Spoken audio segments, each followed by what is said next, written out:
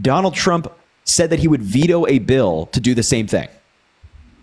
So Trump, when he was president, very meticulously, very specifically chose when to give aid to certain areas and when to not, based on if they liked him.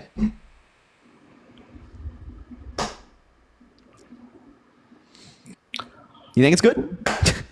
No, you want that again? I don't want Kamala Harris if she's going to, not differentiate herself from Joe Biden whatsoever. And, Tim Walz a couple weeks ago saying we can't afford 4 more years of this. Hold on. Look at who's been in the office the last 4 years. And he's saying we can't afford 4 more years of this. 4 more years of Trump that he said, by the way. No. 4 more years of this. You can say Trump, but Trump has been in office in 4 years. Joe Biden and Kamala Harris had 4 years of Trump. So we're saying we don't need another 4 years of that. That's what Tim Walz was saying. But just to be clear, Donald, just listen to me very closely. Donald Trump chose when to give aid to certain areas based on politics, not because he's the American president, not the Republican president, right? He chose to give aid to certain areas that like him and was quicker to give aid to those areas than areas that were more democratic.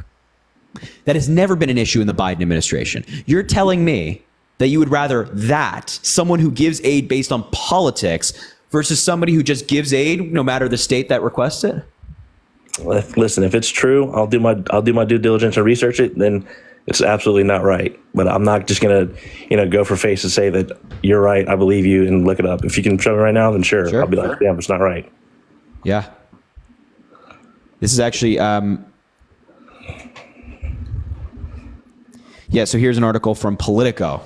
You can see it on your screen. I'll read the headline. I know it's backwards. Trump refused to give California wildfire aid until told how many people there voted for him. Ex-aide says. A review of Trump's records by Politico's E&E News and interviews with 2 former Trump White House officials show that the former president was flagrantly partisan at times in response to disasters and on at least 3 occasions hesitated to give disaster aid to areas he considered politically hostile or, on the flip side, ordered special treatment for pro-Trump states. Mark Harvey, who is Trump's senior director for resilience policy on the National Security Council staff, told E&E News on Wednesday that Trump initially refused to approve disaster aid for California after deadly wildfires in 2018 because of the state's Democratic leanings. But Harvey said that Trump changed his mind after Harvey pulled voting results to show him that the heavily damaged Orange County, California, had more Trump supporters than the entire state of Iowa.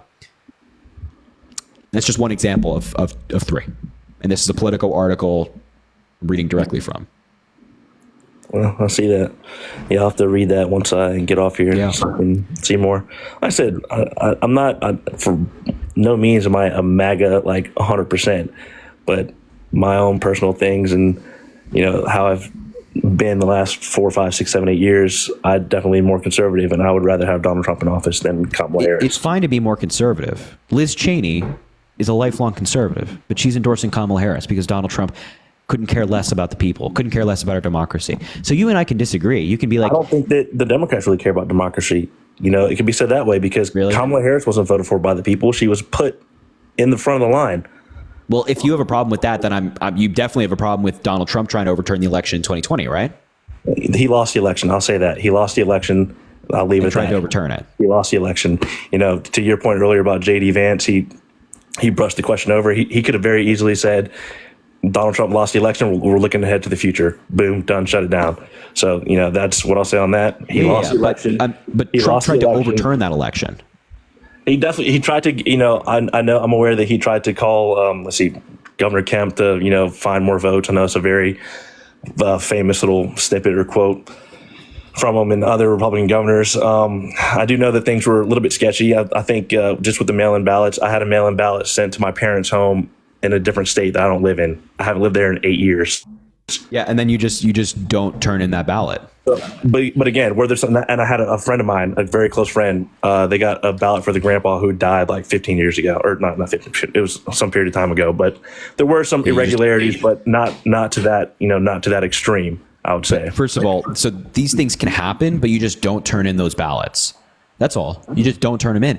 And your buddy that got his grandpa's ballot, filled it in and then voted, he would be in jail right now. Like, those things are very easily caught because they cross-reference it with a data registry that is connected to the state about who's alive, who's not, what your driver's license is, all that stuff. They cross-reference. So if you illegally vote or you send in a mail-in ballot and then go vote in person, one of them's rejected. I would hope so. I would absolutely hope that that's the absolute truth. Yeah. And, that is what would happen. Yeah. And there's process in certain states, it's even more difficult to do that. So if you send in both, then you have to go like to a place, a voting location, and then go through this entire process of either voting in person or, like clearing all that whole thing up. It's an entire process. It's like it's not just, oh, let's go do both. But point is that if you're upset with Kamala Harris being the Democratic nominee, then I'm sure you wouldn't be voting for Donald Trump, the guy who tried to overturn an election he didn't win, and everybody around him told him he didn't win. And on the topic of Kamala Harris becoming the Democratic nominee, she was endorsed by Biden when he dropped out. And the delegates, who are what people actually vote for in the primary, surrounded around her. It's the same. And like I find it funny when Trump supporters and just people generally kind of bring up this point, because it's like, what else did you expect to happen? Like Joe Biden was voted for in the primary, then he dropped out. What did you want to happen? Do you want the delegates to just not put up a candidate? My point is with this. My point is like, if we go back to, and I know this argument's probably been brought up many times on your lives and elsewhere, in 2020, she dropped out before, like right after the first, presidential debate. She couldn't get the votes to get to the second debate, or didn't want to continue because obviously it would have been a losing effort. So if people didn't want her back then, why all of a sudden would they want her now? Just because she's pushed to the front of the line. Yes, I get it. She's been vice president. That has a lot to do with it. But it seems a little bit, in my head, it's just confusing because, we all preach democracy, but that's just not Trump. That's just giving someone a ticket. They're saying, you know what? You didn't really do anything to earn this, but here you go. Joe Biden backs you, but here you go. But that's except that like not at all what happened. I mean, also it's important to note that like representatives that were elected by the people also endorsed Kamala Harris, giving like the delegates a good reason to go vote for Kamala Harris to be the Democratic nominee. Like if you have like senators in virtually every single state that are Democratic, and in states and representatives in states where you have Democratic representatives, if they're all endorsing Kamala Harris and they're representative of the people that voted for them, I mean, that's the best you're going to get in terms of a weird situation like we had in the Democratic primary. And again, it's like if the Democratic Party, like for example, if in 2028, the entire Democratic Party votes for you to be the Democratic nominee, you'd probably say, I don't want that. And so you'd say, I'm not doing this. I don't want to be the Democratic nominee. Then the delegates would have to go find somebody else. There's no law forcing anybody to be president of the United States or run to be president of the United States. So when Joe Biden dropped out, the delegates had to find another candidate, and it made the most sense to pick the vice president who was already voted for in 2020 and has already been voted for in 2020 in the Democratic primary to be the second in line to the presidency. I get that. It's just seen from a certain angle of view. It's a little bit hypocritical, from the people standpoint, not the system, how it works from the delegate standpoint. But, everyone's sitting here screaming democracy, want freedom. And, she didn't earn that the delegates. She was just given to her. That's what I'm saying. She was vice president for 4 years. It seems kind of natural that she would be next in line to be the president of the United States. I think she was also a crappy vice president as well, which a lot of conservatives obviously do. Well, I'm sure, I'm sure you guys think that. I don't think there's much basis to that, but I digress. It's whatever. And, another point that I'll bring up too is if she was so great, why was she so hesitant to talk to the media the first, 45 days? She talked to the media a number of times, especially like in passing, like she's getting on a plane. She answered a couple of questions. But I think the answer, I would say she gave an answer. She didn't directly answer anything. I think I just find that, and I always find these arguments ironic. I think the better question is, why does Donald Trump only do conservative media? Like 28 of his last media interviews have been with either Fox News or Newsmax. So why does Donald Trump not sit down with, nonpartisan news? He rejected his 60 Minutes interview. He's rejecting another debate with Kamala Harris. He rejected another debate with Kamala Harris. And he's only going on Fox News and Newsmax where he gets softball questions. Why that? Why doesn't he do anything Kamala else? Harris gets softball questions. Joe Biden got softball questions. Why do you think that, if me and you, let's say me and you are running for president, and obviously the people who are asking questions are all of your quote unquote fans, people who really support you. They're the ones that are asking the questions. That's going to seem unfair to me. So if he goes on ABC, CBS, CNN, he obviously knows he's going to be in the direct eye. He's going to be asked the harder questions. They're going to fact check him off the rip, and not like they do her. She gets way softball questions. But I will say, the CBS 60 Minutes interview, I haven't seen it all. I don't even know if it's out yet. I've seen snippets of it. It is. I will commend that reporter for asking her tough questions. So I do Just like. to be clear, Donald Trump tough himself questions. said that CNN was very fair to him in the debate with Biden. He said that they were great. He himself said that CNN was great. So why won't he do a debate again? If CNN was great the first time, why won't he debate? It's because he's scared. I mean, that's what it is. And then he won't go on 60 Minutes because he'd actually get asked hard questions. And when Donald Trump is asked a hard question, he freaks out. He stormed out of his 60 Minutes interview in 2020. He stormed out.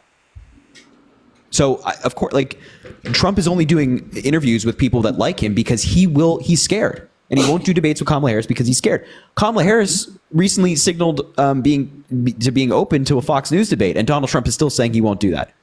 It's like, this guy's such a coward, man. If Kamala Harris would do a Fox debate, I think that's one of the first things that Trump threw out was doing a debate on the Fox News, and she said no.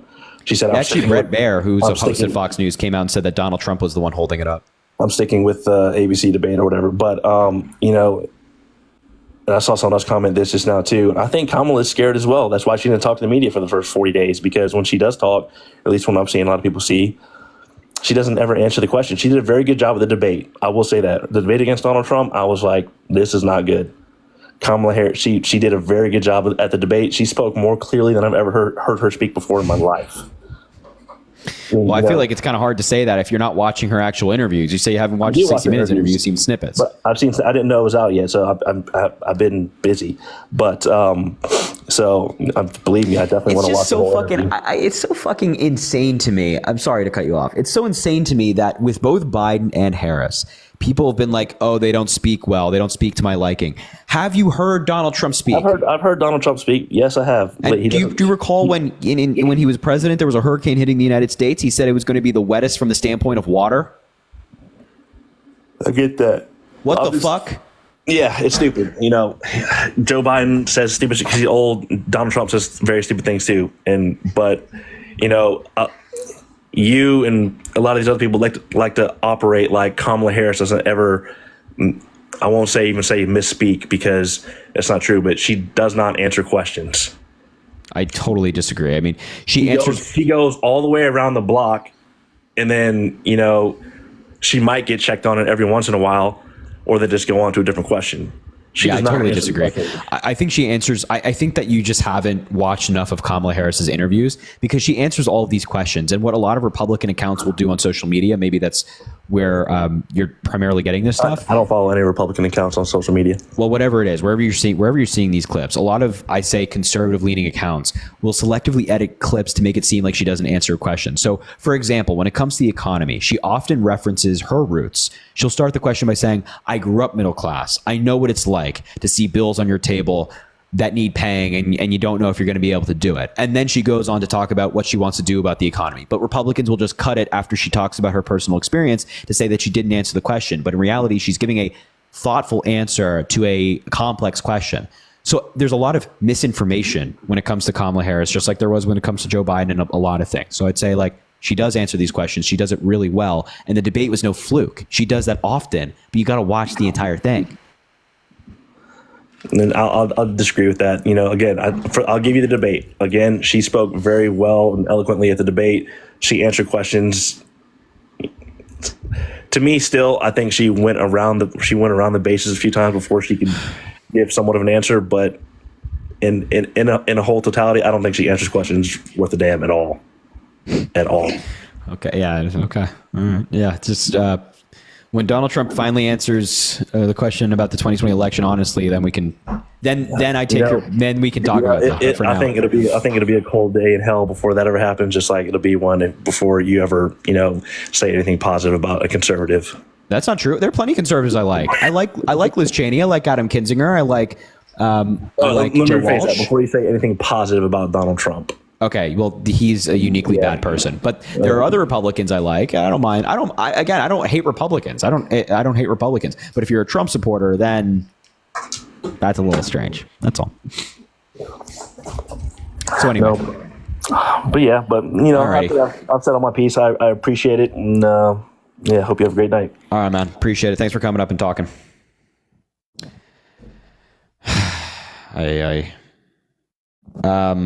I just deleted Cash App.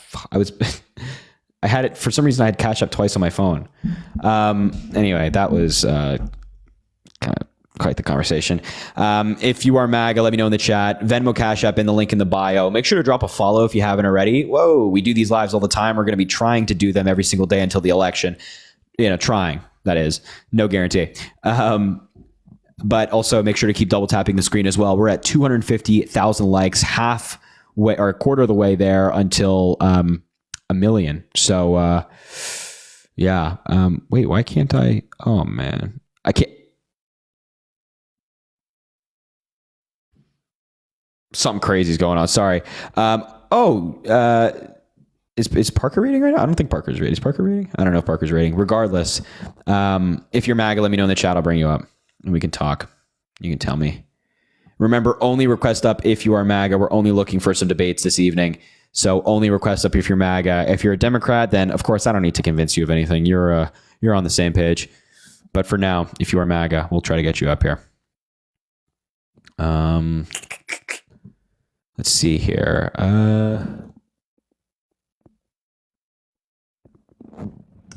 Trying to see people in the box. I'm trying to go through the box right now.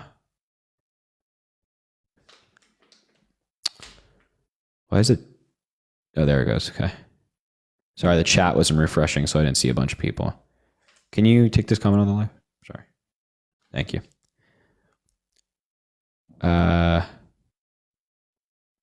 Charles. Let's see if Charles is requesting up. I don't think Charles is requesting up.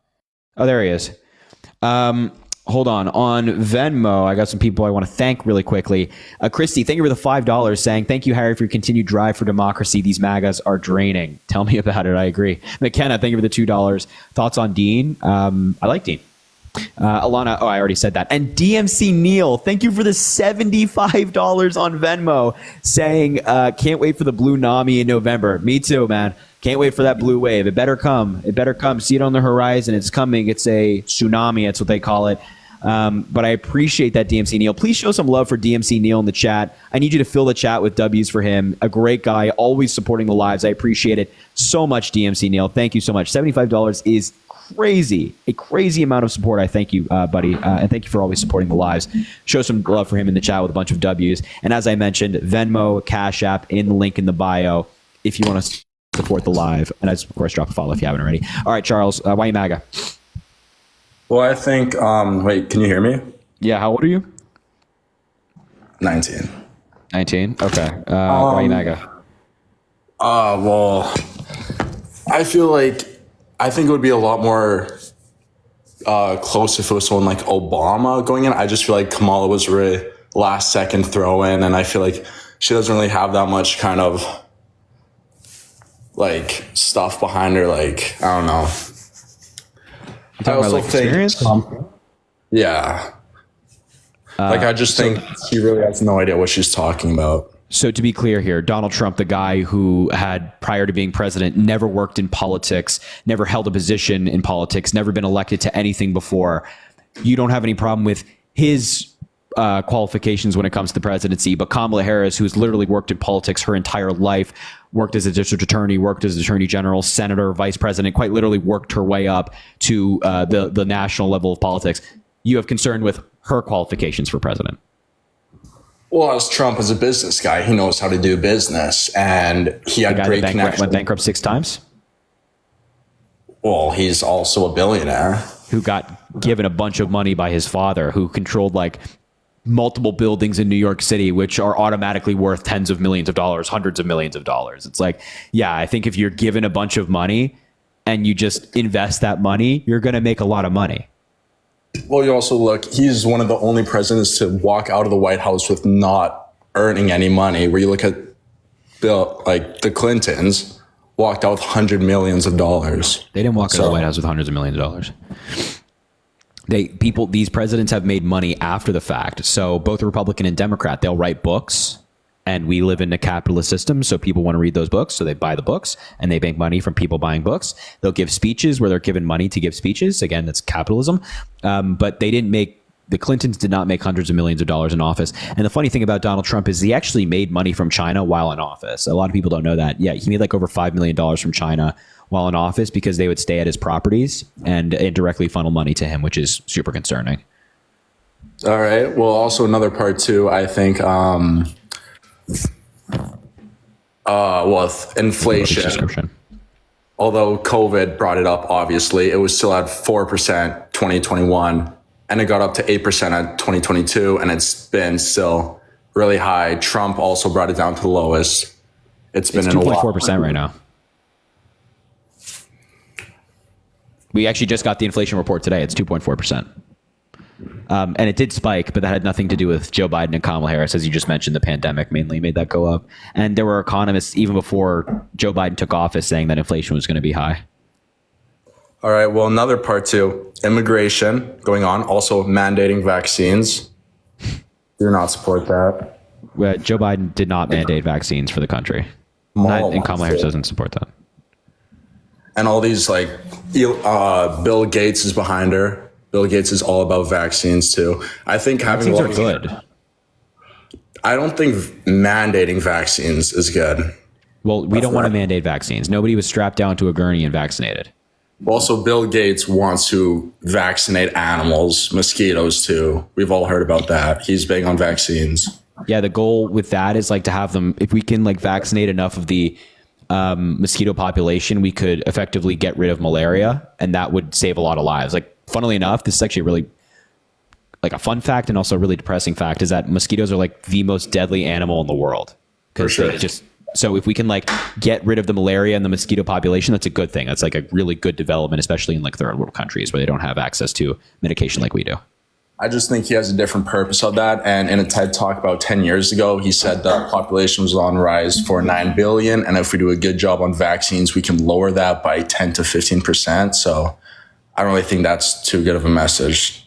I don't know what specifically referencing. I don't think Bill Gates is against population growth. And there's nothing that Bill Gates is investing here when it comes to vaccines that is like nefarious or anything like that. It's good work. It's good work. Okay. Well, going back to Kamala, I think with the border being open, letting in thousands, I think 40,000 a day, possibly, of immigrants coming in, and they get phones, 20,000 on first house down payment. I just think that. Whoa.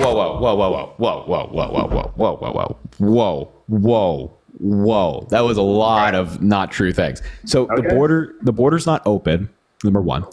Number two, there's not 40,000 people coming in every single day right now. Funnily enough, the numbers actually are lower right now than they were at the end of Donald Trump's presidency when he was still in office. There were around like 50,000 border crossings in like, I think it was August/September, or apprehensions of the border. When Donald Trump left office, it was around 80,000. So it's actually lower right now. Number two, they get phones so that they can track their court dates. They can't like download Snapchat on their phones and start messaging people. It's like a locked phone, so they can only access this one app that allows them to track their court dates, because we actually want them to go to their court dates. Number two, they are not given $20,000 for down payment assistance. That is not true. That is, you're confusing a Kamala Harris policy, which is giving up to $25,000 in down payment assistance for first time home buyers, with immigrants. That would not apply to immigrants or undocumented immigrants. Okay, and then with the $20,000 down payment, she also wants to build, how much homes was that again? 3 million in 4 years. 3 million. Who would be paying for that? We it's not government building houses. What we would do is give contractors and developers tax breaks and tax subsidies if they build a certain type of house. So if they build like an apartment building, which can house a lot more people, they'll get a certain tax subsidy, and they'll benefit from that. If they build a single family home and build a bunch of single family homes, they will get tax breaks and tax subsidies for that. But it's not the government building houses. It's the government working with these people to get them to build more.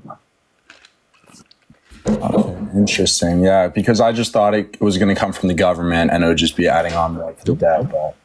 Nope. And if you care about the debt, then it's important to note that there was a recent analysis done by some economists that said that Kamala Harris's policies would add around like $3 trillion-ish to the debt kind of like the median estimate. There's like a low and high, and that's kind of like in the middle. Whereas Donald Trump's policies and his economic policies would add around 7 trillion to the debt, and the high end being around 15 trillion and the low end being around 3 trillion. So if you care about the debt, you wouldn't vote for Donald Trump. Well, to go on with the debt too, like Biden, they've sent over billions to all these countries, Iran, Ukraine, obviously to help with the war, but then also to even the Taliban too. Supposedly, like they actually sent like 283 million, I believe it was, to the Taliban. To the $283 million to the Taliban? Yeah. So what was the first one you said? Sending money to who? To like billions to like either Iran or Israel, or maybe both, I don't know. And then Ukraine, obviously, too. So we've sent money to Israel. We have not sent money to Iran. That's not part of administration policy. I also don't know where you're getting this idea that we sent money to the Taliban. We have not sent money to the Taliban. We have sent money to Ukraine, which is a good thing. Sending money to Ukraine and supporting them is a good thing that every single American should be behind, 100%. I just think, though, that there should be a better way to resolve this war instead of funding more war or like more money towards the military to keep on going on with the war. Like, I just feel like there has to be a mutual connection. And now North Korea joining in the war. They're not joining. I've seen it everywhere. North Korea. Where do you get your news, man? Just out of curiosity, where do you get your news? Just like on Google. I'm going to search it up right now. Hold on. Go. You can search up North Korea joining the war with Russia. For sure. Go do that. I've seen 3 right now. North Korea deployed alongside Russian troops in Ukraine. North Korea troops fighting for Russia in Ukraine. Based on who? From who? Like the websites? Yeah. Euronews, The Hill, The Guardian. Let's see here. If you North Korean troops in Ukraine fighting alongside Russia. So, this is sources say. So who are these sources though? Also, this doesn't mean that, just to be clear here, it doesn't mean that North Korea has entered the war. That's a different thing. Engineers said to be supporting missile launches and reports of North Koreans killed near Donetsk. Oh, okay. So it's military engineers. It's not soldiers. It's military engineers. So they're not like in the trenches with firearms. They're engineers, which is not atypical, or it's not atypical for that to happen. The United States has done some of this as well in terms of like training Ukrainian troops on how to use certain weapons. But it's also important to note that North Korea is not involved in the war. Okay. And then one more, and then I'm going to probably head off. But Yeah, you got it. Florida right now going on, they've been sending 750 to each family. I just feel like I don't know where the budget's at with that, but compared to immigrants and Ukraine, they're sending off billions to, not to immigrants, obviously, but like to other countries, they're sending billions, but only 750 to each family is kind of. Yeah. So it's not true. We're not only sending $750 to families. That $750 is a part of emergency need assistance. That's one program in FEMA. That money is for things like food, water, shelter. And it's for like immediate needs that you need on a day-to-day basis, but that's just one program of many. So a lot of people can apply for that along with housing assistance or transportation assistance or many other things that come with that FEMA provides. So that's just one program. And also it's the legal limit. So we could change the law and raise the bar to be like $1,200. But right now the law says that only the maximum $750 can be sent for emergency need assistance. But so it's just to be clear, that's not only what we're sending to these folks.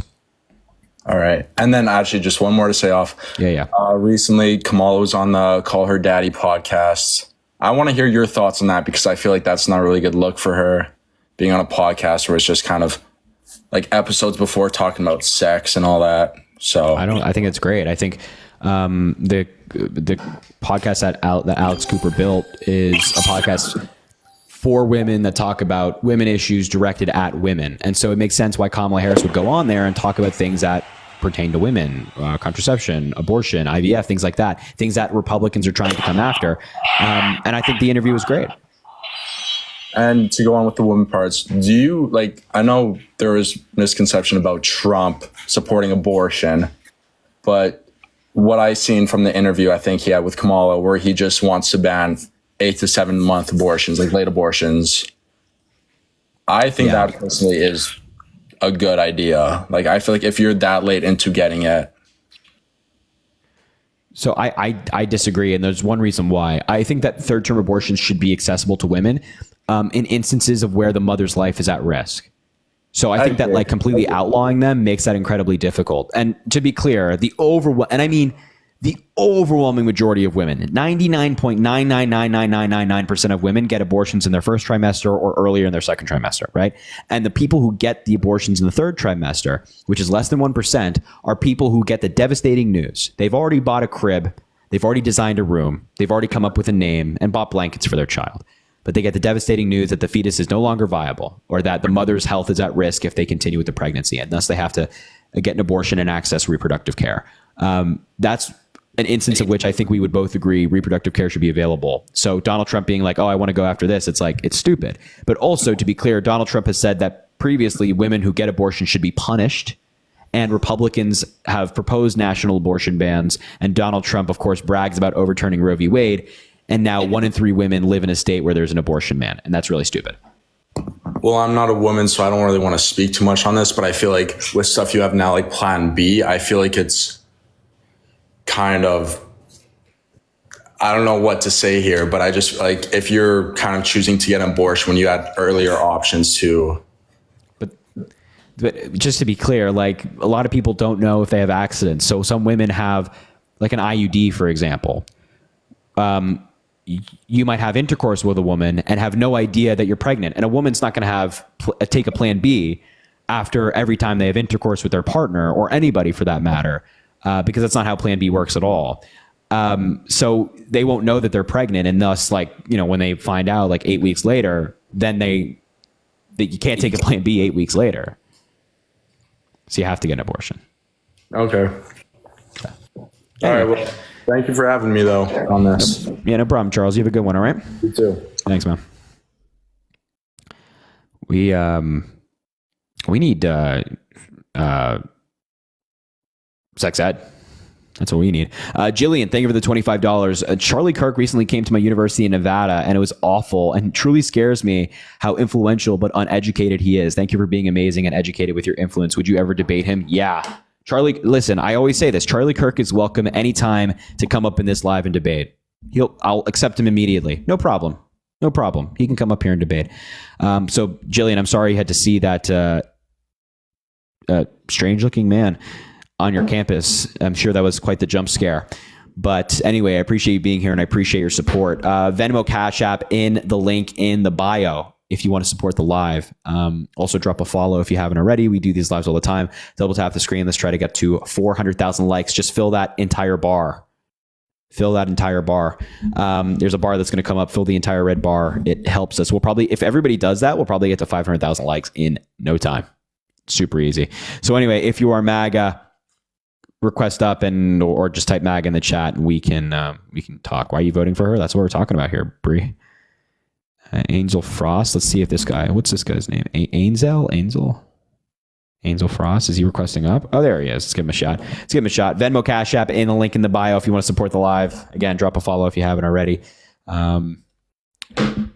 Oh, look at this guy. David, thank you for the $5. Have you watched the HBO special Stopping the Steal yet? I have. Really good. Oh, look at this guy. David, thank you for the $5. Have you watched the HBO special? You have an echo, my man. You got to swipe up out of the app and come back. So yeah, David. Oh, DMC. I apologize. Yeah, DMC Neil. I have watched Stopping the Steal. It's fantastic. Really good. I'd highly recommend that. If any of you have Max or HBO Max, whatever they're calling it these days, definitely watch the Stop the Steal documentary. It's great. It shows you how involved Donald Trump was in trying to overturn the election. Complete lunatic, complete freak. Do not vote for that guy. Don't vote for people who try to overturn elections. It's super weird. I was thinking about this recently.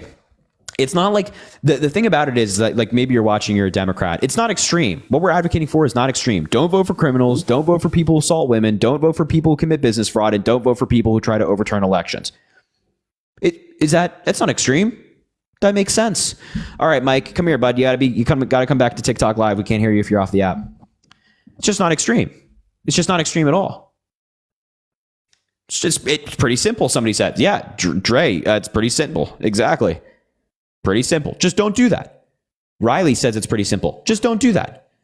Just don't do that. Don't vote for people who do any of those things. And I think we'd be really well off as a country. Genuinely. Just really well off. This guy left as well. So if you're MAGA, let me know in the chat. I'll bring you up. This guy says Trump forever. We'll give him an invite, see what he says. If he wants to come up, he's welcome to. If not, I'm sure we'd be better for it. If he doesn't want to come up, that's perfectly fine. I'm sure we would that would make our lives better. I say in my YouTube videos sometimes, the less we hear from Donald Trump, the healthier we are. I truly believe that. Yo, hello, how old are you? I'm from Canada, but you're a legend. Oh, I can't. You can't vote here, buddy. Sorry, man. You have a good one. You have a good one, bro. Why were you under investigated? Let's bring up this guy because that sounds really stupid. This guy says, accept me. I think you are under the age of 18, buddy. You got to be above the age of 18 to be on TikTok Live. Let's bring in this guy. Sorry. North Carolina's for Harris. Hell yeah. I think he called you a legend. Oh, no. Oh, no. I'm now off. Oh, man. Well, hey, if that guy's here, man, I apologize. I thought you were going to say a slur. I apologize. Some people come up here and say bad things. And Enema Fall, can you please stop saying you're MAGA, man? We know you're not. We know you're not MAGA, bro. I'm so sorry to that guy. I feel really bad. If you were the guy that was from Canada, I apologize, man. I didn't hear you. I thought you were going to say a slur, so I had to kick you. I apologize, man. I appreciate it. Thank you. Just know I appreciate you. God, I hate when anyway, it doesn't matter. You got to move on. Or what's up, man? How old are you? Hey, what's up? I'm 22. All right. Why are you MAGA? I'm actually a Democrat, but I'm voting for Trump because just like when he was president, there was no wars going on and the economy was better. Everything was more affordable. Don't know too much about the policies, but just like a lot of people in general, I just know life was better when he was president. So there were wars going on. There was actually more wars that the United States was directly involved in under Donald Trump than under Joe Biden right now. More American soldiers died under Donald Trump abroad in combat than they did under Joe Biden. We increased drone strikes in the Middle East, 450%, killed a bunch of innocent people. Iran attacked us under Donald Trump. The Syrian civil war was going on under Donald Trump, which the United States had an interest in. What was your other claim? The war... Everything is more affordable. Oh, things were more affordable.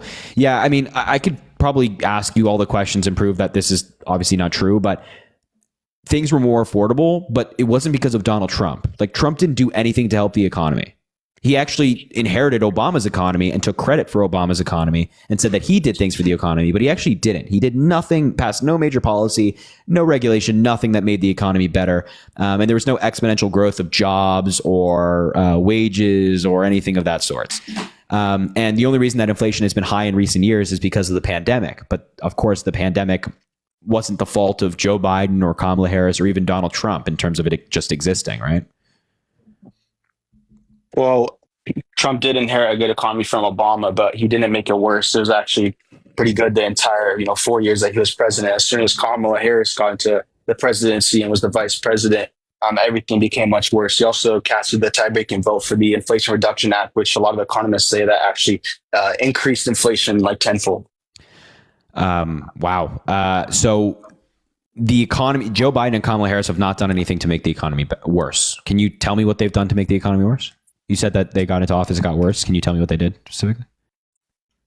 Yeah, specifically, I would definitely have to look more into it. But it obviously has just gone a lot worse. If you look at the numbers, Trump just posted on his social media, you can see how much inflation has increased since he left office.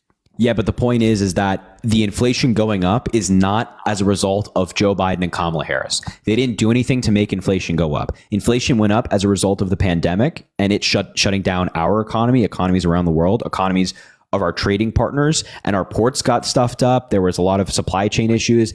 And the way that you know that this was global and not just something that happened in the United States is because the inflation rates of other developed economies like Great Britain, France, Germany, Japan, intercontinental, all spiked at around the same time in June of 2022. And since then, these inflation rates have been gradually going down. This was something that affected every country in the world. And whether it was Joe Biden or Donald Trump in office, inflation would have still gone up.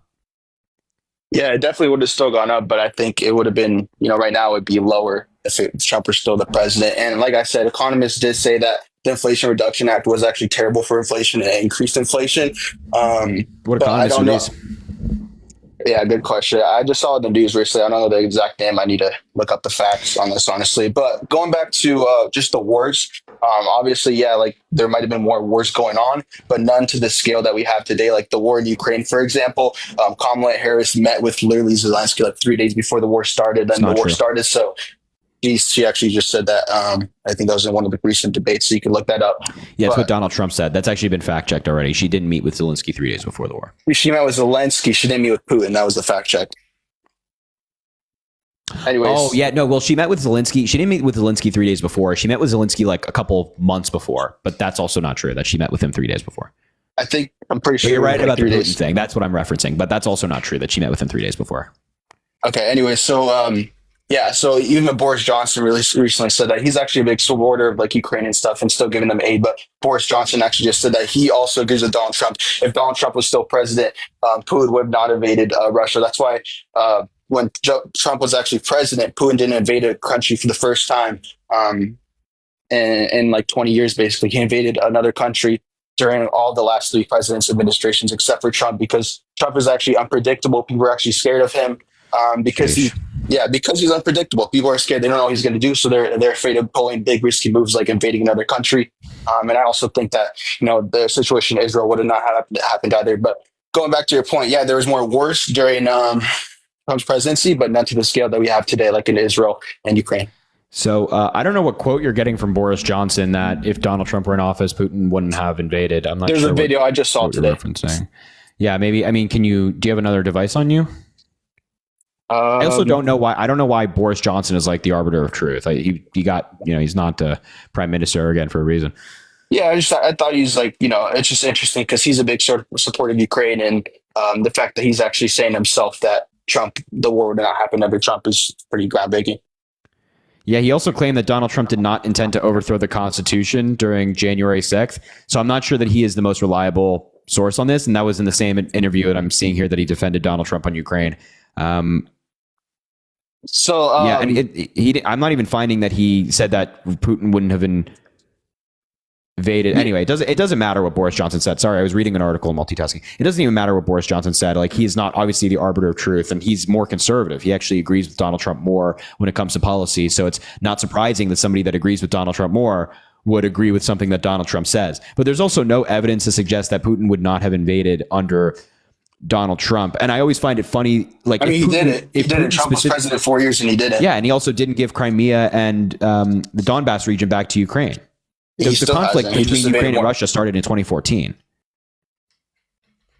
Right, but under every other president, Bush, Obama, and Joe Biden and Kamala Harris, he invaded the country. But during Trump's 4 years, he did absolutely nothing. Yeah, except he kept part of Ukraine. Like, Donald Trump didn't get those parts of Ukraine that Russia annexed back. Why didn't he do that? I thought he was so scary and unpredictable. Yeah, I mean, that would have been good for Ukraine, obviously, if they got Crimea back. But the fact that he didn't invade another country is saying something, obviously, because that's a lot worse. I mean, he has like control over almost 25% of Ukraine now because of Joe Biden and Kamala Harris's weakness and them not being able to negotiate a deal with another country and scare off dictators. I also find that funny. Like, if Joe Biden's so weak, then how did he unite 50 Western countries to give aid to Ukraine so that they could fight back against Russian aggression? And why is it that Russia is right now actively working to get Donald Trump reelected? If like, think about it. If Russia was so terrified of Donald Trump and he's just so unpredictable and so scary, then why are they working to get him elected? Why did they do that in 2016, 2020, and now they're doing it again in 2024? And if Donald Trump is so competent when it comes to foreign policy, why do his own former advisors say that he has no idea what he's doing? Harry, I'm going to have to fact check you there because Putin actually endorsed Kamala Harris. Yeah, of course Putin does. Of course Putin says that publicly. But him saying I endorse Kamala Harris does not mean he actually endorses Kamala Harris. Again, Putin is a pathological liar. But what we do know is that Russia right now is working to get Donald Trump elected. We have intelligence from our intelligence community, the FBI, that Russia is working to get Donald Trump elected, and they did that in 2016 and 2020. Are you not familiar with this?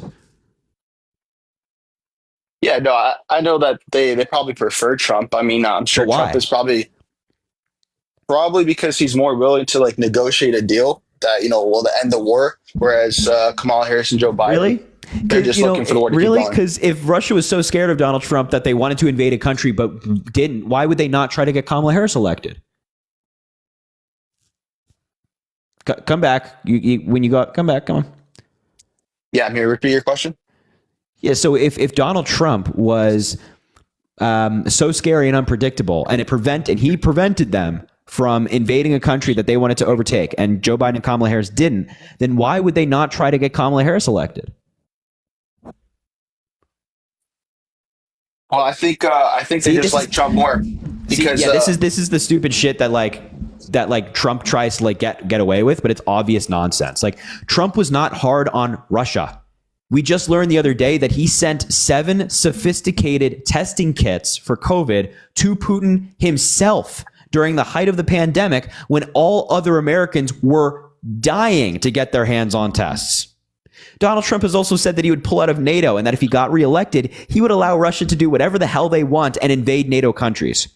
This guy loves Putin. Sorry, man. He's not this big, bad, scary guy that just stopped Russia from invading a foreign country. He's so strong.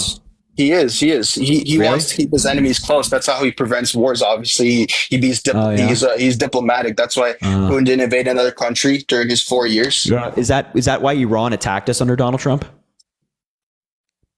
Iran, one of the United States enemies? That was because of a strike we made first. So we took down a really bad guy over there. No doubt it was retaliatory. But if we were so big and scary, and Donald Trump was such an intimidating leader, then why would Iran even dare strike back?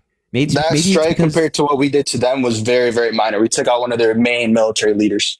They gave 109 American soldiers traumatic brain injuries. They launched missiles on one of our bases where hundreds of soldiers were. Yeah, we still took out one of their biggest leaders over there, though. Yeah. No doubt that Soleimani was big in terms of Iran and significance, but they launched a strike at hundreds of our soldiers, and they gave 109 U.S. soldiers traumatic brain injuries. That compared to what we have today with the war in Iran and Ukraine is really nothing, because we're much more closer to World War III now than we ever were back then. I don't know. There's no war in Iran. I think you're confusing that with war in Israel. Yeah, but I'm just pointing out that, do you say that Donald Trump is so big and scary, but Iran is attacking us under Donald Trump, and also more American soldiers died abroad under Donald Trump, and Trump just sucks up to Putin. And again, Donald Trump's own former national security advisors say that he has no idea what he's doing, that he has no knowledge of history, he has no knowledge of the Constitution and the significance of these things, and that his incompetence is scary. That's his own former national security advisor. Even if Trump was sucking up to Putin, it still prevented any other wars. It prevented Putin from invading any other country. And to me, that seems like it's worth it. We have no evidence that that specifically prevented Putin from invading another country. But I don't think it's ever good for the president of the United States to suck up to the president of Russia. We can be firm on them. You know who's been firm on them? Joe Biden. Joe Biden has been on vacation for 40% of his presidency. Joe Biden has been the biggest thorn in Putin's side. There's nobody in the entire world who has fucked with Putin more than Joe Biden. And I'm so thankful for him for that. That's not a good thing. You want to be friends with your enemies. You don't want to keep your enemies. Trump was being more diplomatic. That's why he got along with all of our enemies, and they were never a threat to the United States like they are today.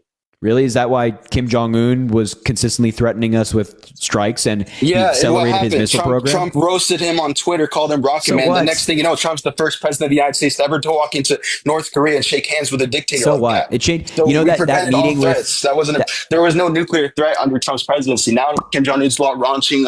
He's launching. Really, there was no nuclear threat. Are you familiar with the Iran nuclear deal? You know what that is?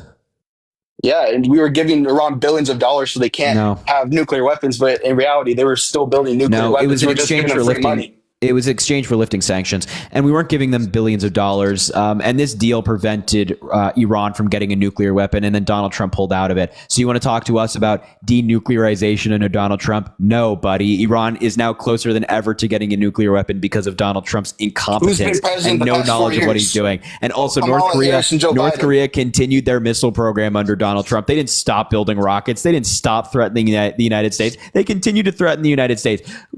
Kim Jong-un said that he was going to give the United States a big Christmas present. Come on, man. You just said Iran is closer today to having a nuclear weapon than ever before. Yeah. Joe Biden and Kamala Harris have been in the presidency for the past 4 years. That's their fault. Because Donald Trump pulled out of the Iran nuclear deal. Okay, so they couldn't come up with a new plan, do anything different to prevent that Iran from didn't happening? want to join back. We had them in this really good deal because of the Obama-Biden administration, where they were limited to the amount of uranium that they could enrich, so they couldn't get a nuclear weapon. And now they are closer to a nuclear weapon because Donald Trump got us out of that deal. They're a terrorist country. We should have been sending them billions of dollars. They were still building We were not nuclear sending them weapons. billions of dollars.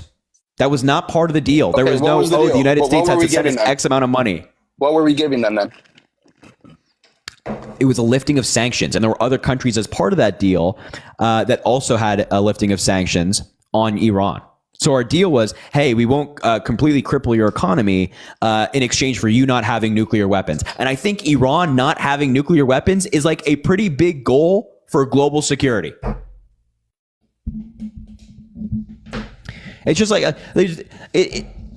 it's so crazy how anybody supports Donald Trump. Like, this guy has no idea what he's doing. His own former national security advisors like Mark Esper said that he has no idea what he's doing, that he's not voting for him. John Kelly, his former chief of staff, a 4-star former general, said that Donald Trump has no idea what he's doing. Nikki Haley said that Donald Trump got weak in the knees when he met with Putin. I mean, it's ridiculous. Nikki Haley supports Trump now, and she thinks that he'd be better for the Ukraine war. And Nikki Haley's a coward. I mean, that's what it is. But she said that she said that she stands by everything she said on the campaign, which includes Donald Trump got weak in the knees when he met with Putin. John Bolton, Donald Trump's former national security advisor, said that these leaders in Russia, China, Iran all laugh at Donald Trump, and they know that they can take advantage of him. Why does Kamala Harris have a 92% staff turnover rate? Why is everyone quitting? I don't know what the fuck you're talking about, staff turnover rate, but there have been a lot of people quitting, or not quitting, but leaving the White House recently to go work on the Harris campaign. So that brings up the number a lot. But they're not quitting. They're not saying, oh, I don't like Kamala Harris. They're leaving to go work on the campaign, which many of them do. Before she became the nominee, 92% of her staff was being turned over. They were quitting. The difference between that and Trump is Trump was actually firing his staff because they were incompetent and incapable. He put them there. Yeah, he put them there, and then he fired them because they were doing a good job. He was actually replacing people. People just quit the Biden administration because, they just don't agree with things that are going on. Yeah, that's not true. They're A bunch of doing good people job. resigned from the Trump administration, like Elaine Chao, for example. Yeah, a bunch of them, but they're also doing a ton of firing for good reason. Good reason. I mean, Donald Trump fired the FBI director because he wouldn't be loyal to him. Oh my God, dude. So you said you guys just ignore all the crazy shit that he does, man. It's so stupid. so going back to what I was saying, basically, or what you actually kind of brought up is you're saying, why do people vote for Donald Trump? A lot of Democrats, they just keep bringing up all his personal stuff, like, oh, he's being sued. He's got charged for like sexual assault, or he was convicted, even though he's repealing it now. But it's just because, during his 4 years, people really were better off. Economically, everyone had more money. Houses were more affordable. Big Macs didn't cost $10; they were around $5. So yeah, just people just living better. Yeah. Yeah. So, what did Donald Trump do to lower costs or keep them low? I don't know specifically, but obviously, Exactly. they were a lot more affordable during his 4 years. And like you said, you might have inherited like a decent economy, but he didn't crash it like Kamala Harris. Okay. So, what did Joe Biden and Kamala Harris do to ruin the economy? I don't know specifically, but obviously it just got a lot worse. There you go. Right. Exactly. So if you can't tell me what Trump did to make the economy good and what Kamala Harris and Joe Biden did to make the economy bad, then opinion automatically invalid. No, Sorry. I did mention the Inflation Reduction Act. They passed the how did the Inflation Reduction Act? How did the Inflation Reduction Act raise inflation? I need to go do more research on that. I'll be honest. Mm-hmm. No, but like I said, the economy said so. Yeah. Yeah, so the Inflation Reduction Act invested in fighting climate change, and this sector creates thousands of jobs. It's one of the fastest growing sectors in the United States in terms of employment. And it also invested in lowering healthcare costs, like capped insulin at $35 a month, has capped inhalers at $35 a month, has capped out-of-pocket expenses for prescription drugs for seniors starting in 2025 at $2,000 a year. So this bill actually lowered costs for people. So I don't know where you're getting this information from, that it raised costs and that Joe Biden and Kamala Harris, nonsense, utter nonsense. No, there's a lot of stuff in that bill that caused inflation, and like I said, economists said so, but I don't have the facts in front of me right now, so let me do some more research. You can't say that there's plenty of things in the bill that cause inflation to go up if you can't name it. You can't just be like, well, there are things in there, and I say, what is it? And you go, well, I don't know. You can't do that. You're right. That's a good point. I wasn't prepared, so I'll do more research. Okay, sounds good. All right. Hey, thanks for the conversation. I appreciate you. All right, man. Have a good one. I appreciate it. Take care. All right, peace. Yeah, honestly, like if you're somebody who thinks that Donald Trump was like good at foreign policy and managing foreign policy relations, then I am deeply concerned for your well-being. Yeah, deeply concerned. It's very concerning for me. Cassidy, thank you for the $15 on Venmo, saying such an inspiration to those of us that are blue spots in red states. Thanks for all of the great work. Cassidy, thank you so much. I appreciate you. You're in a blue dot in a red state. I know that can be tough, but understand that folks like myself care about you and are rooting for you. And let's turn those red states blue, baby. I mean, we can do that. We can make that happen. You know, it's you wouldn't, a couple years ago, like, I don't know how many years ago, like 10 years ago, you would have never expected Georgia to go blue, for example. And then it did. So never give up, keep fighting, and I appreciate you so much. Venmo, Cash App in the link in the bio if you want to support the live. Also drop a follow if you haven't already, and double tap the screen. Let's try to get to 600,000 likes. If you fill up that entire bar when you double tap that screen, the pink bar, we should get to like 700,000 likes in no time. Let's bring up one of the worst people to ever exist ever, MAGA Michelle. I'm just curious what she's banging on about tonight. Oh, no. Hey, Harry, have you made a donation to North Carolina for the hurricane victims? Yeah, I've actually donated privately to some organizations. Yeah. Oh, you have? Okay. Yeah. Have you? Yeah, absolutely. Have you Yeah. donated to the Red Cross? No, Serenity Foundation. Okay. I'm not familiar with that, but sure. That's great. They're a bunch of ex-military over there giving aid and doing a search and rescue and body recovery right now. So they're a great foundation by former veterans. That's great. So that's a great one.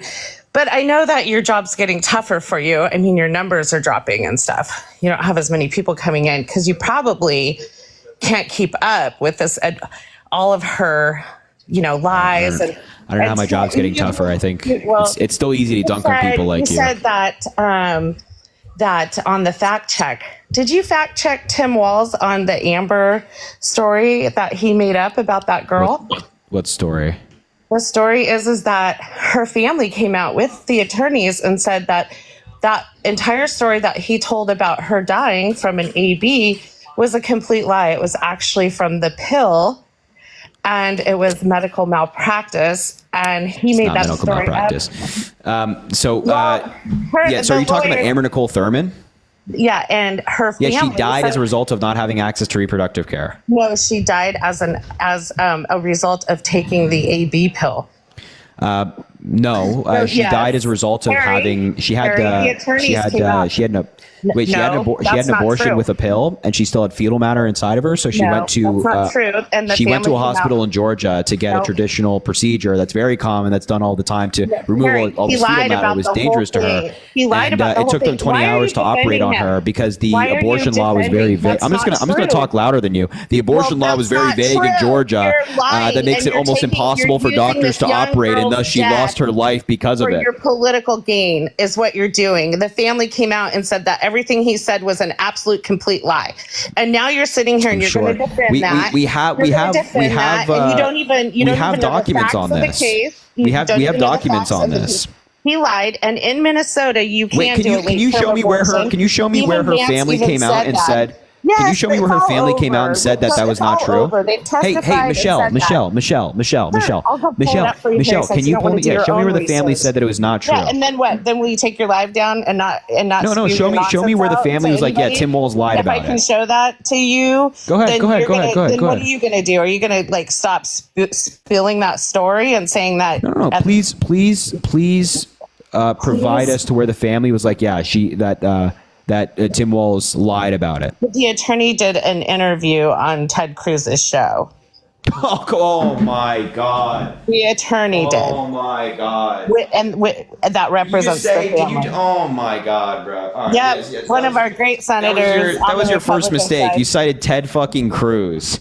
Who Oh else do my you want? God. The attorney Full-time also was on a couple- podcaster, part-time senator. Okay, whatever. Full-time podcaster, part-time senator. How can our side only be the liars? How does that work? Maybe it's because you're the nominee for president is a pathological liar who lies about literally everything. Did you hear about Kamala taking a picture in front of a C-17 and loading it with supplies? And the military on the ground said that plane never left with those supplies. She was just there for a photo op. Yeah, please pull that up for us. Did you see her? Wait, Michelle, stop. Pull that up for us. Michelle, pull that up for us. In North Carolina. So I'll unmute you and give you the opportunity when you pull up the source that she was just there for a photo op. Please look, you can't come up here and just spread mindless, brainless, brain-numbing misinformation about this shit. You got to actually provide some information for this stuff. Because I can just say, well, remember when Donald Trump kicked a child down the stairs? Oh, terrible. And then I can just move on to the next slide. Remember when Donald Trump tossed a puppy in a river? God, he's so bad. Remember when Donald Trump cut down a tree and it hit a family of beavers? Oh, what a terrible guy. So we can just do that same thing over and over again. So please, Michelle, pull up a source where the military put out a statement saying that Kamala Harris was only there for a photo op. Okay, you got it? Do you have the source? You guys remember that time that Michelle pushed an old lady in front of a truck? God, it was so terrible, wasn't it? But don't ask me for a source or anything because, remember the time you told everybody I was. Can you wait? Do you have a source for it or not, Michelle? Do you have a source for it or not? Come on. I'll give you genuinely say yes or no. Do you have a source? Told everybody I was. Yeah. Well, do you have a source? I'm just asking for a yes or no. Do you have a source that the military said that Kamala Harris is only there for a photo op? Please, come on. Just say yes or no. You can unmute. You can go for it. Do you have a source? So I'm gonna continue to wait because again, I just want you to. All I want you to do is prove me wrong. I'm giving you the opportunity. You want me to send it Michelle, to you? Pull it up right now. It's all over TikTok right now. Okay. How about this? TikTok. So I understand that you don't have another device in front of you, right? No. Okay, so you tell me what to look up here. I've Google in front of me. You tell me what to look up. Well, there's a bunch of videos out on it, and it's Kamala photo op C-17. I don't know. You can find it by that. Let's see. Kamala Harris. By the way, it's Kamala. No, whatever it is. I mean, is she Jamaican? Because she was Jamaican the other night on Jimmy Kimmel. So how many accents does she have? Her father's of Jamaican descent. Okay, so she has a Southern accent, a French accent, a Jamaican accent. There's no accents. It's just how she She's speaks. a known liar. She doesn't even know what her own policies are. Okay, Wasn't that very great? nice. So that wait, can you be quiet? Can you stop talking? I'm trying to look up your source for you. Michelle, That was awesome. Michelle, That was take a breather. Take a breather for 5 seconds. I'm trying to look up your source for you. So Daily Mail comes up saying Republicans tear into Biden and Harris for Hurricane Helene photo op. Says nothing about C-17, and the only pictures that they're displaying are Joe Biden. To pull the videos that are going viral on it from the guy who was on the ground and the sheriff. Yeah, and you know what? I'm showing you everything that comes up. The first thing is a Daily Mail article that says, all right, Michelle, Michelle, can you just, I'm trying to read to you what I see when I look up your source, all right? So the first thing that comes up is a Daily Mail, and you can see that this is no lie. The second thing that comes up is an Instagram link. The third thing that comes up is a Twitter link. The fourth thing that comes up is a Twitter link. The fifth thing that comes up is a YouTube video and the New York Post. There's nothing that says that the military said that Kamala Harris participated in a photo op. For the video on TikTok. What video on TikTok, and why the fuck is a TikTok video your only source?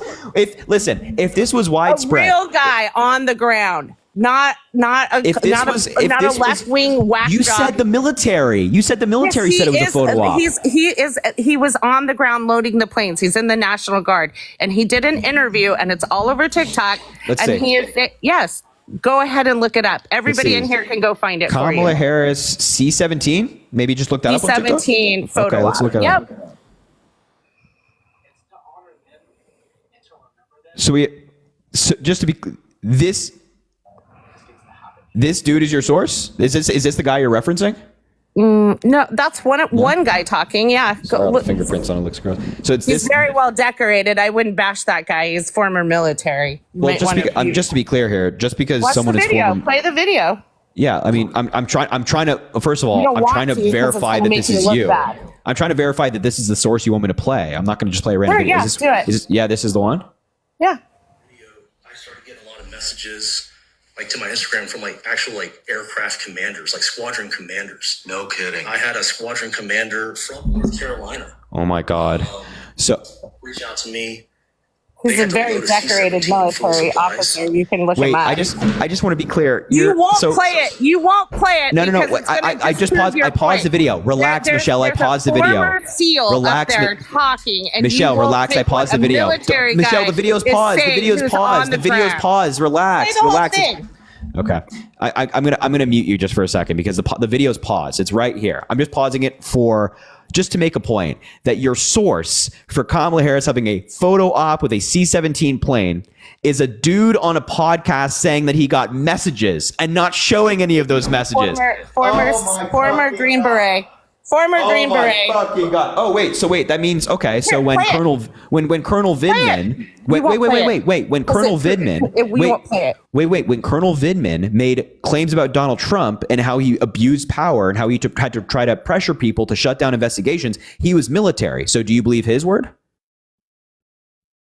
Go ahead, Michelle. You can answer the question, and we can listen. We can listen to the rest of this video if you want. But he already just said that. Military.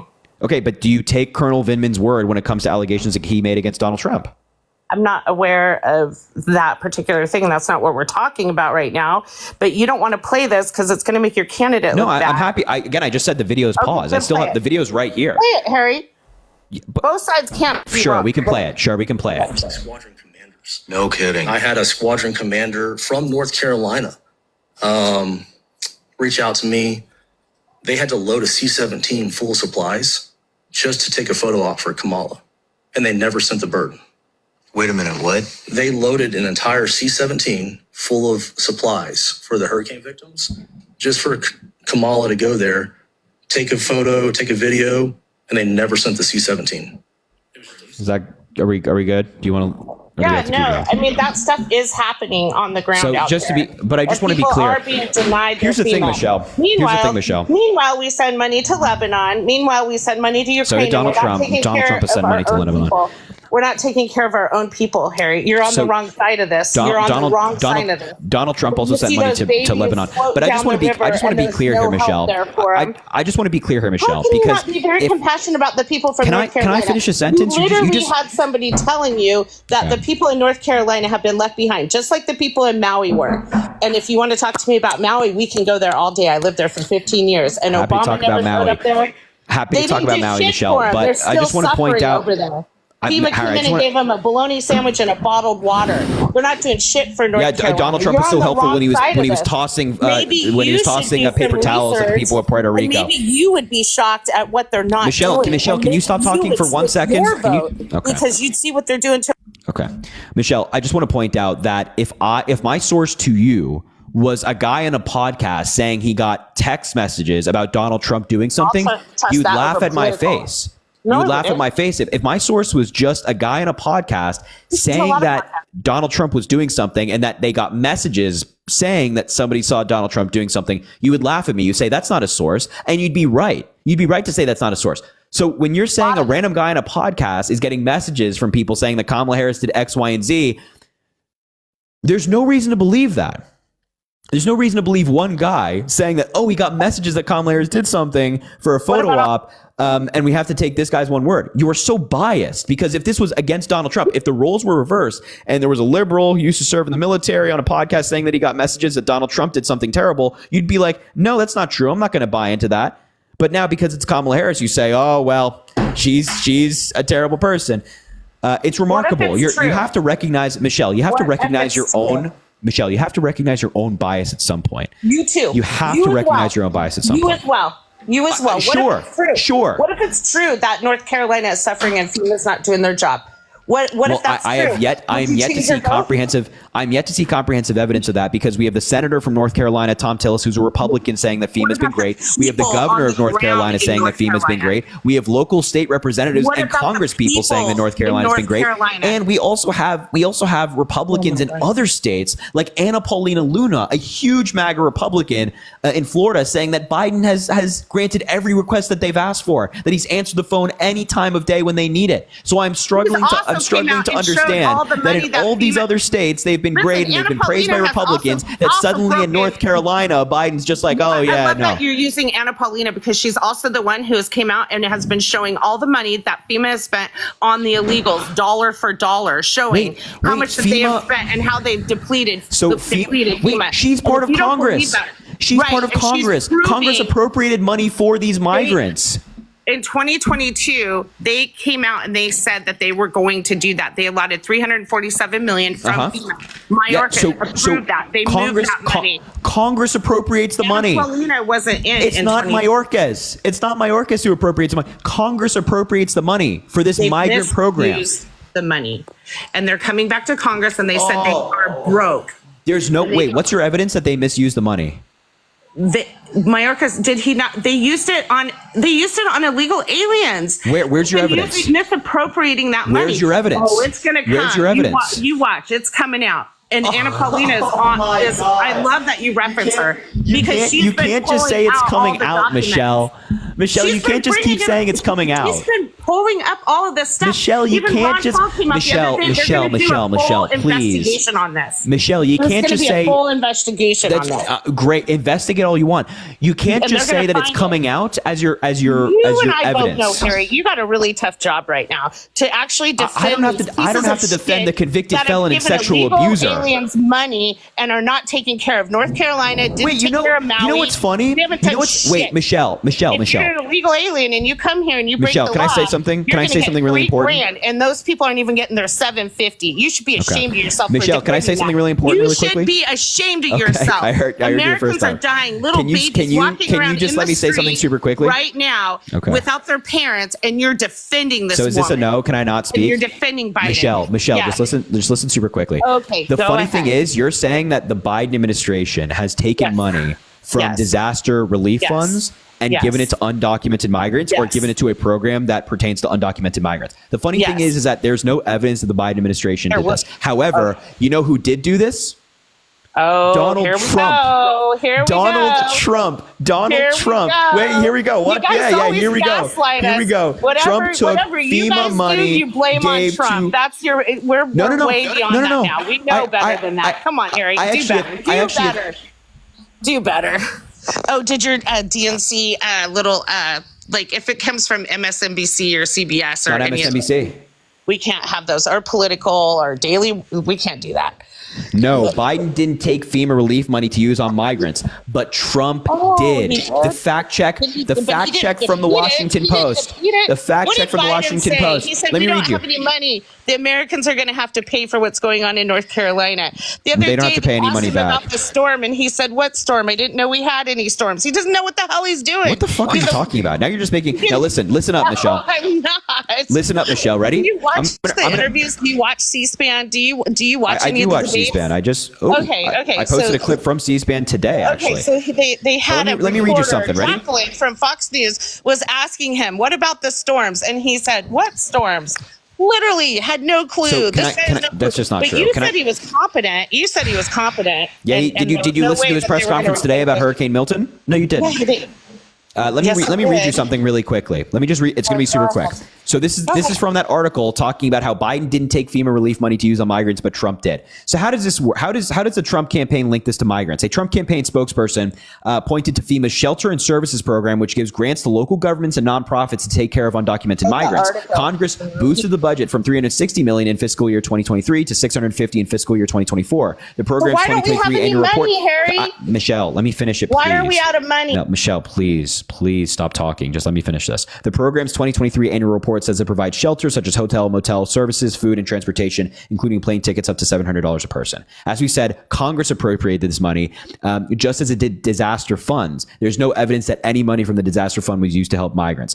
Quote, these claims are completely false, DHS said in a statement Thursday night. As Secretary Mayorkas said, FEMA has the necessary resources to meet the immediate needs associated with Hurricane Helene and other disasters. The Shelter and Services You didn't say Program that is a 4 nights completely before that. separate appropriated grant program that was authorized and funded by Congress and is not associated in any way with FEMA's disaster-related authorities or funding streams. Trump has a habit of assuming other politicians act in the same way as he would. So he wondered, why would he accuse Biden of raiding the FEMA disaster fund to handle undocumented migrants? It turns out that that's because he did this. In 2019, the Trump administration, in the middle of hurricane season, told Congress that it was taking $271 million from DHS programs, including $155 million from the disaster fund to pay for immigration, detention space, and temporary hearing locations for asylum seekers who've been forced to wait in Mexico. Quote, the U.S. is facing a security and humanitarian crisis on the southern border. The administration said in its notice that it was redirecting funds.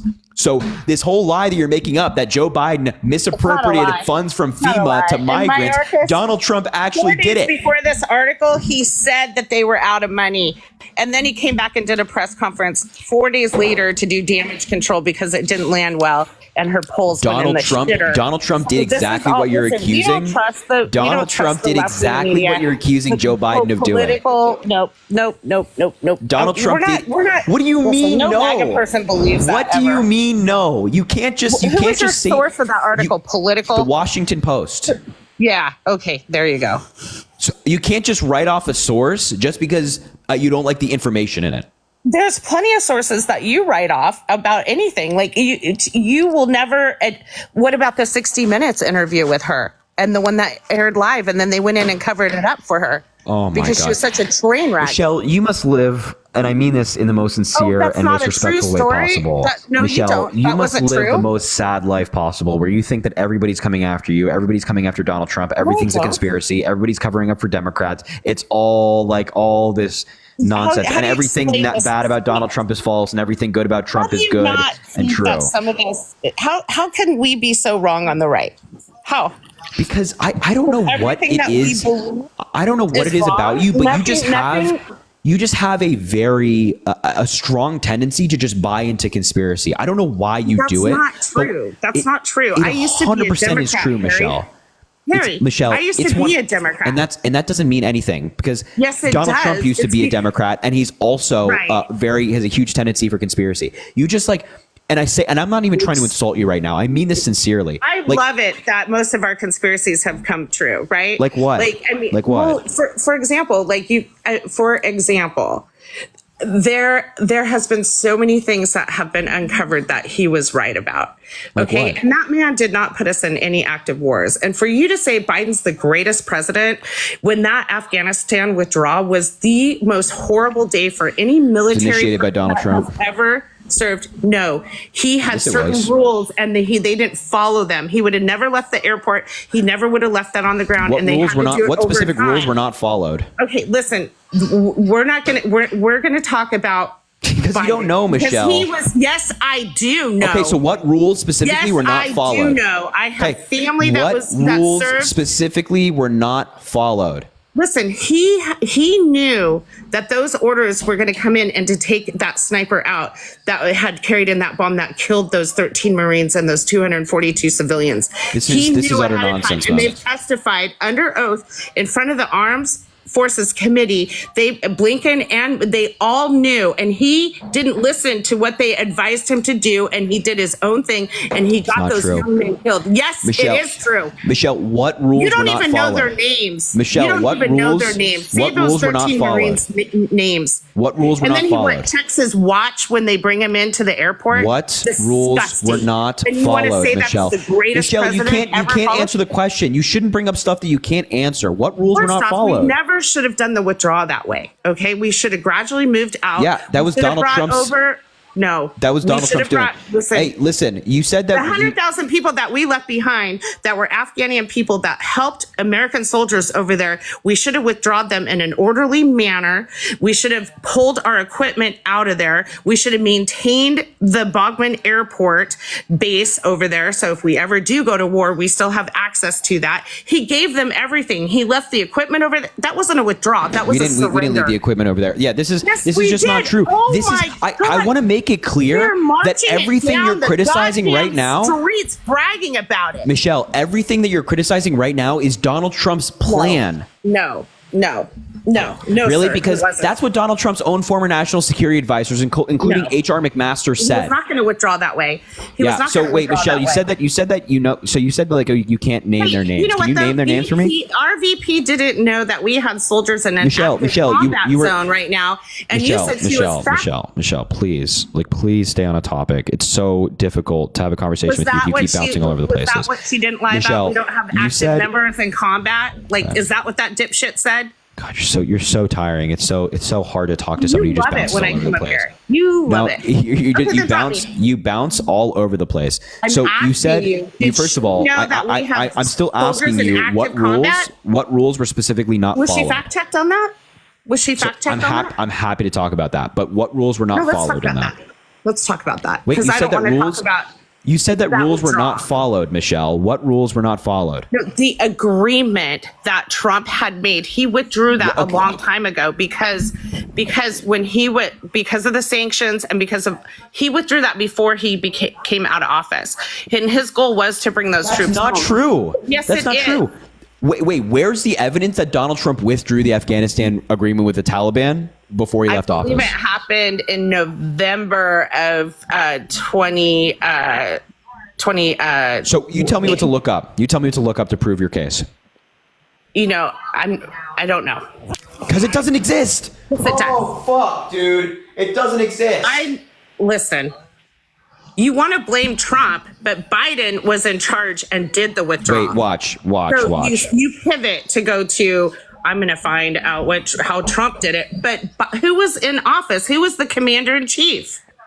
Who was in office? Yeah, so if the United States has an Who was agreement in with a country office? or a group, Who was responsible to get so those? I'm answering your civilians question, out of Michelle. there? Michelle, I'm answering your question. It was Trump. If the United States has an agreement with another country, that agreement doesn't just expire because a new president comes into office. So Let me Joe ask you Biden came into something. office. The day It does that- not mean that Donald Trump's deal expired. So he had to go through with those it. people were on the tarmac and those Marines were unalived and those 242 civilians, who was the commander in chief?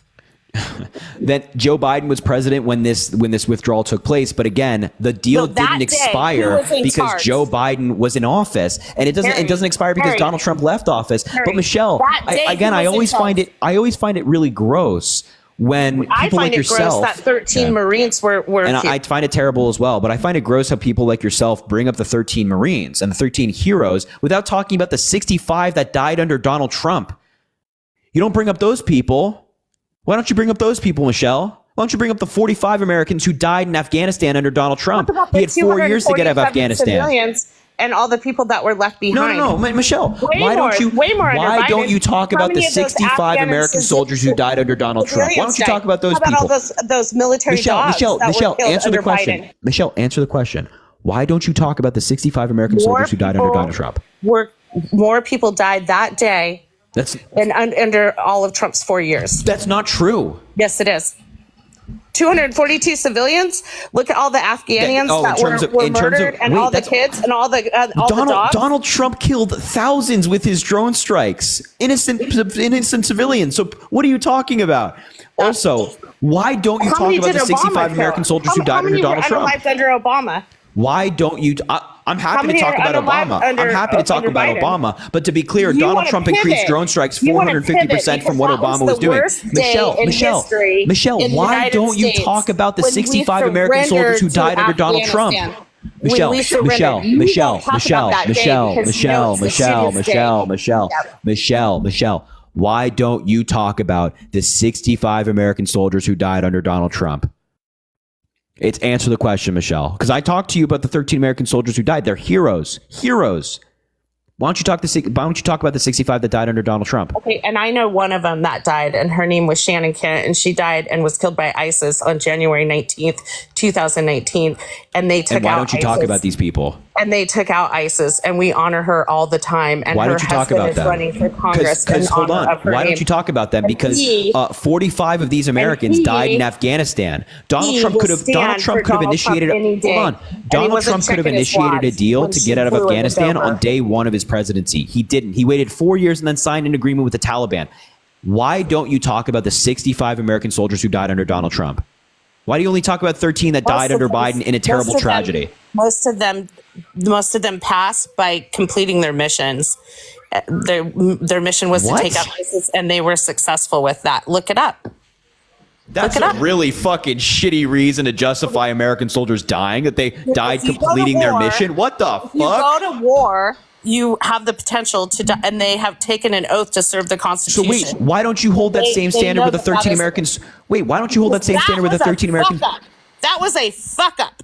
A What major the fuck up. fuck? Oh my god! Because dude, he this had is control so over that. crazy. If he would have done things This is differently, so those crazy. men would be You know what? No, alive. goodbye, Michelle. I'm sorry, you're done for the night. You're cut off. Oh my god, bro! Holy bro! What the? Oh my god, bro! Oh my god, dude!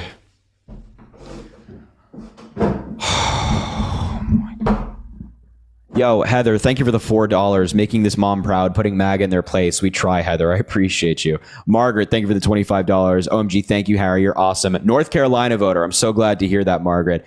So glad you're out there voting. Maybe, there's a rumor that Harry is going to North Carolina soon. But we're not sure. You didn't hear that from me. Ashley, thank you for the $1. She's spiraling just like she'll do in November. It'll be glorious to see. I appreciate that, Ashley. Thank you for the $1. And Abigail, thank you for the $1. Let's take a shot every time Harry had to mute her. Yeah, I appreciate that, Abigail. Seriously. Yeah, that was insane, man. That was actually insane. Hold on, let me just check my battery. All right, one sec. I'm gonna go get my charger. I'll be 2 seconds.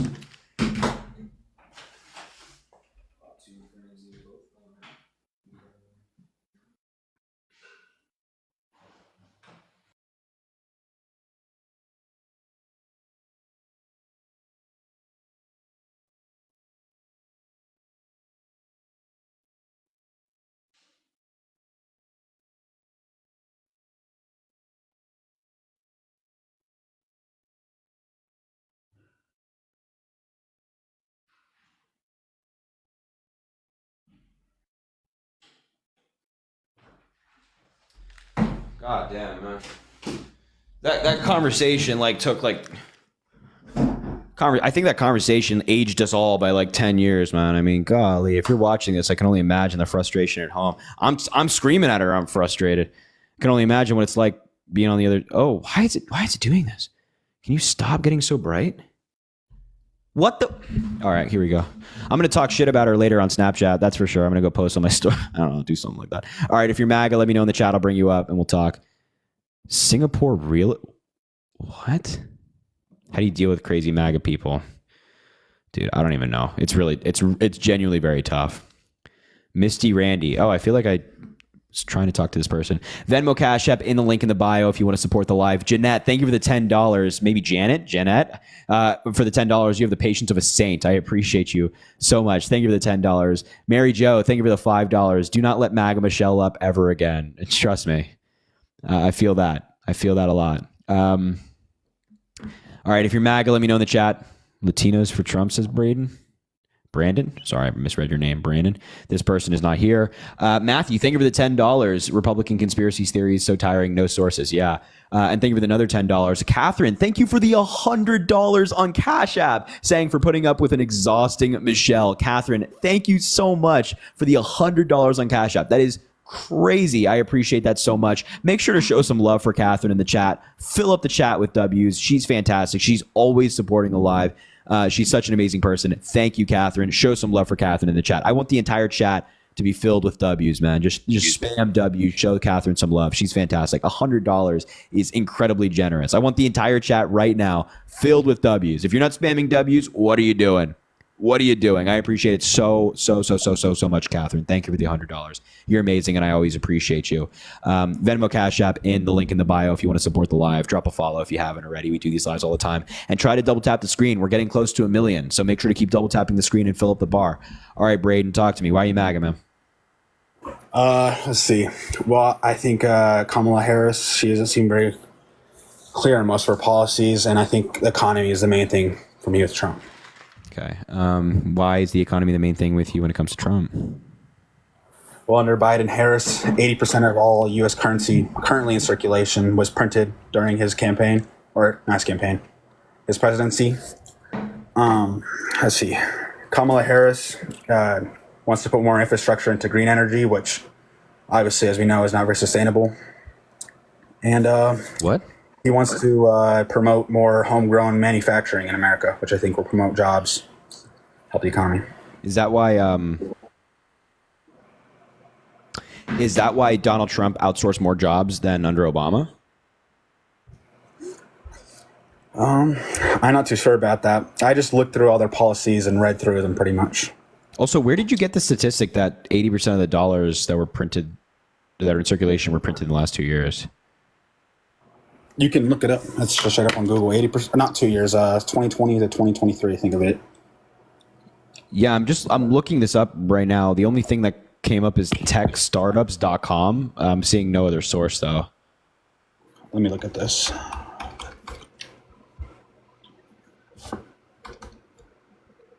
Just not seeing anything like any major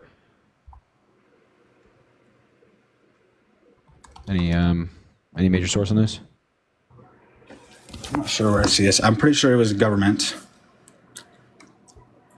I'm seeing like a fact check saying that people claim that we printed $8 trillion in the past couple of years. Is that maybe like in this ballpark of what you're thinking? All I saw was percentage. Let me think.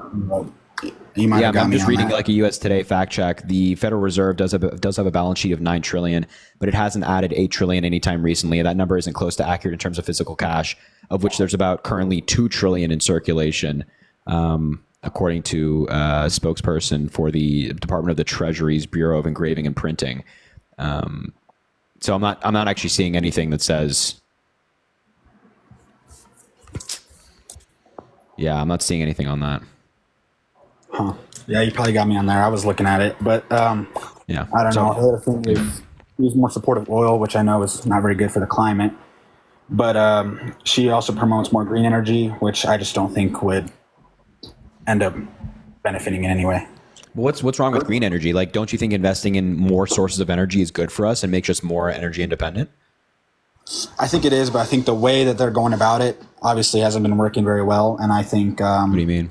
I think we need to rely on oil a little bit more. I think if over time, over a slow period, if we could switch into less consumption of oil and into different sources of energy, that would be beneficial. But I don't think it's possible to just switch it like instantly, or not instantly, but quick.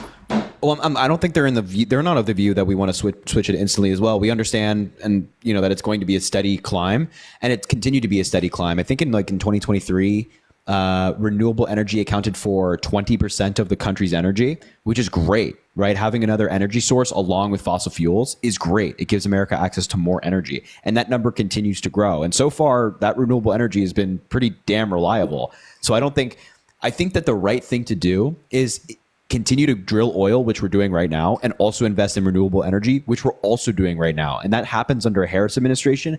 That does not happen under a Trump administration. We should not rely on one energy source, because theoretically, what happens if there's like a major deficit of oil? What happens if there's like, I don't know, a global pandemic again, where oil production goes down, but renewable energy production stays high?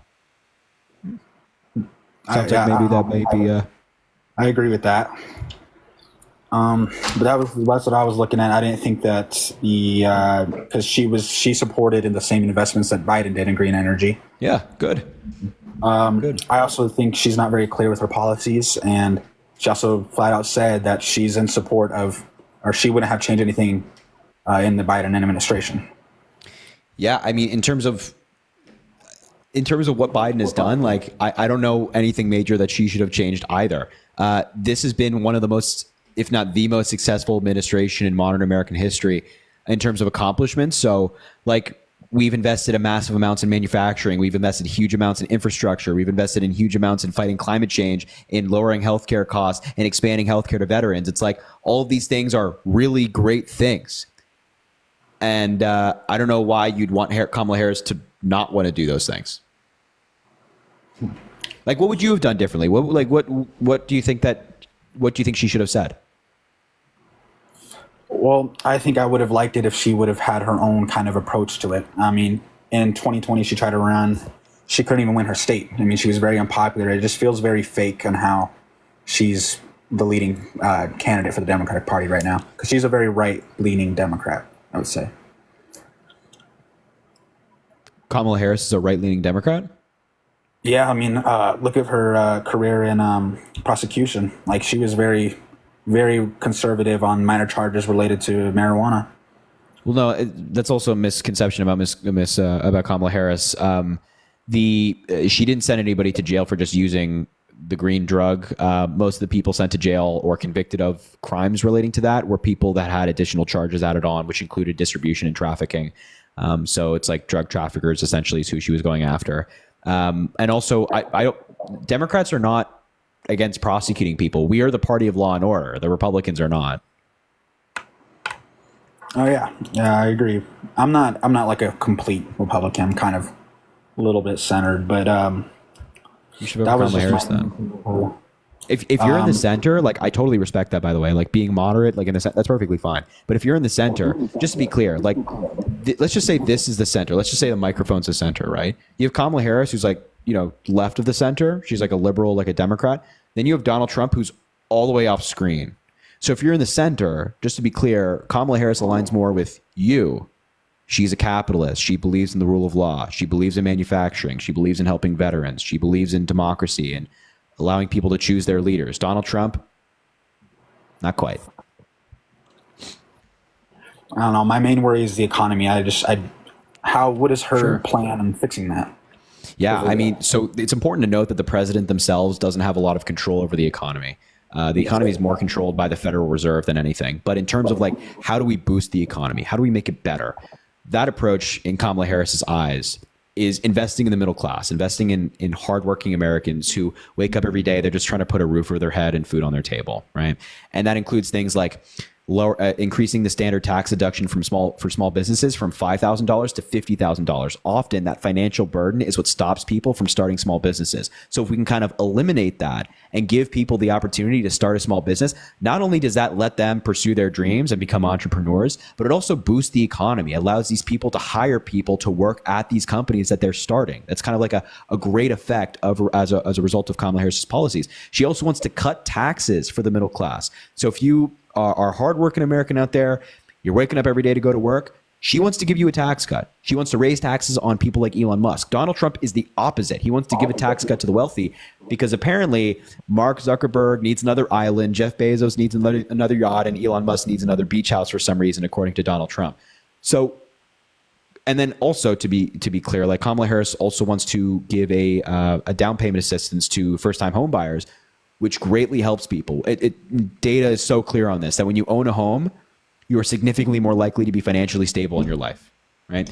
And so if we can get more people in houses and owning homes, that helps people. It stabilizes them, gives them opportunities to start a family and things like that, makes people's lives better. So Kamala Harris, and by the way, you can have all of these policies. You don't have to take my word for it. You can go see them on her website. They're on there right now, or you can see her talk about it in speeches. But all these policies help hardworking Americans, whereas Donald Trump doesn't really give a damn about anybody. Yeah, I mean, I agree with some of her things for sure, but it just seems to me she doesn't seem to be very clear. I've heard you've heard the criticism about how she's not very clear. And then two other things I stand with Trump is I like the idea that he's promoting more homegrown manufacturing in America. I think that's the reason why he's doing the tax cuts for the wealthy is because they're kind of in control of that. So I think his promotion of that I think will be good for America if we're not relying on other countries. And then I also like his support of RFK. What? Robert Kennedy. Yeah. Okay. We'll unpack that in just a second. But hey, listen, I agree with you on something.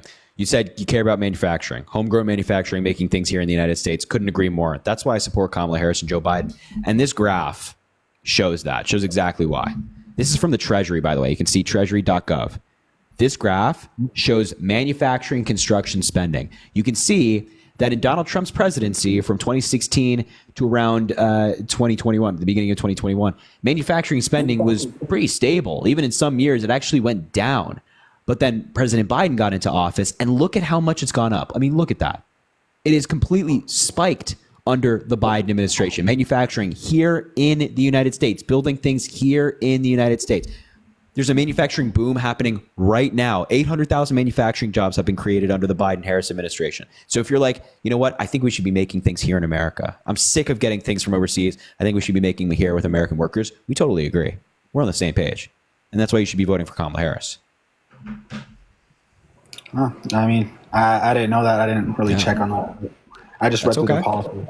Yeah, you know, I hear that. That's perfectly fine. Well, now you know that, and that again, that's not joebiden.com or anything. That's the treasury.gov. Yeah. So, but anyway, unless you have anything else, I don't even know if we want to get into the RFK thing. I hate that guy, so I don't know if we want to go there. But if you have anything else, happy to talk about it. If not, we can leave it there. I haven't really looked crazy amount of RFK, to be honest, but I liked how he was. I saw a thing he was talking about more research towards testosterone and obesity in men increasing in America, and if there's something in our food that was causing it, like autism and stuff, and mental health is increasing in men, and I agreed with him on that. That this definitely seems like it's becoming an issue, I think, and not just men and women too as well. But yeah, so the problem is that like, I don't think anybody has any problems with like investigating these things. Like, why has testosterone gone down? And, you know, why has obesity gone up, and why are mental health issues going up? No problem with that. Nobody has any problem with that. But the way that RFK wants to go about it is really strange. Like, he questions our medicines. He questions things like that. He questions vaccines. And like, our evidence and our studies are very, very clear on this. Like, your vaccines, you get your flu shot every year. It's not lowering your testosterone. There's literally no evidence of that. Whereas RFK Jr. is very conspiratorial and thinks, oh, well, it must be the childhood vaccines. Nonsense, right? So I wouldn't say that RFK Jr. is the biggest proponent of that. And we have like the FDA. If we appoint competent people in the FDA and not people like RFK Jr., you know, we'll look into this stuff in a way that's like scientific and follows a typical methodology, and not the way that like RFK Jr. thinks we should do it. So I just wouldn't listen to that guy personally. Seems like you changed my mind here. So, all right. Hey man, that's all I can ask for. Just do me a favor. We're super close to election day, so please just think about your vote for me. All right. All right, Braden. Thank you so much, man. I really appreciate you talking to me. All right. Thanks, bud. Have a good one. You too. Is that Chris Mowry trying to come up? Yeah, let's bring this guy up right here.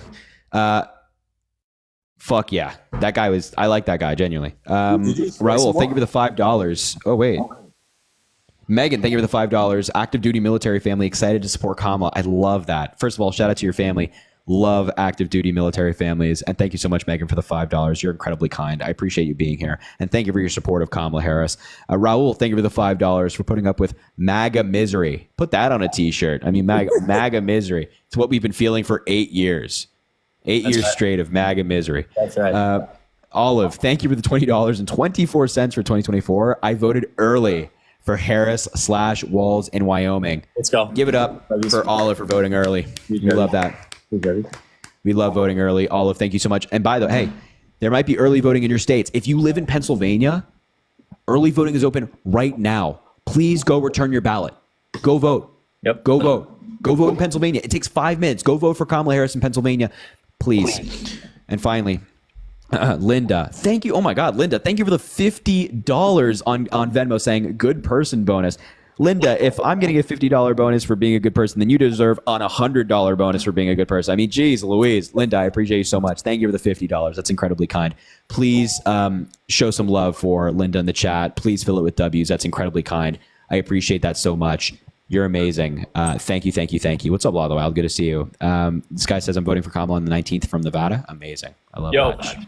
First of all, huge W's in the chat. Second of all, some people here saying that they saw me with older millennial. Yeah, I mean, I ended up having to dip because like those are the worst people on the internet. What?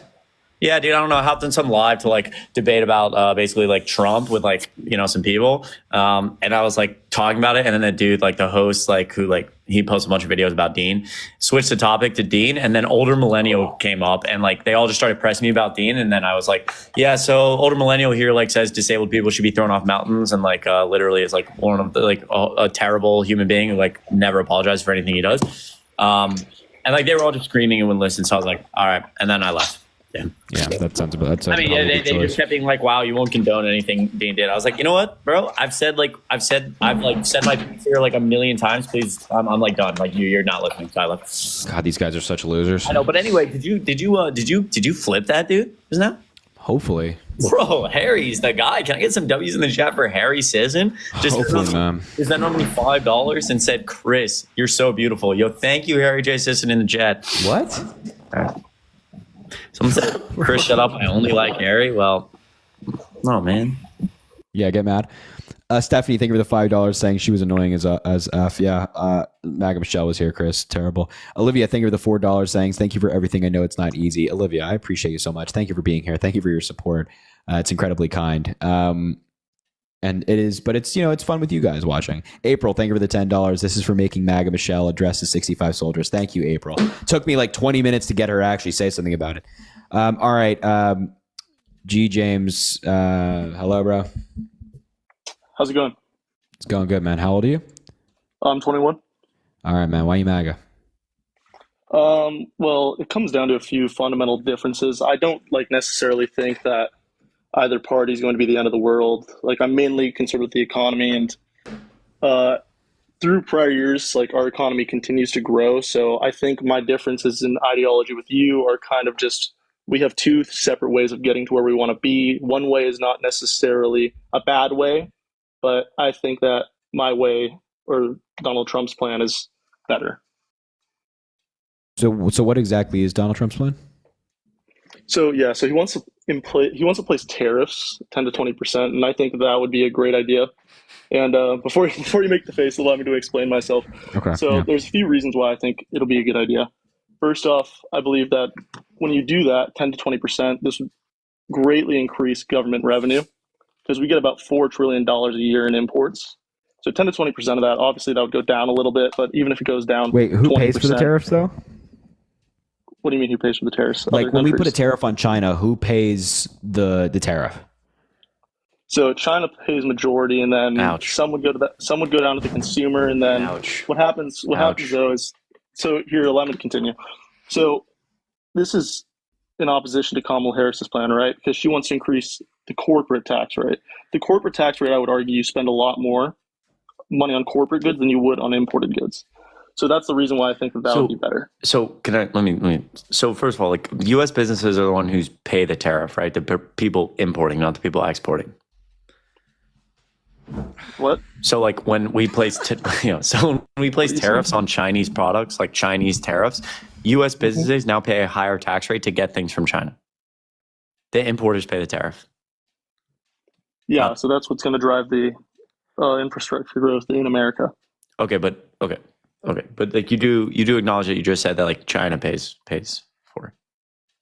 Yeah, China does pay for it too. It's not just a one-way thing where it's just only. Wait, what? Americans. No. It actually is. Yeah. So we implement tariffs they're placed I'm not sure. Again, I don't even know. Yeah. So you don't. When they send the goods, they don't just send the goods here, and there's no tax on them to send it here. That's not how the process works. The tax on an imported good. Yeah, the tax on the imported good is paid by the U.S. business. I don't know. I'm not familiar with what law in America or what policy is just forcing China to pay us money to send us goods. That makes no sense. And also, if that is the case, if you're saying some tariffs are taxes are paid by China, why? What benefit does that have? So the idea of a tariff being to either protect U.S. consumers, U.S. businesses, or to force things to be made in America. So what benefit would China paying us money to send us goods have in terms of not outsourcing our jobs to China? Wouldn't that just make more businesses outsource their jobs to China? Because China, there's no disincentive for businesses. They're still operating the same. Well, here's so address then. What? Why didn't Biden? Wait, hold on, Sean. Whoa. What'd you say, bro? Sorry. So ultimately, the reason why these tariffs are good, right, is because when you bring that infrastructure into America, that creates far more jobs than it would to outsource our products and bring them in from a different country. Okay, well, here's the problem. So, again, if these tariffs being paid by U.S. businesses, you said 10 to 20%. So, obviously extremely inflationary, right? So, the main people, that's just going to be passed on to the consumer. right? Because like, again, all these taxes are being paid by U.S. businesses to the U.S. government. Those U.S. businesses will take that and push it on the consumer. So now, like in an inflationary time, we're already going, like we've already officially, with 10 to 20% tariffs across the board, you've easily pushed the inflation rate well above double digits, like or well within double digits. But furthermore, like the policy is like extremely regressive. So if you have people, if you're saying the U.S. government is going to make money off people importing, then we place all these massive tariffs. The U.S. government's making all their money from imports, but then U.S. businesses stop importing because now they're going to start making things here. And so as the amount of imports the U.S. goes down, we're going to have to raise the rates of tariffs to make up for it, because our rate of import will go down and the U.S. government's now losing money because there's not as many imports, which means there's not as many tariffs to collect. So they have to raise the rates of tariffs to make up for it, and that cycle just continues until eventually we're completely alienated around the world. Tariffs are extremely high because nobody's exporting to us. The U.S. government is running out of money, and our inflation rate, like the socks you buy at Walmart, are like $140, and that's literally not an exaggeration. He's right. Yeah, so the thing that we disagree on with that is that when you have the infrastructure in America, it wouldn't drive the inflation rate up like that, because you're going to get these goods regardless, correct? Like, these goods are not just going to be something that you're not getting anymore. Wait. What do you mean by the infrastructure?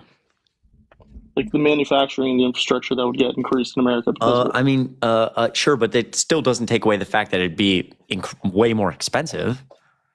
No, it wouldn't be, because wait. It doesn't even come down to infrastructure at that point. It comes down to like the cost of labor and the cost of like goods that we don't have that other countries do. I don't care if the infrastructure is fucking A+.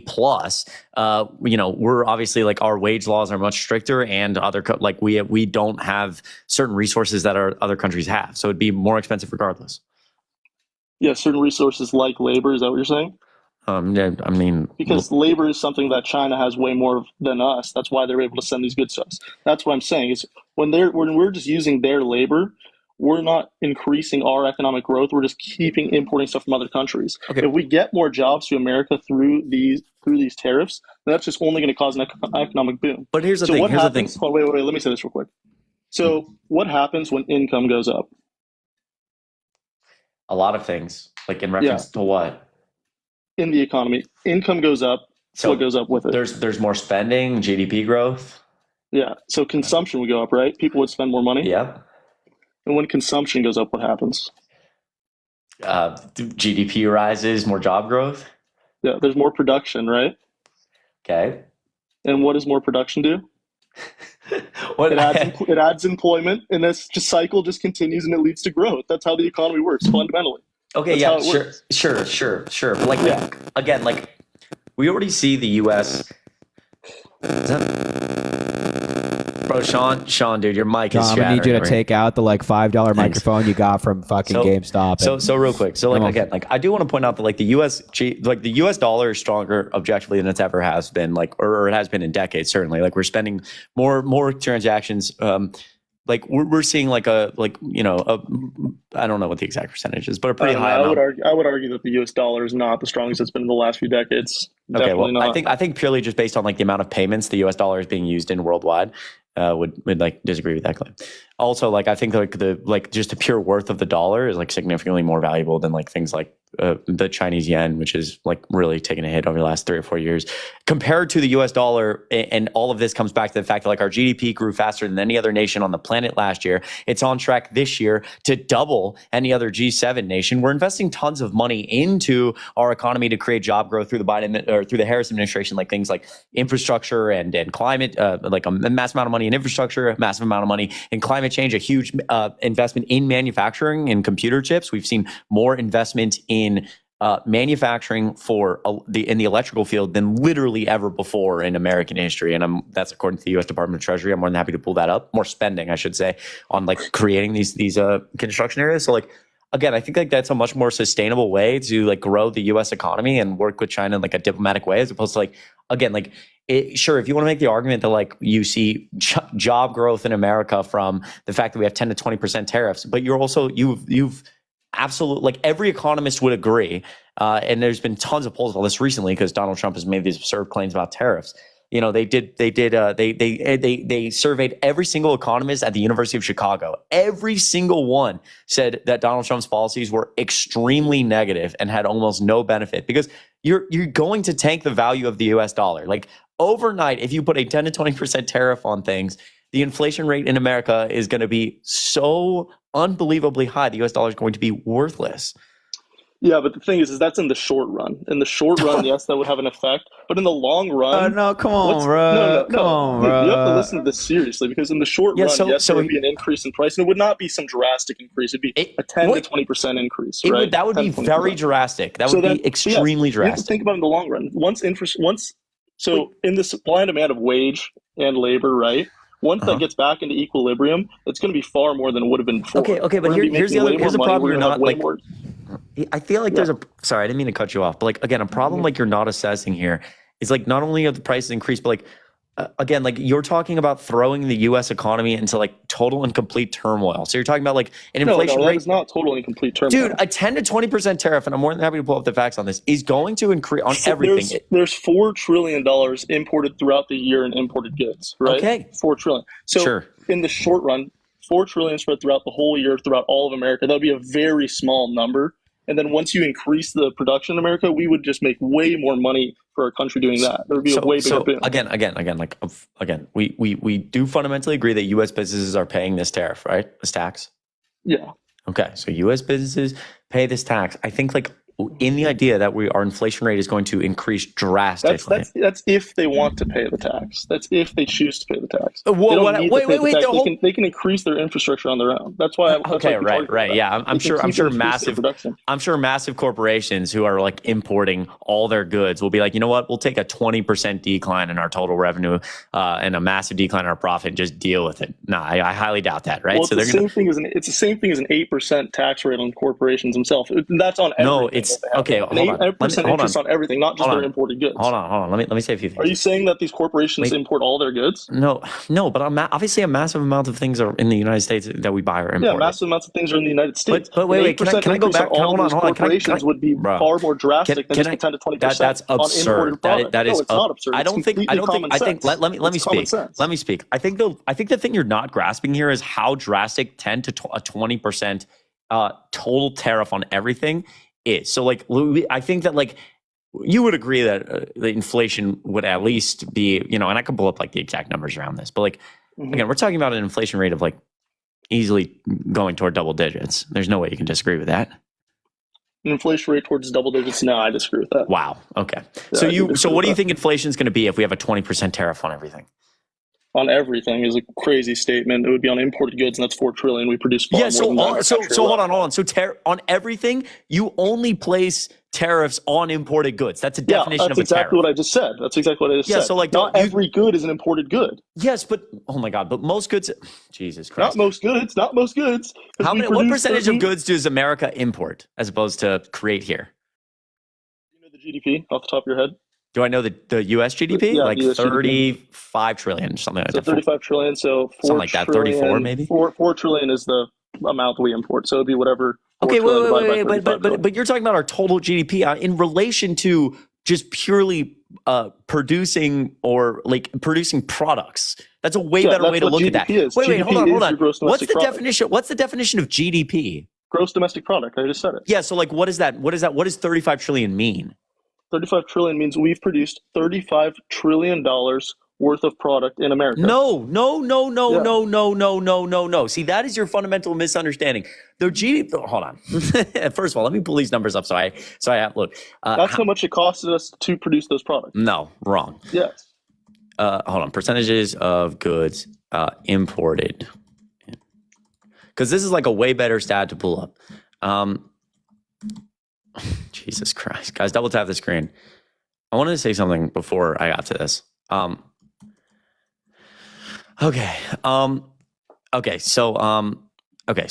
the U.S. imports about I want to total American consumers. Overall, our food supply alone, we import about 15% of our total food supply. I want like a actual good. what percentage of? I just want like total per. Sorry. It's $4 trillion. It's Okay, $4 trillion. but again, in relation to goods as a whole, because this is the thing: GDP, the definition of gross domestic product, is the value of all goods and services in the United States over a given amount of time. So, like, this is not just. It's really key to point out that like this is not a goods specific conversation. I think you're like drastically misrepresenting how many goods. I said product. Product would be goods and services. That's Stop the fucking cap. Wait, that's not what you just said. That is not what you just said. I said product. I said gross domestic product is product. I didn't say goods. I didn't say you services. said. Okay. I said product. I feel like I heard something different. I said I also product, feel like I heard 100%. something different. I 100% said product. Okay. Did you say goods? Actually, I have to confirm he did say product. Oh, Well, Sean says it, everybody. It's a closed case. All right. Goods. Hold on. So wait. So let me just say this. Can I ask you a question? So what do you think, really quickly, just so I understand? So in 2022, the total percentage of imported goods and services in the United States was 16%. In 2022, $3.2 trillion in goods. In 2022, we exported $2.1 trillion. Increase from right. Okay.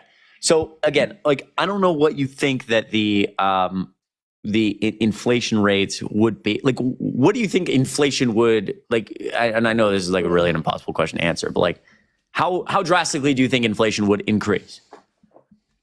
Well, I mean, yeah, I don't know how I would answer that. I don't think any of us could just answer that. Okay, well, again, like if we see, we so can agree, in 20, we can agree it would go up, and I think it would just personally it would go up in the short run, and then the market would equalize. Can you define? So this is what I was going to say before. So again, like in 2022, and now we're on the same page about the definition of GDP. In 2022, imports of goods and services amounted to about 16% of the U.S. total GDP. So you do agree that inflation would go up in the short term? Yeah. Okay. So here's the thing. So like the other key to the U.S. economy is like, number one, like, well, there's a lot of keys to the U.S. economy, but like in pushing up inflation, you're obviously going to see like consumer confidence decrease. You're going to see like people being able to afford less. But also if inflation becomes very high, you're also going to see like people around the world like the U.S. dollar objectively is a lot of what it's backed by is the confidence of people that the U.S. government can pay back its debt.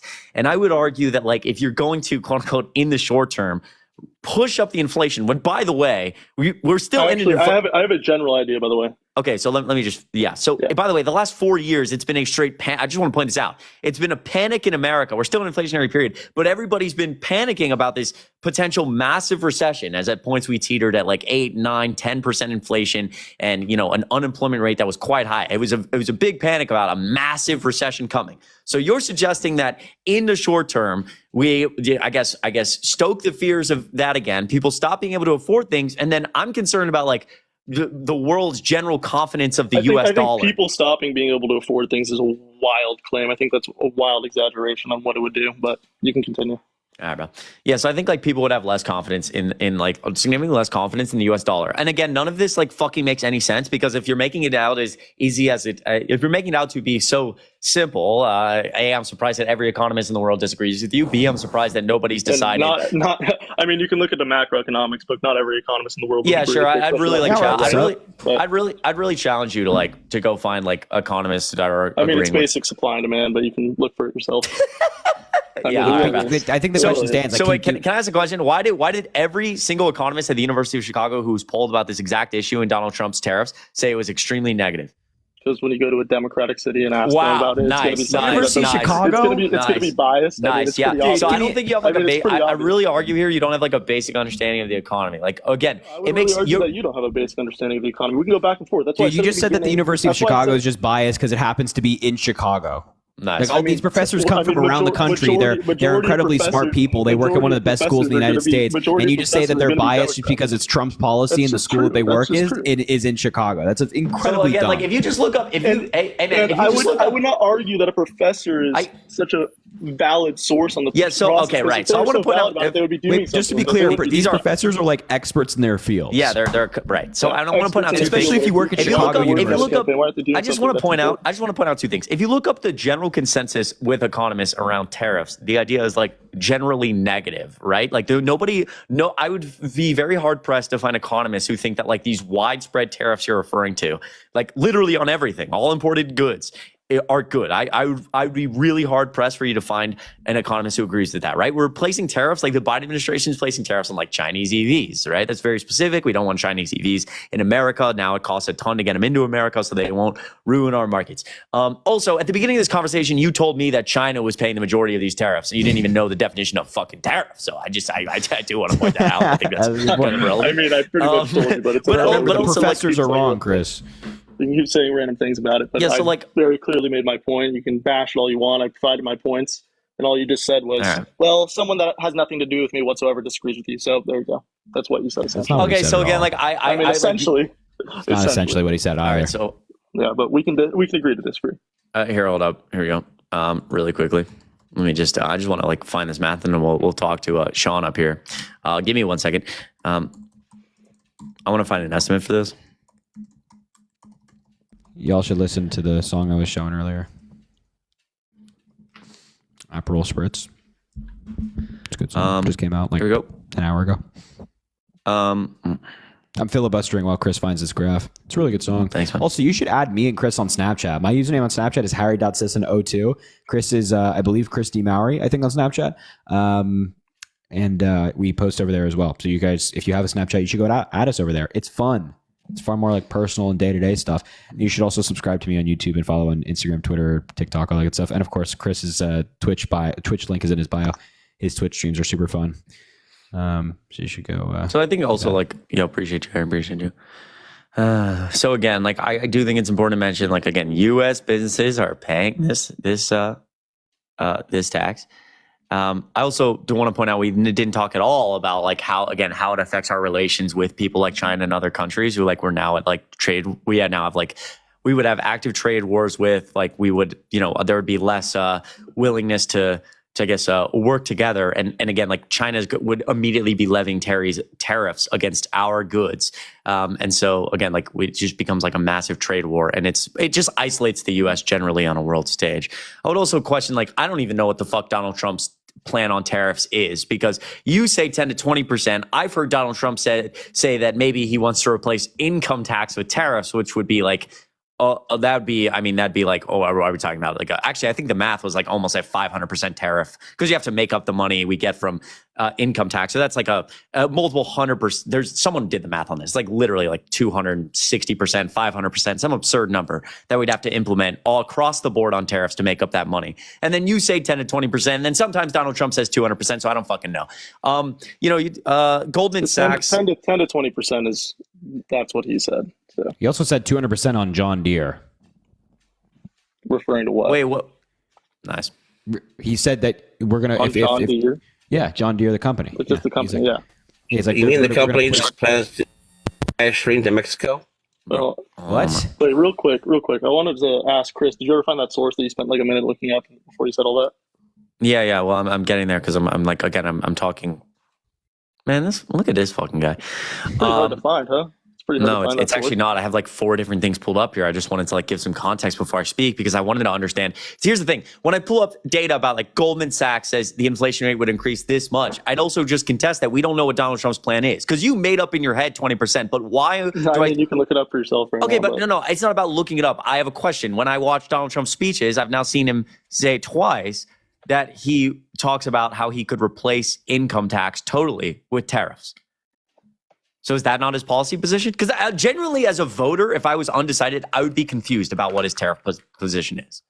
It's pretty clearly stated. Okay, so again, why is he suggesting that clearly we? stated. I mean, if you had this point the whole time that you're going to say, why didn't you just bring that up at the very beginning? I'm Why'd you go through I'm that whole asking you. conversation? All right, bro. Wait, just to be clear, you it said doesn't that really his make tariff sense. policy. Wait. You said that his tariff policy is clearly stated. So please clearly state his policy. No. Come back here. No. Don't go to Google. Come back here. It's a no. I'm not. Clearly state his tariff policy. I don't want to open. I actually wanted to add you Harry.Cisno2 on Snapchat. Oh, I think. All right. Well, now I don't. Now I don't mind this guy no more. Now I don't mind. Yeah. Anyway. So again, like if the policy, all I'm trying to say, if the policy is clear, why did Donald Trump say on June 13th that he floated the idea of eliminating U.S. Income tax and replacing it with tariffs? Quote.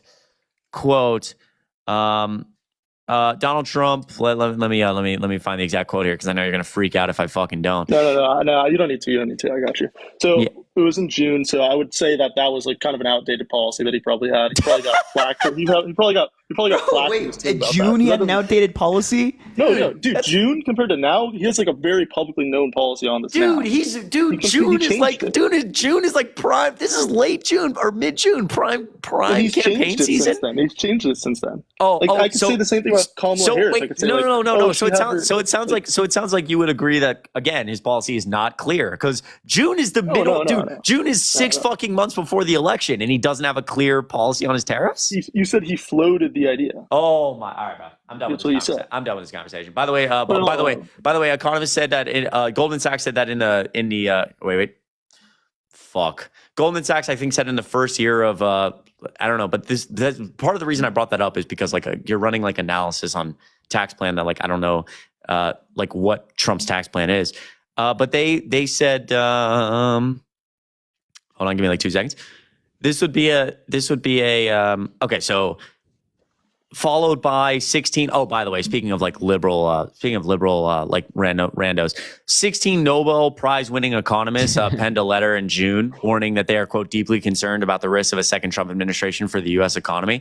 And then also said in that letter, quote, nonpartisan researchers predict that if Donald Trump successfully enacts his agenda, it will increase inflation, unquote. So again, if you want to say like 16 Nobel Prize winning economists are just like stupid, dumb liberals, you can make that claim.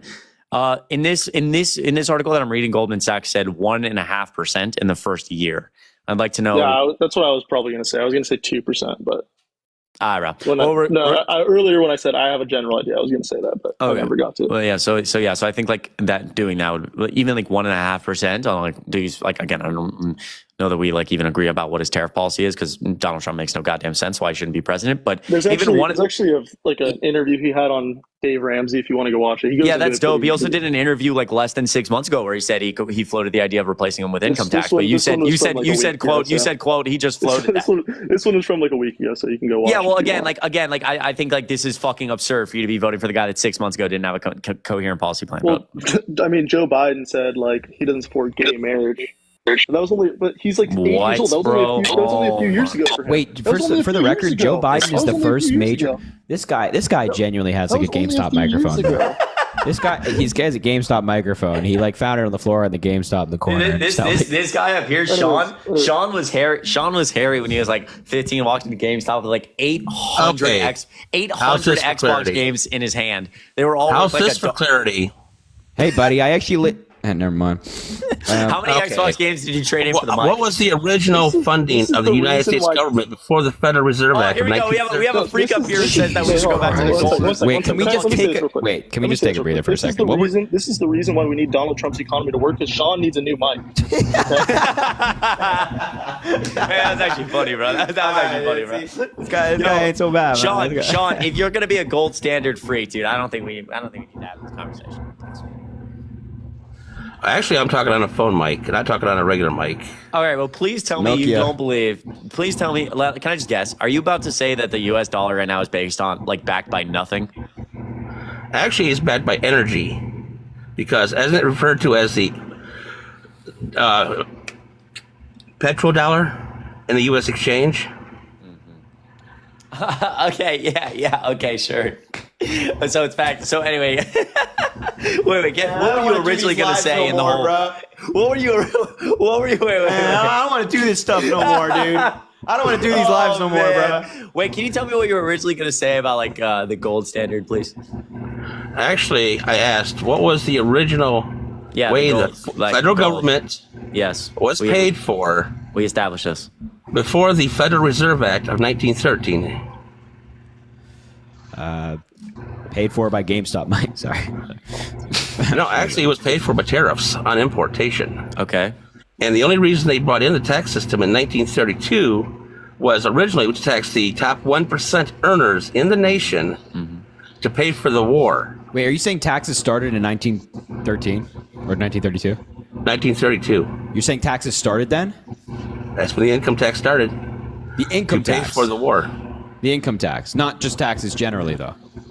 It was originally for the top 1% earners in the nation to fund I was the just gonna war. say, you remember, like, obviously you don't remember, like the Whiskey Rebellion, taxes, 1700s, late 1700s. I'm talking about income taxes, sir. Yeah, I'm just speaking generally to taxes itself. So why are you voting for Trump, dude? Why? Real simple.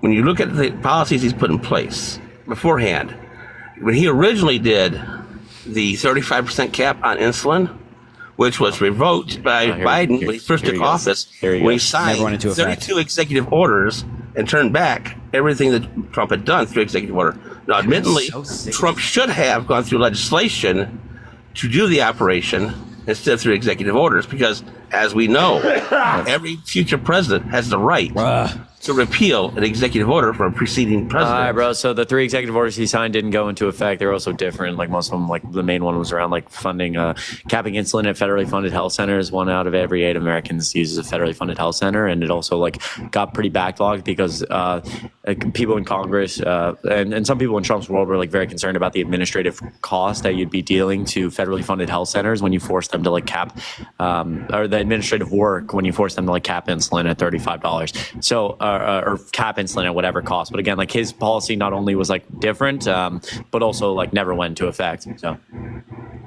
yeah, Biden didn't like Biden reviewed it. Biden reviewed that policy that had never gone into effect. Their administration agreed that like federally funded health centers would like be unduly burdened with administrative work. They got rid of it, and then they made it like they made an actual policy that was different. That was like much more broad about just like capping Medicare for everyone.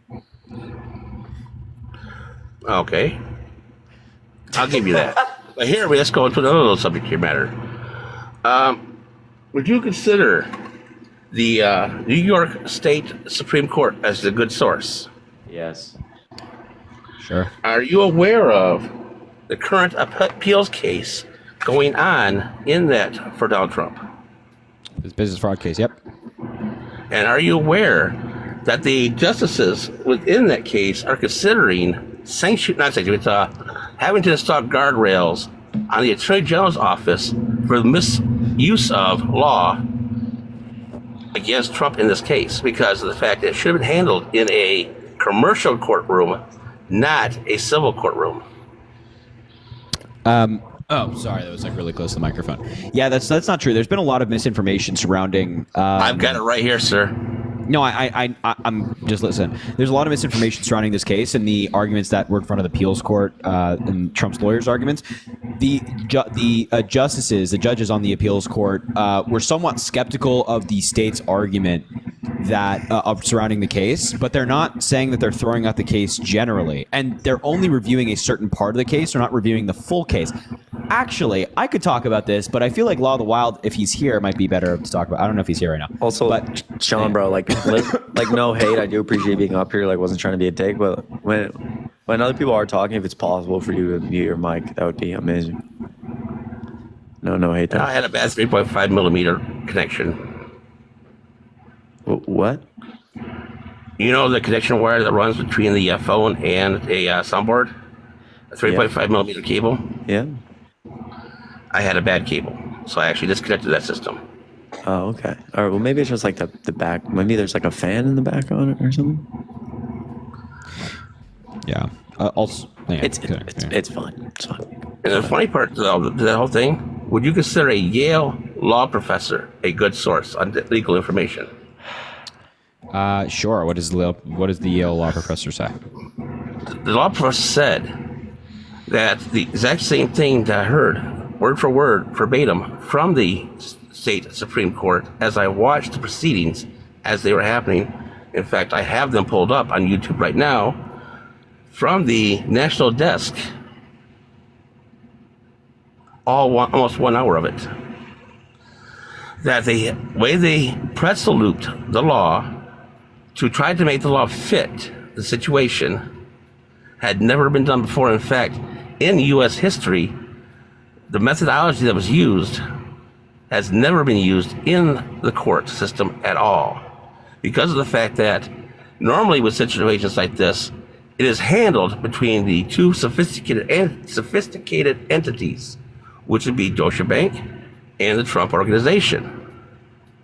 Yeah, but And theoretically, even Deutsche Bank stated they had no victimhood in the situation. They didn't say they had no victimhood. They said that they didn't suffer damages. I'm going to let Law of the Wild talk about this, but my friend Tommy made a really good analogy on your specific point, saying like this should be handled between two entities. If somebody robs a bank and the bank claims no wrongdoing, saying that they actually feel like they weren't damaged, does that mean that robbing the bank is not still illegal? And that it shouldn't be prosecuted by the Attorney General? That's actually an unfair analogy due to the fact that who came there at gunpoint to rob the bank? Let's just say, judges the stated, analogy. It's some random guy. It's some random guy. As the judges stated, sir. Wait, can you be quiet? Do you think that if somebody robs a bank and the bank claims no wrongdoing, like they feel like they actually weren't damaged, do you think that person who robbed the bank should still be prosecuted or not? Oh, first of all, a bank would never actually state that. And you know that as well. Let's just say hypothetically. Let's just say hypothetically. Oh, I'm dealing with facts. They're not hypotheticals. Well, we use hypotheticals to test logic. It's commonplace in arguments. So, hypothetically speaking, engage Can I with chime in real hypothetical. quick about this? Sure. I think there's a lot that would have to go into this hypothetical, because in order to rob the bank, you would have to do some wrongdoing. If he just walked in and said, "I'm robbing the bank," and then didn't do anything, then no, it wouldn't be a crime. Right? Like, what do you mean? Like, if he just walked in there, said, "I'm robbing this bank," and then just stood there and did nothing, then no, it would not be a crime. Well, I mean, even if we want to like go into the nitty gritty, prosecuted for robbing a bank with a note all the time. Yeah, I was gonna say that's definitely a crime. Yeah, you can't. Yeah, exactly. What's the crime? What are you convicted of? You know what? Law of the Wild. Freedom of speech? Like what? Freedom of speech is not absolute. That's absurd. Go ahead, Law of the Wild. To threaten somebody, but going back to the I've only been listening for a minute or so, but just from what I heard about the differences between the parties, that would be a very valid point if the tort claim was between the two individual parties. Like if Deutsche Bank was seeking some sort of relief because of the misrepresentations that Donald Trump made, like recuperating lost interest value or something like that, they would have Trump would be in a very strong position because Deutsche Bank assumed the risk and gave the terms that they would have approved based on that risk. The difference here is it's a violation of New York's law to make false representations on financial documents, and that's the crime. So whether or not the bank was happy, not happy, whether or not he paid it back up or not, doesn't matter. What matters to the state of New York is were knowingly false representations made, and that's what the court found. But also, did it not say, sir? Like GameStop. Chris, GameStop's let me not ask going to the care if question you to the claim. lawyer, please. GameStop's not going to care if you claim that your Shut Xbox the hell games are up. worth $10. Black Ops 2, you're going to say is worth $10. It's worth like $1 to get your new mic. I'm sorry. Continue. Sorry. Hey, Chris, I was actually having a discussion with the lawyer. Please let me have a discussion with the lawyer. Bro, relax, bro. Just go ahead, bro. Just go ahead. Just relax. Take a breather. You're fine. All right. Now, wouldn't a financial institution like Deutsche Banks be required by their own policy to do their own appraisal upon the property? And also, did he not put a disclaimer on there that he was encouraging Deutsche Bank to do their own appraisal on the property?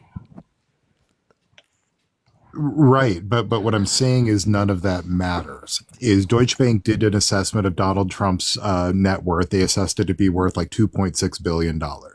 So even though they looked at the financial statements of financials, they looked at his net worth, they assessed it and said, okay, we're comfortable making these loans. That's fine. But what the problem is in the eyes of the state of New York is that Donald Trump made false representations on those statements, and he knew that those statements were false. And that's the crime. Is in New York, it's a business fraud to make false representations. So whether or not the bank was happy or not, whether or not Deutsche Bank did their own assessments or not, is irrelevant to the fact of whether or not Donald Trump lied on the documents. They would say, maybe there was a judge that said, hey, wouldn't this case be something that would be brought up in some sort of a commercial mediation or something like that? That's just to kind of explore all of the options there. I wouldn't say that that's necessarily indicative of any potential outcome. The decision is yet to come. But yet also those same judges stated that in the mannerism in which the law was brought up and how they would have to consider guardrails put up against the AG's office for the improper use of the law. I mean, and that's the appellate division's purview, is to try to determine whether or not the case was properly brought. Right now we're kind of speculating based off of the questioning at oral arguments. What's really going to matter is once the opinion comes down in the next, couple weeks. Hey guys, sorry, I've been waiting for a time to chime in. My phone is not working. I've been trying to leave for a few minutes. Why do you guys remove me? Yeah, I got you, man. No Sorry about problem. that. Thanks for coming on, man. Have a good one. Thanks for having me on, dude. Take care. Yeah, no problem. Anytime. Poor guy. So I was watching a replay of my own live from today. I did IRL live. This is really interesting. No way. Are you serious? That's what you were doing right now? Shut the hell up. Bro. Guys, continue. Go ahead. Wait, I thought the guy left. Yo, my bad. I thought I heard you say goodbye. And I was like, oh, okay, I'm back. I'm gonna shut up now. For sure, bro. You're good, bro. Oh, man. All right, now I lost my train of thought. Just asking about the arguments, the guardrail claim you made. And how, like I said, yeah, there's a lot of misinformation surrounding this. Of the reason for, dang it, like I said, I lost my train of thought when Chris spoke up. Let me get it back Chris. here.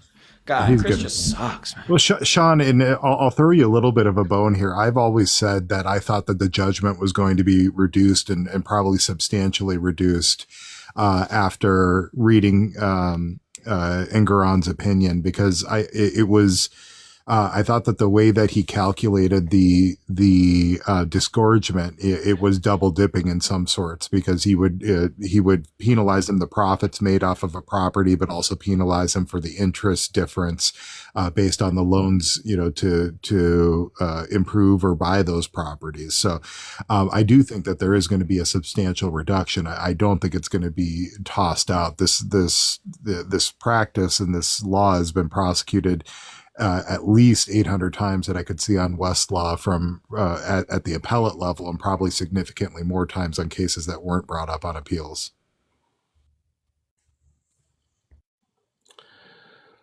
All right, so Yeah, so basically, Trump's a business fraudster, buddy. See, Law, you say it so eloquently, and you say it so eloquently, Law, and then you have a dumbass like Chris and I just chime in and say some stupid shit like that. It's a funny dynamic. Okay, well then explain to me now, to bring those charges up to felony, they must first have a declared predicate crime, correct? Oh, we're switching cases here. Same case. No, this was a civil fraud case. The one that just went before the Court of Appeals.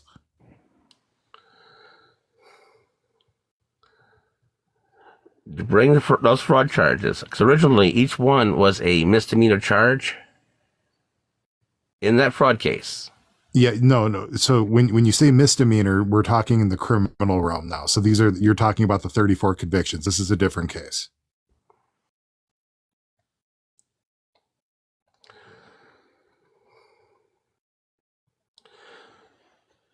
Okay, so which case are we talking about then? The one that was just recently before the he hasn't even been able to appeal that one yet because he hasn't been sentenced. So the one that just went before the appellate division was the civil fraud, where he was charged with 400 and what was it, 55, whatever it is, $1 million of disgorgement. So that was the civil fraud case brought by the AG of New York. The 34 felonies with the misdemeanor predicate crime, that was the case brought by the Manhattan District Court, the criminal case. I know there's so many, it's hard to keep track of them all. Yeah, there's just so many cases against Donald Trump, both civil and criminal, that it's hard to keep track of. Sean, maybe that should make you think about who you're voting for. If there's so many criminal cases that even you yourself are confusing the felonies with the civil fraud case, then maybe you shouldn't vote for somebody who has all of these cases, so much so that it's hard to keep track of.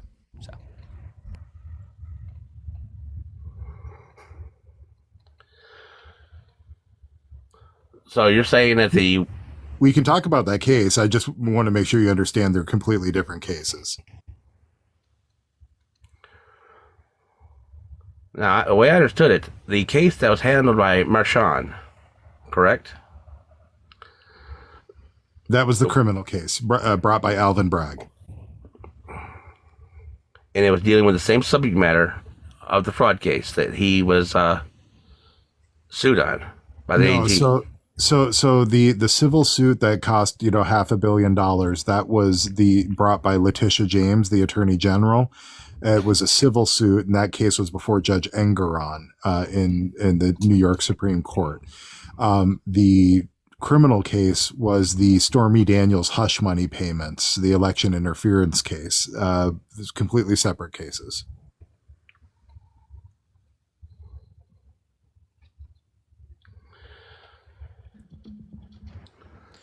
Guys, go follow Harry J. Sisson on Snapchat. I'm sorry, follow Harry on Snapchat. It's Harry.Sisson02 on Snapchat. You can follow me on Snapchat. I'll add people back for the next few minutes. It's Chris D. Mowry. Same as my username. He doesn't add anybody back, by the way. It's a lie.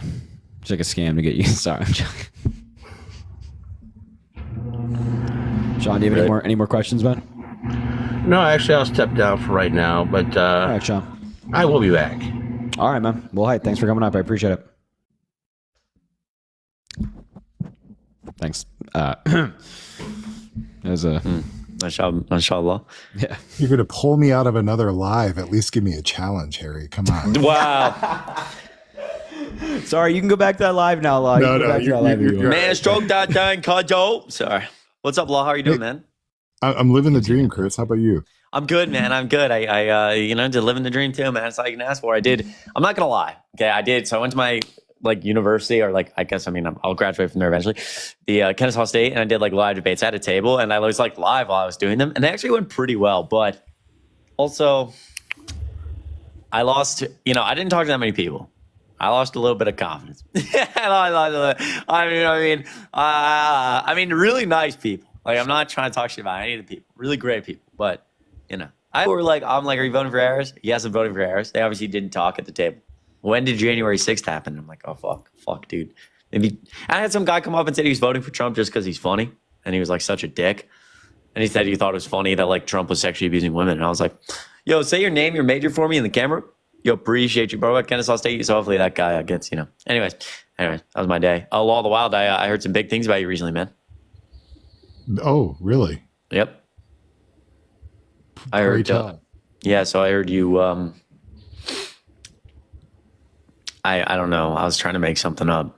You got any fun things going on these days, man? Not much. It was had a extremely long probation violation calendar today. Okay. It was brutal. But hey, on to more important things. 2.7 thousand people here. Harry's sitting at 1 million. You guys did some good work there. We should be able to get him up to 1.2 million if everybody fills the bar up 2 times. So if everybody could do that for me right now, double tap the screen until you fill that little pink bar up 2 times. It'll help keep Harry on the For You page, keep bringing people in here. You know that's how it works. And it would be a personal favor to me, and I would appreciate it. Aw. Well, W Law of the Wild. You guys can check out Law of the Wild's bio. He does some Venmo Cash App, does some really cool stuff with that. Helps a lot of people out. Also, if you guys send the little hearts that I think go above Harry's head are 1 coin. And I heard they're also good for the For You page. I have no idea if that's true or not, but all of you guys are all incredible. You mean the world to us. T Wald, buddy. Why are you voting for Trump? Wait, hold on. Karen, thank you for the $20 because you have way more patience than I. You make a difference. Karen, I appreciate you. That's your second $20 for the night. I appreciate you. Ansel, thank you for the $5 saying my mic cut out. I may not agree with everything you say, but it's very refreshing watching you educate people. Can you explain what the border bill means about the 5,000 migrants allowed per day for 7 days? Much respect. I actually think Law of the Wild would better explain it. It's asylum cap. It has to do with asylum and how many people can come in on a rolling average per day, and when the president has the ability to shut down the border. But law. Yeah, I mean, the big misconception about that is it's like it's allowing that many entries. What it does is if it's called a border overrun provision when you look at the language of the bill. Now, Biden's executive order sets it at 2,500 rolling average over 7 days, or 5,000 in a single day that the border can be shut down. The Langford bill was actually a mandatory shutdown. So there's a discretionary shutdown at 4,000. A mandatory shutdown at 5,000 encounters. Now that means that we just simply stop taking people in. It doesn't matter whether you have a visa, whether you have a work permit, whether you have an asylum claim. We just say, sorry, come back tomorrow. That was the provision. Now it was 5,000 rolling average for a mandatory shutdown, or 8,000 in one day. At the time that bill was introduced, that would have literally shut down the border immediately because we were exceeding that. So it is not about allowing that many people in. It is the trigger to shut the border out based off of encounters. And encounters just somebody who shows up at the border who doesn't have a pre-entered authorization to enter. See, I told you it was good. It's going to be good. There you go, Ansel. Brent, thank you for the $10 as well. Getting Texas closer to blue, one new registered voter at a time. Hey, that's what it takes, man. That's what it takes. On the ground work, one voter at a time. Think about it. If you have like 100,000 people in Texas getting one voter at a time, you can flip that state easy. It takes a lot of work, but you're doing good work down there, Brent. I appreciate you. Devon, thank you for the $1. If you do a raid when you're done, I would recommend Amanda Rose. Good to know. Somebody was suggesting her last night, so it's good to know. Tanner, thank you for the $1.11. Sean might have an Xbox 360 Connect microphone. Xbox off at yeah, Tanner. Yeah, Tanner. Yeah, seriously, he was he got one right from the box. You know, you got your Xbox, you open the box, comes with the mic. That's the mic he was using. Babek, thank you for the $5. Thank you, Harry. Love your debate against arrogant MAGAs. I appreciate that. Essence, thank you for the $8. Why don't you debate with Parker, Elite Combo? I've debated with Parker before. He comes in here every once in a while. And Kathleen, thank you for the $25 as well on Cash App. I appreciate you. All right, T-Wald. Talk to us, man. 2 seconds. Cassidy, thank you for the $20. That goes to help people facing needs in the criminal justice system. I appreciate it. Boom. T-Wald, what do you got, man? Yeah, I came on here to troll, but you have distinguished guests, so I won't do that. Love you, Harry. Wait. Who is distinguished that makes you not want to troll? Is it Chris or Law or both? Both. So if neither of these people were here, you would have trolled? Correct. Well, fuck you, buddy. Fuck you, buddy. Get the hell out of here. I'm joking. Yeah. That guy's funny. I like that guy. All right, we'll do one more because I'm tired. And MAGA's crazy. All right, if you're MAGA, is this? I feel like I saw this person asking to debate. Well, all right, fuck. Well, I brought both of them up. So you have two people. Alex, are you MAGA? Yes. No, I'm not. I'm pretty intoxicated, I'll be honest with you, but I was listening to your chat and I was just kind of curious. Your night, man. Just go enjoy your night, man. You'll be all right. Just enjoy your whatever the occasion is. Don't drink in live, folks. Don't drink in live. You know, it's not a recommendation. It's the law, as the saying goes. All right, this person's not joining. If you're MAGA, let us know in the chat. We'll do one more, and you're welcome to come up, and we can talk. Jennifer's saying MAGA. Give her an invite. Dude, every time I plug something into this outlet, it causes the light to flicker. Chris is MAGA. All right, let's go on. I almost using a Ouija board down here on my Twitch stream the other day, and then Hello, how you doing, man? What's up, Chris? Whoa. Yeah. Yeah, Chris is a troll. He's voting for Kamala Harris. He is the guy. He's a cool guy. He is a cool guy, but he's not voting. No, what you mean? I vote for Trump, bro. I vote for Trump, bro. He's lying. This guy is a cool guy. He's actually a cool guy, but he is voting. He was on my line. Chris, you just got exposed by Chris, man. Man. Damn. God. All right, man. Hey, but here, can I ask you a question though? Yeah, what's up, man?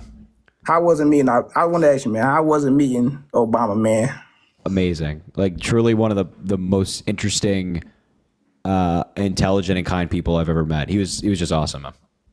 Man, I just want to ask that, man. If I would have been honestly, man, I might would have dropped to my knees, man. That's what I'm Whoa. What you mean? Not like that. Not like that. Not like that. Not like that. Not like that. Not like that. Not like that. How else do you expect us to interpret? All right, bro.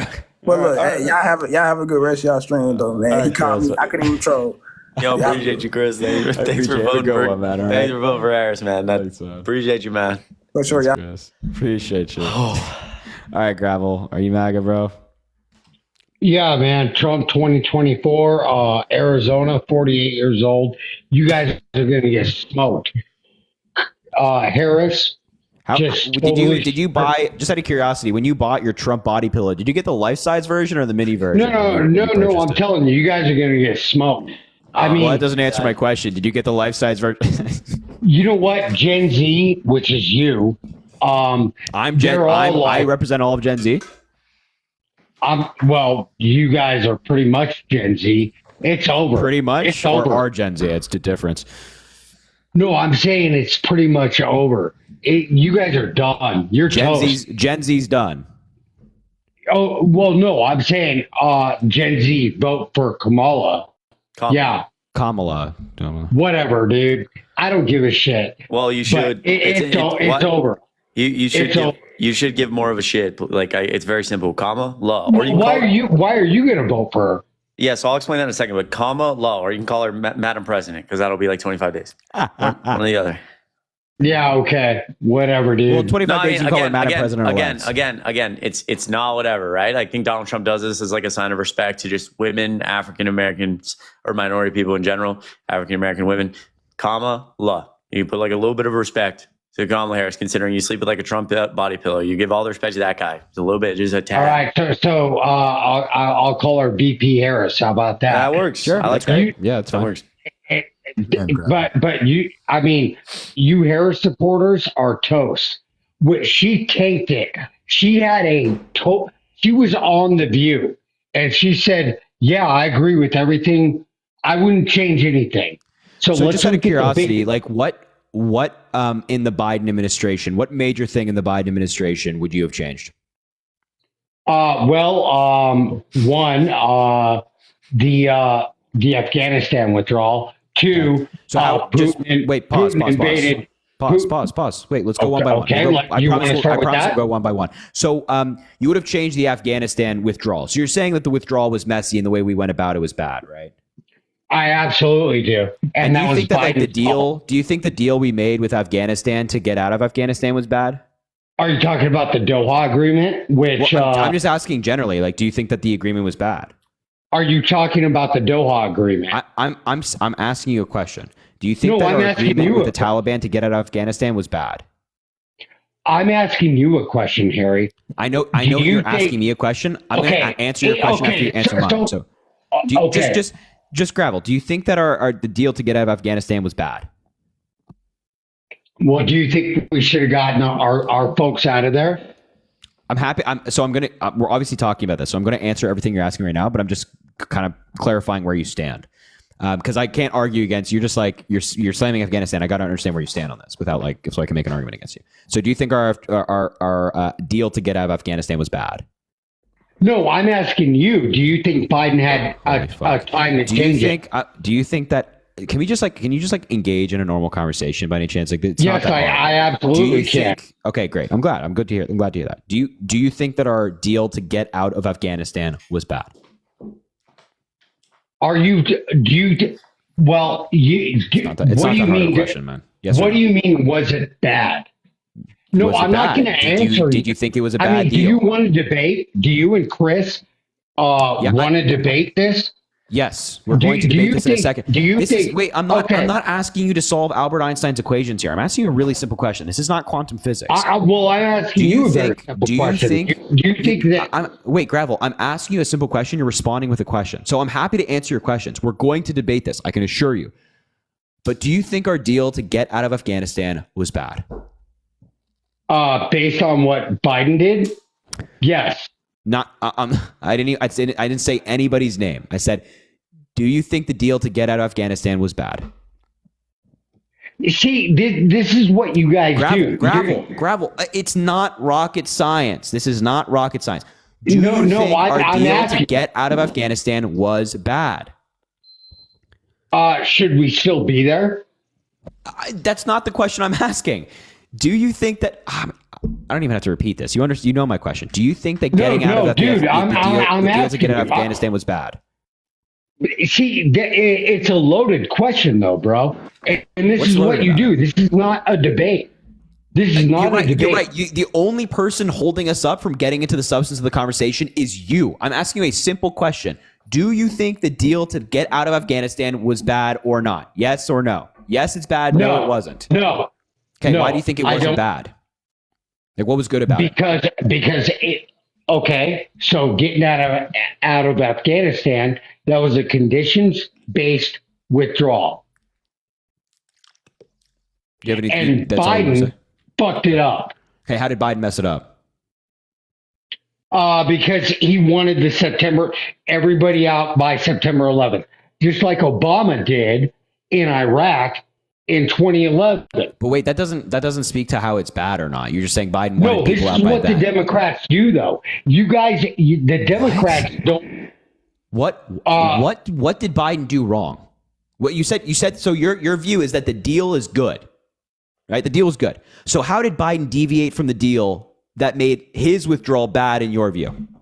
Well, if he didn't deviate from the deal, or he thought it was bad, and so if we look at January 21st, 2021, Biden had 8 months to change it. So why didn't he? Because just changing a deal, first of all. Didn't you just say it was a conditions-based deal? Yeah.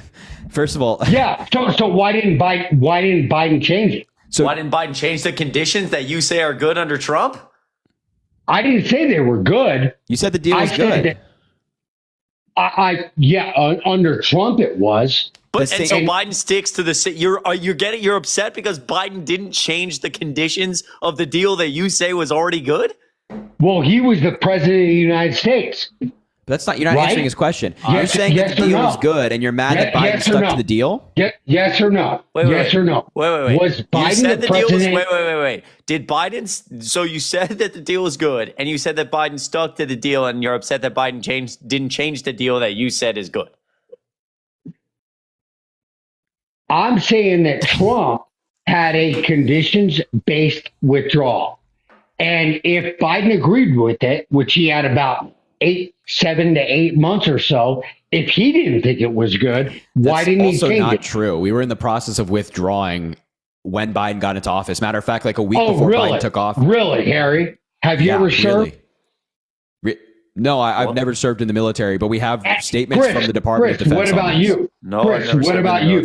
No. Have you ever served? No. Yep. How is this relevant to this conversation? We're talking about, we have statements from the Department of Defense literally a week earlier before Biden took office on how there was 2,500 people remaining in Afghanistan as part of their drawdown. So the withdrawal was already happening. So you're asking Biden to make an impossible deal and change a deal with the Taliban that was already taking place in 7 months, and you like the deal, but you also want Biden to change the deal. So you're all over the place.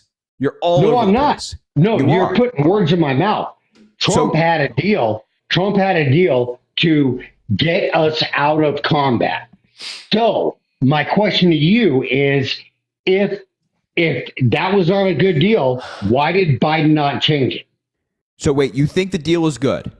Okay, so let me ask you this. Oh my God. Let me ask you this. It's like the level impossible for this guy to answer a question. No, it's not. No, by it's the not. way, before because again, like you're getting more of this. I also want to point out, like neither Harry or I have served in the military. I guess we have. Yeah, some, I know that. Well, yeah, we have some in common with Donald Trump. We just didn't like fake bone spurs to avoid a draft. So I guess that's. Yeah, well, the unfortunate thing is that Biden actually deferred more times than Trump. You do know that, right? Just to be clear, did Donald Trump dodge the draft by claiming bone spurs? Yes or no? No, because do you know what a draft dodger is? Trump. That's what a draft dodger is. Yes or no? I'm sorry. Did he claim? Oh, okay. Did he dodge a draft because of bone spurs or not? Shout out everybody coming from Parker's Live. I appreciate you. Did he dodge a draft or not? Yes or no? No, he did not. Okay, so Do you're you know just a what piece of shit draft dodger coward. is?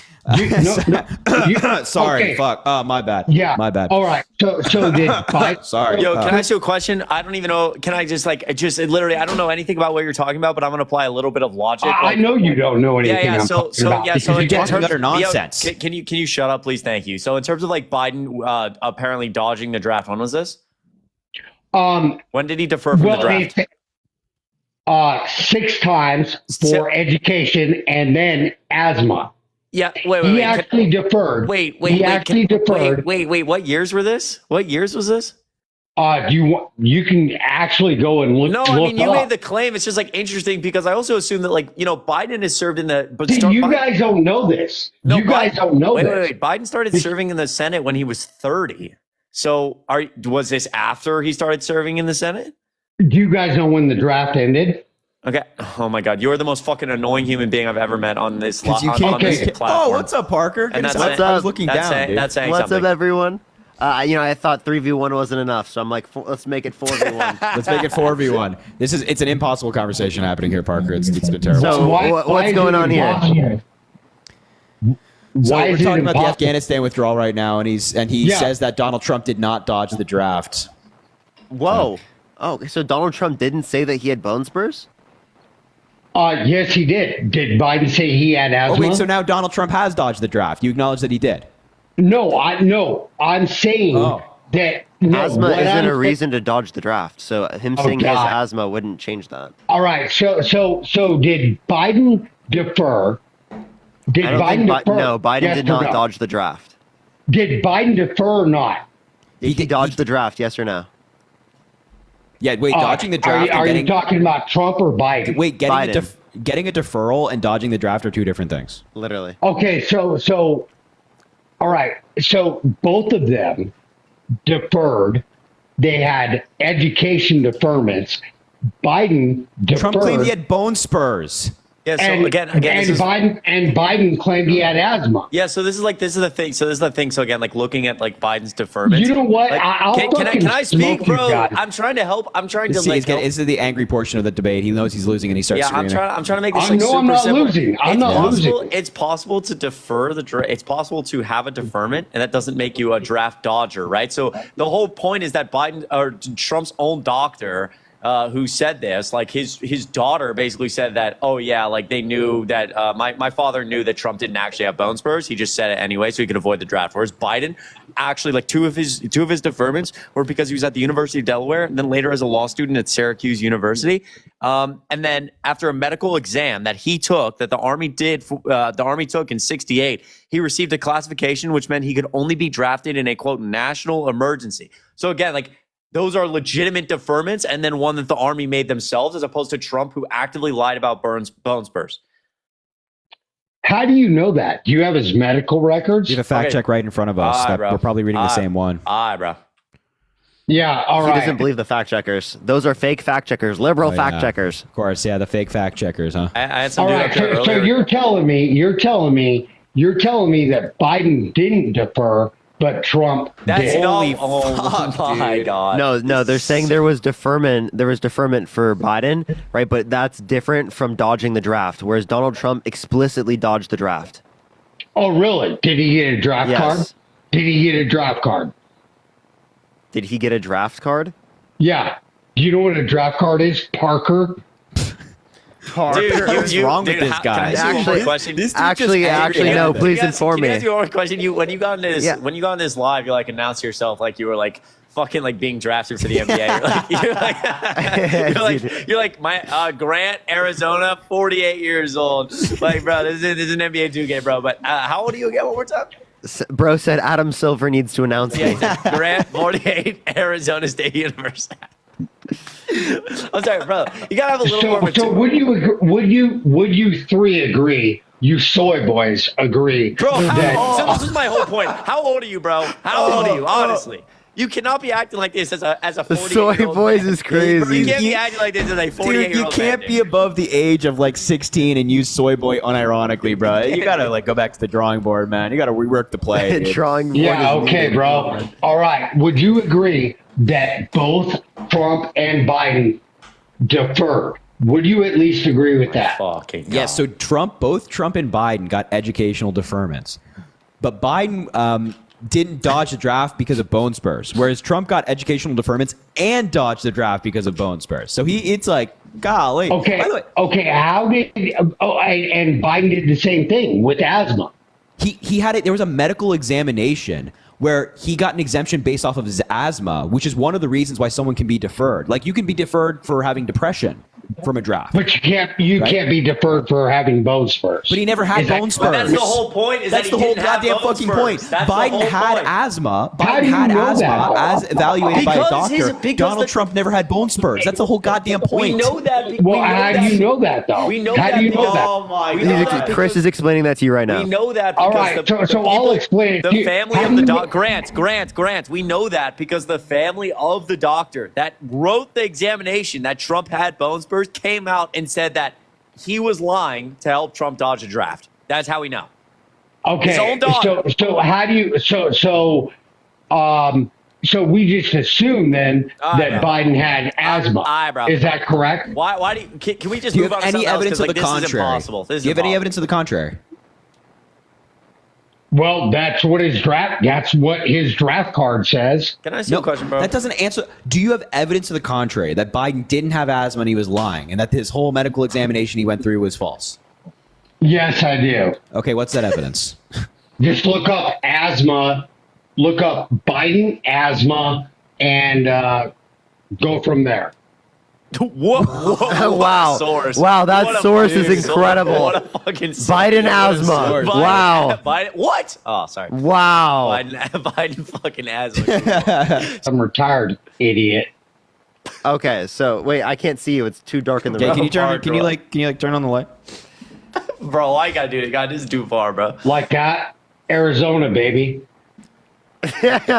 Wait, so you wouldn't be able to be drafted? That's what you're saying? No, because I'm retired. Wait, that doesn't. So wait, so maybe you describe that as a defer. A deferment? Determined by the military? You know what I mean? Or are you dodging the draft? Yeah, so you're dodging the draft as well, buddy. Yeah, bud. By your definition. Dude. Look, buddy's silent. He's like talking to the camera. He doesn't realize nobody can hear.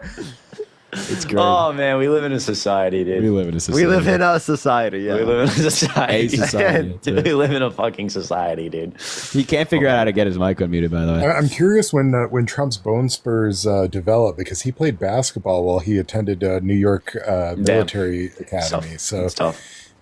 It's tough. yeah, Yeah, You know what I wonder. mean? They came out of Rapid nowhere. onset bone spurs. An alien came down from the sky and they destroyed him. And you know, people when I tell them that story, they say, "No way," and I tell them, "Way." I tell them, "Way."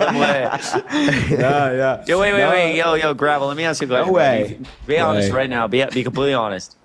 Don't disappoint me. Do you think that the government can control the weather? Oh. Yes, you Democrats No. are creating the hurricanes. No, I don't think that. So you disagree I with am Margie being Taylor honest. Greene when she says that the Democrats are creating the hurricanes? You know what? MTJ There you go. or MTG, G. whatever. Jesus. She's in Georgia. I don't really, whatever she. I mean, What does her being in Georgia have to do with that? I also don't believe. I also believe that Menendez should be charged and go to jail. He has for- convicted already. He has been charged. He's been convicted Yeah, I know. and convicted. Yeah, but to answer your question, I'll be honest with you. I'll be on the level. No, I don't believe the government can control the weather. Really low bar nowadays. I know, right?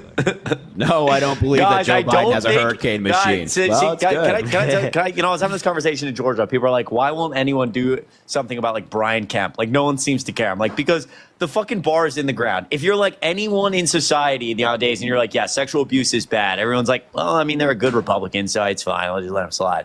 You know, Brian Kemp doesn't outwardly say the election is stolen and talk about the government controlling weather. So it's like he's a decent politician. We've dropped so far, man. We've dropped. It's disappointing.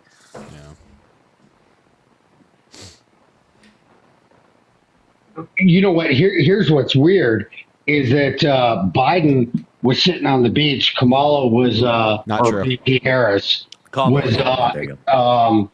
you know, hanging out in California. Not true. Of course.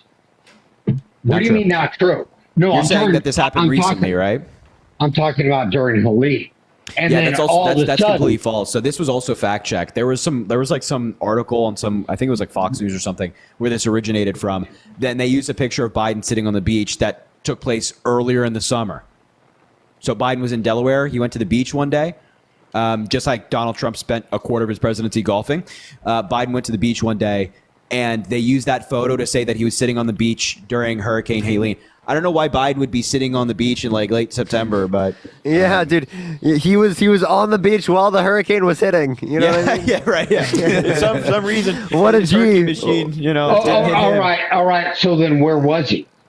He was in the White House. Dude, he was like organizing with FEMA to make sure people could like survive this storm. No, he was he was actually that's the fake Biden. You know, he was in a mountain in Mount Vernon, right in the middle of Wyoming. Okay, Oh, that's right. Okay, he's yeah. saving the world. All right, man. You four, whatever. What did Law of the Wild do? He didn't even do anything. No, wow. Yeah, literally. Okay, MAGA math.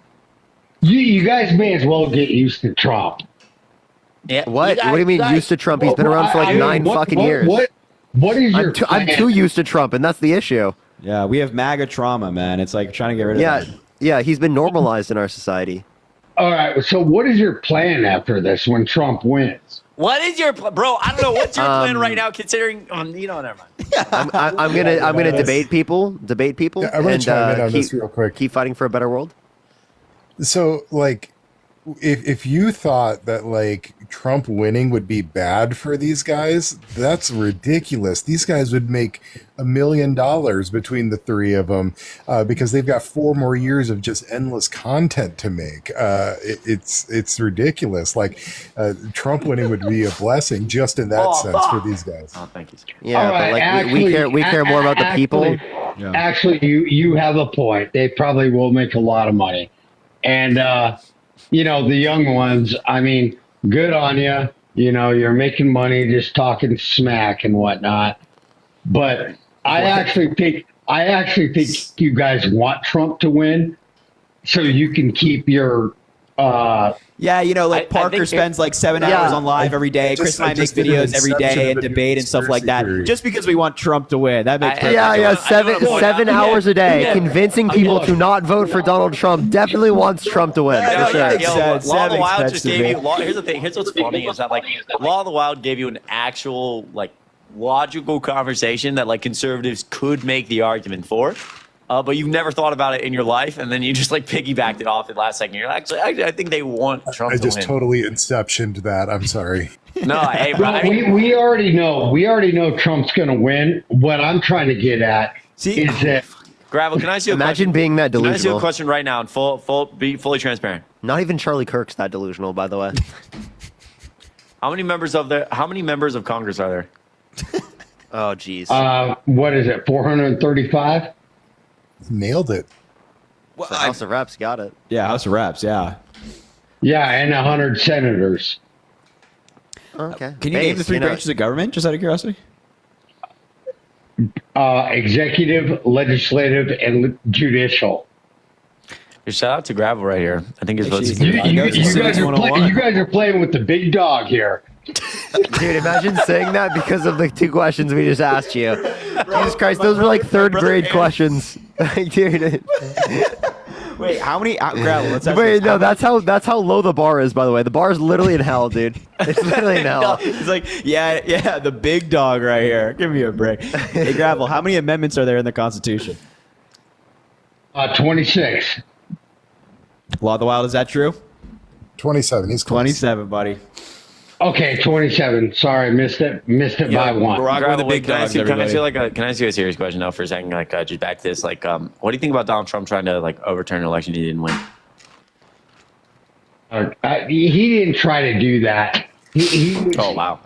He- So like, you what know about what? like? So he's facing like a bunch of charges in Georgia because he sent like fake electors to, different swing states, but one of them being Georgia. Like a group of just fake people with a fake document trying to assess that they were, the rightful electors. They were going to certify to the Electoral College that the state of Georgia went to Trump when it didn't. Multiple of those people have been charged in relation to that. We also have evidence that he was in the Oval Office telling the Department of Justice, asking them to sign a letter that said basically they agreed there was voter fraud. They disagreed. They said they had no evidence of that and wouldn't do it. 2 DOJ officials resigned over that. Obviously, January 6th happened. He filed like 61 federal lawsuits and 61 lawsuits, lost 60 of them for lack of evidence, I believe, if that's the correct number. So I certainly think he tried like really, really hard to overturn the election. That's why he's facing like fucking 400 years in prison. Hey, there's somebody in Parker's Live. That's not me. I don't know if you guys noticed that. He was using. Yeah, Mod's got it. Continue. Don't give it any oxygen. Okay, cool. That's not me. I'm not like that. I mean, Wait, The, how would that be on you? I mean, it's just some random person in the comment section. yeah, I know. It was just pretty mean. It was. I'm not cool with that either. That's what I'm saying. Okay. But I think they're all right. Look, I acknowledge Biden won in 2020. Okay. Or, I acknowledge that. Mm-hmm. I do think there are some discrepancies, and I think that's fair that those discrepancies were acknowledged because I want it fair for your candidate, for my candidate, I mean, I think it's all we're asking for. So you would agree that Biden won the 2020 election? I think that by the Did Biden get more votes than Donald Trump? popular vote, yes. Electoral vote, that will always be in question for me, but it doesn't. Oh my God. So, okay, let me try a yes or no question. Jesus Christ. Yes or no question. Did Donald Trump He doesn't know. the He doesn't 2020 know. election? Did he lose? It sounds like he doesn't know. Oh no. No, I do know. I mean, Okay, so did he lose? Did Donald Trump lose the 2020 election? Yes or no question? Yes. Okay, so you Does disagree that make with you guys happy? See, okay, no, but here's the problem. So you disagree with you would disagree with Donald Trump's current standpoint, which is that he won the 2020 election, and he says there's massive fraud that still hasn't been uncovered. Correct? So here's my point on that. Is that wait, yes or no? Okay. Do you disagree with Donald Trump? there's a lot of things I disagree with. No, with and Donald that's Trump. fine. There's things I disagree with Biden about. I'm just saying in this particular instance, you said you believe that Donald Trump lost or Biden won, and so I'm just assessing that must mean you disagree with Trump. Then when he says to this day that he won. I believe that Donald Trump is disgruntled, and why we need to kind of. Okay, but here's the problem. So he's disgruntled. So he's disgruntled. Wait. So he's disgruntled, and you agree that there's no evidence. Like you already said that Biden lost. So would that not mean that because like you're actively saying the man you're voting for can't accept reality, is so upset by these facts? Like it seems to me that he cares more about himself and what happens to him, maybe the power, as opposed to the will of the American people, which you just agreed went to Biden. So is that not concerning that he cares more about himself than like the will of the people? He's so disgruntled that he would. Could that not affect his other decisions as well as president? Well, Here's the thing is, $10 on Venmo. you're putting words into my mouth. I asked you a question. Yeah, I know. That's all I'm getting asked here. So What? Okay. All right. Can you go back to the question again? Okay. So if you believe that Joe Biden won the 2020 election And you also believe that Donald Trump says the 2020 election is, oh my fucking God. Oh, thank God. You also agree that Donald Trump says the 2020 election was stolen from him. And you say that Donald Trump is wrong about that and he's, quote, just disgruntled. Then by that logic, I would assume you agree that Donald Trump cares more about himself than the will of the American people. You agree he's going against the will of the people for his own personal vendetta gain because he's disgruntled? No, I don't agree with that. Why do you disagree with that? Because, there's a lot coming out, this is where it gets weird. And I'm not going to lie to you.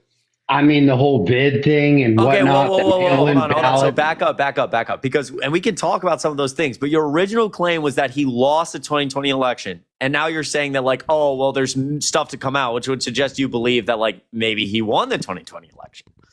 On the books, by the law, by what we're being told, I'm agreeing with you that Biden barely won by the Electoral College. Okay. It sounds like he really doesn't want to say that Biden just won, right? Yeah. Biden barely got it. That's like Trump saying that he lost by just like a hair. What do you say? A Just whisker. A hair? A whisker? A whisker, I think. He lost by a whisker. Oh, that was just a joke, dude. Oh yeah, that's satire. Well, and this is where this election is going to be very pivotal because he has the concept of an opinion. Thank you, Sam. No, it's not a concept. It's not a concept of opinion. The issue is, now, I mean, I'll give you guys this. The Democrats had a good ground game. And I think the Republicans or MAGA or the Trumpers have figured it out. I mean, when you really look at it, I mean, they were taking ballots into nursing homes and all that stuff. And we were having to deal with the bid, and all of a sudden mail-in voting was coming up because everybody was scared to death of everybody else. So by the books, Biden won. But did he really win? It really doesn't matter because, to be honest with you, well, no, dude, no. JD Vance at the debate. Yeah, when he smoked walls. Oh, wait, give me an argument on that. I'd love to hear it. What point did he beat him on? Name one. Well, what about Walls? Well, he actually Vance had enough. He's like a stand-up guy and didn't call Walls out on his claims to being a combat veteran. How does that make you guys feel? Wait, I'm asking what point he won on, and you just obfuscated and didn't answer the question. I didn't obfuscate at all. Do you guys really think Walls did well? Yes, bro. We do. Yes, I think he did great. Oh my God.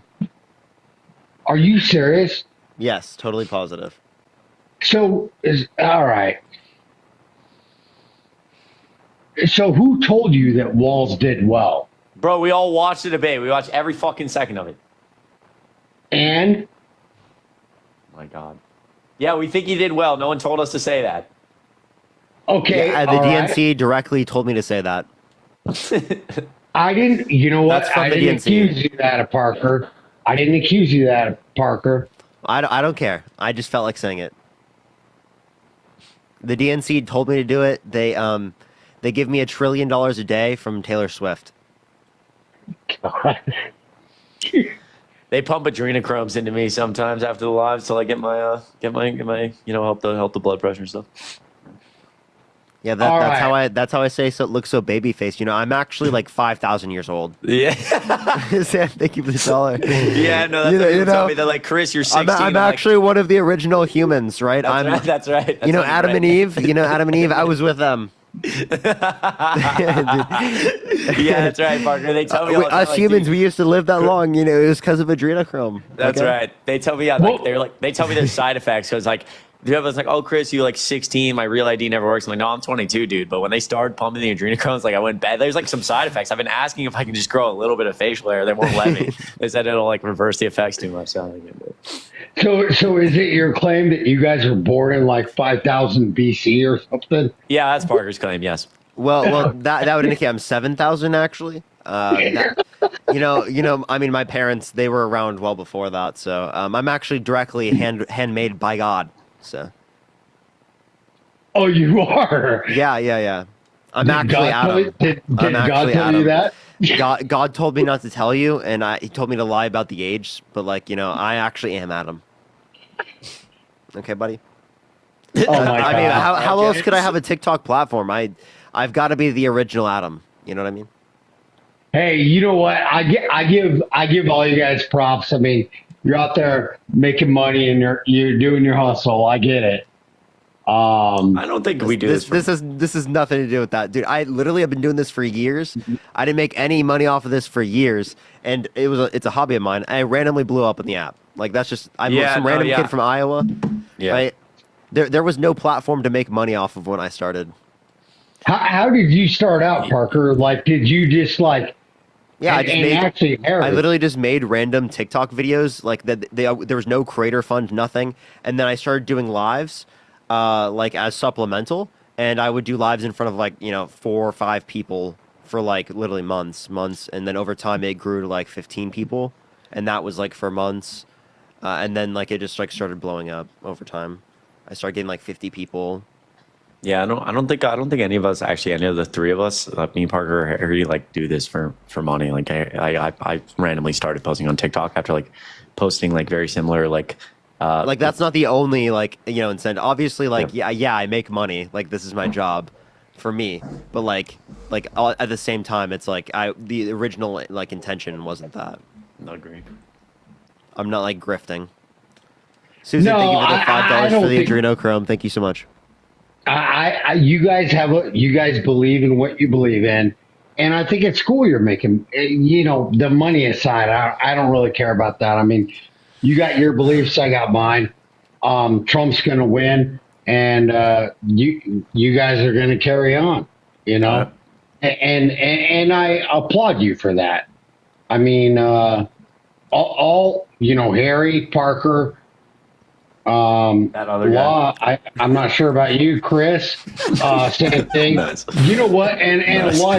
a lot of MAGA are I'm going to be. the other guy. They call me the car guy. Sometimes in podcasts, they'll be like, "You guys hear about that Harry Sisson guy?" And then it'll like be a conversation. They'll be like, "Yeah, and that dude in the car." I'm like, "All right, yeah, that's fair." All right, Dude in the car. That's literally You should what make that your bio. The dude They in the car. literally called me that fucking. What was it? Oh, fucking Hassan Piker, dude. He's talked about me like twice. It's always like, oh yeah, Harry, and they watch a video of me. There's something. Somehow Harry's name gets brought up. It's like Harry and the car guy. God damn it, man. Chris is known as the car guy. That's right. It's fine. You should have recorded that and posted that. Honestly, that's kind of funny. I think it's funny. Yeah, it's a good time. And then I see Hassan in Chicago at the DNC. I like wave to him. Has no idea who I am. Literally no idea. I'm like, all right, champ. Appreciate you. Hey, I just want to tell you guys, you guys are doing good. Thanks, like I said, yeah, no problem. I mean, I'm completely politically opposed to you, but keep it up. I mean, dialogue is good. You know what they say about dialogue, Gravel? What do they say? Parker, educate me. All right, yo, Gravel, I appreciate you a lot, man. Like, seriously. We'll go ahead and cycle someone else up here. Gravel, I do appreciate you a lot. Like, seriously, you're a kind dude. We'll go ahead and cycle someone else. If there's a Trump supporter in the chat, actually would like to talk. I know it's 2:30 away. Okay. Getting late here. Gravel, I'll leave you with one piece of advice, man. Everyone has a lot of problems until they have one problem, a health problem. Don't forget it, man. Take care of your body. I treat my body Absolutely. some people say treat your body like a temple. I treat my body like a circus. It's a better way to live. Go ahead, I always do, man. I always do, Chris. I work out every day. My name's Parker. Oh, sorry. It was. No, it's all good. It's all good. Continue. You work out every day. No, every day. That's good. Every day. Yeah. So Yep. you guys too. Thank you, Harry, for having me up. Absolutely. We will always be politically opposed, but you know what? At least we can laugh a little bit. That's right. It's not that bad. That's right, Gravel. You know. Be safe right, and guys. take care of yourself. All right, man. All right, Thanks. Have you a guys good take one. care. All right, You man. too. Peace. Bye. Yo, Elisa, thank you for the $5 kitty food. Simba, thanks you. Trisha, thank you for the $5. Cat/dog people are hot. Well, Chris is neither. So just remember that. All right, I have a couple. I have a couple That's dogs. just two not cats true. as well. Blake, thank you All for the right. $8. Yo, by the way, altogether. when, And you know, you guys Devon, don't thank you know for the that, right? $1. Chris, can you Just- shut the fuck up? Harry's Can you never shut the cleaned his fuck up? bathroom in his apartment. Christina, thank you for the $25, saying you're awesome. Continue to teach. Thank you, Christina. Thank you for being here. I always appreciate the support. You Harry's are amazing. never We cleaned the love you. inside of his toilet bowl. Trust me, I went to his apartment. one time. Crazy. Yep. I was Exposed, Chris, yo. Chris is on day 28 of the no shower, no brushing teeth challenge. It's gross. Don't go near him. It's a It smells legitimate really challenge. bad. It's a You legitimate should have seen how bad Yo, his Tanner, hotel thanks so room much smelled. for $1.11 on Venmo. Means a lot. Do your chain hang low and do it wobble to and fro. David with $150. Damn, yo, W. Oh David. my God. Huge W. Yo, Bullshit, David. W's for David in the comment section. I'll make sure to do that, David. Thank you so much. I appreciate the $150. Let's get some W's for David in the comment section right now. Yeah, dude, huge W's. I got $5 from a David. I don't know if it's the same David, but I appreciate Maybe it. it is. equally as Tremendous, much. Thank David. you. Huge W's, tremendous. Huge W's in the chat for David. Casey, thank you so much for $5 on Venmo. Keep educating little brother. So proud of you guys. Casey, I appreciate you so much. Yeah, You're little bro, you incredible. got this, bro. Really goes a long. What, bro? I was just saying, you got this, little bro. Like, keep educating, little bro. All right, bro.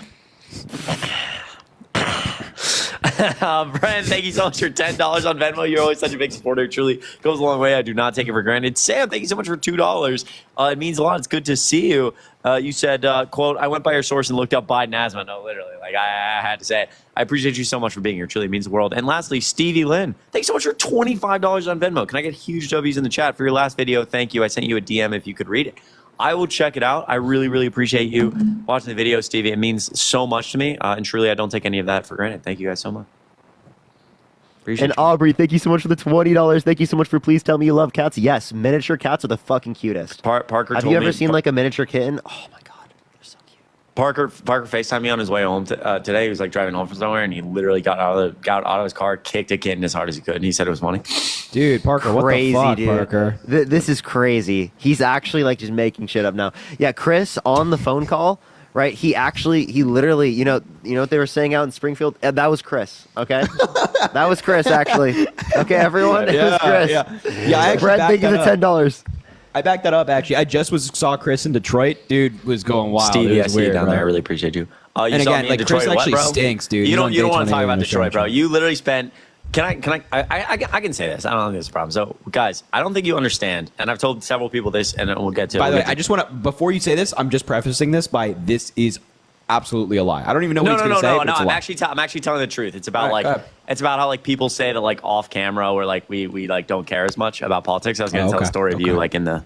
Oh yeah, in the- okay, this is true. Yeah. This is true. Go for it. So I don't even think they could say that about me. My entire life's politics. Yeah, It's actually no, kind of crazy. Literally, people are like how much like I always contest that Harry and I like care so much this election. We're in a bar in Detroit. It's like Friday night. It's like nearing 1 a.m. Okay, Harry and I have had drinks. I'll leave it at that. Some girl comes up and says, Terry, I've seen you on social media. He says, oh, thank you so much. She says, I'm a conservative. I'm voting for Trump. I think Obama was not born in this country. I kid you not. This dude, Harry, 1 a.m. on a Friday, having drinks at a bar, packed. He debated this girl for over 30 minutes. I would do the same thing, He bro. relentlessly tried to change this girl's mind. At the end, I had to pull him away because I was like, Harry, it's almost 2:30 and we have to be awake in the morning, bro. Gotta go home. But you gotta respect the hustle up here, man. We do care. We do care. That is like the most fun thing to do at a bar. That is like bar No, moment. literally, You know, that's just what I'm saying. go get to Dude, debate. Obama's a U.S. citizen. I'm like, dude, listen, I respect the hustle, Harry, but we gotta go home, bro. All right, anyway, why are you for Trump? Yo, good leader, great morals, great character. Wait, great morals? Are you trolling? How old are you? I'm 20. Okay, go ahead. Wait, Yeah, no, okay, I so mean, sexual abuse, is that like good morals? What are you talking about? Cheating on every single one of his wives. The last one, the corn star, where his wife was pregnant. Is that good morals? Yeah, can I like see a source for this? Wow. Yeah. Okay, so do you remember like him cheating with Stormy Daniels? How that was like in the court case, right? For falsification of business records. You're not familiar with it? Do you know who Stormy Daniels is? Corn Star. Yeah, you've never heard her name before in the news in regards I've to heard Trump? the name, haven't heard it around Trump. Wow. What? What? Wait, what? Wow. Wait. Just from like your internet history or what? Yeah, wait. Yeah. Nah, dude. I opened up my dad's phone one time. Bro. This guy's trolling, bro. This guy's trolling. No, I'm not. I swear. But I did not hear about the Stormy Daniels. Yeah, dude, thing. he was guilty of 34 felonies for falsifying business records in the first degree related around him paying hush money to Stormy Daniels, $200,000, and also like he was found liable in a court for sexual abuse and defamation. Okay. Can I I get you, but can I like see a source of this? Because basically, I come from a conservative family. Hold on. I come from a conservative family, dude, and like we're all in MAGA 2024. Like, okay, a source for what though? Exactly. For Trump libel essay, look up AP News. Look up Trump libel essay AP News. Right, that's probably the most important thing there. And then as it relates to like the affairs, well, you just relate to like obviously like the records of his wives indicating that. And here's a Politico article on that, by the way. And then also look up like him, like you might want to invert it so we can see it. Oh yeah, here. He was found liable. If you look up Trump defamation, he was found liable twice for defaming the woman that he sexually abused. What the fuck? Yeah, no, he's like a really horrible guy. Yeah, actually. it was a unanimous I'm not, decision like, of 9 informed people. on the politics, dude. I just grew up in a very conservative family, and dude, I didn't know about this. What the fuck? Yeah, it's actually like really fucked up. Yeah, he also it's my first time voting too. He was found liable for defamation because he went on his own social media site like 30 plus times a night and talked about how she was ugly, disgusting, gross after he was accused. And then like recently like was at a press conference like in the last like 2 weeks at a press conference talking about it. Another woman has accused him of sexual abuse, and he said, quote, and I can pull up the video. This was like less than 2 weeks ago. He said, quote, they're gonna get mad at me when I say this. But it's the truth. I would not have done it because, quote, she would not have been the chosen one. And there's the court. Lava Wild. It's actually showing you the court documents. Yeah, here. Let me see that. So look at number 2, line number 2 specifically. And then we'll explain the difference between 1 and 2 because 1 kind of makes it confusing for some people, but it actually is grape. The judge indicated that. Yeah. It's just under New York law at that time, it was defined as it only could be like a male member and a female member, but she didn't know specifically whether or not it was a male member or not a male member. Sorry, a male member or like his fingers or both. So like it didn't meet the criteria under the definition at that time, but right now under the law it does meet that criteria for grape, and also for all of us it would. Like if you forcefully penetrate someone's vagina against their will, I think everyone would consider that like grape. Right. Yeah. What the fuck? Yeah. He also said he would date a 10-year-old girl and like bragged about walking in on minors changing when he owed beauty pageants. So. Yeah, that's pretty fucked. I guess my whole thing was like just how the country was. Yeah, we can talk about that as well because there's still no reason to vote for Donald Trump. Dude, I'm kind of freaking triggered right now about my parents. Yeah, no, we got you on that. And then also I have a degree in economics as it relates to like the economic policy. Trump's economic policy would be devastating for the middle class of this country. He wants like 10 to 20% universal tariffs that will cause prices to go up for goods coming to this country. Tariff is a tax on an import into the country. And if you increase that, that causes the prices for consumers to go up. So middle class Americans will pay more, whereas tax cuts will be mainly for people who are rich. So if you're under the Kamala Harris plan, if you make under $400,000 a year, you will not have any increase in taxes. On the Trump plan, you will have increase in taxes because of the tariffs. Dude, yeah, dang it. But see, here's the problem. Like, I live with my parents right now, and I feel like if I vote like Kamala, dude, they will be so freaking pissed. Like, you don't have to tell them. You don't have to tell them. Just like here's the thing. Nobody will ever know. I won't know. Parker won't know. Law won't know. Chris won't know. When you're voting, it's private. Nobody will see your vote.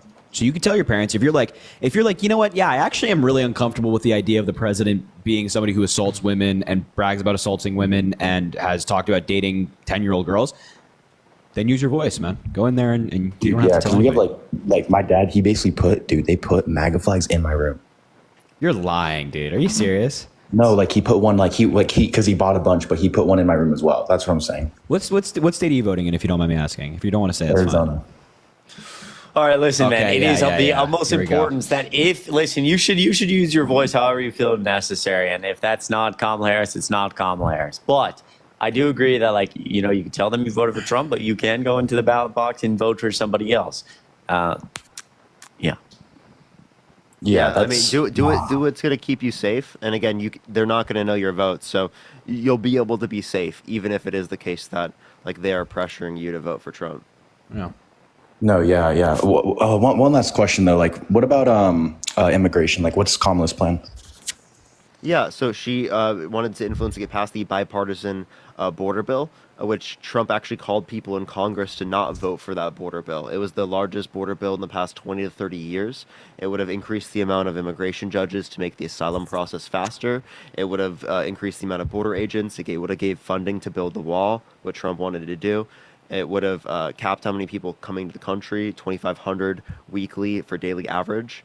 For a week, and then 5,000 in one day would allow them to shut down the border. So that's what the border policy would do, and it's something that conservatives wanted. And the only reason it didn't get through is because Trump called people in Congress to not vote for the bill. Okay. Shit. And I'd also argue that, again, a lot of people talk about immigration. Yeah, we have seen an increase in the quantity of people over the last 4 years. It is important to note that right now border crossings are they're 54% lower than they were at all-time highs. They're also lower right now than they were at certain points under the Trump administration. Yeah. But at the times they were higher, I certainly argue that we see similar removal percentages. Joe Biden removed roughly the same amount of people from the country that Donald Trump did. There's just a higher quantity of people, and most people would argue that border, there was just a overwhelming amount of actual individuals at the border, not that any real policy changed. And a lot of the reason there was many people at the border would be things like COVID and people leaving their countries that were ravished from inflation. Yeah. Okay. Yeah. No, that makes a lot of sense. I'll definitely do some research because I know one of the things that bother me too is because obviously I do think, I got to say this quietly too, I do think that Biden won 2020. But my parents still be if I even admit that she won, they'll be well, what the heck? And it just causes an argument, if you know what I mean. Are you serious? Dude. Sorry, I'm sorry about that, Hey, man. That's a lot of pressure. Yeah. One last thing. Hey, Dad. I'm voting Kamala. And Parker's my new daddy. God damn it, man. Stevie, thank you so much for the $20 on Cash App. Thank you so much. And Camille with the $35 on Venmo. Thank you so much, Camille. And Sam, thank you for the $1. They said this guy can't be real. You were right. Yeah, I kind of had my suspicions this time. Yeah, I had my suspicions as well. I mean, but yeah, honestly, you've never had any suspicions ever in your life, dude. Yeah, can you shut the hell up? No, it was good. It was good. You to keep going. You remember when you sent? Do you ever shut the fuck up? Chris? You remember when you got that link? You told me this 3 days ago. You got a link that there was I can't really say it on live, but there was apparently attractive women in your area 3 miles away, and you sent them your credit card Here's information. the actual funny. It's obviously Chris is joking. That's Here's the crazy. funny thing. When Chris was 13. And he told me the story. He's the about other to day. say something that applies to himself. I know he is. Bro, you just told me the story on the phone the other day. All right, go ahead. When Yep, go Chris ahead. was when Chris was 13, Yeah. he got one of those ads where it was woman in your area wants to meet up. She's 0.5 miles away. Yeah. And then he clicked on the website and he actually put in all of his information. That's He right. put in all of his information. No, I and then he didn't, goes, bro. and he says, "Well, it never happened." Of course it didn't. Well, anyway, just fun fact. He Right. Chris does a lot of projection where he will literally turn around stories and put it on the Guys, yo. Anyway, Stevie, thank you for the Yo, Harry, $20. can you shut up Excuse for a me, second? Chris. Excuse me, Chris. You're getting muted now. What a terrible thing. Stevie, thank you for the $20. Keep being amazing. Stevie, I appreciate you so much. Thank you for being here. You're amazing. I hope you know that. And Casey, thank you for the $10. If you get anti-abortion MAGA there, please let me up. I'm in the box. Love you all for you guys are fighting for. Thank you, Casey. I appreciate you for sure. Bren, thank you for the $10 for helping those in need. And Izel, thank you for the $2. You are awesome. This is actually gonna semi-relate, even though you guys are gonna think it's funny. But excuse me, it's been Harry. We smashed plates over this. No lie, part of Donald Trump Project 2025. A lot of Trump's plan is more just general control over things, and part of Project 2025 is this idea behind banning corn websites. And I do want to point out that in states like Georgia, where I am, there are certain There are certain websites that used to be accessible, no longer. So I just want to point out, if you're down there voting, that might be something you want to. Chris, how'd you know that, bro? Wait, how'd you Don't know worry that, about that, bro. Chris? There might be. Don't worry about that, bro. There might be a voting What thing. websites, though? Excuse me. Don't worry about that. There might be a voting. That might be a reason to consider your vote. Why does the government have control over what you do in your free time? Like the party of small government seems like really big government when they're making these ridiculous laws around these sites. So I'm just saying it might be something to consider, especially if this is just a thing. What do you? Okay. Yeah, look, someone said Arkansas too, Kayla. I'm telling you, I get it. You live in the middle of Manhattan, so things are just fine for you, but not here. Thanks, man. Excuse me. You should say thank you, New York, for producing great presidents like FDR. Thank you. Thank you, New York. And then say thank you, New York, for giving this great country many electoral votes that help elect a Democratic president, Chris. If we didn't have New York, if New York went to the Republicans, the map would look a lot worse. Yeah, a lot worse, Chris. Dude, can I tell you something here? What's up, man? I don't know. I can know them. Yeah, why don't you shut the hell up, huh? Why don't you just stop talking? All right, can we get some? If you think like we're paid by DNC, or if you think join up right now, paid by the DNC, type in the chat. I do want to say, someone said in the chat said, is corn like illegal? WTF? No, there is like a lot more restrictions around like certain websites, especially like ID verification and like they're pushing more laws about like trying to like make like really strict like age requirements. And again, like part of Project 2025 just becomes like, again, just more executive authority around being able to like get rid of things like this that would normally have to be like bills passed through Congress. So yeah, and what happened was these websites stopped any IP addresses that come from those states. These websites will no longer allow the site to be visited because of the state's oppressive laws. Chris is an expert here. Oh my gosh. What's wrong? Wait, I was looking at the map. Honestly, like there is like a chance that there could be a tie. Oh yeah. Yeah, and then we're absolutely fucked. It goes to the House, and every state gets like one vote or something. Yeah, I think it's like Trump gets elected, and then I think Walz would be picked as a VP. Yeah, like that's if the fucked, entire Rust Belt goes red. Wisconsin, Michigan, Pennsylvania, and then they also get Nevada. But then we get North Carolina, Georgia, and Arizona. That is. I would argue that's not even the most likely tie. I think the most likely tie is we get Pennsylvania, Michigan, and Wisconsin, and then the district in Nebraska stays red, and they get Nevada, Arizona, and Georgia, and North Carolina. Excuse me, Georgia's not going red, buddy. Sorry about that. I know it's your biggest debates hope. go today, Chris? What's up? Yeah. Now, listen, I only talked to like a handful of people, but I did ask a lot of people passing by, who are you voting for? Kamala Harris. I said, I love you, and you can go rewatch the live. You can see. And now me they're voting for Trump because they saw him. Connor, why are you MAGA? I'm gonna be honest. So I'm actually not MAGA, but I was in the live a couple months ago, and I don't know if you.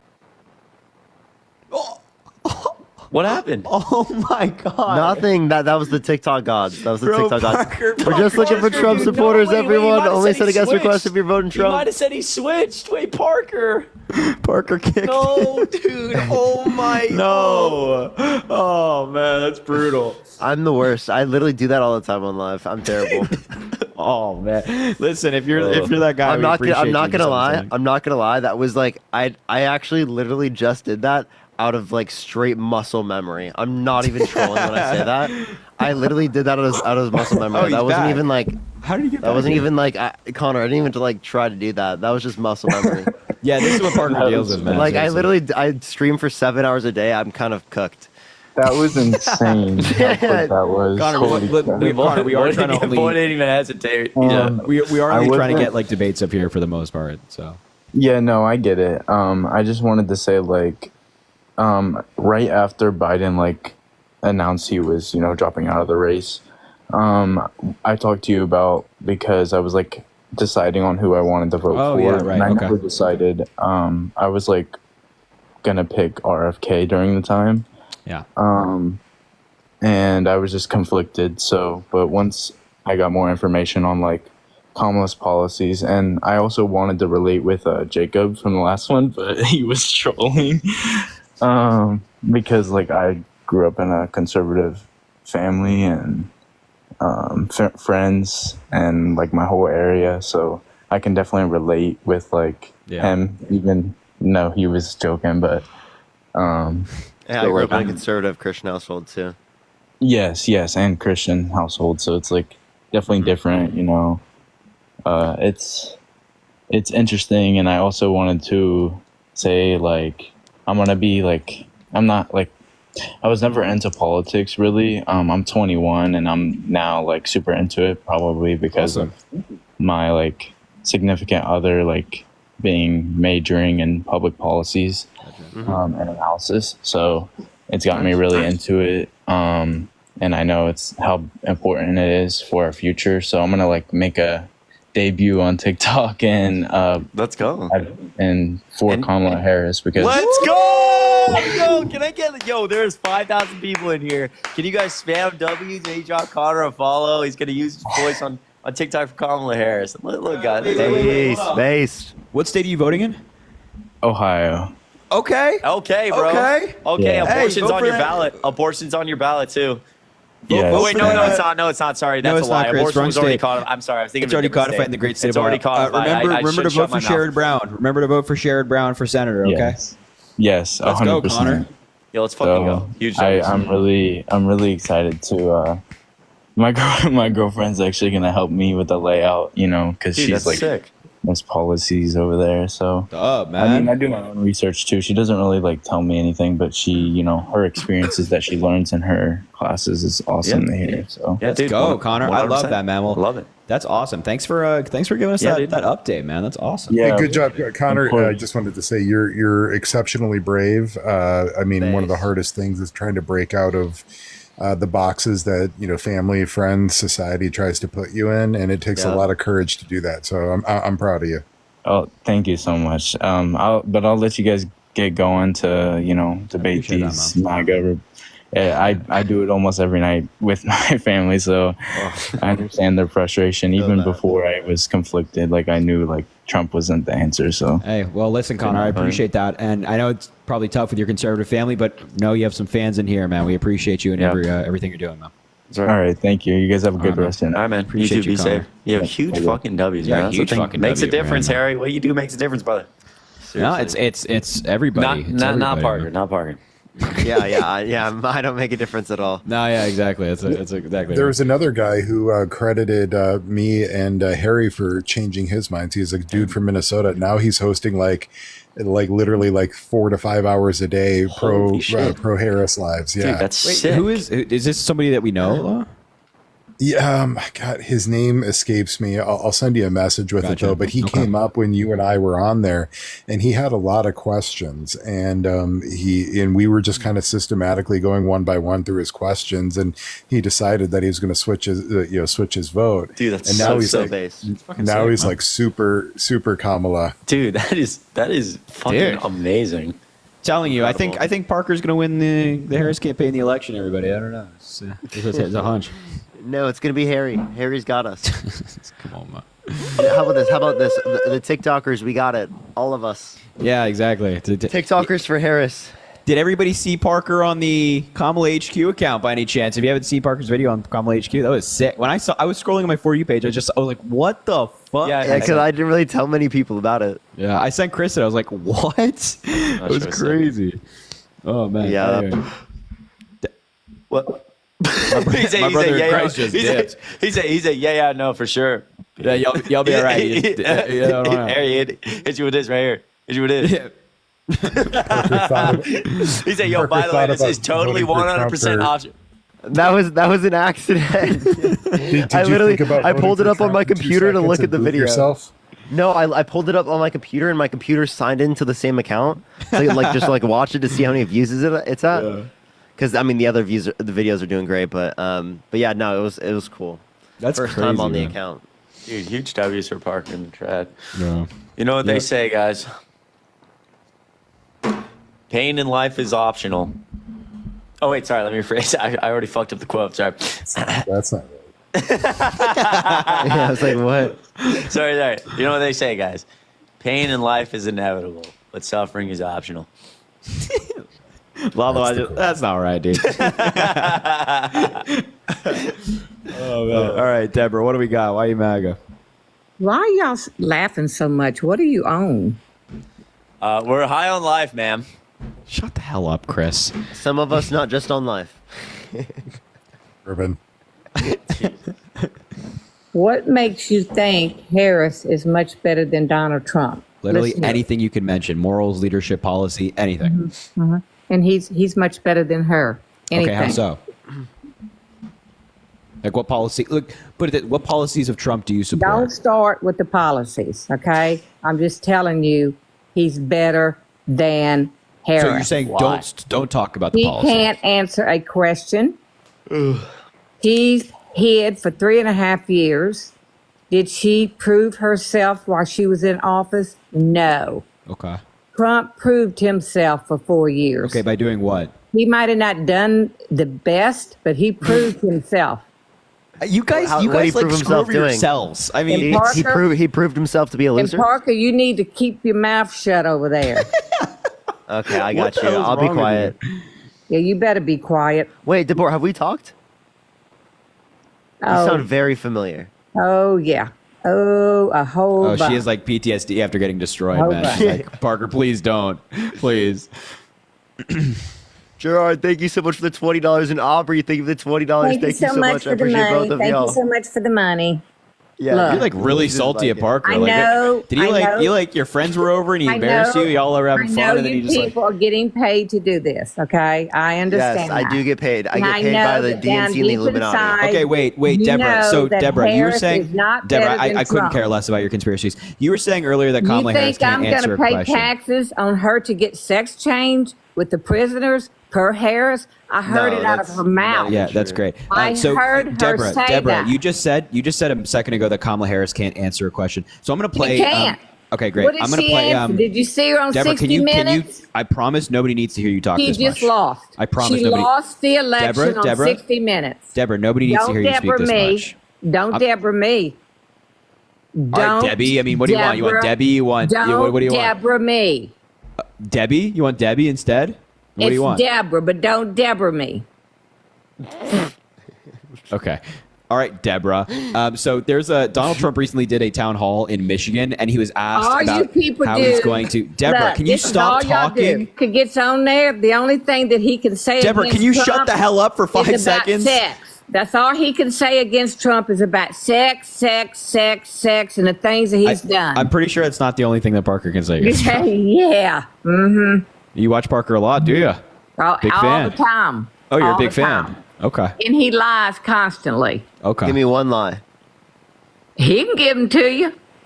Just one lie. Sam, thank you for the $2. Thank you so much for keeping my Thank mouth you, shut. Trisha, for the $1. This is from Deborah. Deborah, you just send me money. Oh, I ain't sending you shit. I think it was from Deborah. But I also tell think it you was from what, Deborah. I refuse to pay taxes to give All right. So to the illegals coming into our country when people What here federal need it. policy I is going to refuse attack no. immigrants? Let her not pay it. taxes. Let her not pay I taxes and see what refuse happens. to live in a communist country. A communist? Can you define communism? No, you defined it for me, Parker. I've defined it on my live a million times. Give me the Yeah, definition well, of go communism. ahead and define it again because that's what we're headed for. Okay, because you clearly don't know it's something.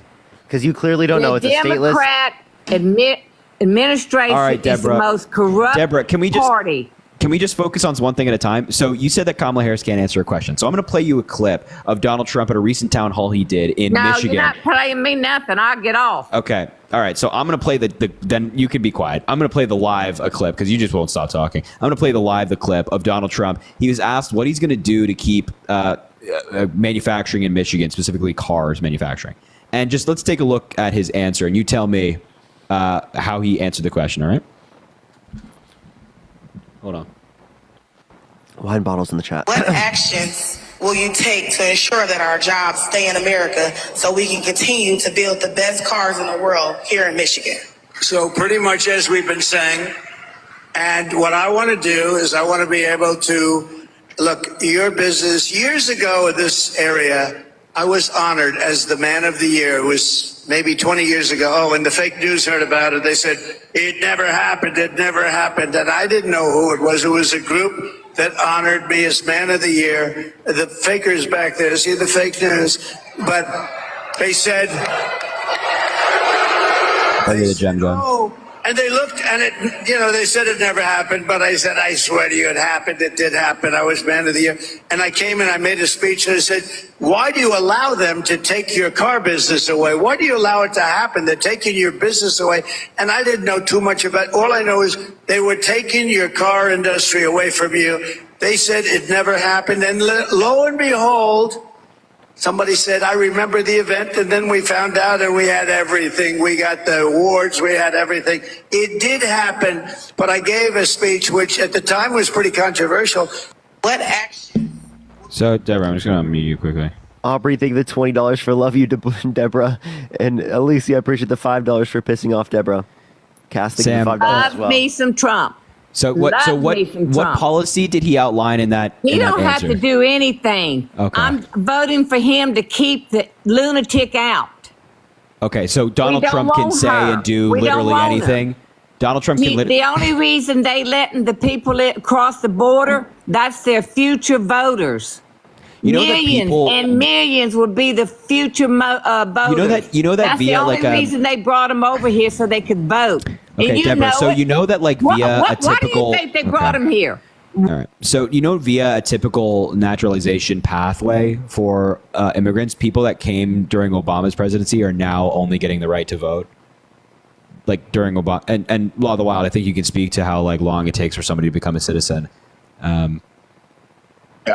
So after you're granted residency in the United States, you've got, and that's a journey in and of itself. If you're here on an asylum claim, it'll take you 4 to 8 years even to get granted residency, and then from there it's a minimum of 5 years to get your citizenship, and that's if you apply for it. You have to study for the test, you have to take the test, pass the test, all that stuff. So takes a long time. So Deborah, I don't think a good strategy is like getting in people now to vote in like 15 years, 20 years.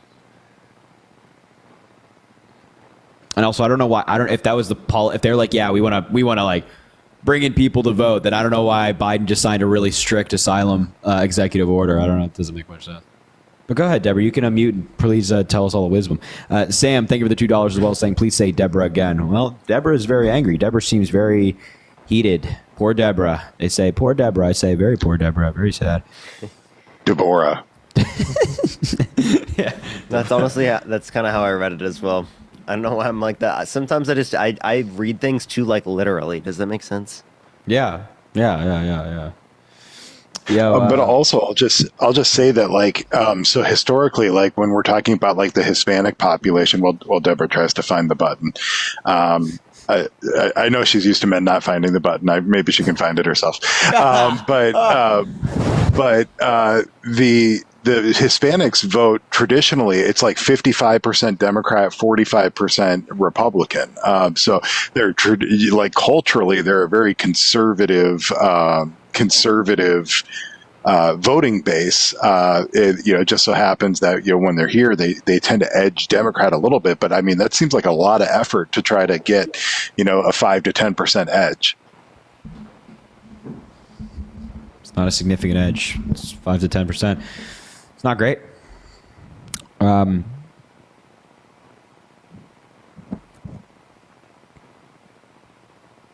Yeah. Any comment, Deborah? Or? No, I'm here. Just any comment on what was just said? Any chance?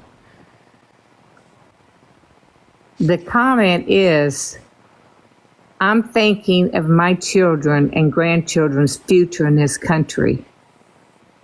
Great, you're voting for Kamala Harris. And Awesome. that's why you don't believe in climate change and you don't want to do anything about climate change, right? I wouldn't vote for her if I was on a dying bed. Let me ask you this: would you, if Putin was She's the a Republican, lunatic. if Putin was the Republican nominee for and we don't president, would believe you in rather climate. vote for? Would you rather vote for Kamala it Harris or don't matter Putin? what you say or what you do. I'm voting for Trump. Deborah, Wait, And he's going in. Deborah, Kamala Harris or promise you. Putin?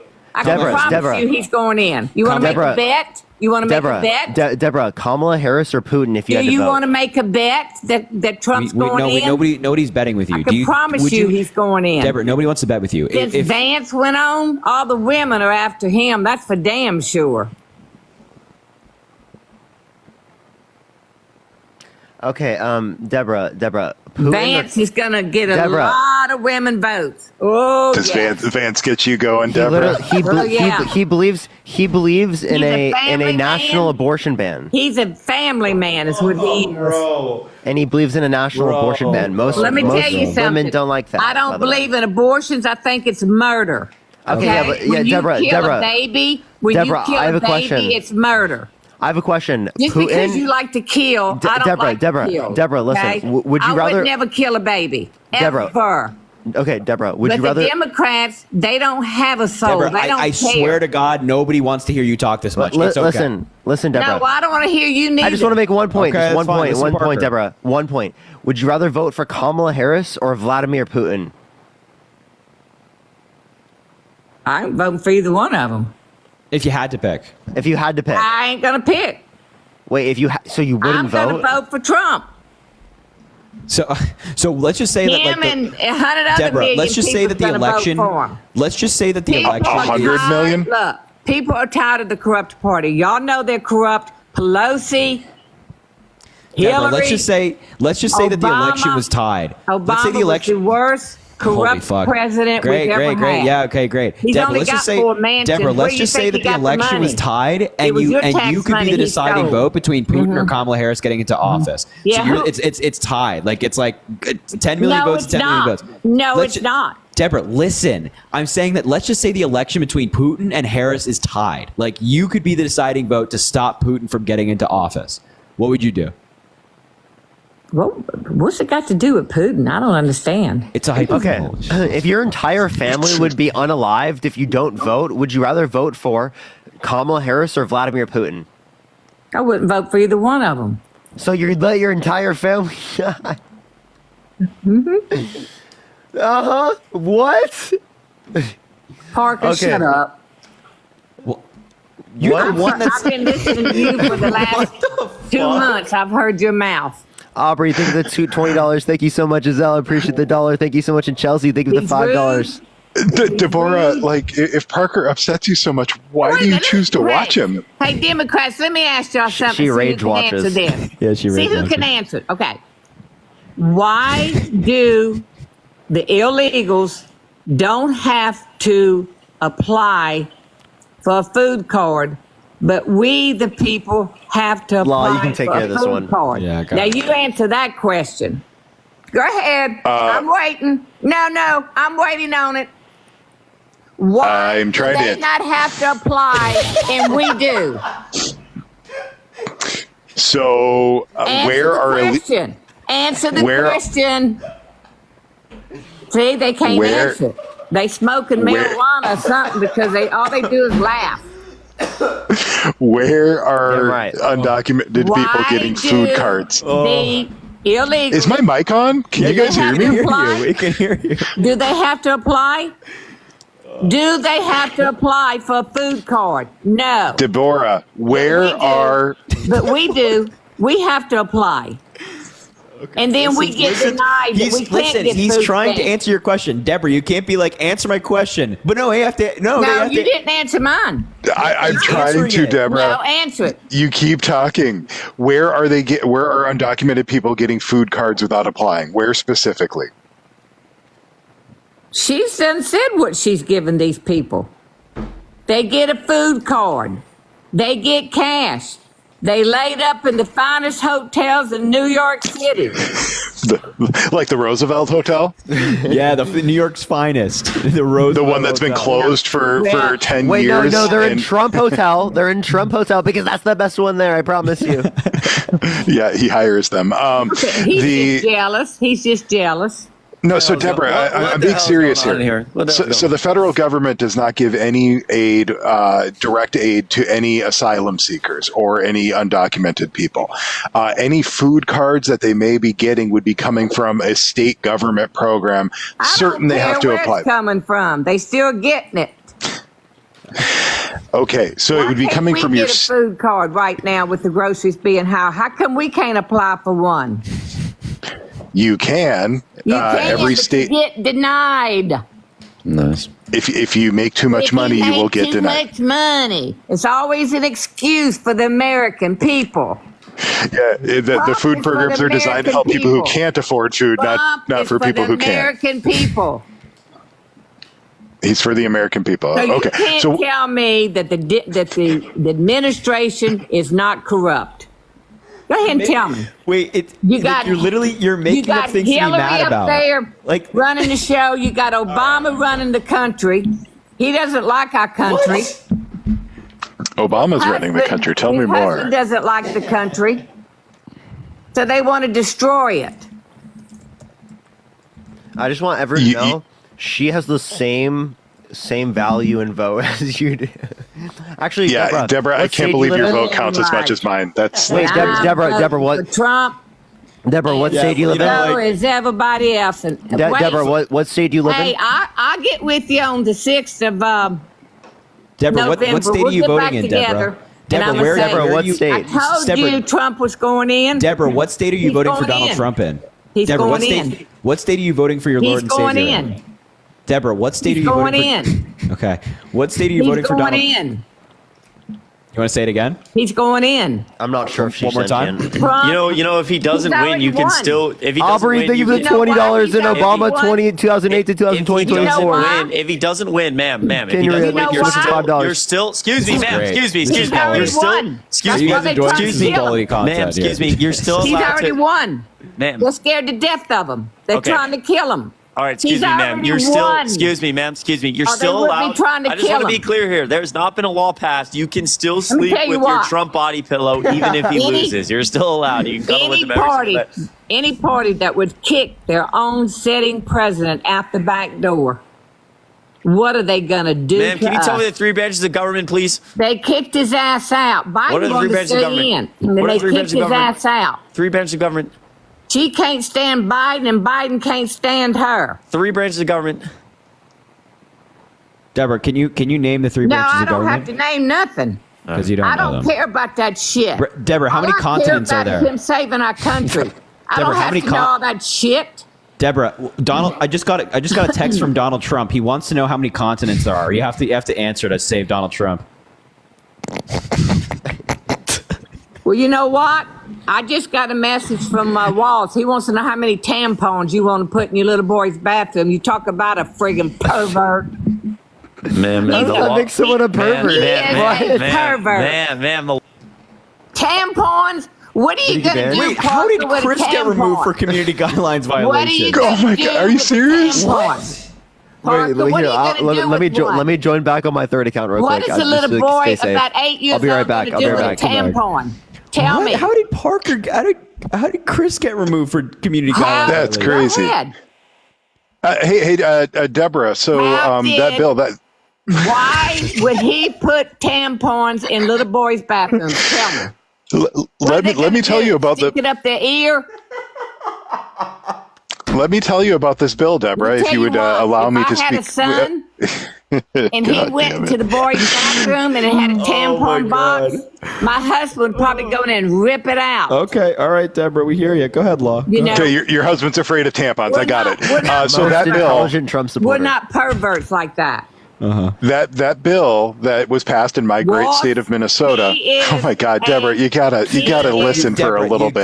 He's gotta a take pervert. If you ask a question, Anybody you that have would to. take tampons and put Are your in the hearing boys' aids in, Deborah? Do I need to is talk louder? unthinkable. Now you can sit there and say all you want. Deborah, you have And to take a then breather. she wants to let the prisoners vote. Is she a Deborah. lunatic or what? She Deborah. wants the prisoners to vote. I think she has turned the volume all the way down on her phone, and she can't hear us, and she's just talking. I got it.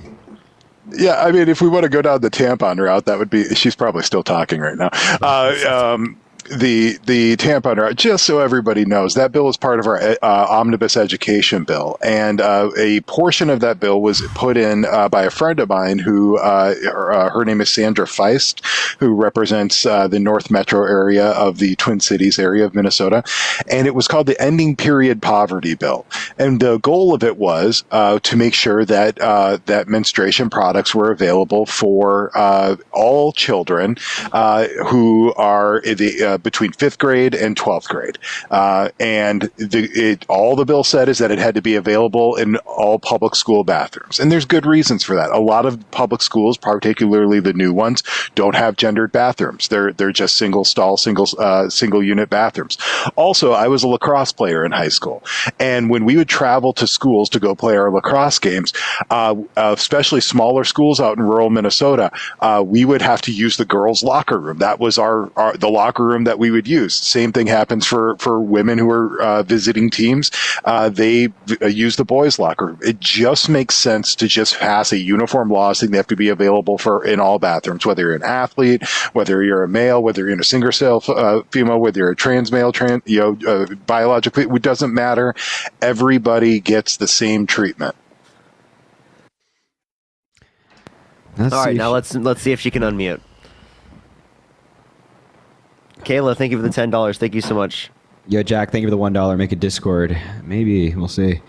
And Kate, thank you for the $5 as well. JD Vance makes me drier than the Sahara Desert. Oh man. Recently, there's been like floods there.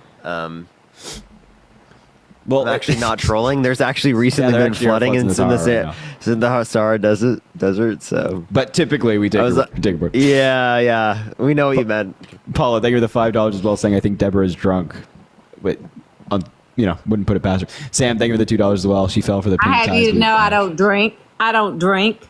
That's so y'all cap. drinking. Y'all That's want cap. to giggling, acting silly like 2-year-olds. That's what you think. It's funny it's us that who are immature. You think it's funny that our country's going under? You think it's funny? No, we think it's It funny ain't that you're like funny. insane and not engaging in conversation. It with ain't us. funny at all. Yeah. I don't have no income except myself. Yes, My Jack, it husband does. died 13 years ago, and Sorry I to hear can't that. afford I'm the sorry to hear damn that. groceries when I go to the store. Yeah, We that's want not, your grocery that's going to be prices even to be worse with Pick Trump. and choose to shit that I Just can to be get. clear here, Deborah, By the way, the tariffs are going to make it better. Yeah. Yeah, Deborah, Yeah, we the want your illegals life are to be eating better. better than I am. You can Deborah, book it. we want you having access to food programs if you need it. We want you having access to benefits if you need it. Even you're up here screaming at us, telling us that we're the Satan reincarnated. My We want husband your life was to be sick better. one time, and I tried to get food stamps, and they wouldn't give them to me. And we want didn't food have stamps to no be income expanded. coming And in. that's why, Deborah, that's why you shouldn't No, vote for Donald because I Trump, wasn't because the Donald right Trump tried color. to cut funding for food I stamps wasn't during the his right presidency. person to get them. The Deborah, taxpayers that's don't not get Whoa. Did you just say you weren't the right taxpayers color? don't Yeah, that's get like, what the fuck is anything. that? All right, Deborah, Deborah, just get the hell out of my life. That's Come so back. insane. Fucking racist. What a weirdo. That was like honestly one of like the most insane people I've ever talked to. I don't remember people like that, but that's so crazy. That's so crazy. I don't even think she went off the deep end like that on my live. I don't think she took a breath. Yeah. She kept going. literally was talking the whole time. Just screaming her face off. But I do actually have some good news. Gerard, thank you for the $60, my man. Love your lives. Keep it up. Please send $20 to Law if you can. I think that's everyone. JK Chris also, thank you. You're a wizard. I appreciate that. Yeah, absolutely. Thank you, my man, for the $60. We'll send both to Chris and Law. That's very kind. And it goes to a good cause, especially with Law. So, Law, yours is just Law of the Wild on Venmo? Venmo, yeah. Law OT Wild, I think it is. Law OT. Aubrey, thank you for the $20. Thank you so much. And it wasn't me. Thank you for the $5. This one? It's always good to see you. Yes, that's me. Okay. Thank you very much. Appreciate it. And Trisha, thank you for the $1 from Deborah. I appreciate that. Can you make sure that you got this, Law? I'm checking now. Harry paid me $20. Thank you very much. Appreciate you. Perfect. And Alex, thank you for the $2, and Trisha, thank you for the $1. And let me send to Chris as well. Tammy, thank you for the 10. You guys, we've covered like 3 or 4 booking fees tonight for unhoused people. So I appreciate that. Awesome. Based. Well, I think I'm gonna call Get it off there. here I for think. Yeah, it is good. Yeah, Deborah was a great ending note. Yeah, geez. How did Chris get banned? Like, actually, like, what did he Dude, get he texted me. He got banned for a week. A week. What did he did nothing? He literally wasn't doing it. He was sitting there quiet for the majority of the time while Deborah was yapping her face off. Maybe Deborah maybe doesn't it get was a banned, ban but- from earlier in the day, from like when he was doing streams earlier where he was doing like Maybe. talking to people in person. So maybe something they said. I don't know. That's crazy.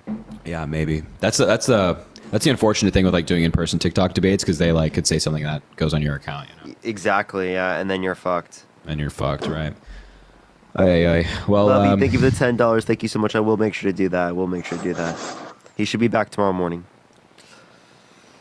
yeah. Well, anyway, gentlemen, thank you guys for both coming up. I appreciate you guys. All right. Good seeing everyone. Thank you, Harry. Have a good night. Pleasure y'all. as always. Peace out. Peace out. Take care, Parker.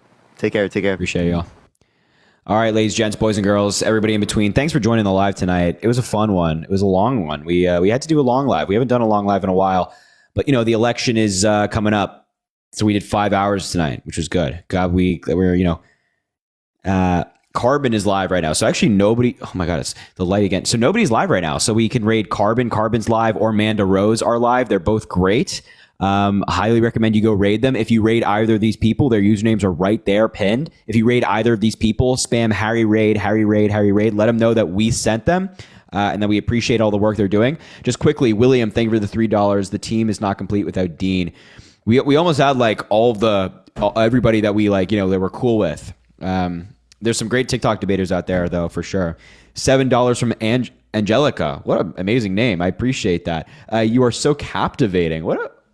Damn, Angelica, I appreciate that. Ask Parker to say Deborah. I should have done that. I apologize. Justin, thank you for the $10. Free tampons for all. Gen X for Kamala. Hell yeah, Justin.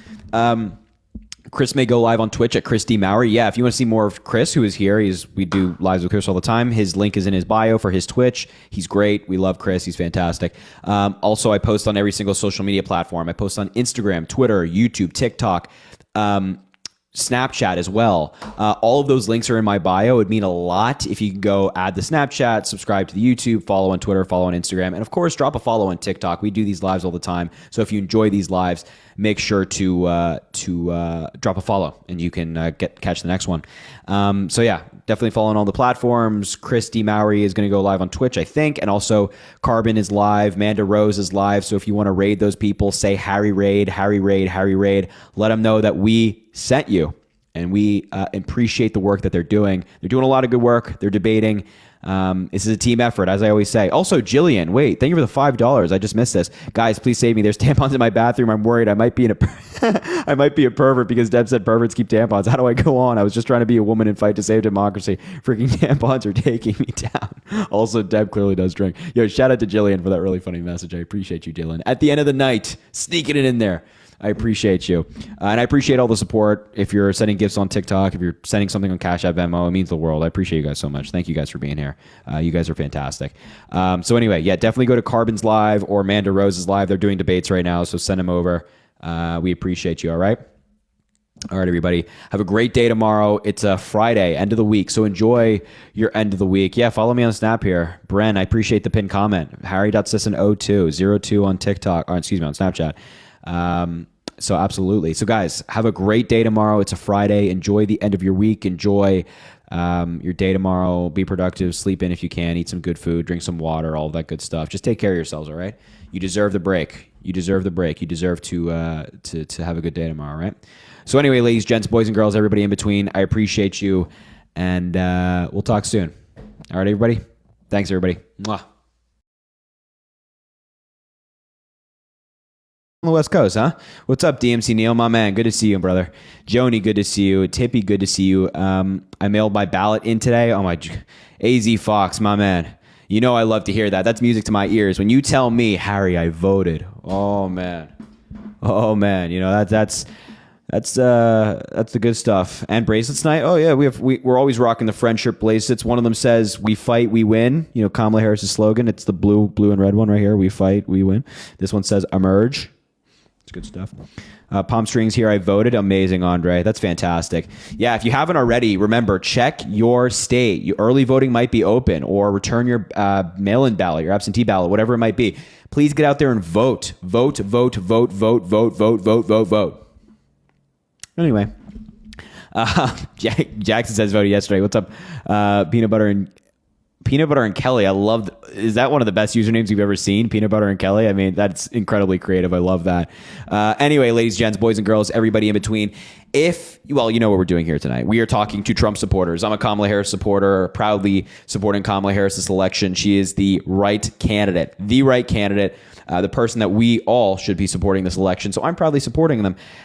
But unfortunately, there are people out there supporting Donald Trump, if you can even believe it. I still, to myself, ask, how is this possible every single day? How is it possible that somebody's voting for Donald Trump? But they are. They are. So we're going to find out why. If you are MAGA, make sure to request up. You can either request up in the box and I will bring you up and we can talk, or you can just type MAGA in the chat and you can come up and we can have a conversation and you can tell me and the beautiful people watching at home why you are MAGA. But before we get right into that, make sure to double tap the screen. Let's try to get to 100,000 likes. You double tapping the screen boosts the live, sends it out to more people, sends it out to more Trump supporters, allowing for more conversation. So do me a favor, double tap the screen, and there should be like a little pink bar that comes up. Try to fill that bar maybe once, maybe twice, and that helps boost the live. Of course, spam those shares down there. Drop a follow if you haven't already. We do these lives all the time. And as always, the Venmo and the Cash App are in the link in the bio all the way at the bottom if you want to support the live. But of course, that's optional. Come on now. You know that. There's no pressure to do any of that. All right. If you are MAGA, let me know in the chat. We're going to bring somebody up now. We're getting right into this, ladies, gents, boys, and girls. If you are MAGA, type in the chat MAGA or Trump 2024 or request up in the box, and we'll get you up here and we can talk to you. And you can tell me why on earth you're MAGA. And we'll just go from there.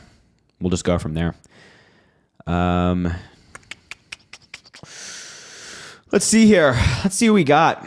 Let's see who's making some noise tonight. Who's making some noise tonight wants to come up. Let's find somebody. Again, impossible to understand how there are folks who are MAGA, but I digress. There are.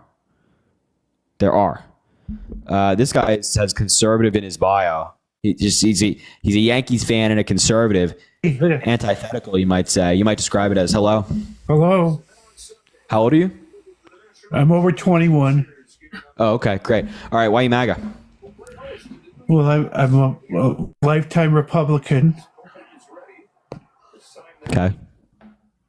Oh, he left. Oh, let's bring up this guy, Matt Watson. He's spamming Trump in the chat. Like he just put a bunch of red hearts. So I wonder who he's supporting. I don't know. It's up in the air. I might describe it as. Let's bring up this guy right here.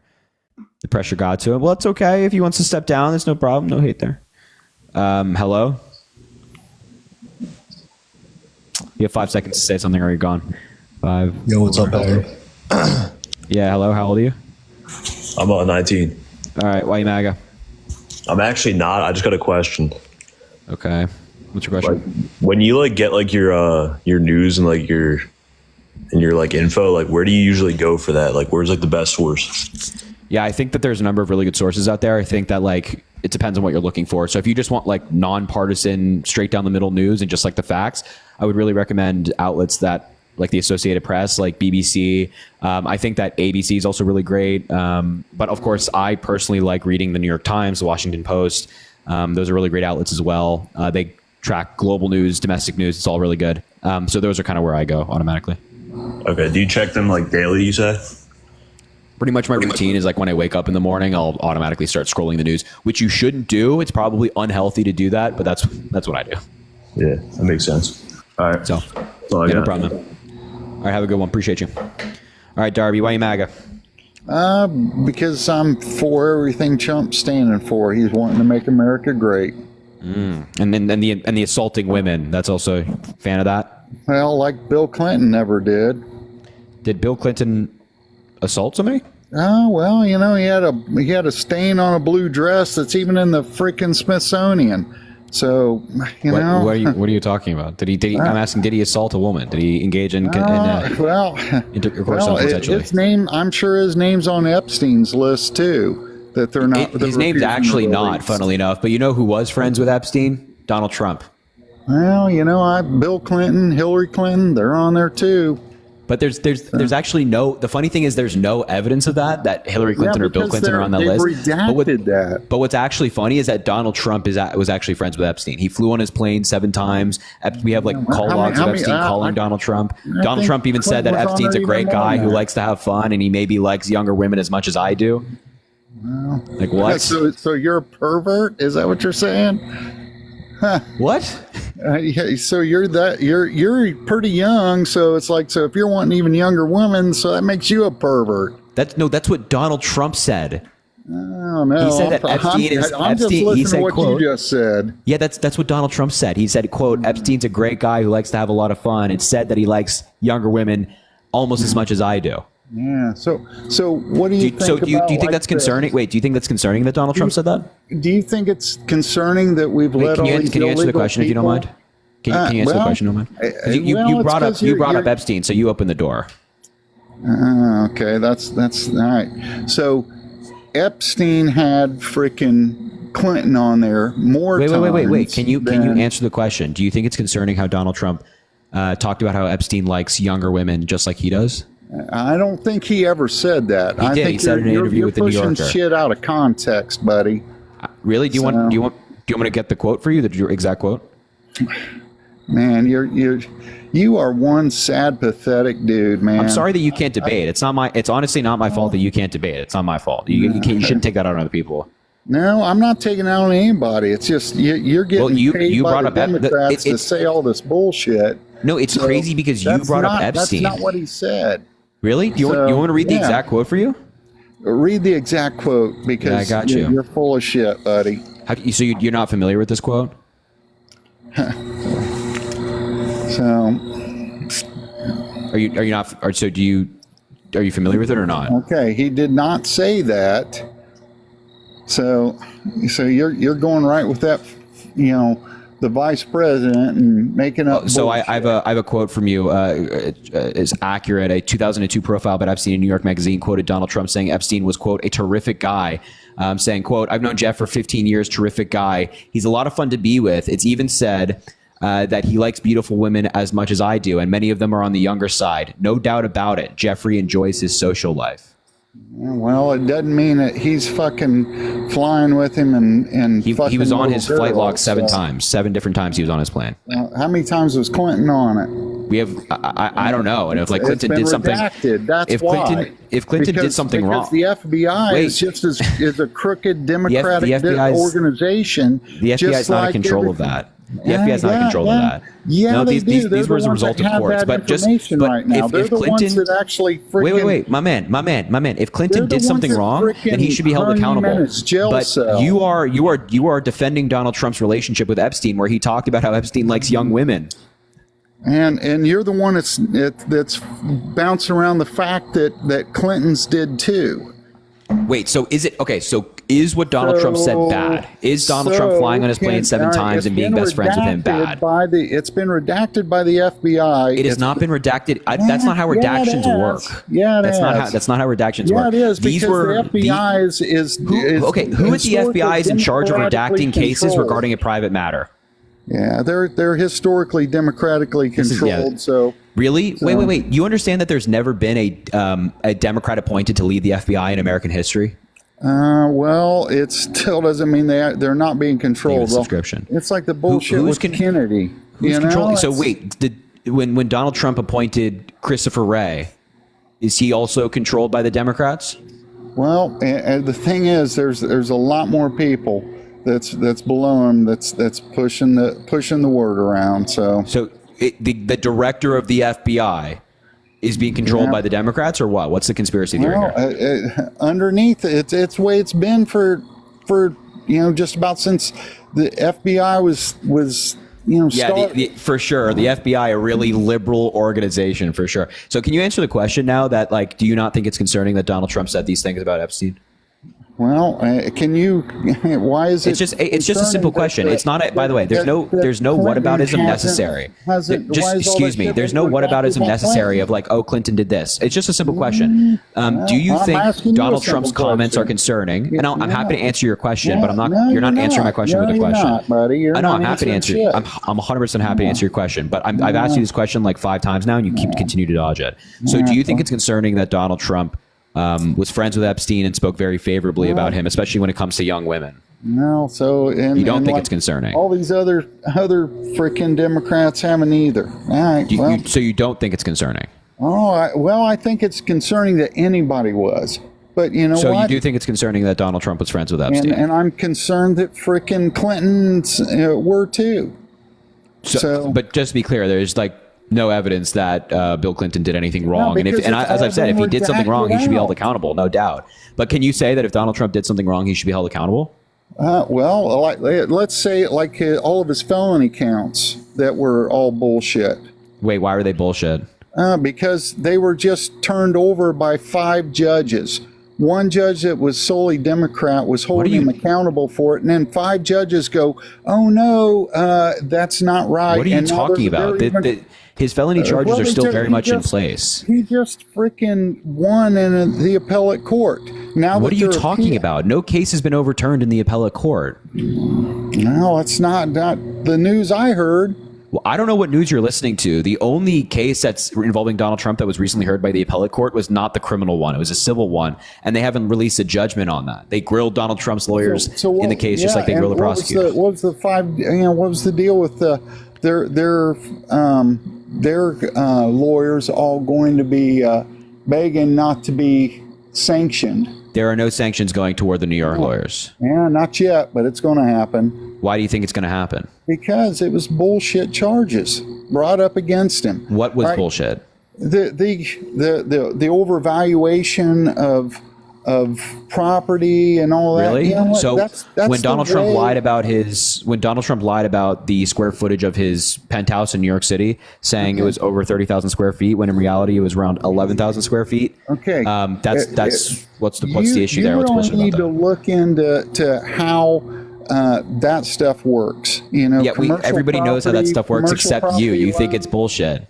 No, I don't think so. Hey, buddy, why don't you lie to the bank? Why don't you lie to the bank? Why don't you go tell the bank that you're worth a gazillion dollars? Why don't you do that? Well, you know what? The bank doesn't care when you're doing commercial loans. They don't care what your credit the bank rating definitely is. cares when you're doing commercial loans. They don't care what your credit rating is. No, they don't. They care about the property, what it's worth, and everything else. Bro, have you ever done a commercial loan? Oh my God! Wait. So now the argument is that banks don't care about commercial. Okay, banks. If you're trying to get a loan for a private loan for a house, yeah, they care. Try getting a commercial loan. They don't. So when care. you look at the property, they look at the valuation. So a loan for a house would typically be significantly lower than a commercial loan. So when they're talking about like hundreds of millions of dollars, the bank doesn't care. But when they're talking about maybe like a mortgage that's $500,000, the bank suddenly cares. They don't care about your credit rating because they care about that's utter nonsense. That's utter nonsense. And what it's going to do. Yeah, that's utter nonsense. The banks absolutely care about the validity of the information that you're presenting them. By the way, we know that Deutsche Bank, for example, cared very much so about the accuracy of Donald Trump's information, because once they learned that some of the information was false, they pulled out of the deal. Okay, that's shop around to different banks. Try running a business. Run a commercial to be clear. They don't care. You're just completely justifying fraud. Like Donald Trump lied to the banks, and when the banks found that he lied, they pull out of the deal because they were like, "Yeah, this guy lied to us about these loans and how much he was worth," and that is fraud. That's not why they pulled out. It's because they didn't see valuation at the end. That's all banks care about. They didn't see accuracy in Donald Trump's valuations, and also they absolutely care. If Donald Trump's saying that this building is worth $100 million, and I'm going to put it up as collateral for this loan, what do you think the company, the bank, really wants to make sure that building is worth $100 million. So if they default on the loan, they can get their money back. So banks care about fraud. What do you think Donald Trump's credit rating is? Nobody gives a shit. I don't know, and I don't care. I don't care what Donald Trump's credit rating is. The banks don't care because they're not even. The claim is not that he. What it's worth. The claim is not that he lied about his credit rating, right? The claim is The claim is not that he lied about his Yeah, credit well, rating. you Nobody's just making that said, claim. oh, they The definitely claim is care that about he the lied credit about the rating. value of his You're properties and wrong. inflated his assets don't to get favorable care loans. And he was already about found liable of ratings. this by a Yeah. judge in New York. Yeah, well, a judge that was historically against Donald Trump and was creating stuff against Donald Trump. So when Donald Trump's own accountants testified under oath at the trial that they were told to favorably inflate the value of assets and officially report those to the banks, you think that they're just lying? These are people that worked at the Trump organization for over 10 years? That's the way commercial loans work. I'm telling you. That is man. not how. Oh my God. Yeah, absolutely they do. Oh my God. That's yeah. absolutely the way That's they do. utter nonsense. That's utter nonsense.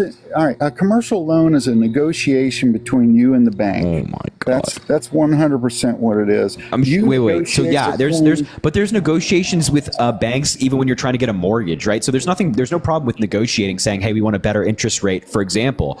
But you can't lie about the value of your assets in negotiations. That's what we call fraud. It happens all the time, buddy. All right, so wait. If Donald Trump committed fraud, do you think he should be held accountable? Okay, that is not fraud. That is Okay, not if you fraud. wait, why don't you lie to It's- the bank then? Why don't you submit false financial documents to banks? Because, like, if I'm going for a home mortgage, I'm not. I have to use Why? a third-party source to go through valuation. Why don't you do that? A commercial loan is done through negotiation of what you think is something worth and what they think is something is worth. But wait, Then they just will answer the question. split the Why don't you difference. lie to banks? Why don't you lie to them? Why don't you submit false financial documents? Because there's a difference between commercial and No, hold on. private Just loan. answer the question. Why? I'm Why answering you, So wait. dipshit. No, you're not. Listen You're not to answering me. why you don't submit false financial documents to banks. Why don't you do that?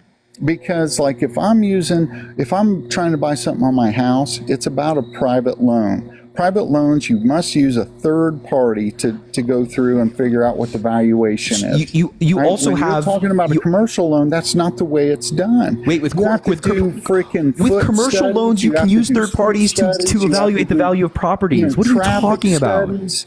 You have to do traffic studies of what what's going by the property and everything. You know, just because They use third-party evaluators in commercial loans as well. I don't know where you're getting this information from, but why can't you just answer the question? Why don't you submit false financial documents when you're trying to get a loan from a bank? All right, if you're going for a commercial loan, No. Just answer the question. Just I'm answer the answering question. you, fuckface. You're not answering the question. Damn, you dumbass. No, Listen. you're not. You keep dodging it. You keep dodging it and saying that I'm commercial loans are I'm different than not private loans. dodging You know what's not anything. different between commercial loans and private loans? The ability to commit fraud or not. You can't commit fraud whether it's commercial or personal and private. So why don't you submit false financial documents to banks? Okay, because if I'm going for a commercial loan, I'm telling you what I think this thing is worth.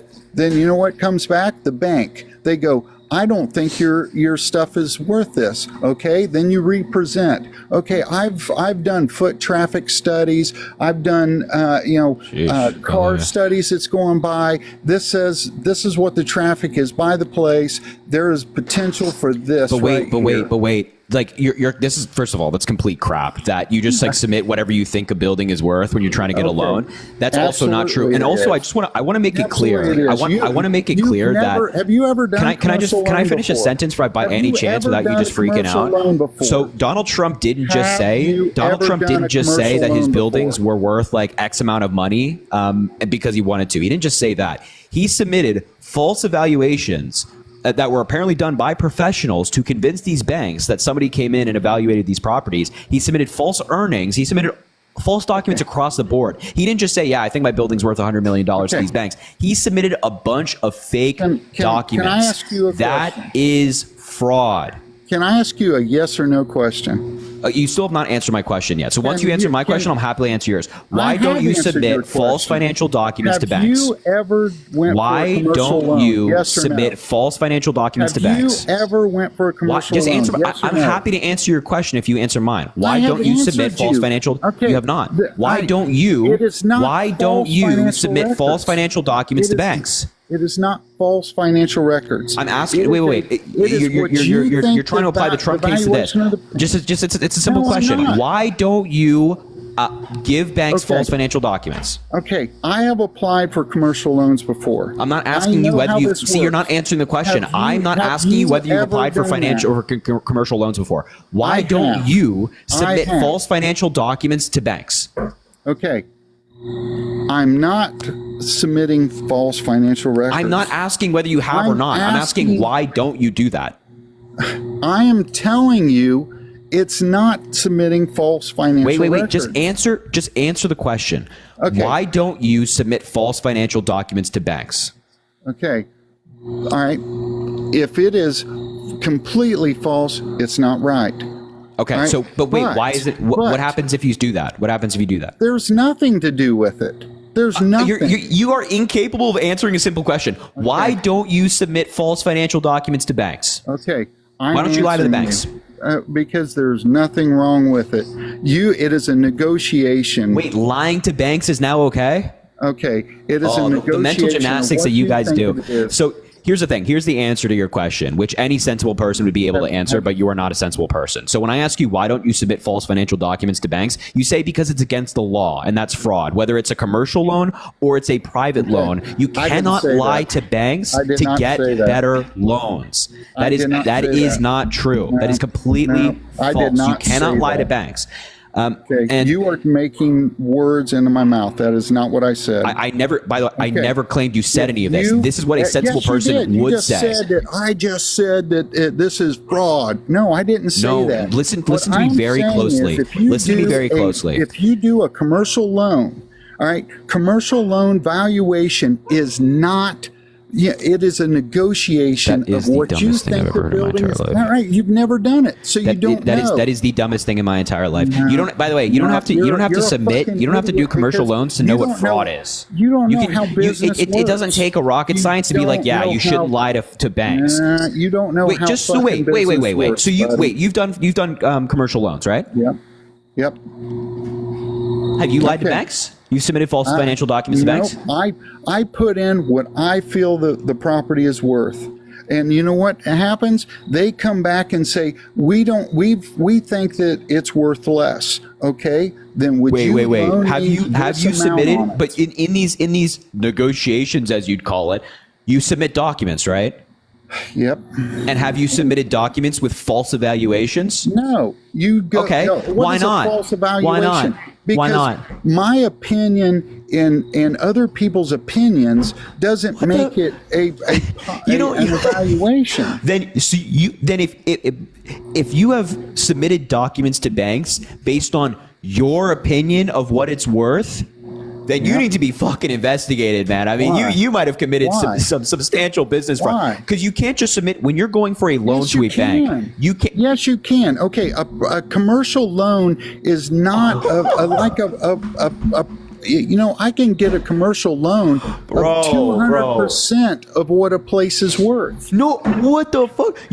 You cannot submit oh my god! You cannot submit a financial document to a bank claiming that a property is worth 200% of what it's actually worth. And here's the example. So Donald Trump. Just listen. In the 80s, that happened all the time. Murder was up in the 80s. It doesn't mean that murder being up in the 80s made it okay. So you are as an example of Donald Trump's fraud is that when you can keep crying. It's fine. You can keep crying. I'm not crying. You're crying. It's a little bit of tears. We can hear it dropping on the phone. It's drip drip.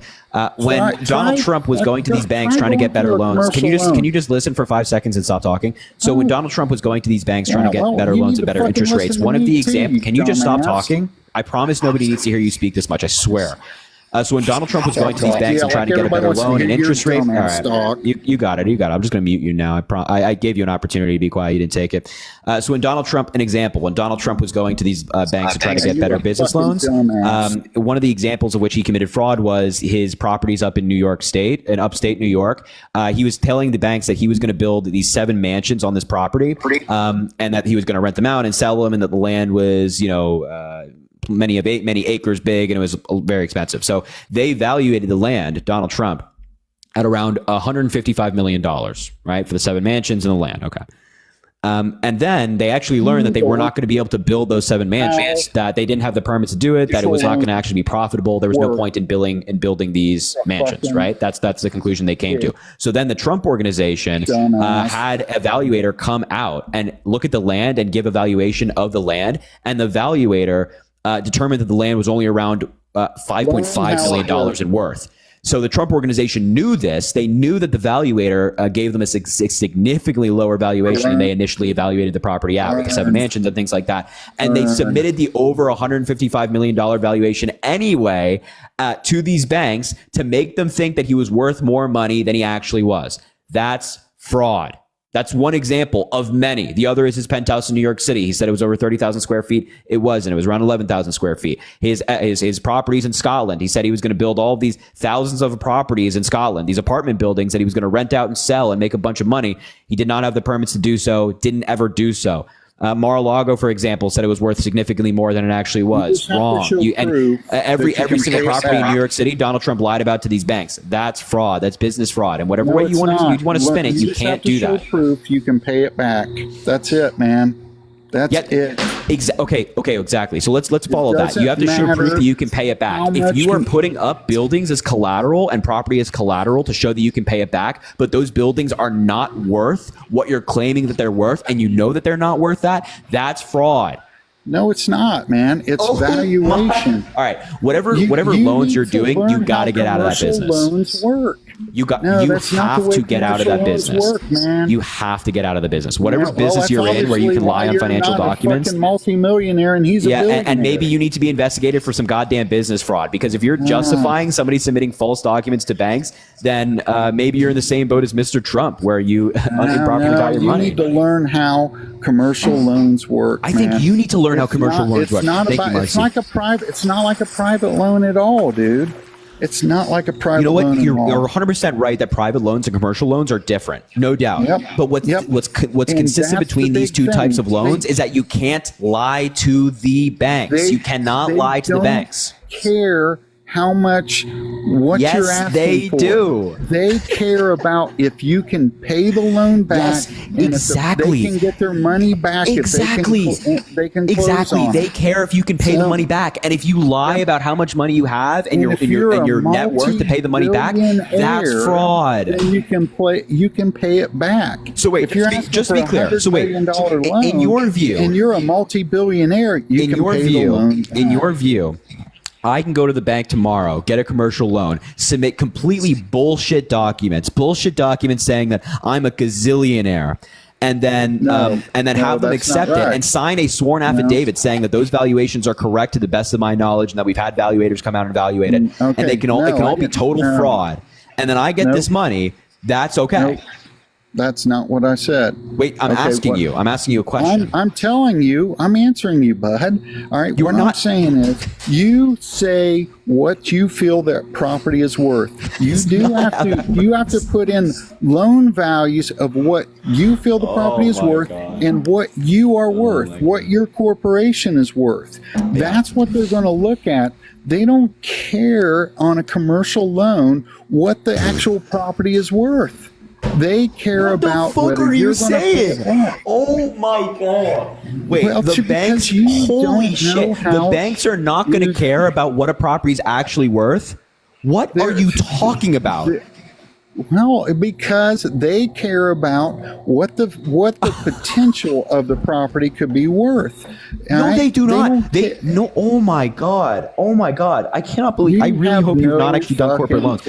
That is such bullshit. That is such crap. The banks absolutely care what a property is worth. Because again, Donald Trump put these buildings up as collateral. So if the banks cannot recuperate their money based off of false evaluations, I'm sure that the banks are going to care. And again, you know how we know the banks care? Deutsche Bank pulled out of the deal. There's just because one place pulled out of the deal doesn't make it bad. Dude, that's the way for you. Learn how big business They pulled works, out of the deal because they were lied to. No, they didn't pull out because they were lied to. Because that's what they said. They weren't sure that they could get their money back. That's what they testified to in the trial. They're going to do everything they can to make money. That's what they testified to in the trial. Yeah, well, dude, They under oath, you representatives for have Deutsche Bank said that they pulled out of the deal how because commercial they deals were work. lied to. Buddy, You can sit you here have no and idea how use commercial the- loans the work. You just said that you can lie to process. banks and commercial loans and get away I with never it. said that. Yes, I you never did. said I that. said, can you Never go to a bank said- and a commercial loan and submit false financial documents? No problem. And I said no. What so you I can't do said that. was you enter Trump committed what business you fraud. feel the property is worth. That is so and dumb. you have to put in what your company is worth. Do they feel they can get their money back at the end? That's all they except care if you're about. lying man. about the square. So let's just break this down really quickly to make it as simple for like a second grader to understand it. If you are lying about the square footage of your property, you're a fucking idiot, man. yeah, you're just not that bright, man. It's not my fault that you're just not that bright and don't know how to debate this. If you're lying about the square footage of your property or the potential of a property that you're saying is worth $160 million, if you're lying about the amount of money made per year by certain property, that's fraud. Well, You cannot lie about your salary. You cannot lie about any of this stuff when you're going to get a loan in any capacity, whether it be a private loan or a corporate loan. guarantee And that means his that Donald salary Trump was committed never- fraud. And again, his if you are of the salary was never view, if you are of the discussed view in- that you in can go to any one of banks those meetings. and lie to them and get better loans because of those lies, then you, sir, probably committed some business fraud. And maybe that's something that federal investigation looks They into. don't care what your salary is. I'm telling you right now. They care about what your company's Yeah, all right, you have a good net rest of worth your night. This what is your the stupidest net shit I've worth- ever heard in my entire life. That's the stupidest shit I've ever heard in my entire life. Banks don't. Okay. All right. Banks don't. Yeah, there you go, everybody. Banks don't care what the value of your property is. They don't care about your salary now. What the fuck? Max, thank you for the $1. Yes, sir. I'm ready for the NCAA stream. I've been asking Chris for a minute now. Also, I'm placing my money on you to wipe the floor with him. Max, I'm telling you, like, Chris has beaten me one time in NCAA. Like, I always beat Chris in NCAA. So if you want to bet, can we get like the over under on this? Can we get some betting market odds, please? Anyway, so aside from what that guy was saying, first of all, make sure to double tap the screen. Let's try to boost the likes. Drop a follow if you haven't been following already. Please don't go to banks and lie to them. Please don't do that. Please, please, please don't do that. I don't care if you're a Trump supporter, Democrat, whatever. Don't go to banks and lie to them. Don't submit false financial documents. And if you're getting a corporate loan, please don't just say what you think your company is worth and what you think your property is worth. Don't do that, okay? Please don't do that. Please don't do that. You will go to jail. You will go to jail. Just saying. Just say, please don't do that. Venmo, Cash App in the link in the bio if you want to support the live. I appreciate you all. If you're MAGA, let me know in the chat. I will bring you up and we can talk. I had a business for 20 years. I knew that. There you go, Grandma. Apparently, that guy over there is, I don't know, line of banks, man. That's crazy. Don't do that. Don't do that. Don't lie to banks. Let's bring up Mac. I think this guy came up previously. I'm not 100% sure. But if you are MAGA, we'll try to get to everybody tonight. We want to have a conversation with a bunch of people. Venmo, Cash App in the link in the bio. Again, if you want to support the live, Venmo, Cash App, link in bio. All right, man, what's up? Why are you MAGA? Hey, Harry. Oh, it's this guy again, dude. Holy shit. Get the hell out of here. Get the hell out of here. It's that guy again. Anyway, all right, if you're MAGA, let me know in the chat. I'll bring you up. Look at this guy. MAGA. Lori says MAGA. Let's try to bring up Lori. Let's see where she is. If she is in the box. Maybe she's in the box. Maybe she's in the box. Lori. She's not in the box. Lori is not in the box right now. Lori, I can't bring you up then. For some reason, I can't invite you. Got a request up. Let me in, says this person. I'll give you an invite. Please stop doing that. This guy's annoying me. Let's see if Jake... Is Jake here? Is Jake in the box? Jake is spamming MAGA. Let's bring up Corey. I'm just going to accept the guy from the box. Random guy in the box. See if he comes up. And while he does, we'll try to get other people up here as well. Corey, my man, were you in the bath right now? What the hell's going on? Why are you MAGA? Hey, what's going on, man? Not much. Just have a question for you. Have you ever done any real estate transactions? I've never done real estate transactions, no. Never in your life? Nope. So why do you speak to all this saying that it's fraud and everything else? So what Let me just ask you a simple question. Can you lie to banks? You can lie to anybody. Can you lie to police officers? Absolutely. Okay, let me rephrase. Can you lie to police officers and have it be legal? Yes. Yes. When is that the case? When can you lie to police officers? Police officers can lie to you, and you can lie to them. You cannot lie to police officers. You cannot lie to the. Can you lie to the FBI? I wouldn't know about the FBI, but I've been through. I've been through the police academy, and yes, you can absolutely lie to police officers. You cannot lie to the you cannot lie to the police. Yes, you can. No, you can't. Bullshit. Can you lie under oath? No. Okay, so you can't lie to anybody, right? Well, you can lie under oath, but you'd be obviously committing perjury. Yeah, obviously the crux of the question is it legal? So can you lie under oath legally? No. Okay. You can't lie to the FBI, right? I would imagine not. Can you lie to the banks when you're submitting for loans? Yes. You can lie to banks when you're submitting for loans? Absolutely. So you can sign a sworn affidavit, lying on that affidavit, saying that all the valuations are correct. You can get a valuation for a property that's, say, I don't know, worth $5 million and claim it's actually worth $160 million. You can lie. I wouldn't quite push it that far, but there is definitely some gray area with all that. Go test it. There's definitely gray area with that. Right? You should apply for a loan at the bank and lie, and just lie, and see how that goes for you. Because you can do it, right? So I think you should go lie to the banks and see just how it goes for you. By the way, you're just saying you wouldn't go that far. That's exactly what Donald Trump did. So you're saying I wouldn't go that far? That's what Donald Trump did. But the thing is, what I'm saying, like, I'm very, like, I don't give a shit about Trump. I don't give a shit about Kamala Harris. I only care about whatever. Kamala, whatever the fuck. Well, it's her name. All I'm saying is that when you do evaluations on properties, it's the bank's fiduciary duty to figure out the actual price, regardless of what you say. It doesn't matter if you brought 10,000 documents to the table and said that my property is worth this much. The bank fiduciary duty is to figure out what the actual property value is. And if the bank agrees or does not agree, then that is where that takes place. The reason why Donald Trump, no, it's not wrong. Yeah, it's wrong. You can't. It's not wrong. It's absolutely wrong. If you are defrauded, you guys get so triggered so easily. You're all the snowflakes, man. That's where you get so triggered. If you lie to a bank and they accept your false documents as the reason they're giving you a loan, and they're like, yeah, based on these documents we believe to be real, we'll give you a loan. If you lie to them, did not do their fiduciary that is duty, illegal. And figuring that out. But even if a bank did, let's just say that even if a bank just takes Donald Trump's word, he's just like, okay, I think all my properties are worth this. We're like, sure. You still cannot lie to the banks. There is no statute in New York where this took place where it says if a bank assumes the risk and they just give the loan no matter what, that there's no remedy for them to seek against the person that defrauded them. This is fraud. It's just plain and simple fraud. It's clear as day. Did he ever default on a single loan? It doesn't matter. The statute. Yes or no? You might. No, answer me yes or no. But why is that relevant to the case? It doesn't matter. I just want you to answer. So it's not relevant to the case. I didn't ask you if it was relevant. I asked you a question. I'm asking how is this question that you're asking relevant to the case? I asked you a question. Is it relevant? Yes or no? It's no. It's not relevant to the case. Not at all. No.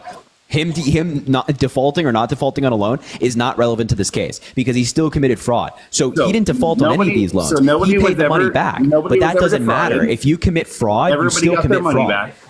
If you commit fraud, you still commit fraud. Fraud is fraud. Right. Fraud is fraud. Yeah. I agree with you. Okay, so when you commit fraud... I do agree with you. Fraud is fraud. But an opinion is not the same thing as the fiduciary duty of a bank to figure out what the actual price of a property is. What does that even mean? An opinion is not the same as a fiduciary duty. What does that even mean? What are you talking about? The bank. Hold on, sweetheart.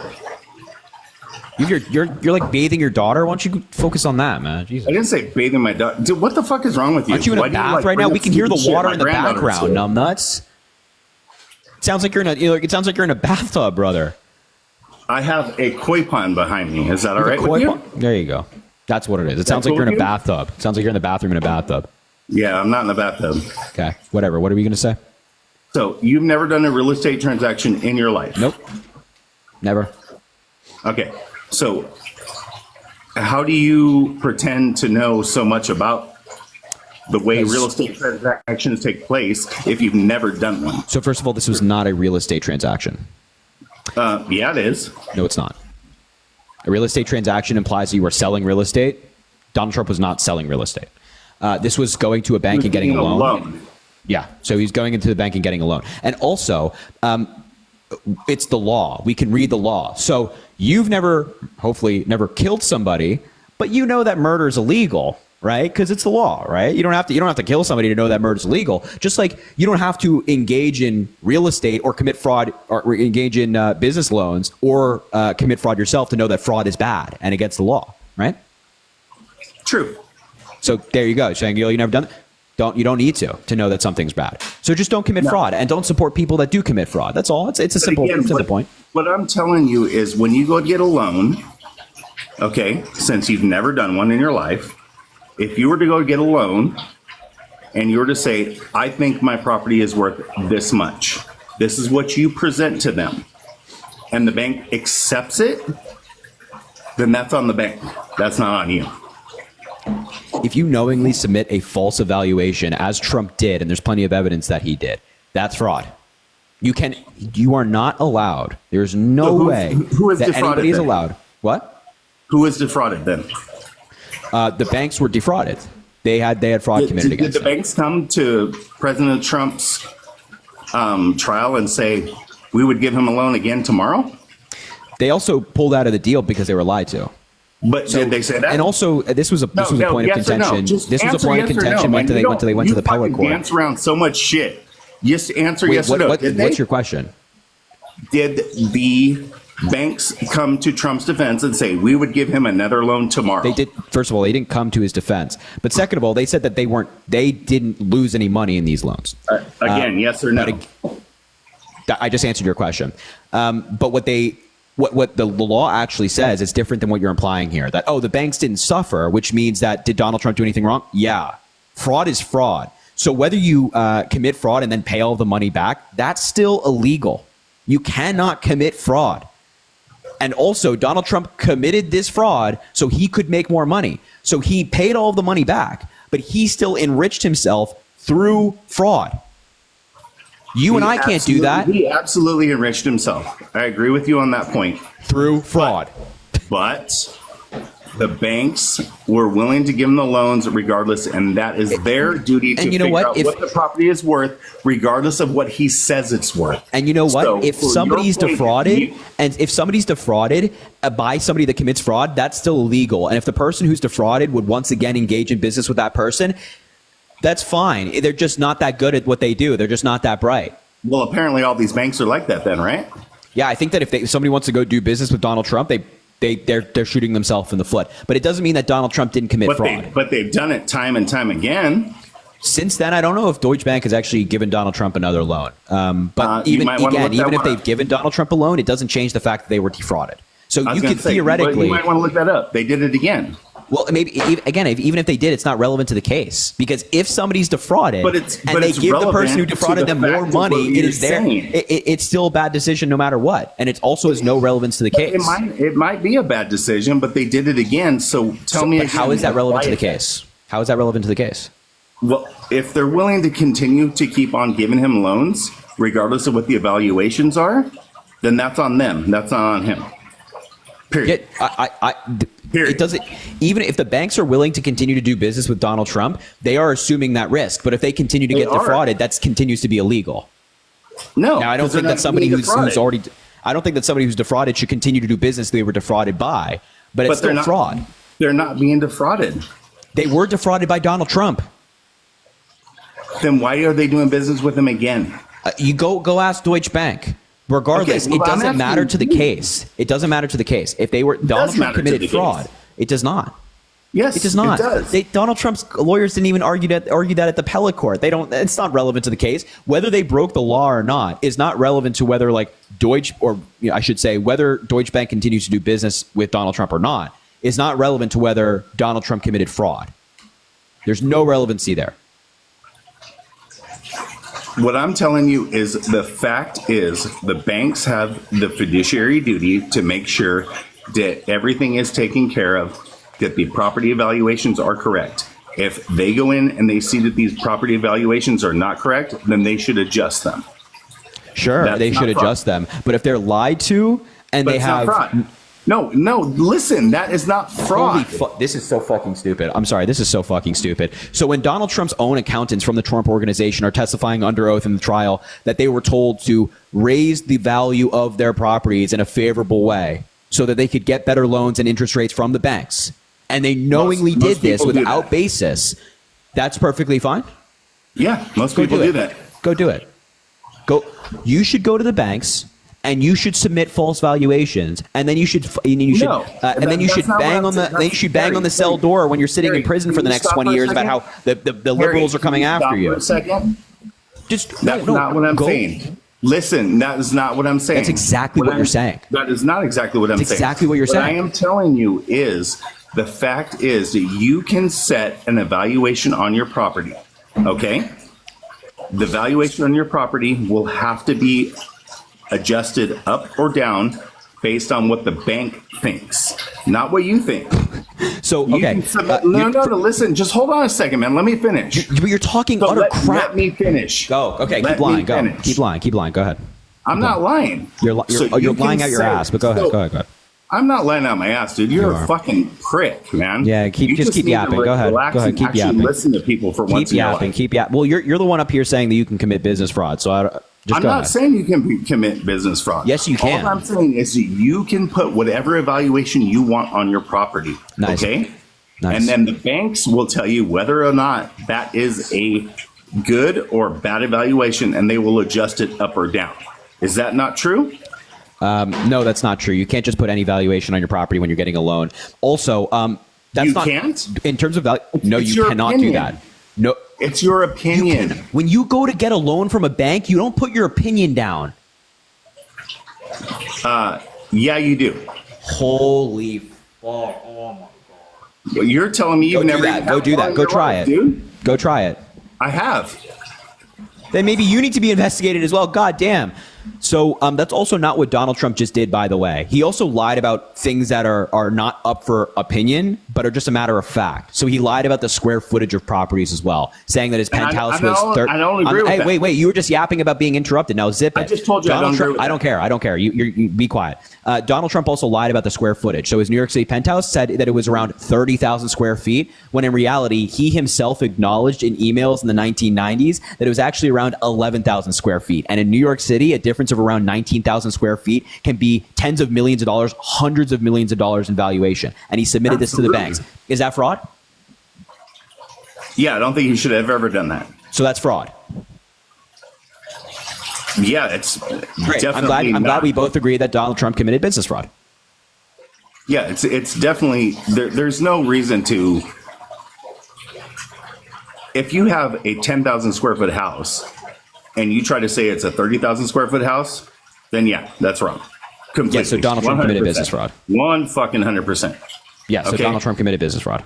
But what I'm asking you is, as far as the evaluations go on properties, I'm not trying to argue with you too much because I don't really like arguing with people.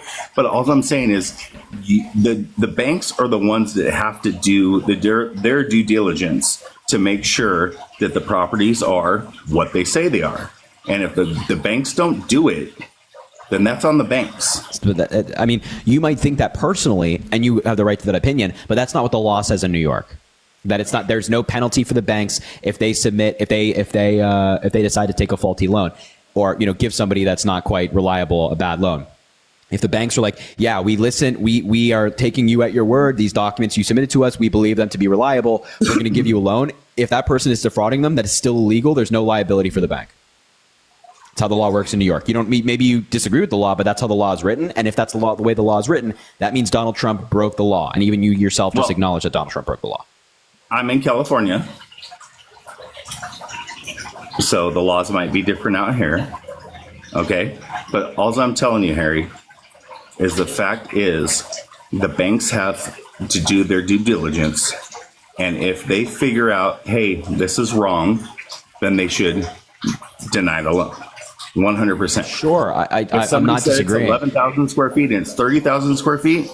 They should absolutely deny it. Dude, Sure. I am 100% on board with that. Sure, I'm But not. what I'm That's telling you perfectly is fine. that the fact is that if they didn't do it and they don't care, then it's on the banks. Yeah, it might be. It might be fraudulent. I 100% agree with that. It's one. If it is, if you say you have a 30,000 square foot place and it's only 11,000 square feet, yes, you are being fraudulent. Great. I'm glad we agree. Okay, that's all I'm right. saying. All right, Corey. Thanks for coming up. Have a good one. All right, man. Jeez Louise. Essence, thank you for the $5. Can you go live with Parker again? That was great. Yeah, I mean, happy to do it. Parker and I have gone live before. We always have a good time when we debate. If you are MAGA, let me know in the chat. I'll bring you up. Venmo, Cash App in the link in the bio if you want to support the live. Also, drop a follow if you haven't already. Double tap the screen. Let's try to get up to 300,000 likes. It helps boost the live, all that good stuff. I see. Where's this guy? Jake. I think he was spamming that he wants to come up. Let's bring him up here, and we'll talk to him if he's still here. Oh, there he is. All right, Hello? Jake. Why MAGA, man? How you doing? I'm good. How are you? Harry, first off, I just want to thank you for giving Republicans a platform to talk with you about these issues, and I think that's super important. Sure. I think we should just start off by talking about the border issue that Kamala Harris and Joe Biden have created these past 4 years. Okay. What did they do to create the border issue? Well, first I want to agree on a few points. One, border crossings were up four times. Can we acknowledge that? Yeah, border crossings have been up in recent years for sure. Well, let me. Sorry, I should say border apprehensions have been up in recent years. Yeah.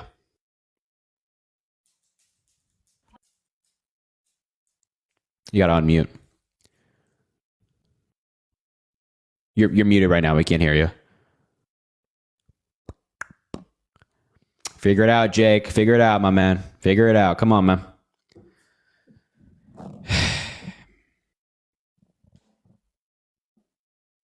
Is he going to figure it out? What do we think? Over under 25 seconds?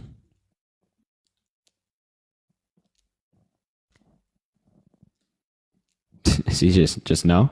Not gonna. I'll give him a sec. I'll give him a sec. But I'll invite other. If you are MAGA, let me know in the chat so we can quickly get somebody else up here.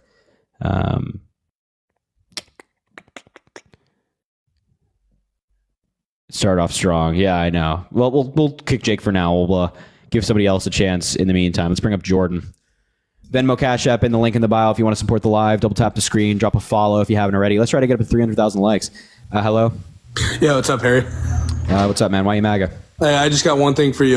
So I just been keeping up with you and you and your Bryce Hall little fight. When is that going to happen? Because it's about to be fucking hilarious. Yeah, I mean, I'm waiting for Bryce Hall to come debate. What do you mean? He's sent multiple TikToks requesting for you to show up in your. Yeah, I asked him to come debate. And he hasn't done that yet. Kamala Harris. When is he gonna come debate? I'm waiting. Like I've said that if any time, any place, Bryce Hall can come on this live right now and we could debate. He still won't do it. Oh, Seems like he's a little scared. Yeah, it's unfortunate. What about? I just saw your other TikTok. If I complete this pass, what was that about? The what? Your TikTok. If I complete this pass, you were like, I forget what it was, but it was. Talking about. Hold on, let me go pull it up real quick. I'll be right back. I mean, you don't have to go pull it up. You can just it's fine. It's like whatever. Are you making a point about this specific video or like what? Yeah, hold on. Just hold on. Kick me real quick. I'll be back. Okay. No promises you come back. All right. What the fuck are people talking about? All right. If you're MAGA, let me know in the chat. I'll bring you up and we can talk. You can tell me why you're MAGA.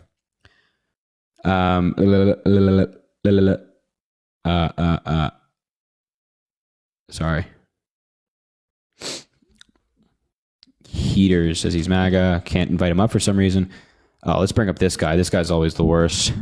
And I talked to this guy a long time ago. This guy's always the worst. Ben, thank you for the $5. Harry, I don't know how you do it. MAGA seems to be getting more and more unhinged as we get closer to 11.5. That goalpost is so easily moved. Keep up the hard work. You're making a difference. Thank you, Ben. I totally agree, man. It's definitely getting much more unhinged as we get closer. I mean, watch this conversation, for example, with this guy. You're going to see that. Venmo, Cash App in the link in the bio if you want to support the live. It always goes an incredibly long way. Also, drop a follow. Also, I post on Snapchat. Go add me on Snapchat, link in bio. Harry.Sisson02 on Snapchat. And of course, I post on YouTube, Twitter, Instagram, all that good stuff. And drop a follow here. And double tap the screen. Let's try to get to 300,000 likes. Fill that bar. All right, Pete. What do you got for me? Why are you MAGA? It's amazing. It's great that you say that I'm horrible. Thank you, bro. Anyway, why are you disagreeing with the Democratic judges in New York Supreme Court? What did the Democratic judges in? By the way, it was not the Supreme Court. It was the appellate court. Oh, it wasn't the Supreme Court of? No, it's not the Supreme Court. And who's the appellate judges in the appeals court? Are they Democratic or Republican? Yeah, they're Democratic, I believe. So you're saying that all 5 of them made a mistake? What mistake? What are you referencing? What decision in particular? Well, they said what I was reading. Well, I seen a video all over TikTok where the judge said that the state was totally wrong by getting involved in the business deal, that the 2 people doing business are practically the same in level. No, the judges didn't say that. First of all, the judges don't make like statements in questioning. They ask questions. So the judge was asking a question to the New York lawyer representing the Attorney General's office if it was proper for the state to get involved in a transaction between 2 entities, that being Trump and the bank. And they argued that, yes, it is their ability to do so based on how the law is written in New York and given the large amount of fraud that was conducted by Donald Trump.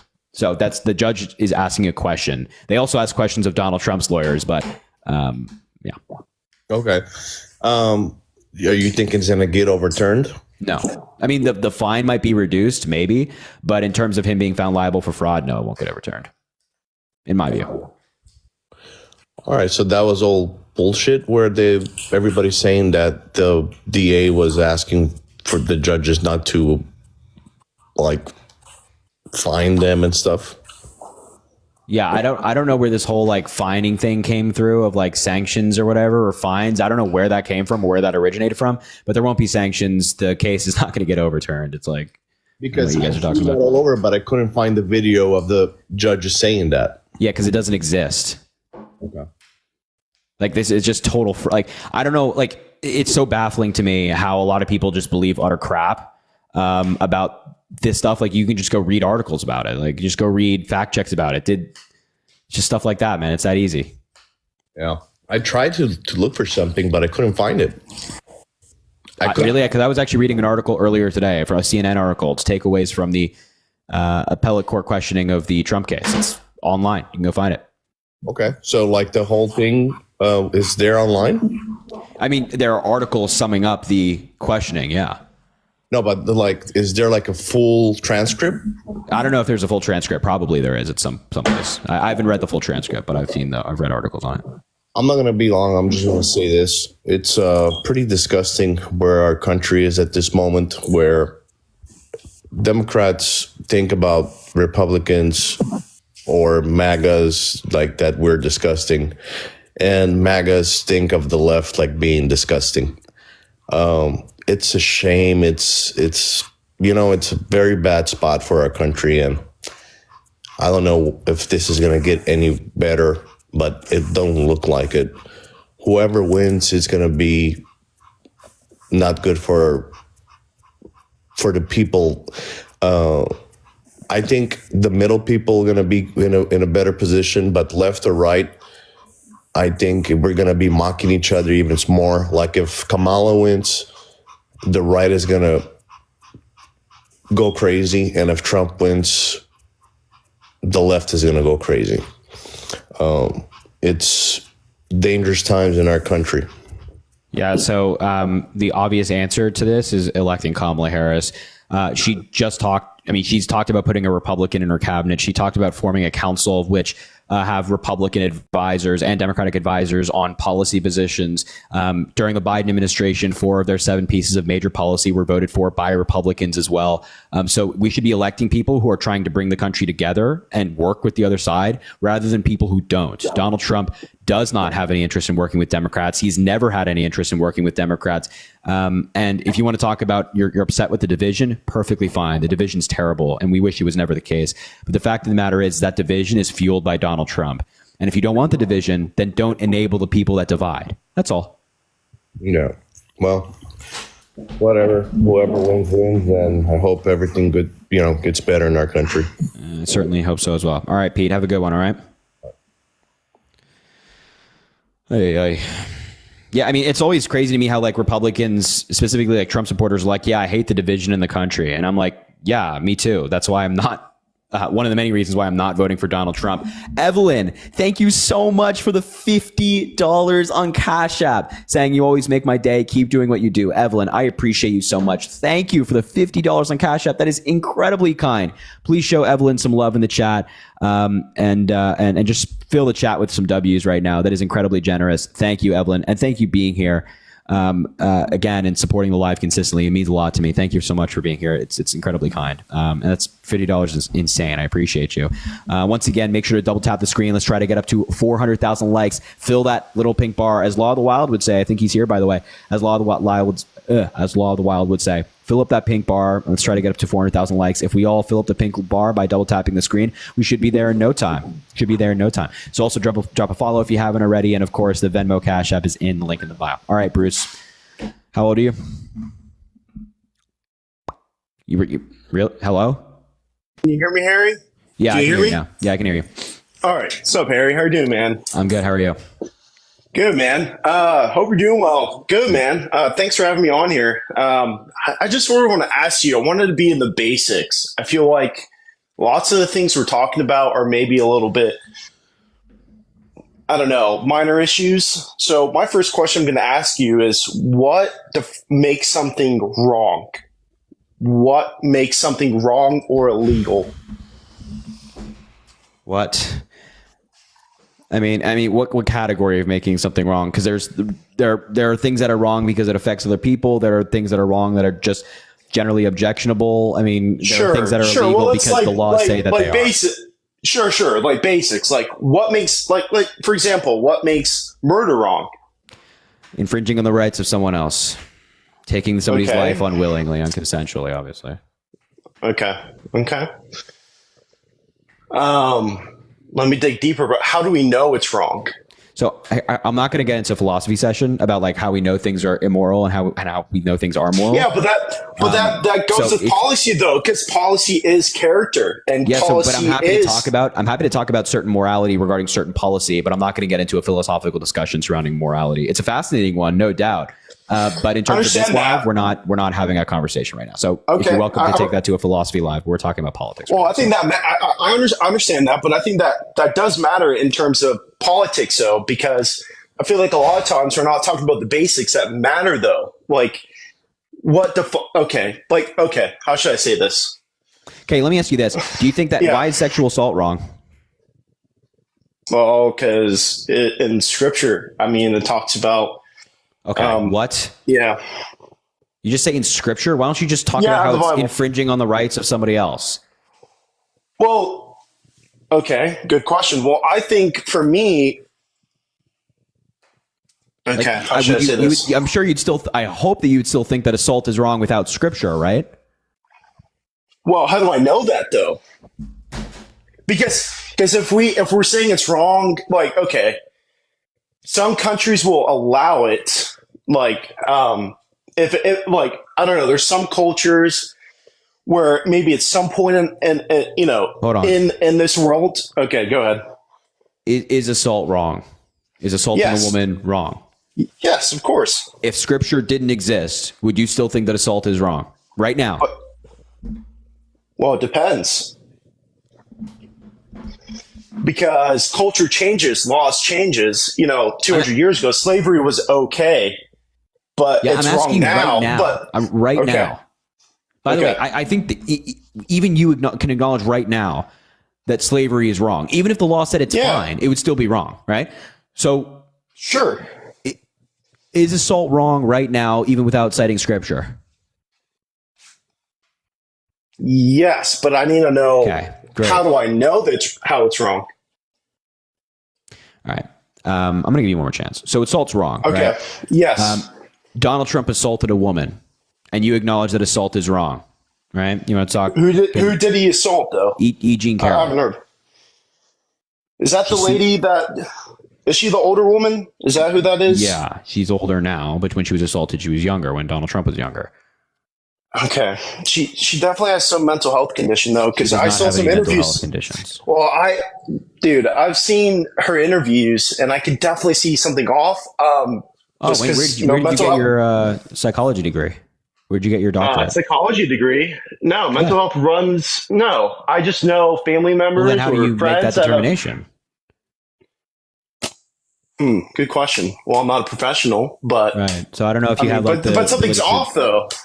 I don't know, man. I then if The we're just going to interview go which you assigning took things, a- I think which you- something off but- with you, buddy. I mean, if we're just going to go assigning things. Really, something's off with me. Okay.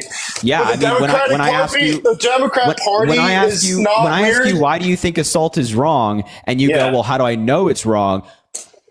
I think that's true. If we're just going to be saying if we're just going to be assigning things to people, without being professionals in these fields, then I think there's something off with you. Sure. But point is that that's me saying that is dumb because I'm not a professional. But I have no evidence to suggest that.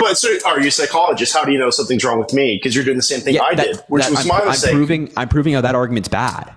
Okay. Well, Exactly. I'm So up to you that. would think it was Okay. unfair for me to assign something to you because I'm not a professional and I have no expertise when it comes to Well, what psychology. factual evidence- Just like what- it would be Okay.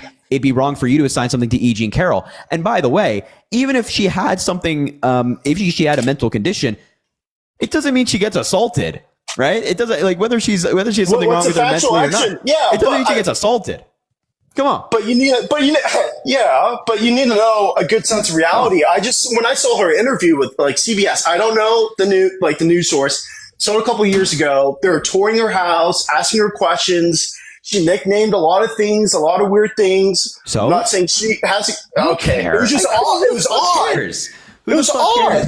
It was odd. I don't care what somebody does in their own house or if they give a nickname to this fucking sculpture. I couldn't care less. I It's do just care odd. about a presidential candidate running for office when he's assaulted women, and that's the guy presumably you're where's the voting for. factual proof? Okay, I may not be educated on that, but what factual proof is there that shows he assaulted her? Is it just her word?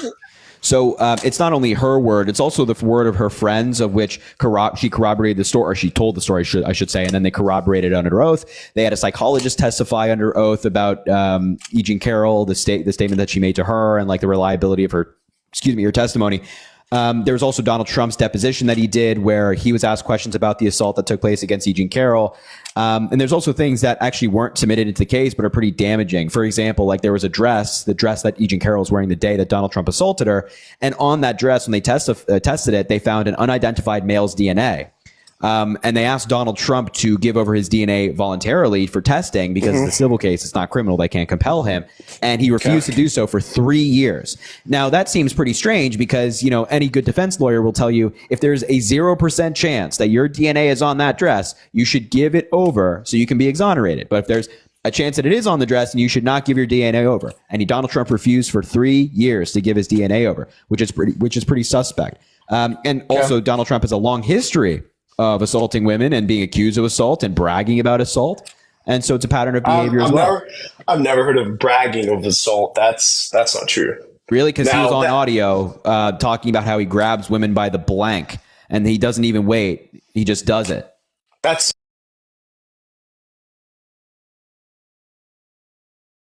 smack talk. I'm not saying I did that, but as a guy, it's smack talk. And honestly, what's more important to me is policy. When did you start hanging around with guys that brag about assaulting women or smack talk about assaulting women? What guys do you hang around with? Did you play football in high school, dude? Look, dude, I'm a believer. I'm waiting till marriage. That's not my lifestyle. Okay.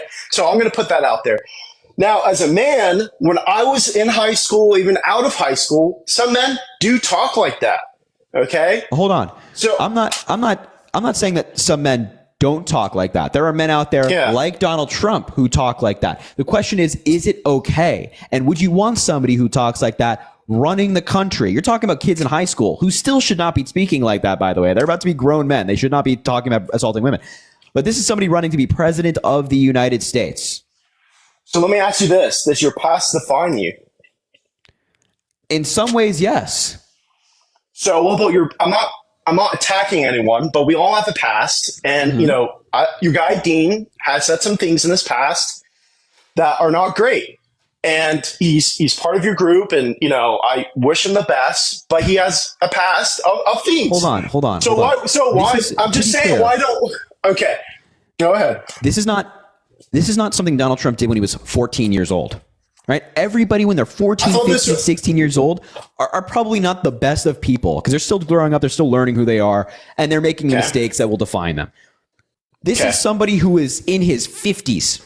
He's a grown-ass man, talking about assaulting women and bragging about doing it and talking about how he doesn't even wait. He just does it. He just goes because he's just so attracted to beautiful women, according to him. So, yeah, that if you're 50 years old and you're bragging about assaulting women, and to this day, if he's still making incredibly disgusting comments about women, we have a problem here. Okay, but wasn't that thing with Dean like 2 years ago? How old is he now? I don't know the specifics of what happened with Dean. Okay, but my point is, it's not about Dean. It's not about Dean. That's not my main point here. My main point is, we all have a past. We've all made mistakes. Yes, but would you say that a 50-year-old making a mistake is the same as a 15-year-old making a mistake?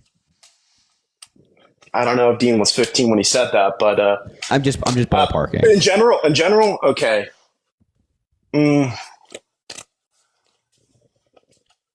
I see it really minor because what I'm focused more is the big picture, man. Okay, so big picture is security. I want people to flourish. I want people to be doing well, no matter if you're left or right. I want people to flourish in life financially. I don't want them just surviving.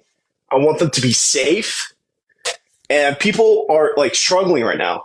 And I think all these trying to pick up Trump's past, trying to pick up things from the past.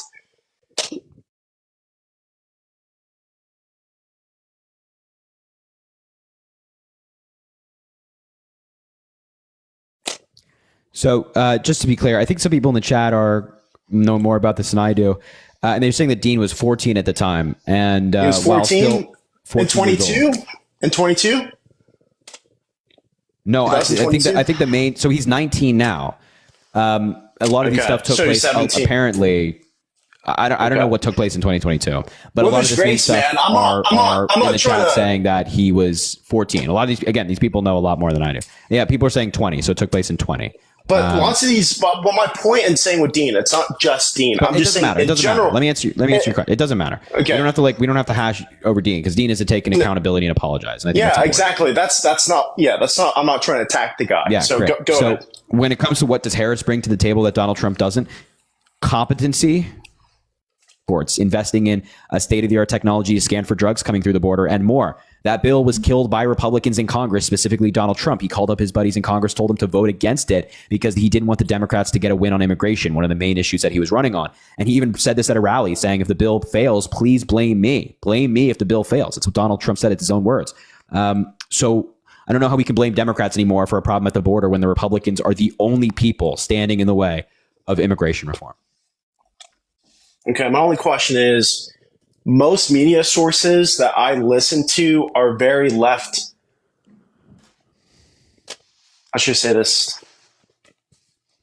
How as a conservative, can I trust the news when most of the time on left-wing sources or just news sources in general are more prone to the left in terms of how they say things? I mean, even when the assassination attempt happened, they didn't even say it was an assassination attempt right away. They were like, oh, like Trump got hurt, got hurt or something minor. It wasn't like, oh, it was an assassination attempt. It just seems to me most of the time with the news, and I have a hard time getting my facts there, maybe when I was a young kid and innocent, but as I developed, I really feel it's very left, the news is very left wing. Think about that. If you think the news is left wing, then maybe that tells you something, right? Maybe that should tell you that, the entire media is not conspiring against Donald Trump, that just a lot of what Donald Trump does is pretty shitty. And so for example, let's just use your example of the assassination attempt. A lot of media outlets withheld calling it an assassination attempt because they wanted to wait for official confirmation from police. Because think about this, for example, media exhibits a tremendous amount of caution before jumping on a story, which is good. We should do that because theoretically, let's just say CNN ran an article before they knew saying Trump assassination attempt. But it came out later that it actually wasn't an assassination attempt on Donald Trump. Maybe it was, something else happened. They were trying to go after somebody else. Just to say theoretically, that would be a really, really big deal. That would be a huge retraction from CNN. And that would, certainly hurt the credibility of the network. So a lot of these companies, by the way, what's up, Paris? Great to see you. Get out and vote, please. You're in a great state. Please go do that. But I know you will. You're fantastic. So that's for example. But also, there's great news outlets out there that truly don't have a political bias, like the Associated Press, like Reuters, like BBC. And I read the New York Times, I read the Washington Post. I think they're great. They are also not always that nice to Joe Biden and Democrats. They are pretty blunt when it comes to certain coverage. So I wouldn't listen to Fox News, for example. No, sure. I listen to Valuetainment. Do you know Valuetainment? I am not familiar with Valuetainment. You don't know PBD podcast. You don't know Patrick, Matt David, or M. David. Something like that. You don't know? No. Okay. They're pretty big. I don't know. That's where I get most of my news source from, and Twitter a little bit. But get it from reliable sources, please. That's all I ask. You can disagree with me. That's perfectly fine. But we have a big problem in this country right now where people can't even agree on the facts. And if we can't agree on the facts, then we can't even have a conversation. So that's all I ask. That's sort of why I went to a psychological intro first, because I feel like you said, the facts. Yeah. And I think to me, knowing what's right and what's wrong is going to change how we see things. And I'm not forcing that on anyone else. But for example, abortion, I'm going to have a different perspective on that than say you do, just because of our political beliefs and things like that. But I don't know, man. I don't think Harris is fit for the job. She hasn't done enough interviews. I'm just going to be unbiased. She hasn't done enough interviews. I'm just being honest. She hasn't done enough interviews. When she talks, I'm not really getting anything out of it. It's just sort of going in circles. That's how I see it. And most of the time she's laughing. Right. What does Trump do? I'm just curious. Have you heard Donald Trump speak recently? Recently? Yeah. Not every day, but I agree with his policies. And I think policies are character. And I think the policies that Democrats make don't align with my values when it comes to most of the things. Let me ask you this. So I'm in the South, and so let me ask you this. Originally from New York, but let me ask you this. Why are most Democratic states have higher crime, higher inflation, and most people are let's look at California and Gavin Newsom, for example. Why do most people leave there for Texas or Florida when it's Democratic ran? And that's who you support. That's what you want, right? You want Gavin Newsom and things like that. Yeah. So, funnily enough, Gavin Newsom actually said this in his debate with Ron DeSantis. More people are leaving Florida for California than California for Florida. And that's just one example. Also, it's not inherently true that more Democratic states have more crime actually per capita. I think the list has 7 Republican states in the top 10 and 3 Democratically run states in the top 10. I'll look into that. Not sure. Yeah, per capita, actually, there's more crime in Republican states, and there's more things like gun deaths in Republican states per capita as well. More poverty in Republican states per capita as well. Things of that nature. And in terms of people leaving California, first of all, California is great. I would love to live in California one day. But there's also for the gas. You like the gas there, man? California's just gorgeous. It's a beautiful state, and you don't have lunatics like Ron DeSantis running it, which is nice. Ron DeSantis is a lunatic. Okay. Yes, Ron DeSantis is a lunatic. Yeah, he sucks. I'm a loan officer, and I can tell you a lot of people are leaving California. When I speak to people in California, they complain about the policies. And I heard you talking earlier about mortgages and things like that. I'm not in purchase or commercial. I focus mostly on refis and home equity loans and things like that. So I'm not really sure about all that. But I will say that if a customer gives me a value I can take that value, because usually what we do is we ask, hey, how much do you think your house is worth? And we take their word. Now we'll get an appraisal done if it's required, and we will send an appraisal out to them, and we'll get the value back and things like that. So I'm not sure what's going on there. And this is pre-2008, so the mortgage industry has changed a lot. There's a lot of people that did a lot of shady things, even the banks. So just holding Trump accountable in that, I'm not sure about that. And, pre-2008, so it's much different. But anyways, I won't relitigate that. But point is that Donald Trump he lied to banks. Like that's just it wasn't just a matter of like, oh well, his valuation was like ballpark. He was like $10,000 off, whatever. It's fine. But it wasn't like $10,000 off. It was hundreds of millions of dollars off, just to be clear. So, what about Mr. Wonderful standing up for Trump, even though he's not really conservative? He's not even conservative, though. Mr. Wonderful is more conservative than liberal, for sure. Okay, he's definitely conservative. But he's in the business. But Mark Cuban is voting for Kamala Harris, for example. For example. Well, he's very liberal. That's why. So.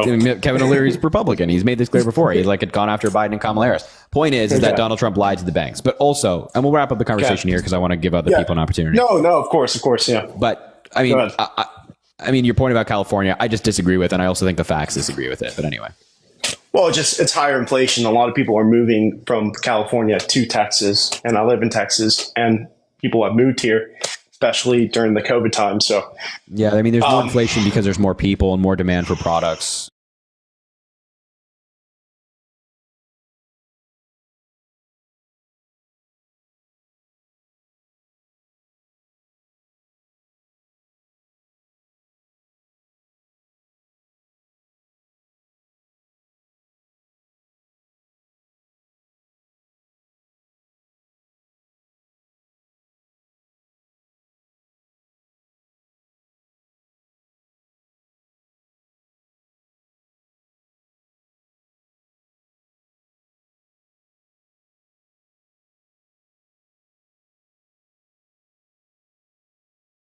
Did you get your education?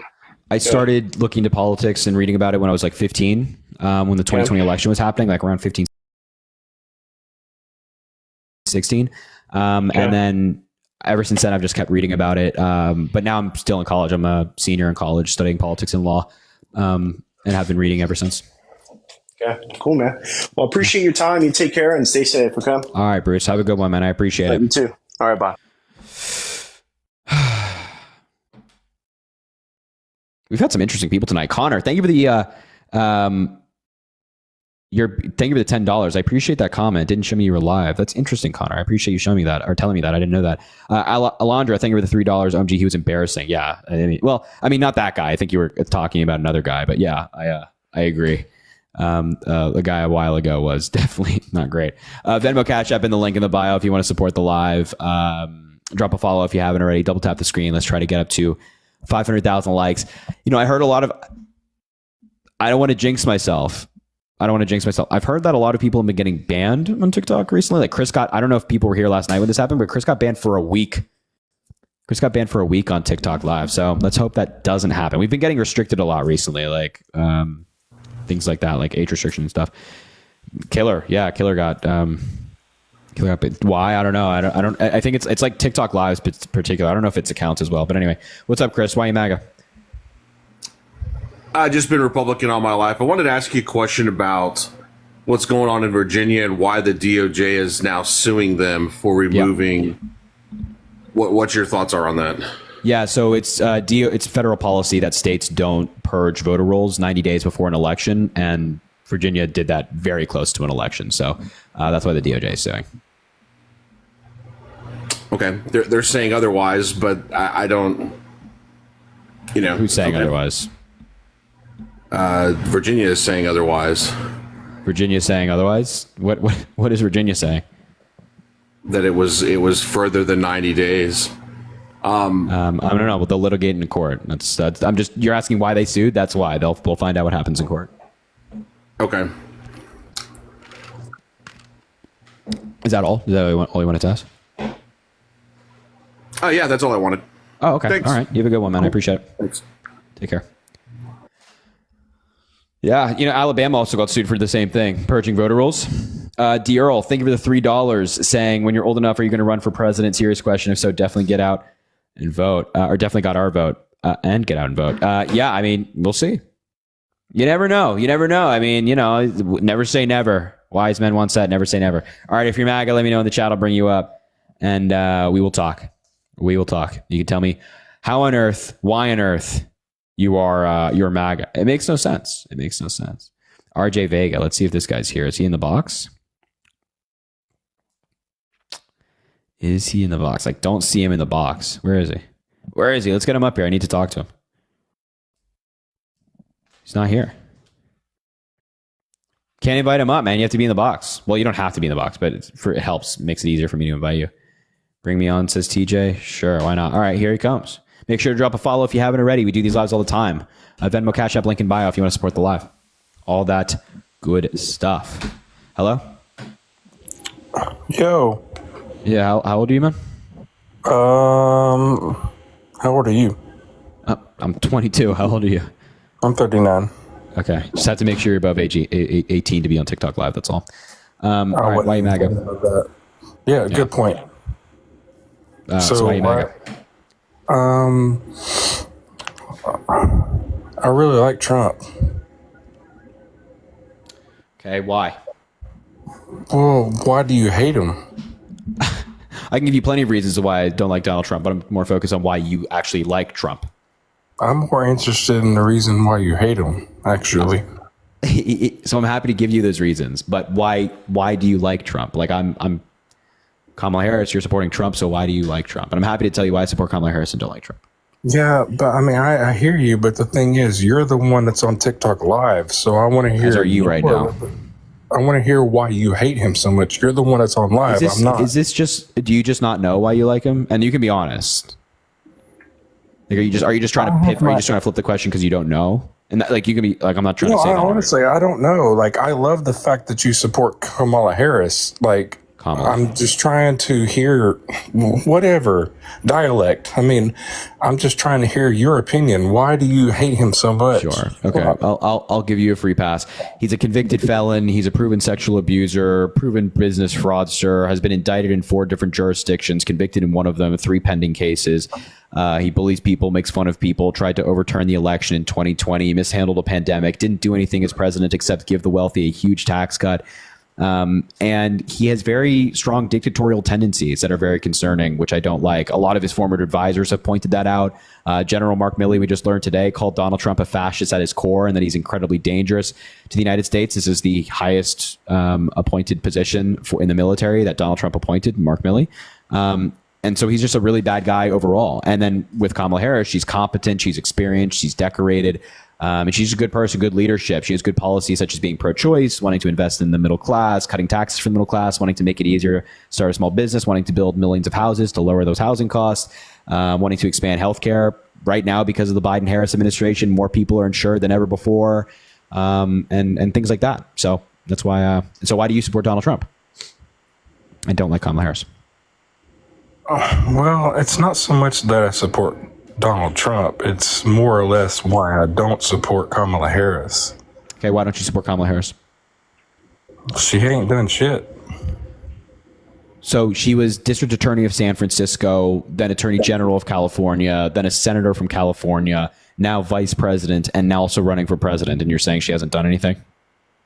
As far as my memory serves me, Donald Trump has done a whole lot worldwide. Businessman, as far as being, okay, now hold on. I gotta mute that because that's not showing up. Okay, no, so anyways, he's literally been the president and Kamala has not, so. Yeah, so she's running for that position. And just because somebody was president, it doesn't mean that they were automatically a good president and should hold the role again. Well, if Donald Trump is such a bad person, why is he being eligible to run again? Because there's no... Okay. All right. Wow. There's no restrictions in the Constitution for people that can run. You can be a convicted felon and run for president. You can assault women and run for president. You can commit business fraud and run for president. You can try to overturn an election and run for president. Why is that a bad thing? Why is that a bad thing? Yeah. Are you asking why is what he did bad, or why is it a bad thing that somebody who did that stuff can run for president? Why is being a convicted felon a bad thing for running for president of the United States? He's already been president before, so he's running again because reasons. I don't care. Yeah, I don't care if he's president once. It doesn't mean anything to me. Yeah, if you're a convicted felon, you're somebody who breaks the law, as Donald Trump has done so flagrantly, and then you're running to be president of the United States, which is tasked with upholding and enforcing the laws. I think that's quite contradictory. I think we need somebody in there who's actually enforced the law, actually prosecuted people for breaking the law, not people that break the law in the Oval Office. Kamala Harris actually has stood up for the rule of law. Donald Trump is clearly not. Kamala has never been the president of the United States before. Trump has. So what? I don't understand this point. It's like somebody just because you're president doesn't mean you're a good president. You're talking about upholding the Constitution of the United States. Yeah, which Donald Trump has called for the termination of, by the way. When? On Truth Social. You want to read it to you, the statement? Please.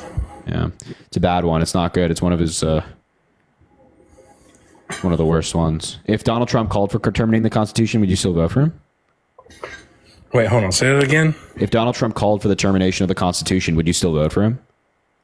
I need to hear what you're about to tell me before I can. So he said, quote, on social media, quote, "A massive fraud of this type and magnitude allows for the termination of all rules, regulations, and articles, even those found in the Constitution." His official social media account put that out.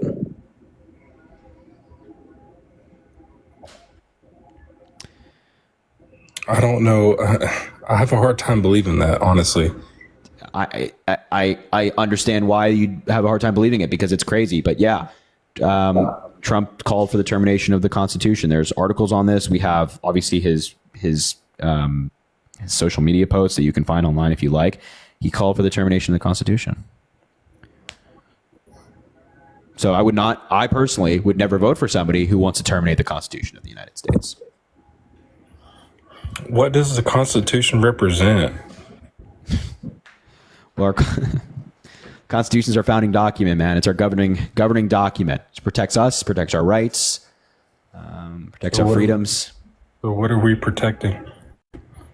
Our freedoms, I just said. Rights and freedoms. That sounds legit. So what is Kamala protecting? What? What are you even asking, man? What about that? And I mean, China, the majority of our products in America is Chinese made. They're getting all the profit.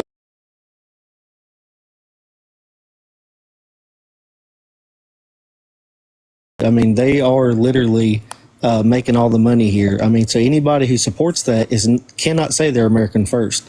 And so everything about Donald Trump, I don't like some of the personality traits. I don't like some of his decisions.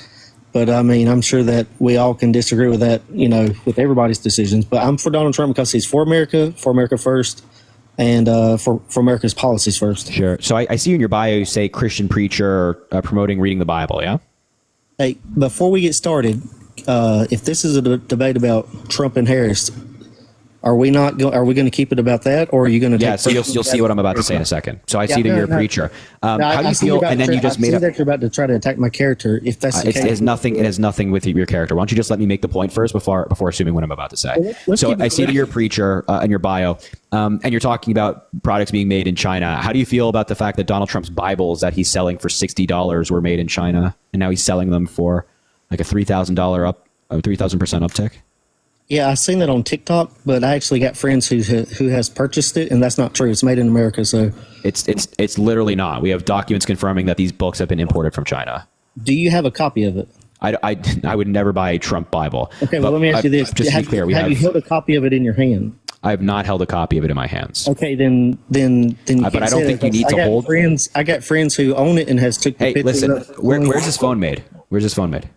It's made in China. Yeah, have you held this phone? Yeah, I have a copy of it, but that don't prove nothing. Wait, do you have this phone? The iPhone? This phone. I have an iPhone. I don't know. Yeah, but do you have this phone, the one I'm holding in my hand? Well, could you stop deflecting from the policy issues? I'm just pointing out. I'm just pointing out how bad your argument is, because this phone, you can acknowledge that this phone is made in China, because we know that Apple makes their products in China. But you're acknowledging that this phone is made in China, but you're not holding this phone. You don't have a copy of this phone. You don't have my phone. So how can you? That same argument can be applied to No, it cannot. That doesn't make no the sense. Bible, the whole Trump Bible. It's like, well, just because somebody doesn't have a copy of it and hasn't held it in their hands doesn't mean that they can't determine that obviously this book was not made in the United States. And again, I mean, have you read articles about this? Okay, you're getting all your information off of the internet, though. I'm getting it from reliable sources, my man. You haven't got it from people who actually own it. But can we get back to the policies? Because So let me just read this to you quickly. Global Kamala trade don't have- records reviewed. I'm happy to talk about the policy in just a second. 1 sec. We'll just get through this, because I don't know how I don't even know how you're denying this. Global trade records reviewed by the Associated Press show a printing company in China's eastern city of Hangzhou shipped close to 120,000 of the Bibles to the United States between early February and late March. The estimated value of the three separate shippings was $342,000, or less than $3 a Bible, according to the databases that use custom data to track exports and imports. The minimum price for the Trump-backed Bible is $59.99. So we actually have global trade records proving that these Bibles were made in China. Can we talk about political policies, please? Yeah, no, I'm happy to talk about. So this is a political policy, because you were bringing up the fact that Donald Trump is anti-China. He's so anti-China, but he's making his Bibles in China and then selling them to people like your friend in the United States at a huge markup. So not that anti-China, is he? Not that. I didn't say he's anti-China. I said he's America first. You said he's anti-China. I said he's America first. Are you serious? You said he's anti-China. I said the majority. I said the majority of our products come from China. Like Donald Trump's Bible, yeah. Okay, even if it does, that don't prove nothing. Well, I mean, you said that he's anti-China and that he's getting his Bible from China. So I don't know why you're saying, like, yeah, Trump will make our products here in America, but he's making his own products in China. Like, why would you trust somebody who's making their products in China to not make products in China?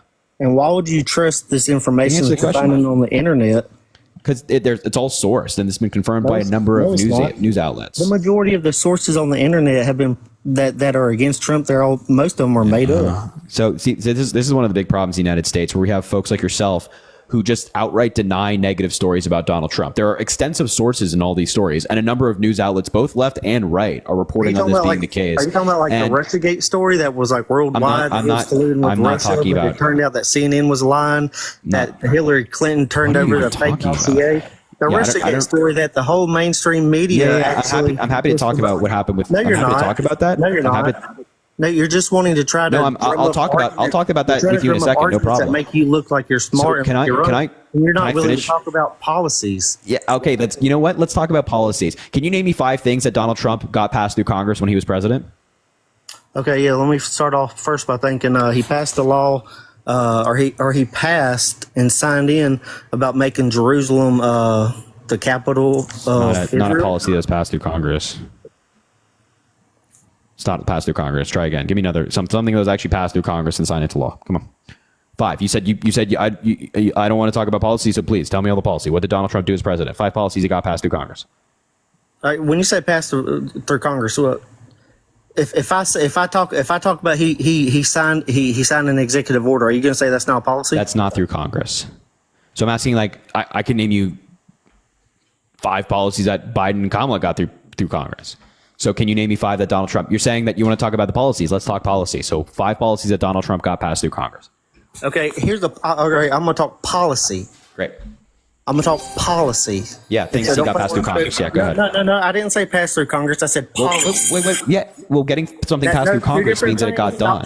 Stop trying to manipulate and trying to gaslight. What are you talking about? This is not manipulation. I'm asking you a simple question. There's no manipulation or gaslighting present. One of the policies that he signed in as an executive order was I'm not asking for executive orders. So he could open up and we started pumping out all our oil instead of buying oil from these communist countries. We started selling our oil and started making money and started paying off our deficit. Hello. I'm asking you to name 5 policies that got passed through Congress. And I'm telling you that he signed an executive order so we could produce more oil. So you can't selling our oil instead of buying oil from countries who. So you can't. So the answer is you can't name those 5 policies, right?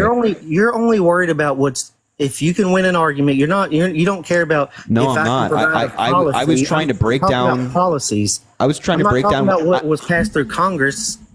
I'm talking about you're policy. saying that I don't care about policy. I'm the one asking you to just name 5. No, I'm not you're asking you to name 20. Just name 5 policies of Donald Trump's that he got passed through Congress when he was president. I didn't just say 5. let's talk about Congress. I said let's talk about policy. We don't let's have to talk about. Let's talk policy. So executive policy through orders are Congress. policy. Hey, Executive orders are policy. What's wrong with you right now? I'm asking you a very simple I'm talking question. to a jerk face who's only so jerk prideful face. that you want to be Very that you nice. want to That was. seem right. It You sounds are like a you're jerk stuck face. on the middle school playground. Can you take a breather? You keep Stop. talking- no, you Just keep stop talking raging. over me and you Just keep take trying a to- breather. Just you take a trying to- breather.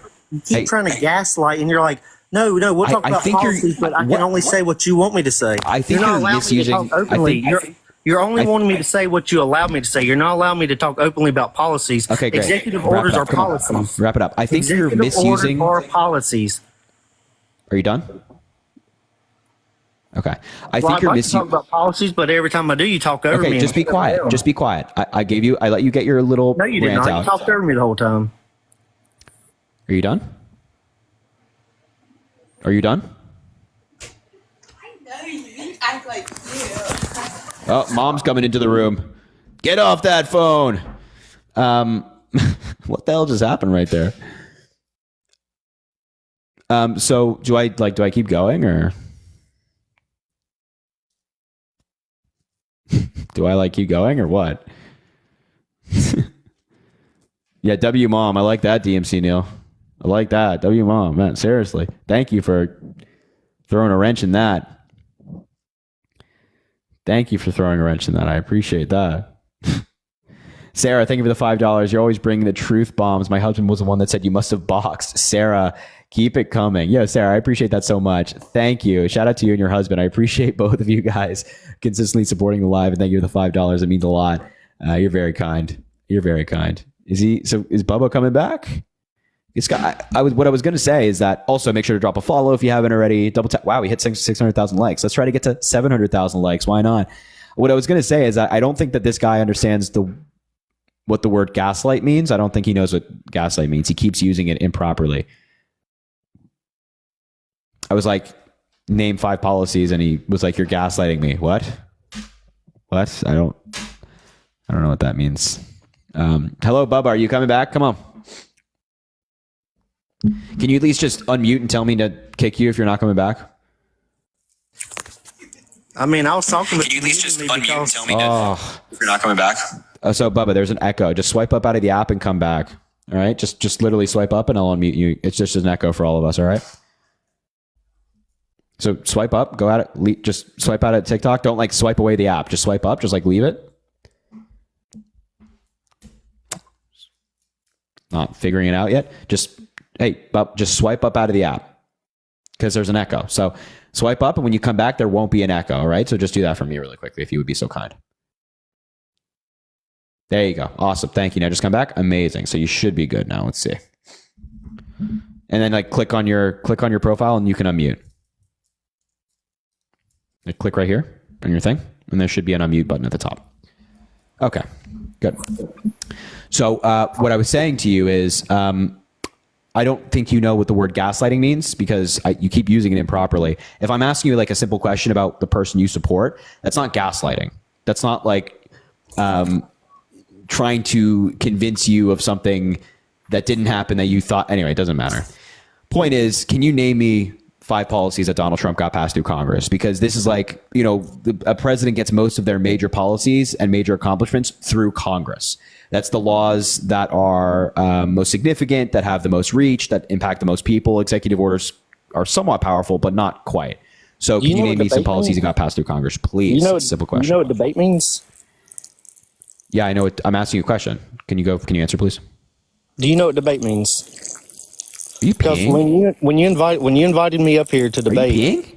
when you invited me up here to debate, Are you peeing? invited me. Can you shut up and let me talk? Are you peeing? When you invited me up here to debate, and I got on here, and you said, What the fuck? Stop accusing and saying stupid stuff. Stop accusing it. I'm outside with my dog, retard.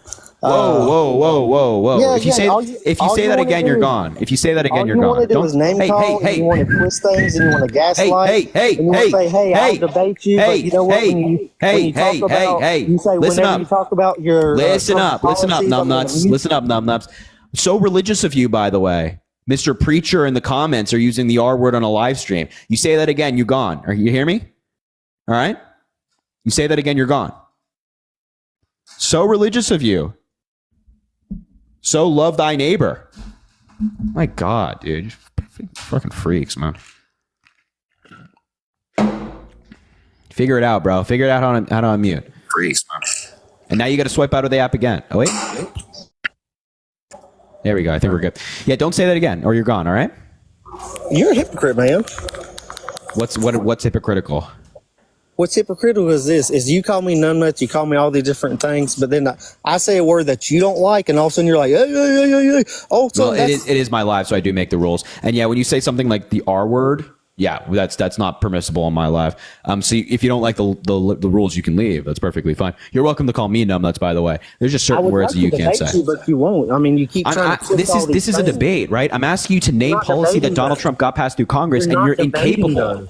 You're not incapable. debating. I said, when you was ranting about all this other stuff, I said, let's talk about policy. And then when we start talking about policy, you try to draw a line and say, I can't talk about executive order policy. I'm happy to talk about executive orders, but why can't you name policy passed through Congress? Because I can name policy that Obama passed through Congress, that Biden-Harris got passed through Congress, but you can't name policy that Donald Trump got passed through Congress. It just seems like you're very misinformed. Why are you so scared for me to talk about executive orders he passed? Because executive orders are very weak legally. They don't have much reach. They don't impact that many people, and they're very susceptible to lawsuits. Whereas Congress, getting a bill passed through Congress, is significant. You're scared. It impacts more people. It's more legally sound.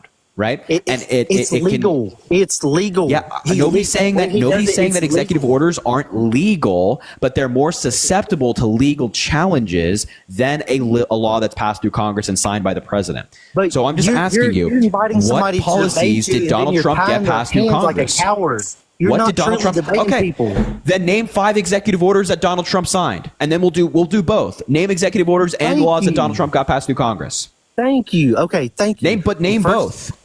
The first executive order that I'm going to talk about that he passed, that's a policy, is whenever he signed in that we can start drilling. Okay, needless to say, let me say it. He signed an executive order that he took away all the red tape to where in America we could start drilling our oil. And while he was president, we started producing so much oil that we were no longer buying it from other countries. We're producing more oil right now. We started selling it to other countries, and we had a good stockpile. We're producing more oil right now. Let me finish. Policy number 2 that he signed. Wait. We're going to go one by one. We're producing more oil right now and drilling more oil right now. Then why the heck have we had to sell off half of our reserve according to? Yeah, we sold some of our. First of all, when Joe Biden did that was a master class. We made $500 million from doing that, and we refilled our reserves. But we did that to lower gas prices because gas prices are not based on how much oil we're drilling here in the United States. It's based on how much supply there is in the global market. So when there's a low supply in the global market, gas prices are high everywhere. And we saw that during the pandemic where countries in Europe, for example, had higher gas prices than we did. Canada had higher gas prices than we did because it's based on global markets, not the United States. So you agree that the more oil that we produce, the lower gas will be? Well, it's not inherent that if the United States produces more oil, there will be lower gas prices because there are other countries that produce more oil. But yeah, for the record, yeah, we are. Joe Biden's in favor of this. Kamala Harris is in favor of this. We want to produce oil. They shut down half the stuff whenever they came in. They're producing more oil than ever before.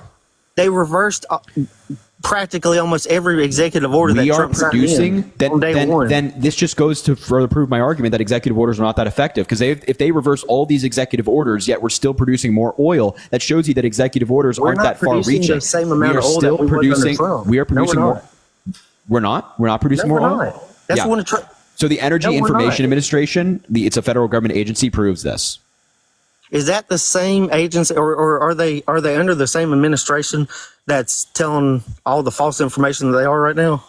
What are you talking about? This is a federal government agency. Here's the article. Here's the article from it, and we have graphs. So here's like 2023 on the far right. You can see that's a big blue line, and then you see like under Donald Trump, there's no line that's as big as 2023, right? So we're producing more oil. right now than Okay. ever before in American history I under got a Joe question. Biden. I got a question. The people who are putting that poll out, do you think they're It's the not a same poll, ones? nuts.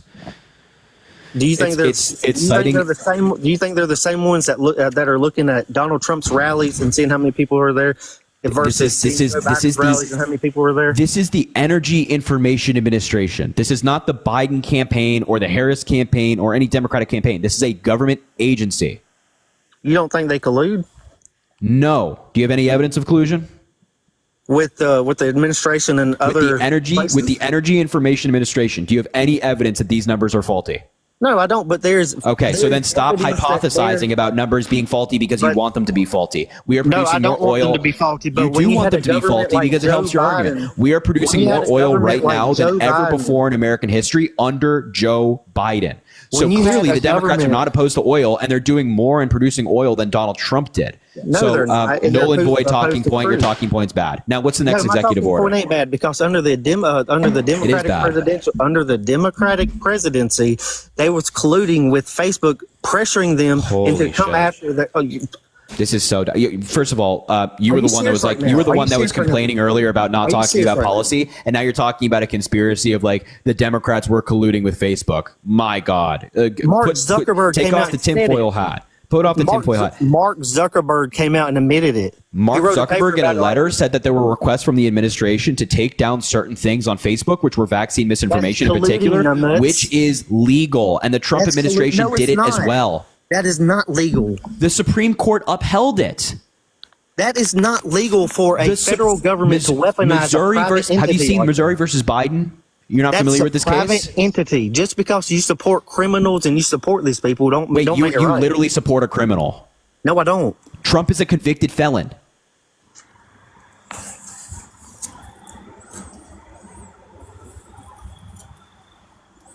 I don't even know what to say to you right now. You support a criminal. You supported somebody who was convicted of 34 felonies. Like, when you step back and you say, "Why was he convicted? Was it trumped up stuff?" It's like it was No. 100% trumped up stuff. Why do you think it was trumped up? How? Because even like No. our I don't former care. even, no. Just Even tell me how Bill the Barr evidence said is that it trumped was up. the most ridiculous stuff ever. That Okay, that how? stuff should never been brought. How? Even all the leading lawyers said this is crazy. Yeah, I don't know what leading lawyers you're citing, but please stop citing leading lawyers, a very vague term, and just tell me how it was trumped up. What was bad about the case? Every single bit You of don't it know. was trumped up. You don't know. You don't know. Why would you claim it if you don't know? I can sense. You know, I can sense it. It's like I can sense when you don't know something. I can sense it. That's why, like, you say something like that, I'm going to press you. So tell me, See, what was bad about the that's case? gaslighting. You can't sense nothing. I'm just kind of amazed that you're just such an What was idiot bad that you about the don't case? believe that any of it. Oh, then prove me wrong. If I'm such an idiot, what was bad about the case? Please, Everything put all your about it, there knowledge on wasn't- us. Everything about it was bad. There was nothing about it that was justified. What was bad about it? I don't have to. You're innocent until proven guilty. They Yeah, he's couldn't been prove proven nothing. guilty. That's why He's he's, been not proven in prison. guilty. No, he's not. He's not in prison. No, I'm not He's saying been he's proven not been guilty. proven guilty. I'm saying he's not in prison. Yes. So what? He was proven guilty in front of a jury. Sentencing is in November. It will never hold up. And if it Why? does, Why? And if it does, But why? If it does, You're it will not. You're only not be because saying of corruption. anything. You're just making these very. You're not listening. You're just making these very vague terms of like, oh, you know, the case is so faulty, it's not going to hold up. Why is it faulty? What was faulty It's about fa- the case? What's faulty about the case is it's all made up stuff. It's all trumped up stuff. What was made It's up? all polluted stuff. What was made up? Every bit of it. Every bit Like of it. like what? What specifically was made up? Like all of it. Like what? All of it. What? What part of it? Every bit of it. See, you don't know what the fuck you're talking about. Yeah, It's so- dude. Are you not like embarrassed when you come up here and I'm asking you like to name what you think was faulty about the case, and you're I'm just not- sitting there on your ass and you don't know? Is this not No, like I'm not embarrassing when you do embarrassed stuff like because you this? can't- I'm not embarrassed because you can't name. Okay, name the specifically charges. What was he about charged with? What was he charged with? that. Every single bit of it was wrong. What was he charged with? What were the you can't charges? name. You can't name what he was charged with. Yes, I can. I've done it a number of times on this live. What was he charged with? Well, you said a lot of things on this live that ain't What true. was he charged with? What was he charged with? It's way more. It's way more mature if you just say I don't know. That's perfectly fine. But what was he charged with?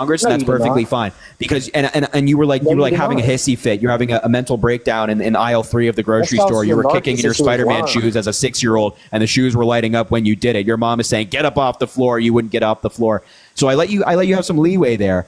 But on this, I'm asking you, I'm not going to let you get away with this. So either there's 3 options here. Either 1, you leave because you don't know the answer, or 2, you say, I don't know. And that's perfectly fine, and we can move on. Or 3, you answer, what are the charges, and why was the case trumped up in your view? You do not really want to debate. You're such a narcissist. You can't. You got to stop throwing around big words that you don't understand, man. You got to stop throwing around the gaslighting and the narcissist. You don't understand what these words. If you could shut up for 2 minutes, No, I'm sorry, Bubba. Bubba, no, I'm sorry. I'm sorry. Bubba, no, I'm sorry. I gave you the opportunity to name a policy, and then you brought up the case. You opened the door. You got to stop using words you don't understand the definition of. You got to stop. You got to stop using words you don't understand. What are the charges? You can't just. I'm asking you a very simple question about something that you said, and then you can't have a hissy fit when I'm asking you a question about something you said. You can't have a hissy fit. You can't handle Donald Trump's policies. You can't. That's why you can't debate. Bubba, my man. I'm telling debating. you we're going to talk about all the policies in just a second, but I'm asking you a simple That's why question. you're not debating. You just railroad everybody. I gave you leeway. Just cut people off when they. No, you don't. I'm so sick of this shit. You're genuinely a child. I gave you leeway when it came to Donald Trump's policies through Congress. No, you did not. I'm not giving you leeway on this. You cannot come up here and lie about our criminal justice system and get away with it. So either you won, I gave you three options. Either one, you leave. Two, you say, I don't know. Or three, you tell me what the charges were and how they're trumped up. Go. Let's talk about policy. Bubba, tell me how the charges were trumped up. Bubba, let's talk about policy. We will not move on from this. Let's talk about policy. We will not move on from this. Policy. We will not move on from this until you tell me what the charges were. No, I'm sorry. Nope. I'm sorry. You will not get unmuted unless you can tell me what the charges were. And you are welcome to leave because we all know you don't know. So either one, you say you don't know, two, you leave, or you tell me what the charges were. And I will not move on from this. So, and now you know this. These are my conditions. So you're welcome to leave, but you don't know what you're talking about. You don't get to come up here and lie about our criminal justice system and get away with it. So you know the rules. You're a liar. I'm laying it down right now. The foot is down. So either you tell me what the charges were, you tell me why they were trumped up, or you leave. And I'll happy to find somebody else that's actually willing to engage in conversation and not have a hissy fit when they're asked a simple question about something they said. Okay? So either you oblige or you get the fuck out. Now, opportunity is yours. And I'm going to make it very clear. What you say next will determine this. So what are the charges, Bubba? The charges was this, that you're going to die and go. So preacher of you. So preacher of you. So preacher of you. So I'm going to give you one more chance. And I'm going to give you one more chance to not embarrass yourself, right? One more chance. What were the charges? What were the charges? Simple question. 4 words. What were the charges? 4 words. And if you can't name it, then get the hell out of the live. Go ahead. Are you ready? I'm waiting. I'm waiting for, what are the charges? Are you ready for me to name the charges? Yep. Are you sure? 100%. Go quick. Make it quick. Let's move on. Come on. I want to get past this. I want to get past this. Are you sure you can handle the charges? Yeah, I know what the charges are. Let's go. Come on. Are you sure you can handle the charges? Can we move past this? Can you just tell me what the charges are and we can move on, please? Are you positive that you can really handle them? Yes, I'm positive. Let's go. Come on. Chop, chop. I don't know if you can handle them, though. Okay. One more time. What were the charges? Go. And if you say anything else other than charges, you're gone. They charged Donald J. Trump with being the best president ever.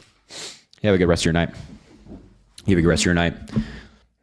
It is truly like, have you no shame? Have you no shame? Have you no shame? Have you no shame, my man? Have you no shame? None. Zero. Nada. Zilch. Not a little bit. None. Yeah, that's the answer.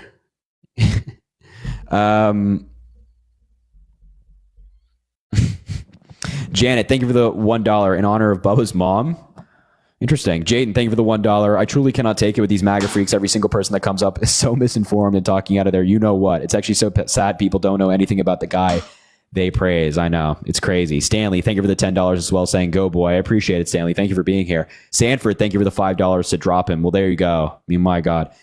Sarah, thank you for the $10. I'm sorry, but here's more. Don't apologize. And by the way, can you come to my country club in small town of Kentucky and debate these guys? I need backup. Sarah, I'll be there.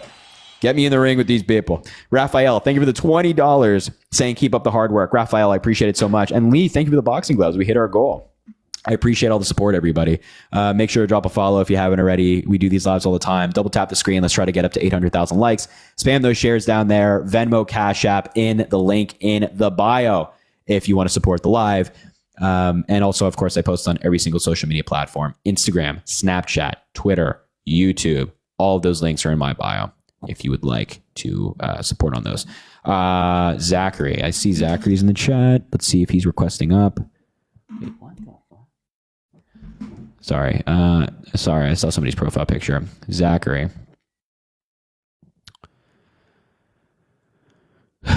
Zachary, there he is. Zachary Fry. Oh, let's bring him up. Let's get him up. Hello, how old are you? Hello. Yeah, how old are you? What up, man? How you doing? Good, how are you? You said how old am I? Yeah. Yeah, 23. All right, why you MAGA? I don't know, man. I used to be like Democratic side and then moved to a Republican side probably 2 years ago. I don't know. I've just seen just overall of everything over the past few years and been, I don't know, fed all this information from both sides. It's kind of a lot. I don't know, man. I would say I'm in the middle. But you're voting for Donald Trump? Yeah, I am. But that doesn't seem very in the middle, does it? No, I mean, I would say I've just seen like both sides, the debates. I mean, I think both vice presidents did a better job debating. I mean, I support both of them rather than who's going at it now, but I definitely support Donald Trump over Kamala. Yeah, but why? Just of things he's done for the country, and I feel like he supports American more than. What'd you say? What did he get done for the country? Oh God, his Wi-Fi is terrible. Yeah, I'm a head him on out. The Wi-Fi is just bad. You know, I think President Obama made a good point that a lot of men are not voting for Kamala Harris because she's a woman. I think that's a really good point. I think there are a lot of men doing that. I think there are a lot of men that genuinely are like that. Brent, thank you for the $10. This is for your patience because I just cannot. Yeah, I mean, Brent, seriously, some of these folks are crazy. Angelica, thank you for the $4 you stayed on. I appreciate that, Angelica. Thank you so much. Michaela, thank you for the $5. View personalized note. Can you say five policies that Biden Harris got through Congress just to prove that we can? Yeah, absolutely. The American Rescue Plan. Oh, shout out to everybody coming from Tommy's Live. I appreciate you guys. Shout out Tommy. We love Tommy. He's fantastic. The American Rescue Plan, which was the COVID relief bill that Biden passed, is the first major thing that he got passed when he was in office. The Bipartisan Safer Communities Act, which was the first piece of major gun legislation in 30 years. The Chips and Science Act, which invested in manufacturing, making these little chips that we have in our phones here in America as opposed to abroad. One sec. Passing the PACT Act, which of course is expanding healthcare for veterans, and of course the Inflation Reduction Act, which is the largest investment in fighting climate change in world history and helped reduce healthcare costs. There are your 5 good ones. What's up, man? Why you MAGA? Can you hear me? Yeah. I don't know much about the policy, but I used to own a logistics company, and as soon as the new administration came into the office, the freight loads went down and the diesel went up. Me as a small business owner, I paid my truckers 30% of the freight loads, and it was difficult for me to continue operations and pay my truckers fair wages. Because we were in the middle of a pandemic when they came into office. Okay, so that's why I'm MAGA. Yeah, so that's why. That has nothing to do with Joe Biden and Kamala Harris. You're asking like why were freight loads more, why were imports more, things like that. It was because of the pandemic. So Joe Biden and Kamala Harris didn't obviously create the pandemic. Thank you, Snoopy, for the subscription. I appreciate you. Yeah, they didn't, but the freight loads changed after the administration, not before the pandemic. Because Trump was still in office. The administration, not before the pandemic. What does that mean? So, like, Trump was still in administration during the pandemic, correct? Yeah, but the main economic effects of the pandemic weren't felt for another year or so later. I think he's leaving. This is the sign that he's leaving. That was quick. Venmo, Cash App in the link in the bio if you want to support the live, because we talk to folks like this. Mallory, thank you for the $5 for the Advil for the headache you must have after talking to these insane MAGA people. Yeah, seriously. He's leaving, by the way. Seriously, Mallory, it's terrible. Logan, thank you for the $1. Can you please talk about how Kamala Harris is drinking beer while Florida people are dying? Just even like for a few seconds, I'm not educated. So she went on Stephen Colbert. That was really quick, by the way. That was like maybe fastest debate ever. She went on Stephen Colbert and had a beer with Stephen Colbert. And meanwhile, while all this was going on, while she was doing that, first of all, she can do interviews. I mean, she's campaigning to be president of the United States, right? So that's first and foremost. Second of all, she has coordinated with the Biden administration all this FEMA response for Florida, for all of these different states. And all of these states have been very complimentary of the Biden administration and the federal response. They've said that, they've gotten everything they've needed. We're both Democrats and Republican politicians have said both of those things. So, when you're campaigning for president, you walk and chew, especially if you're already elected, you walk and chew gum at the same time. You campaign. Thank you for the gift sub. You campaign by doing interviews, like stuff like that, but you can also do your job. And I just also want to point out that Donald Trump was golfing during the COVID pandemic. He would just like go to his golf course for the day while thousands of people were dying every single day. So, yeah. Kamala Harris has a beer on a show that she went on, and apparently that's offensive. But Donald Trump golfing through the COVID pandemic, yeah, no problem. Just overlook it. Shauna Ann, thank you for the $5. Keep doing what you do. I appreciate you so much. Thank you for your support. Venmo, Cash App in the link in the bio if you want to support the live. Also, drop a follow if you haven't already. We're almost at 1 million likes, everybody. So keep double tapping the screen. Let's try to run it up, and we'll get there. All right, man. Why you MAGA? Well, I appreciate what Donald Trump is running on. He's running on Agenda 47. More particularly, I'm interested in Section 1 of Chapter 1 of Agenda 47 when he talks about energy diversity. So anything else? Or is that, you just want to talk about that? I want to talk about that. So, but no other policy you can name of Donald Trump so you like? Well, we'll get through those. Okay, so what about Donald Trump's energy diversity policy do you like? Well, what he wants to do with liquefied natural gas, that's a huge problem right now, as well as nuclear energy. Can you elaborate a little bit further on that, please? What does he want to do with nuclear energy? What does he want to do with liquefied natural gas? Well, if you look at liquefied natural gas, there's companies like ExxonMobil, Phillips 66, Duke Energy, Freeport LNG, that their projects are being held back by permitting. The permitting has taken forever, and typically it takes between 3 and 8 years to get those permits passed. When he was in office last, he allowed to remove some of those bottlenecks within the permitting processes through FERC. Yeah, problem is when you remove those restrictions when it comes to permitting is that the effect on the climate is not fully appreciated nor investigated. So having this time between an approval for a permit and then actual drilling starting is good. So these things can be investigated. That's also required by federal law. We have to give adequate time for federal law to do its job. And I don't think anybody disagrees with investigating the effects on the climate and the surrounding environment of these projects, unless you're like a total freak. And also, to be clear, the Biden administration has approved, at least in the first 2 years of office, approved more permits at a faster rate than the Trump administration did in their first 2 years of office. And Trump also just doesn't give a damn about climate change. So that's also pretty shitty. I don't think we should, we can care about climate change and drill. We don't have to do one or the other. Whereas like Kamala Harris is saying, let's do both. Let's focus on both. And Donald Trump doesn't give a damn. He thinks it's a hoax. So. Well, I've never seen anywhere where it's a federal law for time allocation. The time is irrelevant in regards to the law. So that's not I don't true. know where you got that from. It's federal law. It's federal law. I can probably try to find it for you when we're talking, but it's federal law to investigate the climate ramifications as a result of a drilling project. We're not talking about drilling. We're talking about specifically liquefied natural gas plants. Yeah, it's the same thing. It's federal law. It's not. Yes, it is. And I can spend time and find. What do you mean how so? Well, because it's a completely different process. Yeah, no, it's just like generally.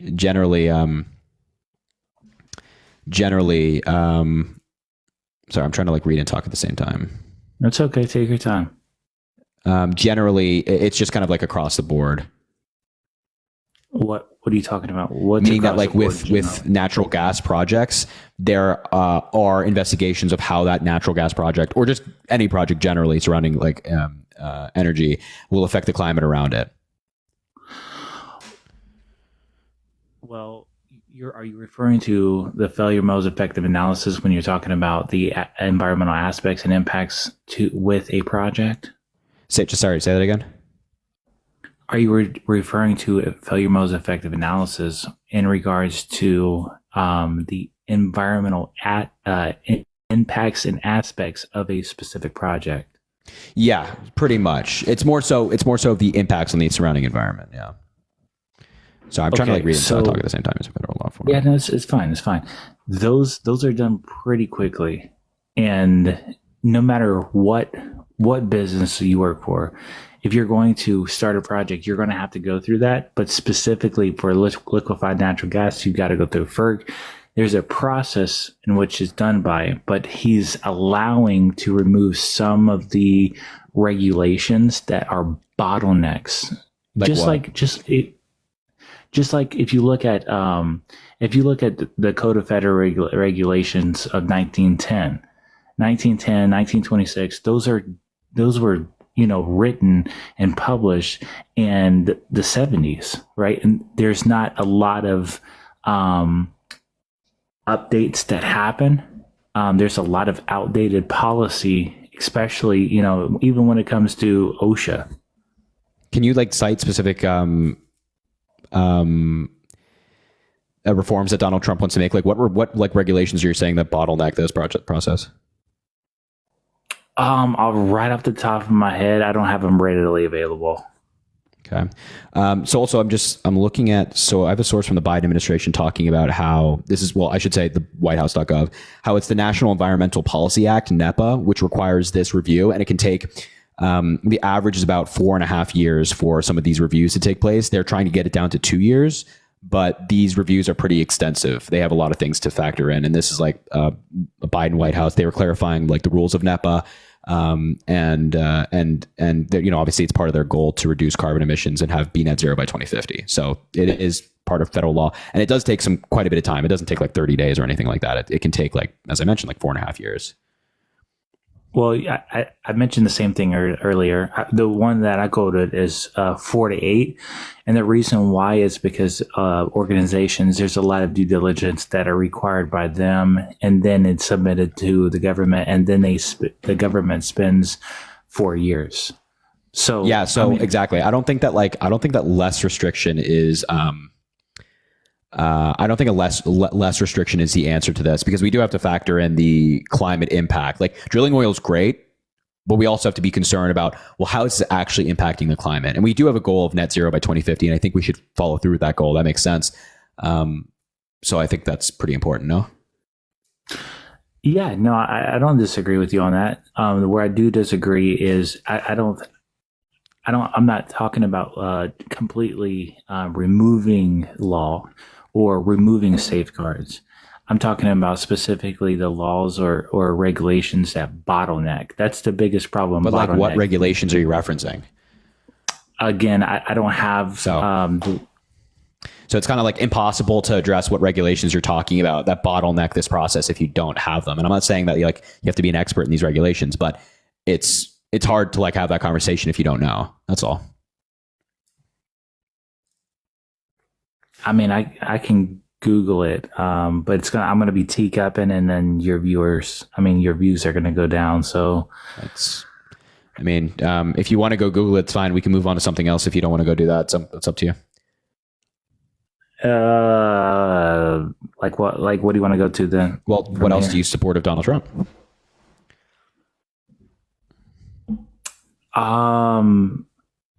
I appreciate what he wants to do with taxes. I mean, I think that's great. Let's talk about, this is all very like meh, because, Donald Trump is not running for president to reduce taxes. How do you feel about him trying to overturn the 2020 election?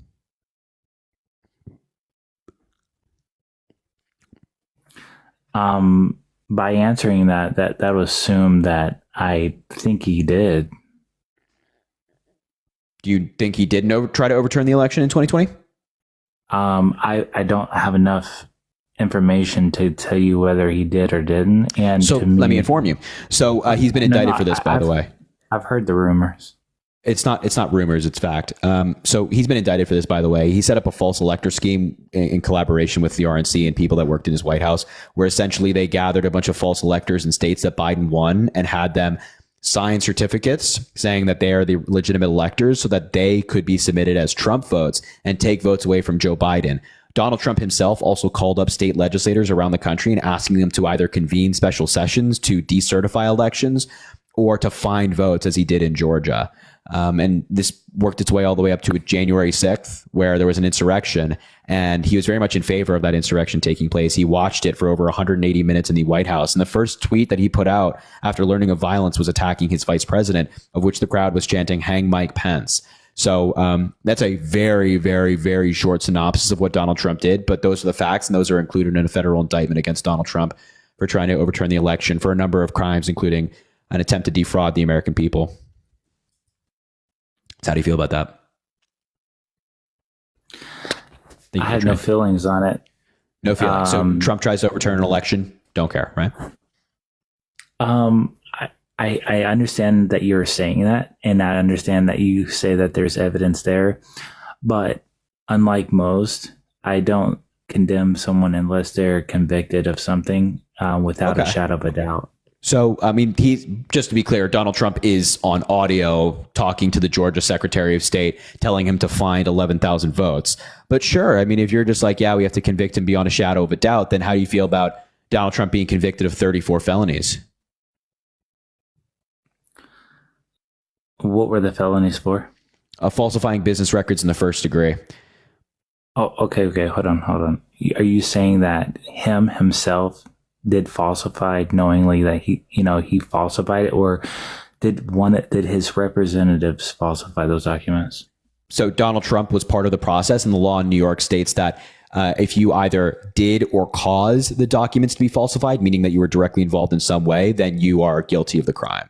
So he was found guilty of 34 felonies, falsifying business records in the first degree. He was paying off an adult actress who he had an affair with while his wife was at home taking care of his newborn child. And he paid it through his lawyer, Michael Cohen. And then Michael Cohen sent the money to Stormy Daniels. And Donald Trump misrepresented what those payments were for so that the American people in 2016 wouldn't find out that he had an affair because he thought he was going to hurt his election chances. So it's election interference in that sense because he was trying to keep this private illegally. So how do you feel about that? How do you feel about him interfering in the 2016 election and being found guilty of falsifying business records? It sounds like to me that if it wasn't Donald Trump, then it would be misdemeanors. No, it would not be misdemeanors. This has been charged thousands of times from the New York District Attorney's Office. It's often elevated to felonies. People falsify business records to cover up crimes all the time. And you don't think it's at all of a stretch that it was election interference by trying to keep it on a down low?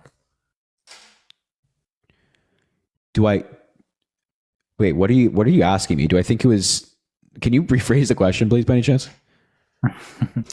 Yeah, by discreetly having Stormy Daniels paid, and not publicizing that, you think that was election interference? Yeah, he was illegally covering up something so that his election prospects would not be interfered with. That is quite literally election interference. Yeah. That's pretty funny. Yeah, why is that funny? Just to be clear here, like some of his senior advisors, like Hope Hicks, testified under oath at the trial that was the purpose, so that the story would not come out for that reason. So your buddy, your best friend that says some derogatory terms, like it starts with an N. What are you talking about? What the fuck is wrong with you? Can you engage with what I'm saying right now? I just made a point to you. Can you respond? I am. So it starts with the N-word. So I just said that Hope Hicks testified under oath against Donald Trump. Could you address what I just said about Hope Hicks? Yeah, I'm almost done. So just to be clear here, you're just stay on topic. Yeah? Just focus up. So Hope Hicks testified under oath that was the reason She was a senior advisor for Donald Trump, along with other people testified to this. So go ahead, respond to that, please. Yeah. So just like that person, your best friend, that says the N word, right, really discreetly, do you think that he would pay to, keep that like text deleted or not publicize that? Yeah. So this is like a really unintelligent response, and I think it shows like a lack of knowledge on the law, because it's not illegal to pay for something to be covered up. Like you could enter into an NDA with Stormy Daniels to not have her reveal that information. That's perfectly legal. You can do that. But if you're paying her through somebody and you misrepresent what the payments were for, and then you're doing that to preserve your election chances, that's illegal. That's a felony. So what you just tried to compare was not analogous whatsoever and quite unintelligent. Because he's not running for office, right? Yeah, even if you're running for office, or even if you're not running for office, if you falsify business records and do it to conceal another crime, that's still illegal. Whether you're a business person, running for office. So is it? Hold on. Because there's no special protection for somebody that's running for office. By the way, do you think? Don't know if you know that. Do you think? Let's go back to Donald Trump, because I'm done picking on your buddy Dean. I mean, you're not really picking on anybody. You're just like making a fool of yourself. Like what you tried to do was. Hold on. I'll tell you. No, I'm not done yet. What you tried to do is pick on somebody to make a point, but it just like complete backfire. Like I feel like that was a waste of your time. No, not really. You're not embarrassed. Well, you miscited the law. You don't know what the law says. Are you embarrassed about that text or no? I'm embarrassed that somebody like you comes up on a live and so confidently is wrong. That's what I'm embarrassed by. So you're embarrassed by that, but not saying the N word. No, I'm embarrassed that people like you come up in lives and you are so confidently wrong. Like you miscite the law and you try to pull a gotcha moment and it just goes really badly. Like you don't actually know what the New York law says. You don't know what falsifying business records in the first degree says. You don't know anybody that testified in the case against Donald Trump. You don't even know who Hope Hicks is. I mean, you don't even know the charges against Donald Trump. It's like, so I'm just curious as like, I'm just misrepresenting New York law than your best friend saying the N word. That's pretty interesting. I'm confused as to what the analogy is here. Like, so please prove to me how it's analogous whatsoever. What's the correlation here? Or are you incapable of staying on point? Okay, we'll go back to your point. Here's the thing. Did it go through his attorney or did it not? He was not his attorney. Okay. Did any of it go through his attorney? It did not go through a attorney. No. Okay. It probably should. Do you not know the facts of the case? It probably should have. Obviously, I don't. I wouldn't be. So do you know? So do you know anything about the case against Donald Trump or no? Just kind of like that. No, you don't. No. So he assaults women. You don't care about that. He commits a bunch of business fraud. You don't care about that. Steals classified documents. You don't care about that. Tries to overturn an election. You don't care about that. You say it's rumors. You say that regulation, that Donald Trump wants to get rid of regulation. You don't know what the regulation is. You don't know how much time it takes to do an environmental review for certain projects. So what do you know? I did quote that correctly because no, you did not. Yeah, you did not. I so just like what? So what do you actually know? Like what do you know in connection to politics? And like what do you know about Donald Trump? Well, hold on. Well, don't misrepresent me because I did say I'm not misrepresenting you. This is when it comes to the permitting process. I mean, say that, you said that after I brought up. You said that after I brought that up. So, but regardless, like what do you actually know regarding Donald Trump? Like, do you know any of his? Can you name me policies that he got passed through Congress when he was president? You were a decent debater, right? Until you. Hey, excuse me. I'm asking you a question. Can you tell me policies that Donald Trump got passed through Congress? Like, what do you actually know about him? I'm trying to have you redeem yourself here a little bit, so you can maybe show to the people that you're not what people perceive you to be. I don't know the ins and outs of what he was convicted for and things like that. Yeah. Hold on, all the details of the case because I do have a full-time job as an executive, and I do have a second job of investing in properties. But you, my friend, it's just reading, my man. It doesn't take that long. You, my friend, you debate this every single day, right? Yeah, so you you should don't know it. I would expect you to know it like the back of your hand. You don't. It doesn't. You can read, right? You can read. You can read just like anybody else. You're apparently so wrapped up in work, but apparently you have plenty of time to hop on a TikTok live and spew misinformation. So you could be using this time to inform yourself, but you deliberately choose not to. And I find it hard pressed to believe that every second of every day for you is full of your demanding job. How about you just crack open an article sometime and actually inform yourself, as opposed to like genuinely coming up in a very public way and not knowing what you're talking about. That's all. It's I'm not asking you to do rocket science. I'm not asking you to learn quantum physics or Albert Einstein's equations or anything like that. Come on, Harry. I know you can do it. Tell me what I spoke that was misinformation. You made a false analogy between Trump and Dean, which was crazy. Like, that was a crazy analogy. That you were comparing two things that were not analogous whatsoever. And you also miscited facts of the case, like, oh, did it go through his lawyer and things like that. Of course, it didn't go through his lawyer. I didn't that's not miscite. I was simply asking a question. And when it comes to you were making an implication there. You're making an implication Dean saying that, like, because I asked you, what's more egregious, what I said or what Dean said? And you said what I said. That what are you talking about? I said, what's more egregious, me not knowing New York law, or your friend, your best buddy? No, I'm talking. We're in the context of the debate. And first of all, in the context of the debate, I don't. In the context of the debate, you didn't know what you were talking about, and that's egregious. That's pretty bad. I would say, and the fact that you're trying to pivot it to somebody else and something else that's going on, it's like it's a clear lack of knowledge. Because if you can't, if you can't win on the information, if you can't win on the facts, then you do what Trump does, right? Trump can't win on the facts. Trump can't win on the policy. So he pivots to something else, attacking somebody else, attacking something else. And it's pretty much just what you're doing right now. And I think that's just I just think that's embarrassing. I don't know. So do you have any, it's like, can you name me some policy? Excuse me, I'm not. Are you doubling Excuse me, down I'm on asking that? you a question. Excuse me, I'm asking you a question. Can you name me policies that Donald Trump got passed through Congress when he was president the first time that you like? The Jobs and Tax Act. Okay, what was good about it? Well, I think that it helped. By the way, it's the Tax Cuts and Jobs Act, but anyway, super basic stuff though. Anyway, go ahead. I'm sure it is if you debate it every day. It's just the name of a policy, man. If you're going to cite it, you should get it right. Well, continue. Please. What did it do? I don't Why did you like it? But what'd you say? What did it do? Why do you like it? Well, what did I like about it? Well, it doubled the tax incentives for children, right? Are you you're done? No, I'm going step by step. Do you agree with that? Just list it all out. Go ahead. No, I'm not listening to them all out. I don't do what you do. You spit a bunch of words. Just tell me what you like about the law. Is that all you like about it? Hold on. I'm not like you, Harry.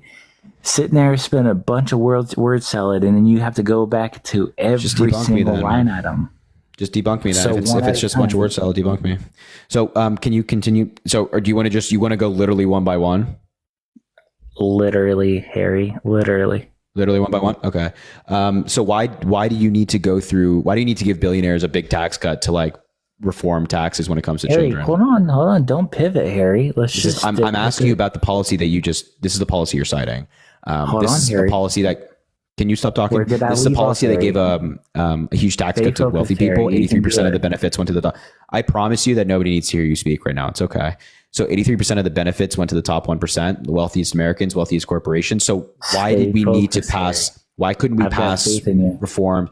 Okay. So why do we need to pass reforms for children in that policy as opposed to just doing it by itself? So let's take it with one at a time. Was it not doubled? What was doubled?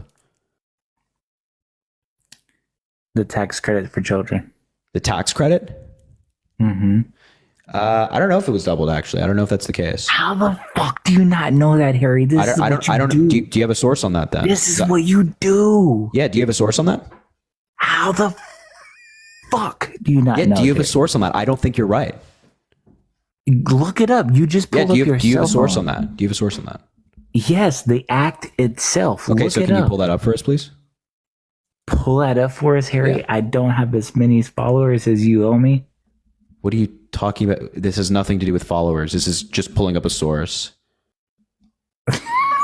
Can you prove your claim or not? Knowledge. Harry, how the fuck? So are you? do So not okay, know if you're not going to cite a source, then like, what's the point of having a conversation? If I ask you, like, can you prove the claim that you're making? You can't. Hang you just, on, like, Harry. Let me keep go get whispering. this for you. Yeah, go This for is it. Go hilarious. for it. No wonder why you wanted to skip it so bad. Because you. No, I didn't want you. fucking I want you know. to tell me more. I want you to tell me more about this law that you Hang like on, so Harry. much, because Let we me haven't even get it gotten for into you. the meat of it. But please go find the source. Go Harry, ahead. hold on. Swipe up out of TikTok and go find it. Hang on, Harry. Yeah, you got it. There he goes. God, this guy is a really weird whisperer. I don't know why he's whispering. It's kind of strange.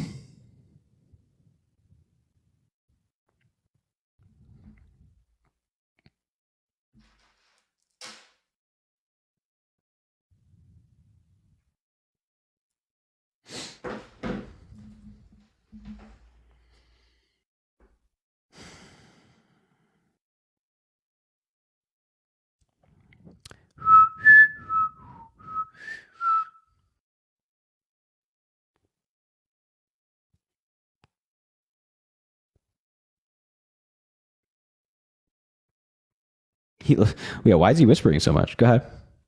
Hang on, Harry. Give me 1 second. Was it? Wait. Come back here for a second. Actually, go ahead. It's fine. Whatever. Keep going.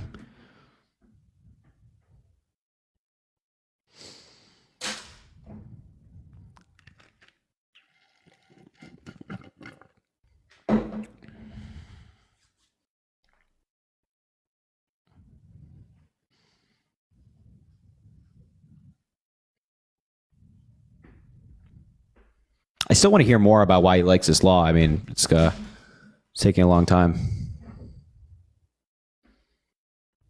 Hey, is Wikipedia good enough source for you?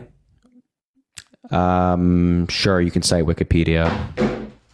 All right, so look, it was doubled from 1,000 to 2,000. And was it temporary or permanent? Does it matter? Dude, nothing's permanent, bro. Does it matter? Hold on. Nothing's What? permanent. Nothing's permanent, dude. If What are you're you the talking president- about? That's a really dumb thing to say. That nothing's permanent in government. We have things that are permanent in government. Was it temporary or permanent? Well, that is a true statement. But hold on, give me 1 second.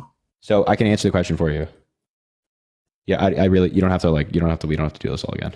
So how the fuck did you not know what Well, the point I was but you making is that know it's if it's temporary. permanent or not? The point is that it's temporary, right? So this tax law, there are things that we could have made permanent that Donald Trump deliberately didn't.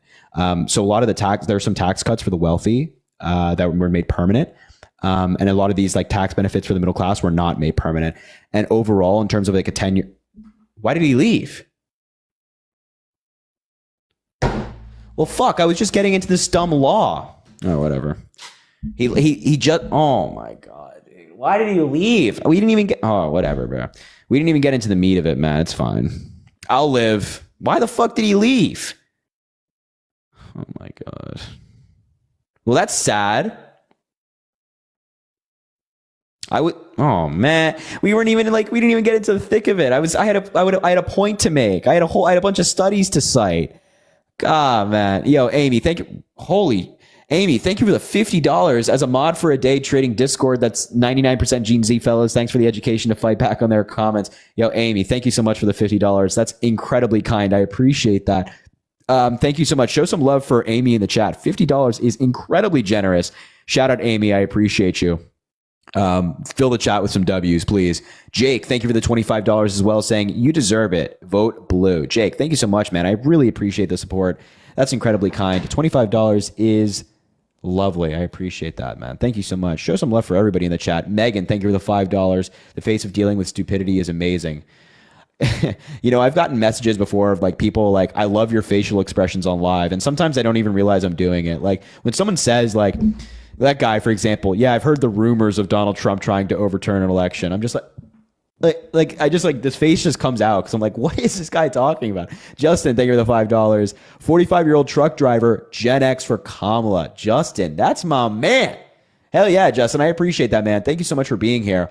And Kyle, thank you for the $5. Always great watching you destroy Trumpers. Hey, man, we try. I appreciate that, man. Thank you. It's very kind. Yeah, we try. We try.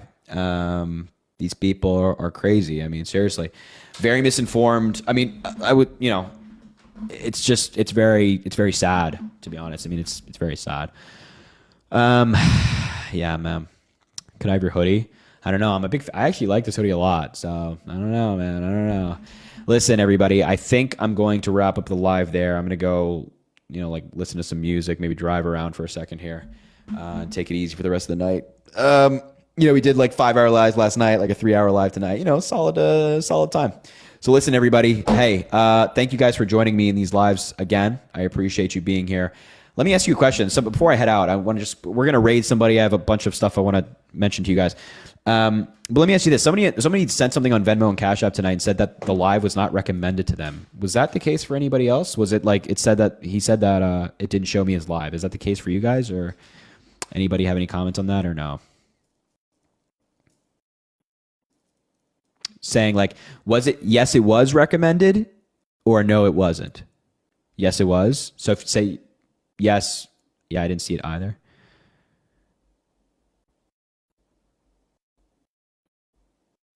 Huh, interesting. It's kind of like a mixed bag. There's like people saying yes, it was recommended. No, it's not. Anyway, okay, good to know. Because somebody said that, I was just clarifying. So again, shout out to everybody that supported on Venmo and Cash App. You guys are fantastic. It always goes incredibly long way. I appreciate that a lot from the bottom of my heart. But hey, I post on every single social media platform. I post on Instagram, Twitter, YouTube, TikTok, Snapchat. All of those links are in my bio. TikTok, of course, I post every single day. Drop a follow here. We do these lives as well every night. And I post on Twitter every day, Instagram every day, YouTube every day, and of course, Snapchat every day.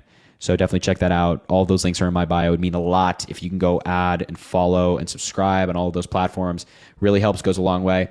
Also have a great Saturday tomorrow, ladies and gents. Go watch some college football. Go watch the college football and enjoy your day tomorrow. And hopefully I'll see you tomorrow night if everything goes well. And the last thing I'll say is we have some people to raid. So we have 3 people I want you to raid for me. 3 people that are live right now that I'd highly recommend to you. We have Isaiah R. Martin, who's live. He's doing a live right now doing TikTok debates. We have Parker Get a Job. Parker's live right now as well. But also Carbon Says. Carbon is also another debater on TikTok live.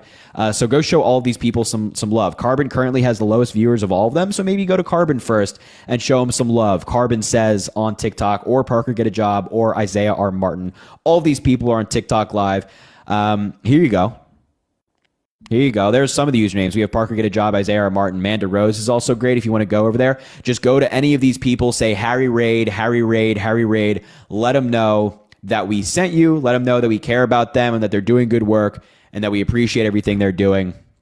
Parker Get a Job. Here we go. Parker Get a Job, Carbon Says, Isaiah R. Martin. All these people are live on TikTok right now doing TikTok debates. So if you want more, go hang out with them and say hi for me.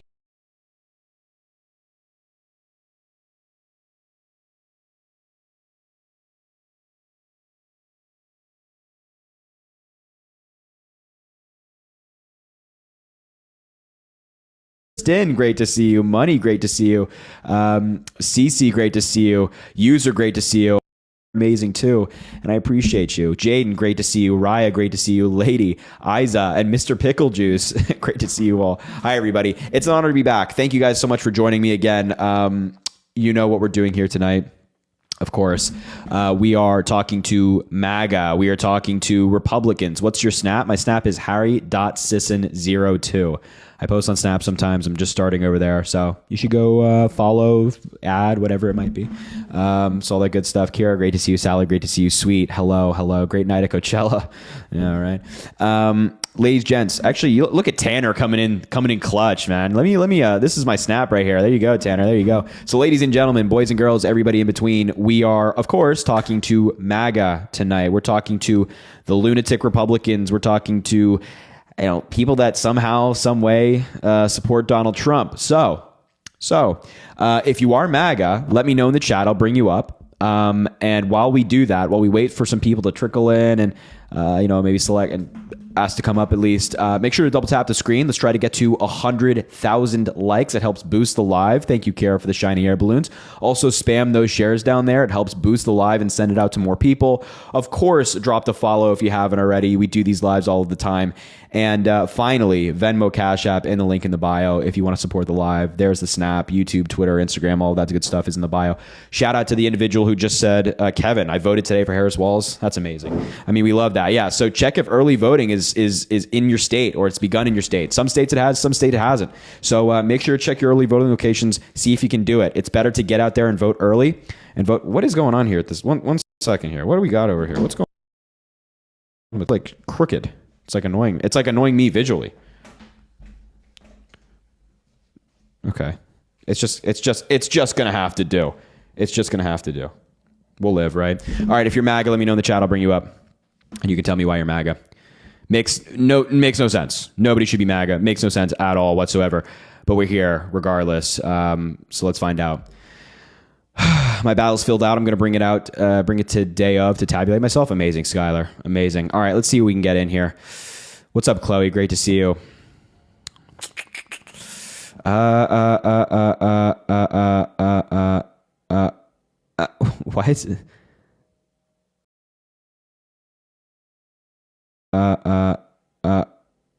Why is it? Let's bring this guy up here. He has like a Russian flag in his bio. He's just, Putin fan. I mean, I shouldn't judge, I suppose. If you like Donald Trump, you probably like Putin, right? I mean, it's hand in hand, huh? Well, this guy's not coming up for some reason. Let's bring a booter. I just want red to win, so Harry will go away. I don't know why everybody thinks that. Like, if you think that if a Republican wins, you think that just like Democrats all like disappear? Do you think that's just like how that works? I don't think you know how this whole politics things work. All right, this guy's not coming up. We'll bring up this guy. Hello, what's up, man? Why are you MAGA? Hello. Yeah, how old are you? I'm about 25. What year were you born? On a good day. 1994. MAGA. Yeah, you have a good one, bro. yeah. You have a good one, bro. You head on out, all right? You head on out, bro. You be all right now. All right, if you're MAGA, let me know in the chat. I'll bring you up, and you can tell me why you support Donald Trump. You can tell me why you support Donald Trump. Just let me know. Type MAGA in the chat or just request up in the box, and we'll go from there. Yeah, you have a good night, bro. You have a good night, bro. You have a good night. Let's see. Let's bring up Derek. Let's give Derek a chance. Remember Venmo, Cash App, link in bio if you want to support the live. What's up, man? What's going on, bro? How you feeling? I'm good, man. How are you? I'm chilling. I'm just watching everybody and their little open views on what they think policy should really be. Okay. So do you support Donald Trump? You know what? Unfortunately, I do at this moment because he's the only president pushing the actual religion back into anything. What?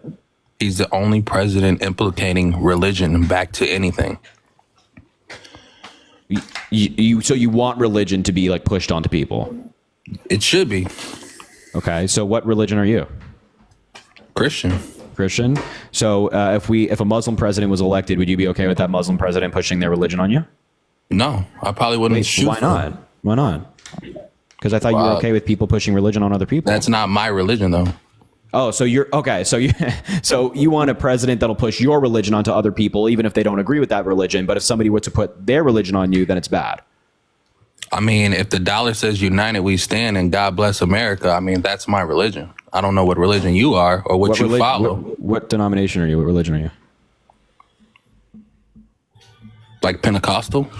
I don't even know what that is. Right. You don't know religion, so you're asking about. I don't know what that is. So how deep do you want to go? What's your reason for bloating for a woman that hasn't done anything for your country? Why do you specify that she's a woman? What, is she a guy? No, I'm just curious. Like, why did you say why do you vote for a woman who hasn't done anything? Why didn't you just say a candidate or something like that? Because she's a woman. Just seems a little specific. I'm just giving her. Hey, they fought for their his, her, and him. So I'm giving her what she is. What's the issue? That's a little suspicious. Pentecostal speaks in tongues. Maybe that's why I don't know what the fuck that is. Yeah. So Kamala Harris has a dedicated career in public service. District Attorney, Attorney General of California, then became Senator, Vice President. She's worked on a lot of great pieces of legislation, both as a senator and of course Vice President. And she's also just like a good person morally and a good leader. And I think she has the qualities of a president.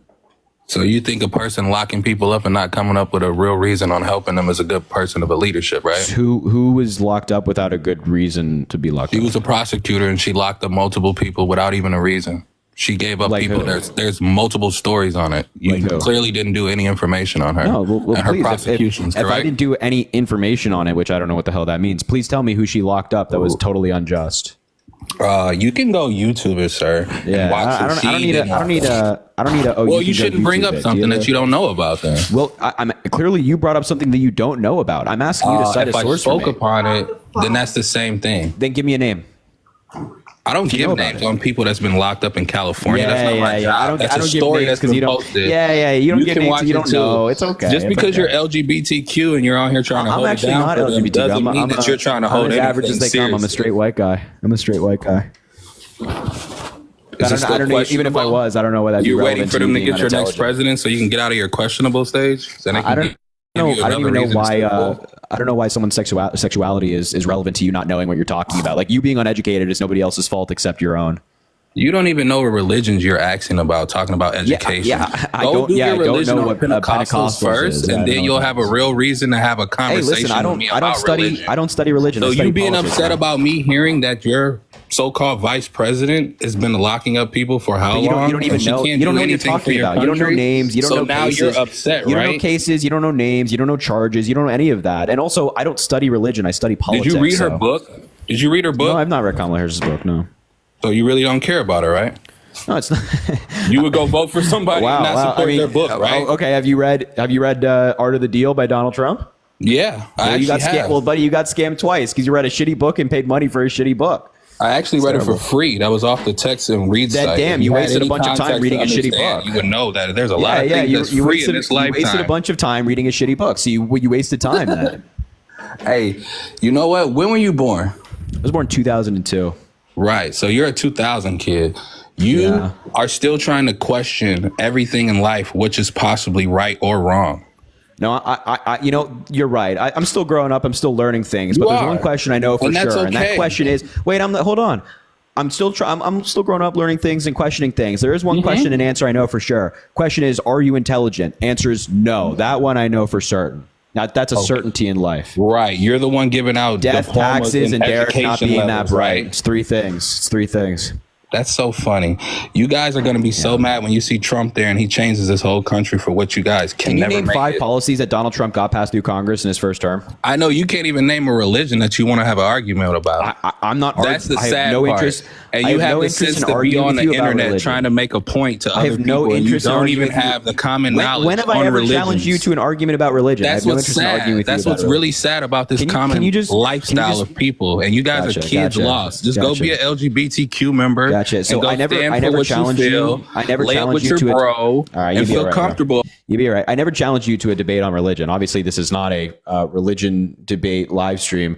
So, not talking about, what did you say, Pentecostals? Like, sorry, man, that's not my expertise. I don't study that.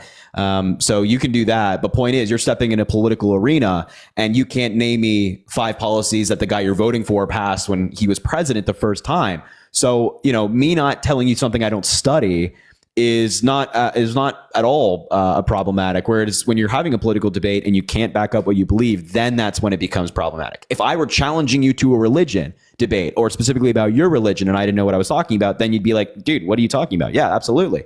But right now you're just out of your depth. So you're in the deep end of the swimming pool. You got to get out. You got to get out. You got to put on the floaties, buddy. Got to put on the floaties. It'll bring you to the surface. I'm not really upset about it, bro. You got to read between the lines, and body energy is everything. This woman. Read Let me ask you a between real the question, lines. and I'm gonna be done with it. I just want to ask you a real question. Okay. You do have a mother, right? Yeah. If you had an issue outside your house and your friends were telling you, like, if you come back out here, we're gonna hurt you, would you send your mother out there? Or would you tell your father to go outside? I don't even know what this means. Answer If the my question. mother's like Ronda Rousey, I'd send my mom out there. You wouldn't send your mom out there, bro. If Don't she's lie. Ronda Rousey and she's Don't like lie. a talented See, you're doing fighter. that new Like, what are you talking gen. about? You're doing the new gen. I don't care. I think a woman is LGBT, stronger than me type stuff. That's not the situation here. Answer the question straight up. Would you send a woman outside to fight your battle, or would you send your father? Answer the question. Yes or no? Yeah, I think it's like circumstantial, right? Because like if your mom's Ronda Rousey, You're going like, around the mom's gonna beat their you're ass. putting another And honestly, situation. sometimes mothers are scarier than fathers, man. Are you kidding me? Sometimes mothers. If my mom's Ronda Rousey and she's gonna go beat some ass, go ahead on out If there. it's, I don't know. Yeah, you had. I don't know. I'm not gonna. This isn't. By the even way, a like conversation. gender is not LGBTQ plus. I don't know if you know. This is the issue what everybody's trying to pick up on.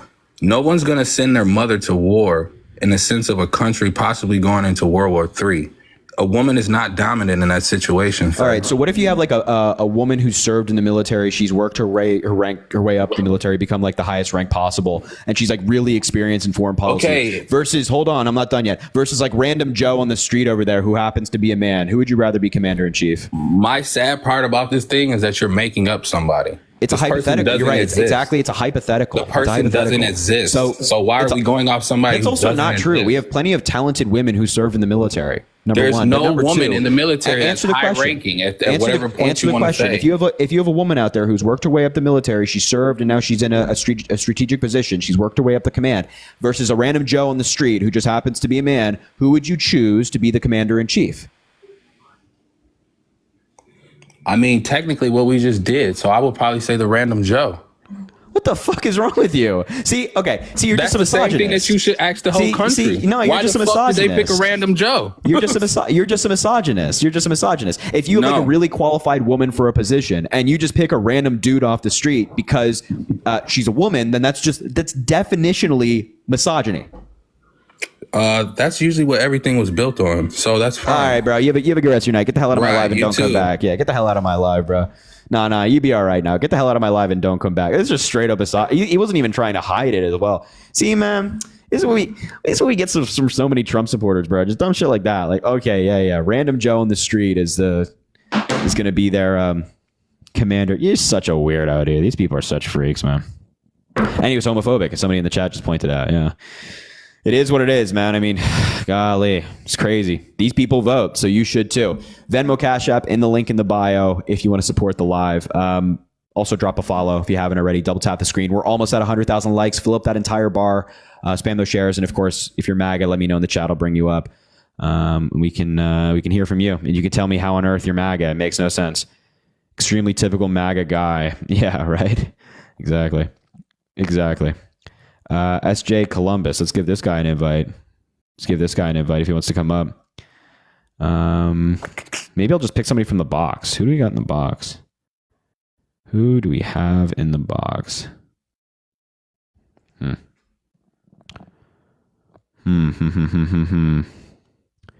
Vinny says bring me up. Is Vinny requesting? Let's see. Is Vinny requesting? He's not. I'll just pick somebody else then. Let's bring up Ray Davis. Let's give him a shot. Ellen, thank you for the galaxy. I appreciate you. Look at that guy in the chat saying Trump will win California. Okay. Yeah. And I'm also president of the United States right now, I guess, because we're just lying. All right. Ray, talk to me. Why are you MAGA, man? I'm sorry, Harry. I'm not MAGA. I didn't. Oh, you're good, bro. All right. That's great. No, I'm glad to hear that. You don't have to apologize for that. All right, man. You have a good rest of your night. I appreciate you. You too. Hey, you don't have to apologize for not being MAGA. Are you kidding me? Let's bring up this guy. Venmo, Cash App in the link in the bio. If you want to support the live, drop a follow, all that good stuff. You know the drill. What's up, man? Hello? Yeah, are you MAGA? Yes, I am. You're MAGA, really? Why? Because I like him. Okay, so why do you like him? He's always been a good man, and he's a... Oh, don't do that. That's stupid. Okay. So when he assaulted a woman and was found liable for doing it, do you No, think that's... he did not do that either. He was found liable by a jury of his peers. Oh, please. In court. Yeah, I don't care what they say. No. Why don't you accept a verdict of a court? You accept when like somebody's found guilty of murder. Why don't you accept a verdict of a court? Harry, Yes. He's not guilty of it. He was found. Yeah, so he wasn't found guilty. That'd be criminal court. But he's He found, might have tickled her, but he didn't rape her. well, he was found liable in court for doing it. So You know what? I wish he'd have tickled me. Hello. what did you just say? I wish he'd have tickled. You didn't ask how old I was or nothing.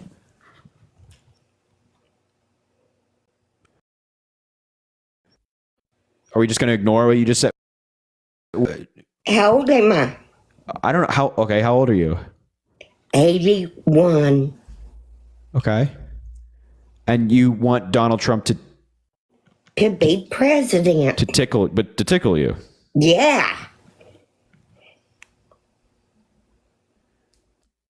He's Do you not cute.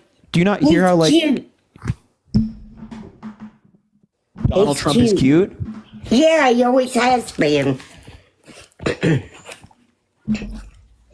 And he's a billionaire and everything. And he likes babies. He loves babies. So, Okay. So, when he okay, I'm just still trying to process what just happened. I've never Quit doing that. This is just. I've never heard this before. Okay. Okay. So when my God, when Donald Trump cheated on his wife who just had a He newborn wasn't baby. married then. No, he was. No, he wasn't. No, he was. wasn't. Yeah, when he had an affair with Stormy Daniels, he was married. He didn't have an affair with her. Yes, he did. She took that all back. She did not actually. Yes, she did. No, she did not. Yes, they she had an affair. did. Yes, They had she an affair. did. Yes, she did. So Don't argue with your grandmother.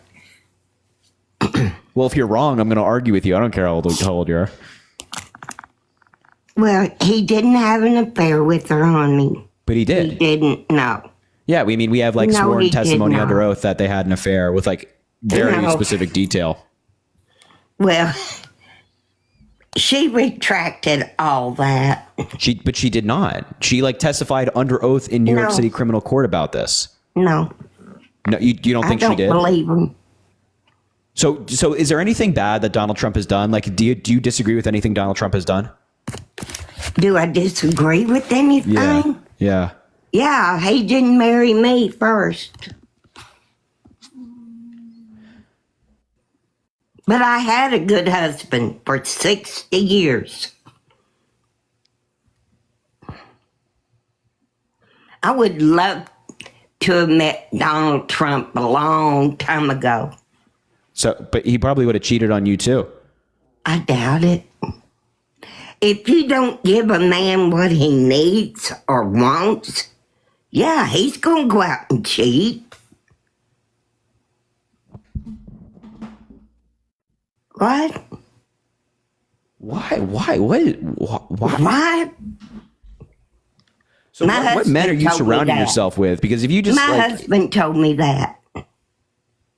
your husband told you that. Yeah.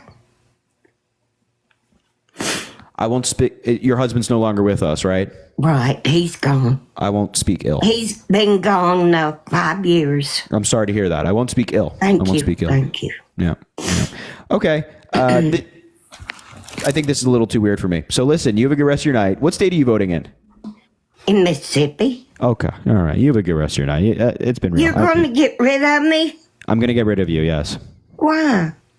Because I You can't. don't like me anymore? I can't. You're I going to can't. make me sad.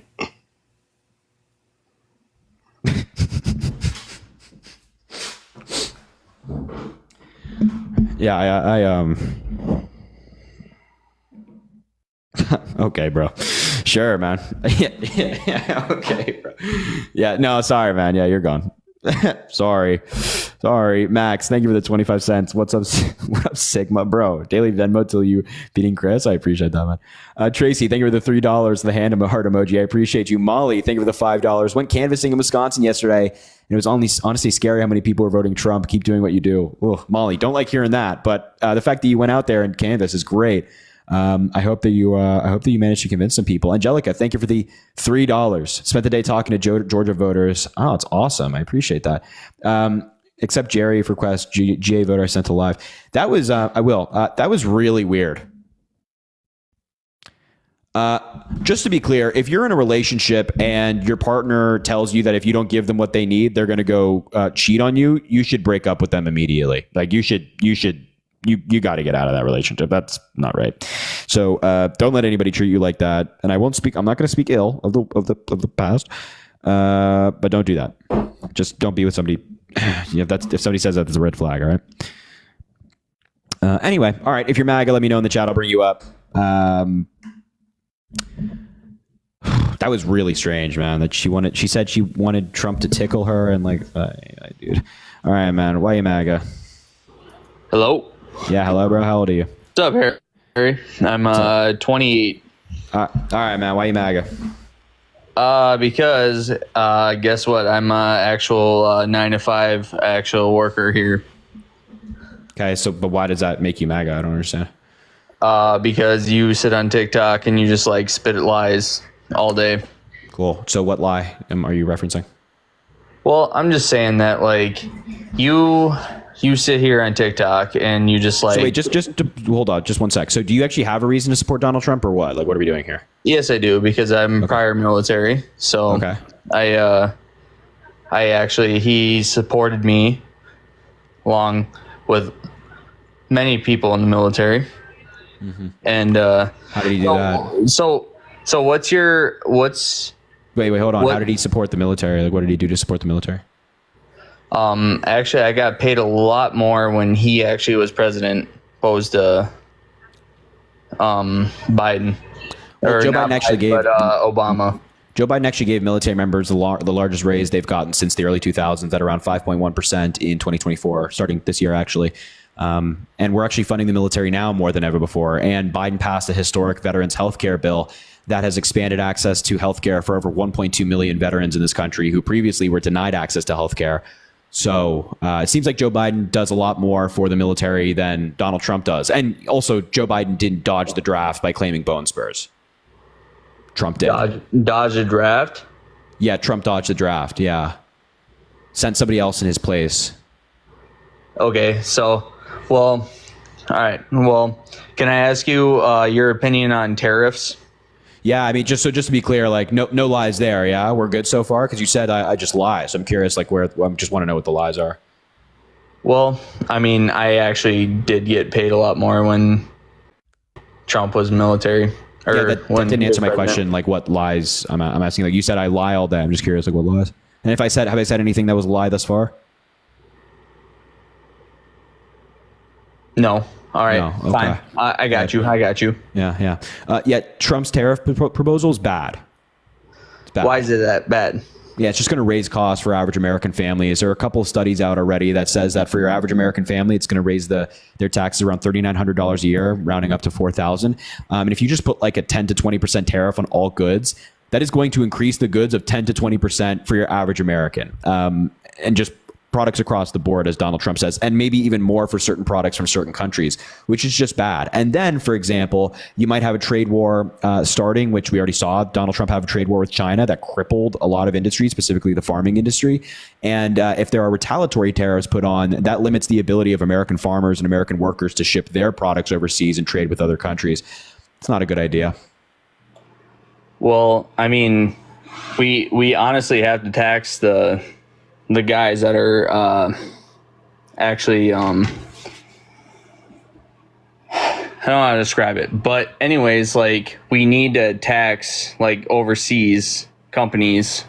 Like we got to get American workers back to.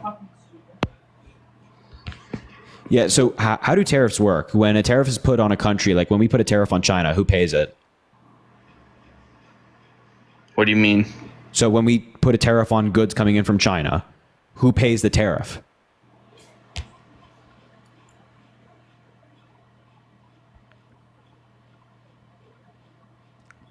Sorry, my phone's glitching out. What'd you say? Yeah. So when we put a tariff on goods coming from China, who pays the tariff? We do. We do. Yeah. Right. So the companies that are importing the goods pay the tariff, right? You agree? Well, we just need to do American workers. What does that mean? We just need to do American. He's leaving, by the way. He's either Googling or leaving. I can't tell. We'll find out in just a second. The good old glitching phone excuse. I love that one. It's a good old glitching phone excuse. Yeah, sorry, my phone's glitching. What's up? Can you say that again?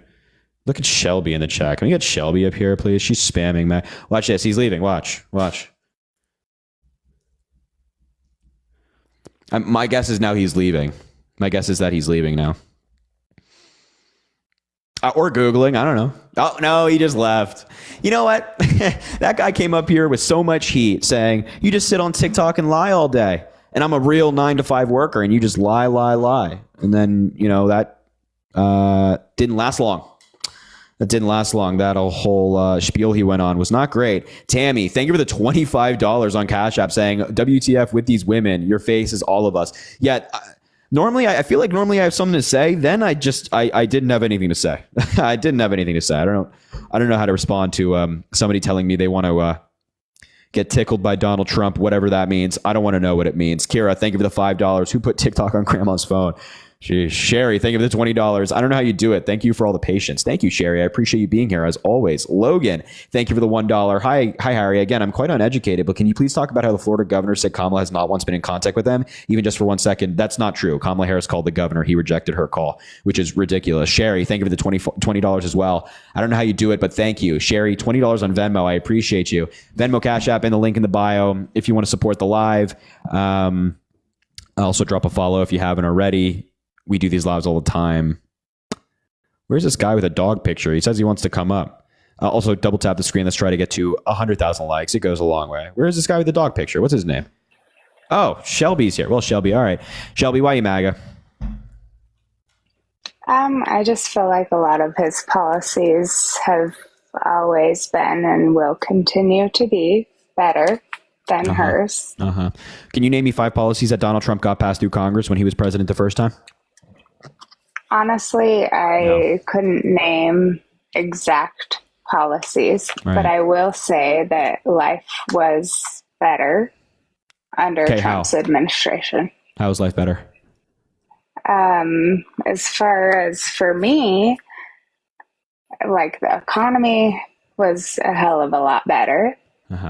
There were a lot of things like given like tax situations in my situation was better.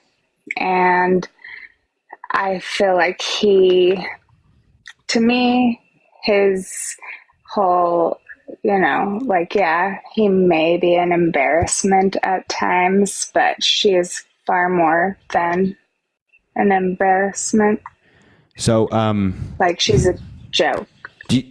So she's a joke, but Donald Trump is. We'll talk about that in a second. Well, so they're do you both. Think? Are you? I would say they're comparable. No. So your taxes are higher now than they were under Donald Trump. Yeah. Yeah. Would you say that they're a lot higher? Like a significant amount, yes. Yeah, we're still under Donald Trump's tax plan. Well, that. You know that if you knew about Trump's presidency, but yeah, we're still under Donald Trump's tax plan. So if your taxes have gone up and you think that they're really high, like unreasonably high, you should be blaming Donald Trump because his taxes don't expire till around 2025 between 2027, and we're in the year 2024. Okay, well, so I'm not going to fact check you because that's stupid, but here's the deal. My taxes have gotten worse. Yes, I've made more, but I haven't changed anything other than that.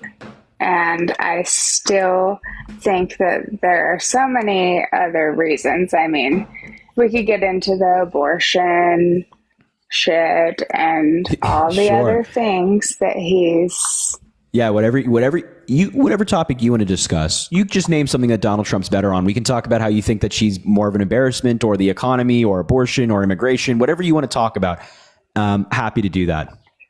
You pick. Okay. You pick. Well, I can tell you first off that the whole border shit is a problem, and most Americans should agree that people should come into the country legally. Okay, so what's Donald Trump's plan to fix it? I don't know, deportation apparently. So Wait, how does deportation solve it? There's clearly a problem at the border that just sending people out of the country doesn't solve. If there's a systemic issue, that issue actually needs to be addressed. So what's Donald Trump's policy to solve it? I'm telling you that I do not have the policies. So then why are you supporting this guy? If you can't name me what Donald Trump's policies are, or what he did as president, or any of this stuff, then are you just And supporting him can just because you feel like it? Here, we'll just turn it back to you. Sure. What are the policies she's going to incorporate Regarding immigration? The ones... What? Regarding immigration? Yes, because she has been with Biden the entire time that the open border shit has been happening. Well, you should So- say that, because I'm going to ask you, how did they open the border? And then you're going to say, exactly nothing, because you don't know. So Kamala Harris's policy surrounding immigration is very simple. She wants to improve and incentivize legal immigration, make it easier for people to do it legally, make it harder for people to come in illegally. And there's a variety of ways she wants to do that. First of all, she supports a bipartisan bill that was written by Democrats and Republicans, actually written by a Republican senator who was endorsed by Donald Trump, one of the most conservative in the Senate. And that bill hires more Border Patrol agents, specifically to deal with drug trafficking and asylum seekers. It also gives money to immigration courts to expand them, to address asylum claims quicker. Right now, there's this huge backlog where it takes like 4 to 7 years for an asylum claim to be addressed. Under this bill, would drop to pretty significantly at just under 6 months. It also invests in state-of-the-art technology to scan for drugs coming through different vehicles at the border and ports of entry, because that's mainly where drugs come through. It also gives the president and the Border Patrol the ability to shut down the border if it's being overwhelmed. It also just gives the Border Patrol a bunch more money to be able to deal with all of these things. And things of that nature. Those are all things that Kamala Harris supports, while also providing a better pathway to citizenship for people who are already here and people who are following our laws and working jobs and like engaging in their community and things like that. And things like that. So she actually has an immigration policy. She has a policy that she's put forward, and she's talked about this pretty extensively, whereas Donald Trump doesn't. He just says, let's just deport everybody. And it's like, well, what does that solve? Absolutely nothing. I honestly think that his deportation plan, obviously isn't a plan, because I can agree, I just don't understand how he is going to enact that. But there are so many things that I disagree with, as far as just who she is and where she came from. What? What do you mean where she came from? I just think that she is a horrible person in general. Why? Why? Well, I don't know. You tell me. She's okay. So do you she's respectfully? just not what the country needs. Respectfully, do you know? How do I say this nicely? Do you actually have reasons for what you believe? Or are you just repeating what Trump says, that she's a horrible person, that she has an open border and stuff like this? Do you actually know any of this? Do you know that Donald Trump doesn't have any policy to address the major issues that you talked about, immigration and the economy? All he's running on is the economy was good under me, so I must have done that, and you should vote for me based on that. And he's just running on being anti-immigrant, and you just resonate with that. Do you understand that Trump does not actually have any policy to make this country better? Well, I would say, if I am him versus her, yes, he says a lot of things. I don't do enough fact checking to know whether he's going to back it up. However, I did see some of the shit that he did do when in office, and it's a hell of a lot better than what she's ever done, because I don't even know how she got to be the next president-elect. So Can you can tell you me name me that? some things that Did Trump did in she- office?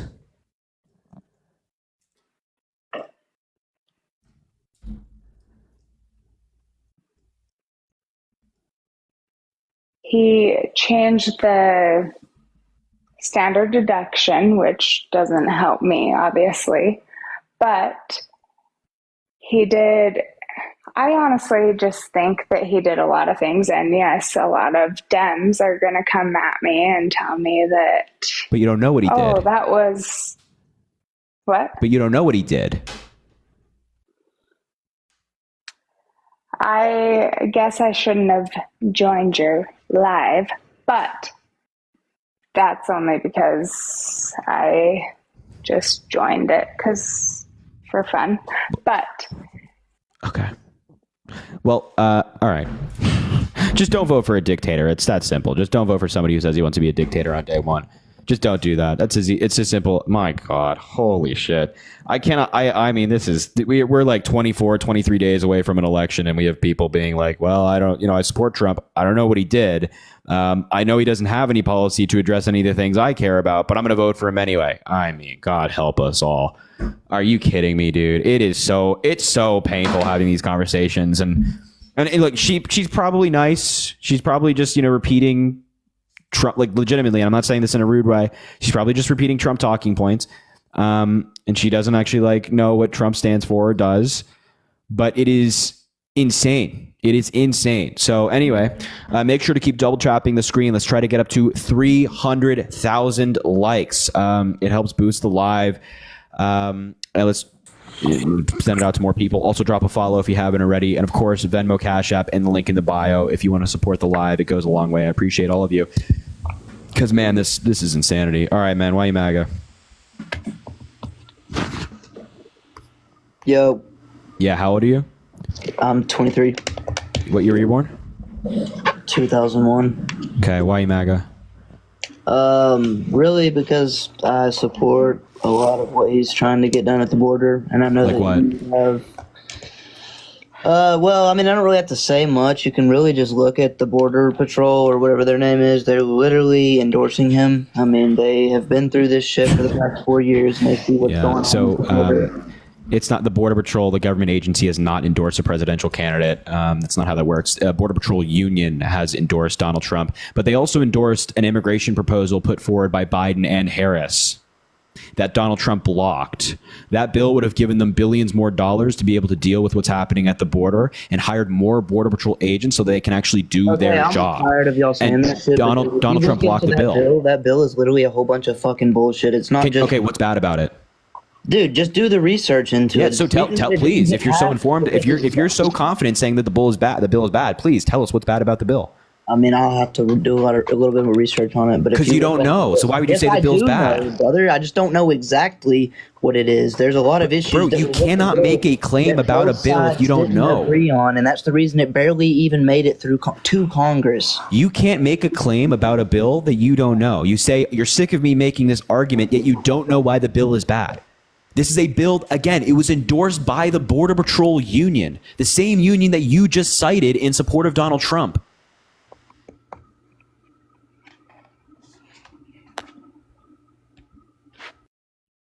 Yeah, he's leaving now, bro. Trista, thank you. I appreciate you. Come on, bro. You can't be doing all that, man. You can't be doing. Come on, bro. Come on, dude. He's leaving. Watch. He's leaving. Hands up. I love when people leave. My hands are up, and people are like, "Oh, you kicked him still." It's like, what do you think I did it with my eyes? Creative. Thank you for the pumpkin. I appreciate you. Thank you to everybody sending gifts and stuff like that, and the Venmo and Cash App, man. It goes a long way. Hold on, hands up. Don't worry. Just making sure I get everybody on Venmo, Cash App. You can't believe he's leaving, bro. He was in the chat talking so much smack. That's why, there he goes. He was in the chat talking so much smack. That's why I brought him up. Yo, Julie, thank you for the $5. No Republican extremism. Yes, seriously, man. It's crazy. He was in the chat talking smack, man. He was in the chat talking smack. Make sure to drop a follow if you haven't already. We do these lives all the time. Double tap the screen. Let's try to get up to, hold on, I got a notification. 400,000 likes. It helps boost the live. Of course, also Venmo, Cash App in the link in the bio. If you want to support the live, Venmo, Cash App, link in bio. All right. Let's see. If you're MAGA, let me know in the chat. Only request up if you are MAGA. Let's bring up Linda. I think I selected her. And we'll go from there. Let's see. Linda, hello? Hello? Are you MAGA? No, not at all. Oh, great. Okay, then I don't need to convince you of anything. Perfect. No. I was going to commend you for being so patient. Oh, thank you. You're saying a lot of the things that I say all the time. The person tries to cut you down with what you're saying when they say, "Oh, I don't know what I mean." I'll have to do more research. Yeah. And I want to pull my hair out when I see that happening. God, isn't it just the worst? Isn't it just the worst? Well, hey, Linda, I appreciate your support. Thank you for watching, and thank you for voting blue as well. That's awesome. You better believe it. All right, thank you, Linda. Have a good one. Shout out, Linda. All right, Super MAGA. I see your bio says you're MAGA from Texas. My God. Are you there? Hello? Yes, I'm here. All right, why you MAGA? Really? Hey, I'd like to answer that last question for that dude that jumped off, got scared off by you, I guess. The reason why Trump didn't accept that bill was because as well as everybody else, there was junk in there. Like what? That he didn't want. It's called pork, and everybody knows what it is. Like what? I don't know. I would have to go look. Listen, I don't have time to look. I don't have time to look at particulars. I have a day job, unlike you. Hold on. You can't just come in here. I cannot believe you just said that and didn't hear yourself. You come in here and saying that the bill I can hear is... myself just fine. Well, maybe you should listen a little bit closer then, Maybe because you you should just get a said that day the bill job. is full. Hold on. You said that the bill is full of pork and everybody knows what it is. And then I say, okay, what is it? And you said, well, I don't know. I'll have to do more research. What? Oh, come on, man. You can't be that easy. Okay. What's in the bill that you disagree with? Or do you just not know at all? I don't know what it was why he disagreed with the bill, but the reason was, and as well as everybody else, there's always pork in those bills, and that's why it doesn't get passed. The Border Patrol Union endorsed it.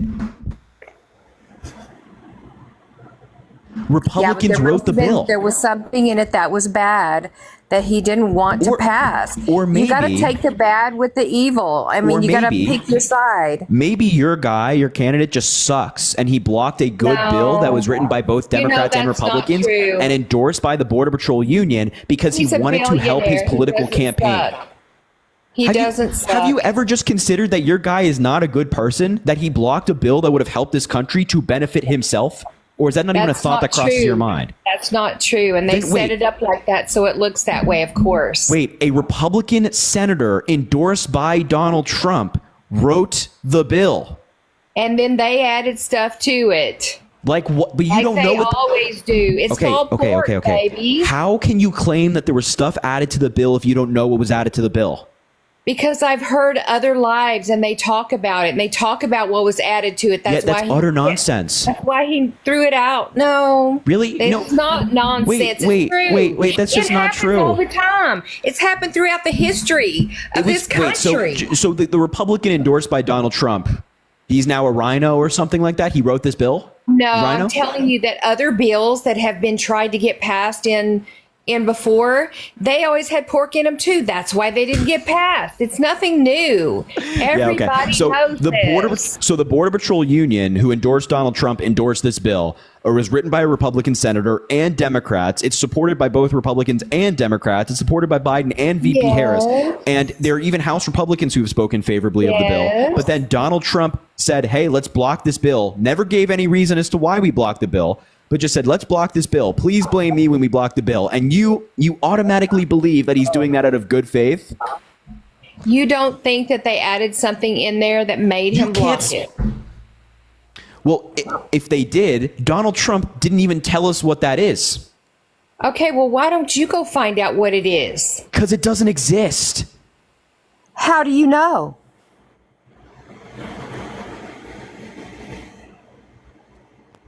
How do you know? Sorry, I got a phone call. How do I know? Because I've read the bill. Because I've read the bill. Read the whole thing, and there's no pork in it. Yeah. Okay, it's a good bill. It's a good bill. Okay, Also, you can There's find no this. reason You why can find he this would can bill. it then. Hey, you can. Yes, there is, because it's for politics. That's why would he did it. No, I don't believe that. Why? You want to know why? Okay, let's Because talk he about didn't want the something Democrats. else. Hold on. No, we're not done yet. He didn't want the Democrats to get a win on immigration. Notice how that's his only campaign topic right now. Notice how it's his only one. He says everything is the fault of immigrants. Crime, housing prices going up, this, that is all immigrants. He puts everything on immigrants, and he has people like yourself wrapped around his finger, and you buy into it, and you say, oh no, the Almighty would have never blocked a bill just to help himself. There must be some reason that he did it. Oh God. Those Oh, people are God. not immigrants. What? They're not immigrants. They didn't migrate here. Okay, all right. So now we're They just being flooded intentionally in. obtuse. Yeah, No, the majority they flooded in, and you know it. The majority of people who have come in recent years came in legally through asylum. Also, border apprehensions and border encounters right now are lower than they were under Donald Trump's presidency in 2020. Apprehensions? Yeah, That's encounters. because they're letting them all in. No, that's how border encounters are measured. Okay, when they come knocking on your front door and your front Oh, no, lawn and no. barging No, no, into no. your house, you come on your show and you say the same thing. Nobody's telling you to let immigrants in your private property. I'm not telling you to do that. I'm not telling They're anybody coming to do onto that. your private property. Nobody's saying that that's okay. Nobody's saying that they should be able to come on. Anybody, immigrant, You're saying non-immigrant, should be that able to they're- come onto your I'm private saying they're property. immigrants. Immigrants don't do that. These are people who came out of prisons. Do you have any evidence to back that up? No. The answer is no. Donald Trump doesn't have any evidence to back that up. You know where you got that claim? Donald Trump. He says it at his rallies. You're going to probably say, oh, they come from insane asylums. They come from prisons. Just like Donald Trump says, except there's no evidence of that. Why He's not believe the only me? one saying it. Well, okay, he's the main one saying it, but of course he's not the only one But saying he's it because not the other only one Republicans like saying it. you follow his lead, except You there's like to still blame no him evidence for that. it when he's not the only one saying it. Yeah, See, so you're just he- as bad. You're my just as bad. So don't try to act like He you're not. originated the claim. Like he came up with the claim for the most part and said that they're coming from prisons and insane asylums, and then other Really? Republicans Did who are you- running can for you prove office that? Because say it I so that they heard it align from with Donald somebody Trump. else. What was that? Can you prove that? Because I heard it from somebody else Who before did, who him. did you hear it from? From the news. Oh, okay. Yeah. What news are you? Where do you get your news? I don't get it from mainstream, that's Thank you, for Craig, sure. for the subscription. Well, okay, that doesn't answer my question. Where do you get your news from? Twitter. I don't get it from mainstream. That's not answering my question. Twitter. I'm not on Twitter. Okay, I'm where do you not get your on news? Twitter. I'm not on Twitter. Okay, so where do you get your news from?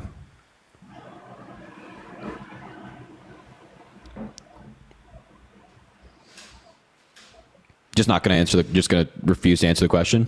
Just not going to answer? I didn't refuse. Okay, so where do you get your news from?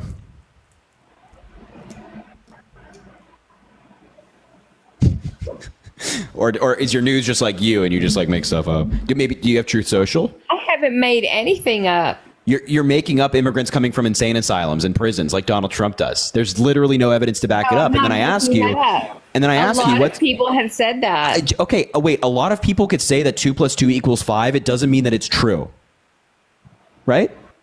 So just Yeah, because and a you lot of can people a lot say of things something, too, and that doesn't make it so.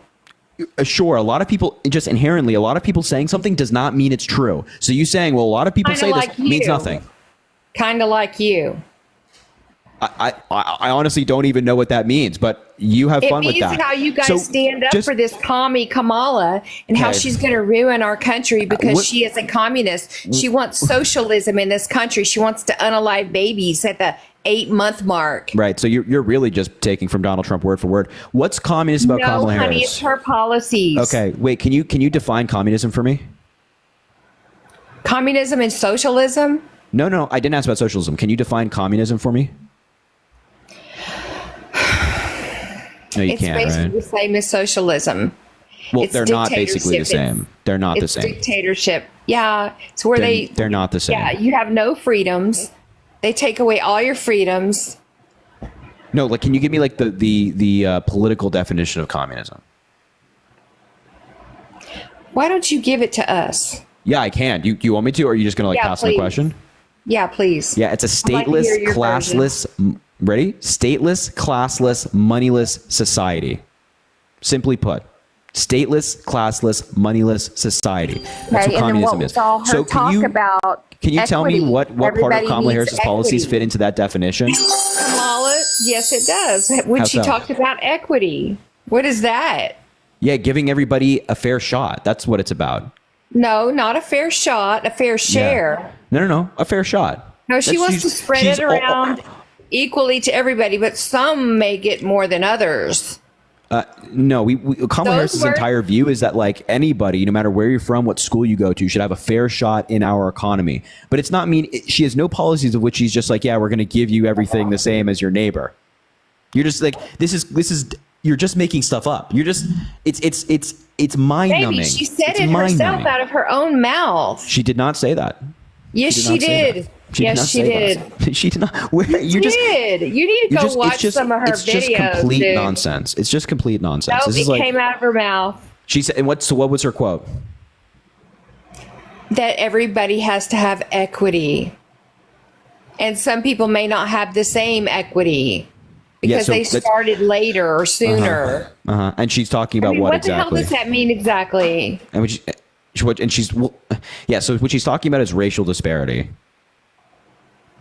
She's talking about how there's not equality and equity in society when it comes to race. Because if you're like a black kid and you're born in a poor area and you go to a bad school, you statistically speaking have less opportunity than a white kid born in a rich area that goes to a great school. So what she's saying is that everybody, regardless of race, regardless of background, regardless of where you go to school, and regardless of where you're born, should have an equal shot, be able to make it for themselves if they work hard and put their time into it. Are you against that? I know a lot of people who went to schools that weren't very good, and they turned out to be very successful people. And that's, of course, there is anomalies to every data set, right? There's But more we're- than one anomaly. Yeah, I'm not just claiming that one person who went to one bad school has done well for themselves. I'm saying that, yeah, there's anomalies, people who go to bad schools and then become very successful. No doubt. There are people who grow up in terrible situations and become Well, then very what was the successful. difference However, between that kid and statistically speaking, on average, if you go to an underfunded public school, you're less likely to go to a better college, and if you go to an underfunded college, you're less likely to get a job and be financially stable in your life. So what Kamala Harris is saying is like, hey, let's give everybody a fair shot. Let's give everybody an opportunity to create a small business or go to a college that they want to go to and study something that they want to study and go to grad school if they want to become a lawyer, doctor, or something like that. Let's give everybody a fair shot. And if you decide like, hey, I don't want to do that shot, she's not just going to give you everything you want. That's never been her policy. She's just saying, yeah, if you want to, no matter where you're from, you should have the opportunity that everybody else has. And then what was that she said about taking from others who have too much She's never. and giving? Yeah, that's not Yeah, true. she did. She did. She said it. She's never suggested taking from other people. No. Yes, she has. I've heard No. it myself. And you also claim that people are coming from insane asylums, and then I asked you, what's your evidence for that? You say, I don't know. So I didn't I'm not say sure. that. I don't know. I'm not sure the most reliable source here. I didn't say I don't know. Okay, really? So what's your evidence that Well, people your are coming from? sources aren't places? reliable either because all you do is bash Trump. That's all you guys know how to do. And then when we try to say something, all you do is insult our intelligence. And then you sit here and don't even want to talk about Kamala and all the stuff she wants to do that's really, really bad. Yeah, I'm happy to talk about Kamala Harris policy. Unaliving babies at the age of 8 months, 9 months old, before they're even barely coming out of the womb. So and you just don't think that letting them die. you don't think that women should have access to abortions in late term? Not up to 8 months. Yeah. So what about a woman who experiences a medical emergency in 8 months, and like her What he will die? What kind of medical emergency? Let's just say like a hypothetical medical emergency that says that she will die if she goes forward with the pregnancy. Okay, she can have a cesarean, and they can take the baby out, and the baby will live. Lots of women have cesareans. Let's just say hypothetically, they have to abort the fetus in order. Either she can go forward with the pregnancy, but she will die, or they abort the fetus in the 8th month. And she wants to have this kid. She wants You don't to. have She to carried through the abort it. pregnancy. You can just deliver it early. Yeah, let's just say that the fetus is no longer viable. Then, right? The fetus is no longer viable. The fetus is dead.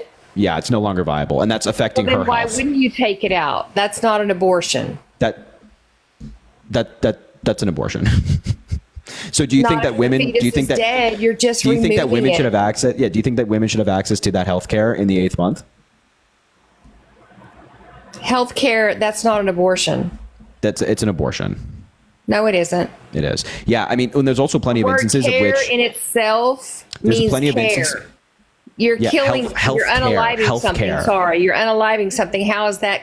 How is that care? It's healthcare. That's it. It's just. I mean, it's just a word. You're like getting held up on semantics. So if a woman in the 8th month has a medical emergency and she needs to terminate her pregnancy, are you saying that she shouldn't have access to that care? If she's in her 8th month and the baby's alive, they can just deliver the baby. Yeah. Okay. So that's not how like any of this works. If she's Yes, having it if she's having a medical emergency and the fetus is no longer viable and she needs to have an abortion, do you think she should have access to that care or not? If the baby is not living, they just take the baby. They just take the baby out. You're making it into something it's not. Yeah, but that's actually this is the problem, right? So you're just saying, oh, Kamala Harris is in favor of 8-month abortions. Kamala Harris is in favor of a woman in having a medical emergency in late-term pregnancy getting the care that they need. She's not saying that, if you're 8 months pregnant and you just want to and you don't want to have that kid anymore, like, sorry, you can just abort it. That's not what Kamala Harris is saying. She's talking about these very rare instances. No, she's not. She's talking about these very rare instances in which a mother. Yeah, and you've also heard Donald Trump say a number of a trillion things, and you can't back up anything you're saying. So I'm not sure you're the most reliable source here, as I said just a second ago. But what Kamala Harris is talking about are these devastating stories of women who want to have kids. And in the 8th month, they learn that their fetus is no longer viable and that they have to get an abortion. They have to access reproductive care. And Donald Trump and other Republicans are saying they shouldn't have the ability to do that. Whereas Democrats are saying, yeah, if your life is at risk, if you go forward with this pregnancy, then you should have the ability to get reproductive care.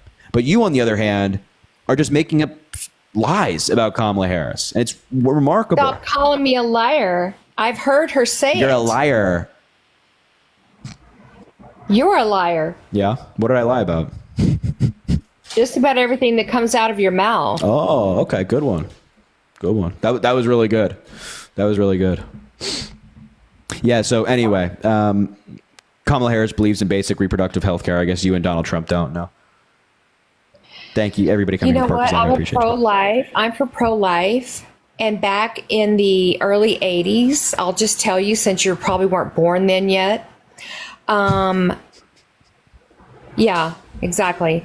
Boom, burn. When someone went to get an abortion, yeah, this is how it went. If the baby's heartbeat was not beating yet, they would do it. If the baby's heartbeat was beating, they wouldn't do it. You had to go through with the pregnancy. Yeah, I don't know where you when was this? Back in the 80s. And you could get an abortion in the 80s. Yes, you could. Yeah. So wait, can you say what you just said again? What are you talking about? I said if the baby's heartbeat was not beating, you could get an abortion. If the baby's heartbeat was beating, you could not get an abortion. That's just not true. Why don't they just go back to that? That's just not true. It is true. Yeah, that is absolutely not true. First of all, there was a limit. There was a limit. You couldn't go past like 4 weeks of pregnancy because then the baby's heartbeat would start beating. Yeah, that's just not what that's not what Roe v. Wade held, which was decided under 10 years earlier. Honey, that's what it was. I'm telling you, you're wrong. I'm telling you, I'm right. Prove me wrong then. I'm telling you, that's how it was. You can't just say I'm telling you and then I'm just like, oh, well, okay, that's how it was. Because of course not. A woman. Oh, my God. So you're saying like a woman couldn't get an abortion after 6 weeks in the 1980s? That's correct. After the baby's heartbeat started beating. Oh, my God. That's just not true. We had like a trimester system. True. That's just not true. What are you talking about? That's just not true. We had a trimester system. It's meaning true. Meaning that from like the first trimester and the second trimester, your right to an abortion is protected. They checked. That's like what Roe v. Wade and Planned Parenthood v. Casey and things held. You know, not imposing an undue burden on women trying to get an abortion. They checked for the heartbeat. This is like such history revisionism right here. Like this is not true at all. At all. Honey, it is. Yeah, I know. Anyway, it doesn't matter. This is just not true. I have no idea where you got this from. I have no idea where you got the suggestion that they checked for a heartbeat before they were giving women abortions in the 80s. Yeah, that's just categorically false. It's correct. Do you have any evidence to back up what you're saying? Of course. Okay, so what's your evidence? So there was a hospital in Dallas, or a clinic, that girls would go to. Mm-hmm. And this particular clinic, it was in Dallas. And so I don't know if it was their own, because I was really young at the time, if it was their own rule or if it was the state rule, but they checked for a heartbeat. And if the heart was beating, they would not let you have the abortion. Yeah, that was not. So I don't know. Maybe there was like your clinic's rule, which I'm pretty sure that would have been legal at the time for them to just impose like a 6-week ban. But in terms of like nationally, no, you could get an abortion after 6 weeks. And you're citing like, again, this is not evidence. You're saying that when I was younger, a clinic that used to be near me only would do it at 6 weeks. That does not say that. There's no evidence across the entire country that you couldn't get an abortion after 6 weeks or after a heartbeat was detected. That's just not true. It is true. Okay. So look, we can't have this back and forth where I'm like, so what's your actual evidence for this claim? And you say, well, when I was a kid, there was a clinic near me that only did them in 6 weeks. That is not evidence. That doesn't actually back up your claim. I was in the clinic. Karen, thank you for the subscription. You might have been in the clinic, but that does not, first of all, again, personal experience is anecdotal. It's not a strong argument. But second of all, that doesn't mean that the entire country had a 6-week ban on abortion after it. That's also not what Roe v. Wade protected. My God.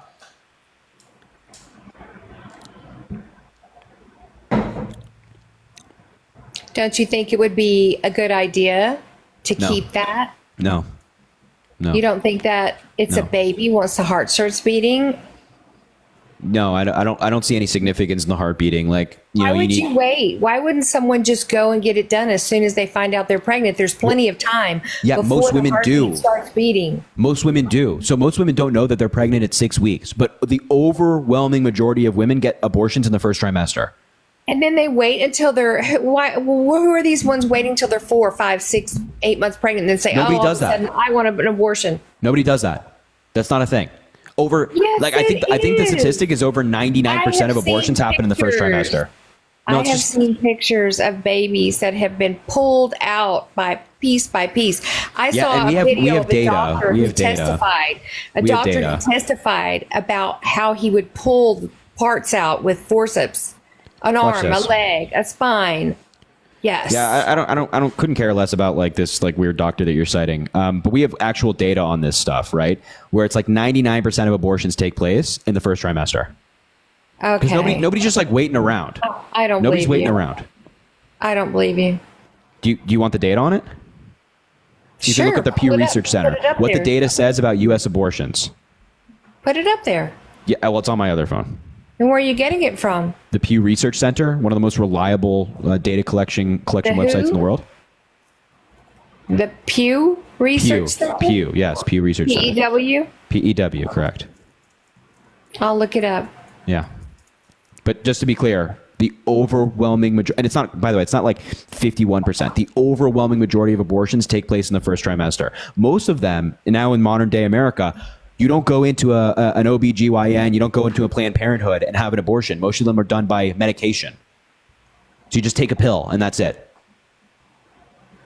I've heard of that. Yeah, so that's the overwhelming But majority of abortions. I've also seen a 7-month-old baby that was burned by saline injections where they were trying to kill it so that I mean, look, you could get the baby out. whatever Yeah. example you're citing is obviously not even close to the majority. It's not He even was close black. to. The baby's skin was black. It's not even. Yeah, it's not even close to like 0.0000001% of what No. abortions happen in the country. Happening, and I've seen lots of them. Uh-huh. Well, and maybe are you just like looking up straight propaganda? Because there are like pro-life groups that'll put out these very like emotionally charged pictures and videos to convince you that, oh my God, this is such a terrible thing. But in reality, No, it was a whole total myths. documentary. What was that?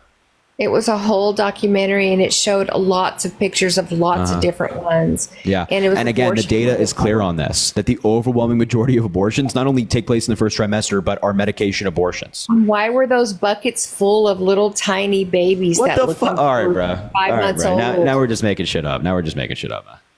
I'm not making it up. The buckets Yeah. were full of babies that were 5 months old. Yeah. This is, now you're With all their just making limbs stuff torn up. apart. No, it was true. You're just making stuff up. I'm sorry. This is The like, this is not a document thing. This is not a thing. described You're how he buying got the you're parts buying out. into complete lies to deprive women like yourself of critical reproductive care. We are seeing the effects of these abortion they bans can of which you're still get advocating for right now. they can There are still women. get Hold abortions. on. There are women going into hospital rooms around the country asking to get critical reproductive care and being turned away, going home and getting sepsis because the doctors don't know if they can operate on the woman without being prosecuted and going to jail for 20 years.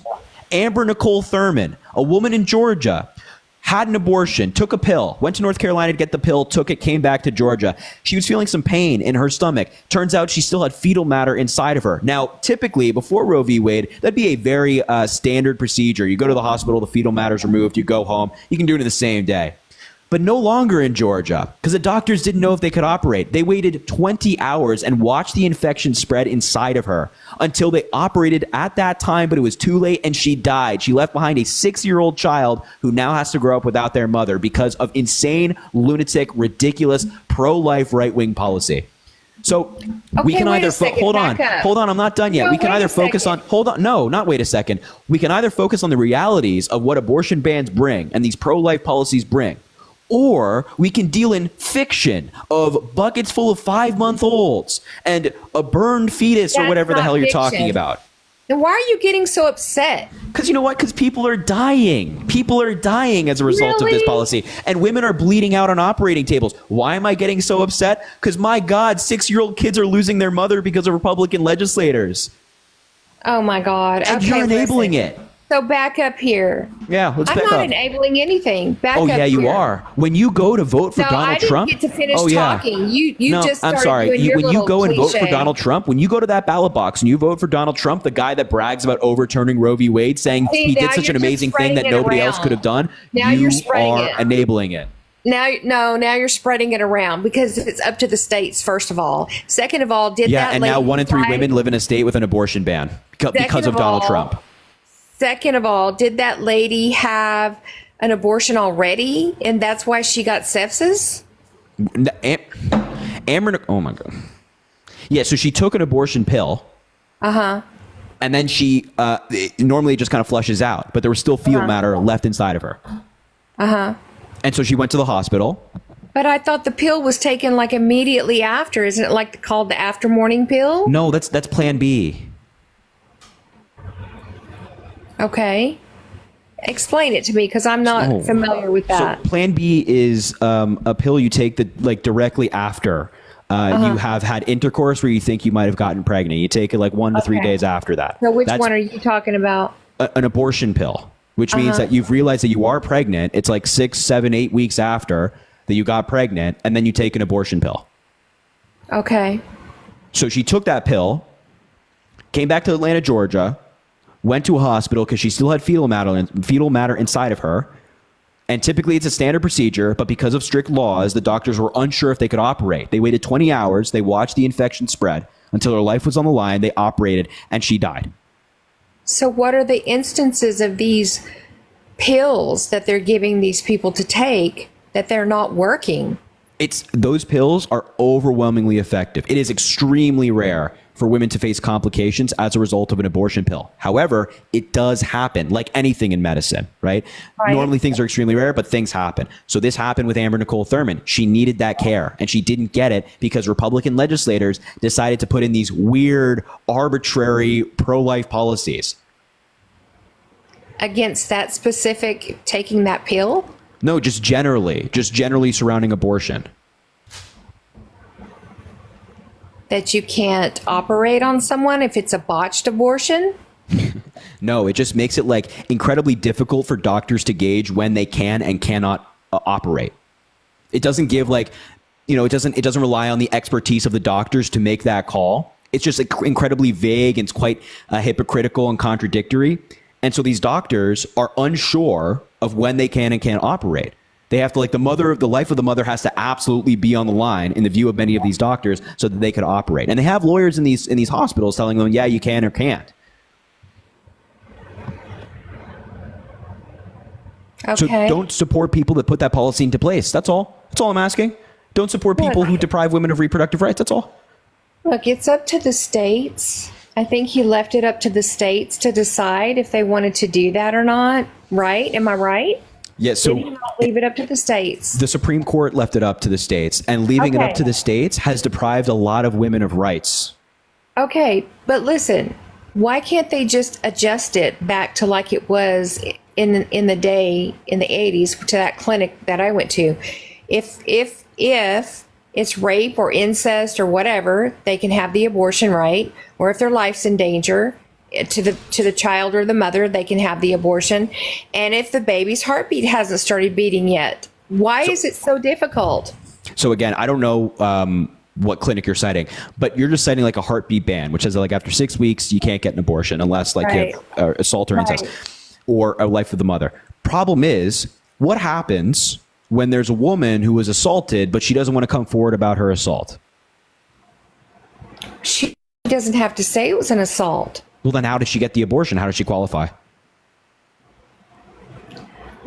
Okay, See? well, why would she not want to say? Because some women are just not comfortable coming forward about that. Well, she has to. Well, why? So you have, and okay, great.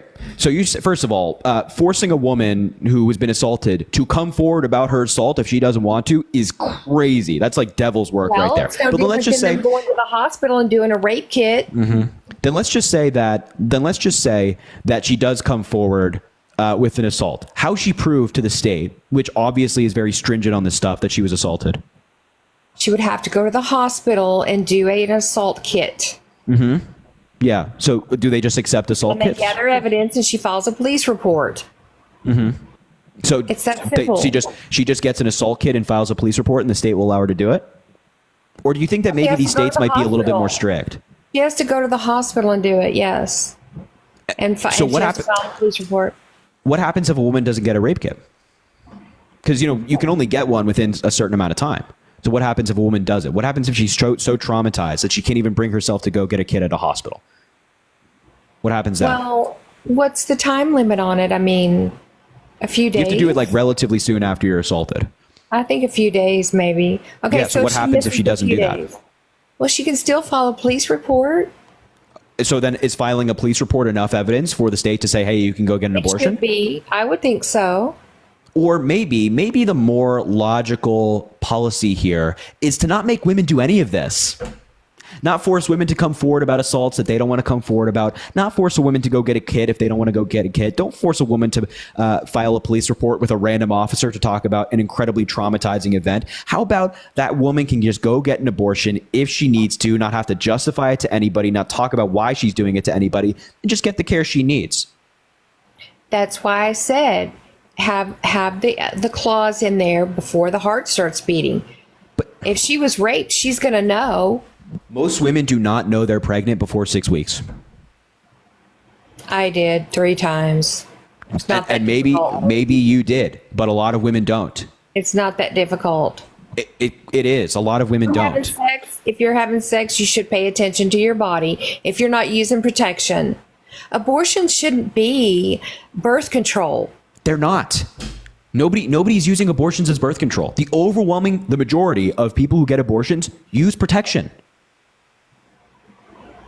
So nobody's using it as birth control. I find that hard to believe. We have data on this as well. You're telling me that you just said overwhelming majority. No, I corrected myself. The protection. majority. That's not right. The majority of women. Let me just say it again for you. The majority of women who get abortions use protection. Well, Because then the birth control condom is not. company should be liable because their product is effective. What do you mean? No, the contraception companies, thank you, John, are very clear that their products are not 100% effective. No contraception except abstinence. Sounds like they're 2% effective. I'm not saying that they're 2% effective, but contraception You said fails. all the time. Overwhelming majority No, listen, use protection. Listen to what I'm saying. Just listen. I'm giving you my statement once again, and go with what I'm saying right now. The majority of women who get abortions use protection of some sort. Right? Okay, the majority of women of use them. protection. Right. So what exactly. are we at now? 50% of failure rate? Majority. on It is varied in different studies. It's varied in different studies. But it's a majority. A majority of women use protection. Oh my God. So, and these contraception methods, whether it be a condom or it be an IUD or something of that nature, are not 100% effective. They have never been 100% effective. It fails. It does happen. But it's rare. It's rare. 100%. 100% it's Not. rare, but it happens. But it doesn't happen in majority of the cases of women who want to get It happens a decent amount. I mean, as exhibited by the fact that the majority of women who get abortions use protection.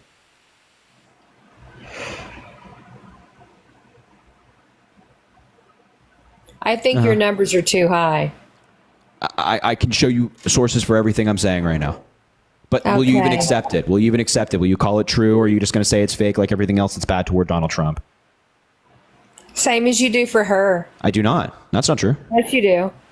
That's not. No, this is not true. It's okay for y'all to defend her, but we can't defend him. Is that No, right? you can defend It's a Donald one-way street. No, you can. No. That's not true. You can defend Donald Trump. Yeah, you just we have to get do it in an called honest way. liars and are incompetent, and he's bad and she's good, and you guys are all intelligent and competent. No, but the rest of us, just because of our candidate that we want, it's no different than when we voted for Carter, when we voted for Nixon, when It's we really voted different. for Reagan. No, it's yeah, not. no, it's really Republican different and because you know Democrat. why?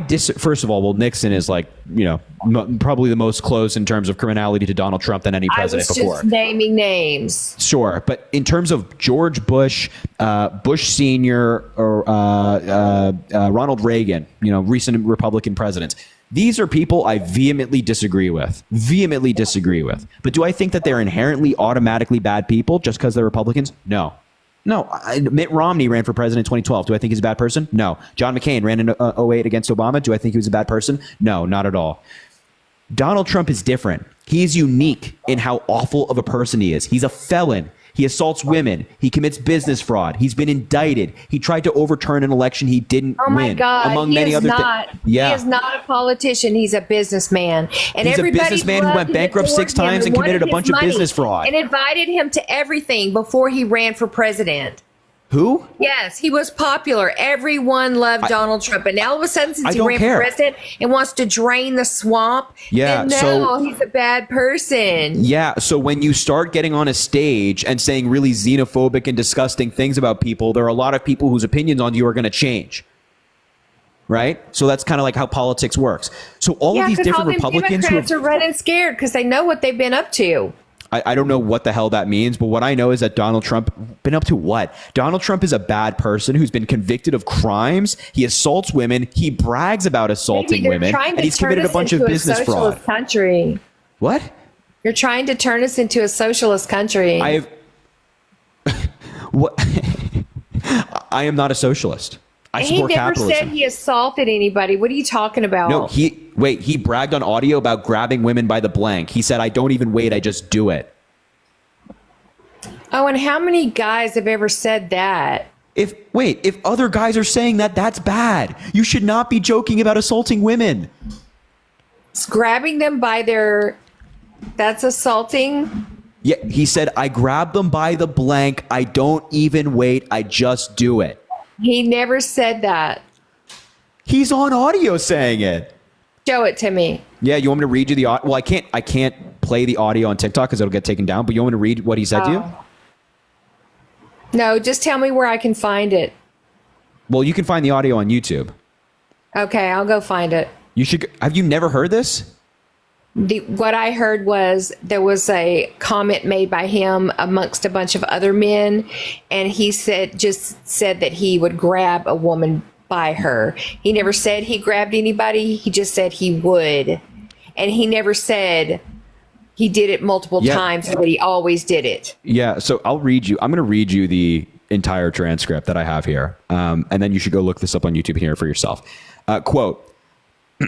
in this first part, he was talking about a failed attempt to seduce somebody named Nancy O'Dell. I moved on her and I failed. I admit it. I did try and F her. She was married and I moved on her very heavily. In fact, I took her out furniture shopping. She wanted to get some furniture. I said, I'll show you where they have some nice furniture. I took her out. I moved on her like a bee, but I couldn't get there and she was married. Then all of a sudden, I see she's got these big phony breasts and everything. She's totally changed her look. Then, later referring to a woman by the name of Arian Zucker, he said, I better use some Tic Tacs just in case I start kissing her. You know, I'm automatically attracted to beautiful. I just start kissing them. It's like a magnet. Just kiss. I don't even wait. And when you're a star, they let you do it. You can do anything. Grab them by the blank.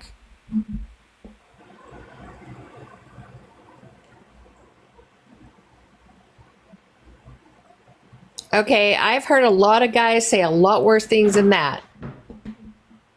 A lot worse, and do a lot worse. Well, I don't know what men you're hanging around, but you got to kick them to the fucking curb. About seducing a lady. She was with him. She was right there.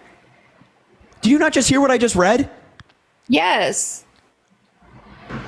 I just start kissing them. It's like a magnet. Just kiss. I don't even wait. Grab them by the blank.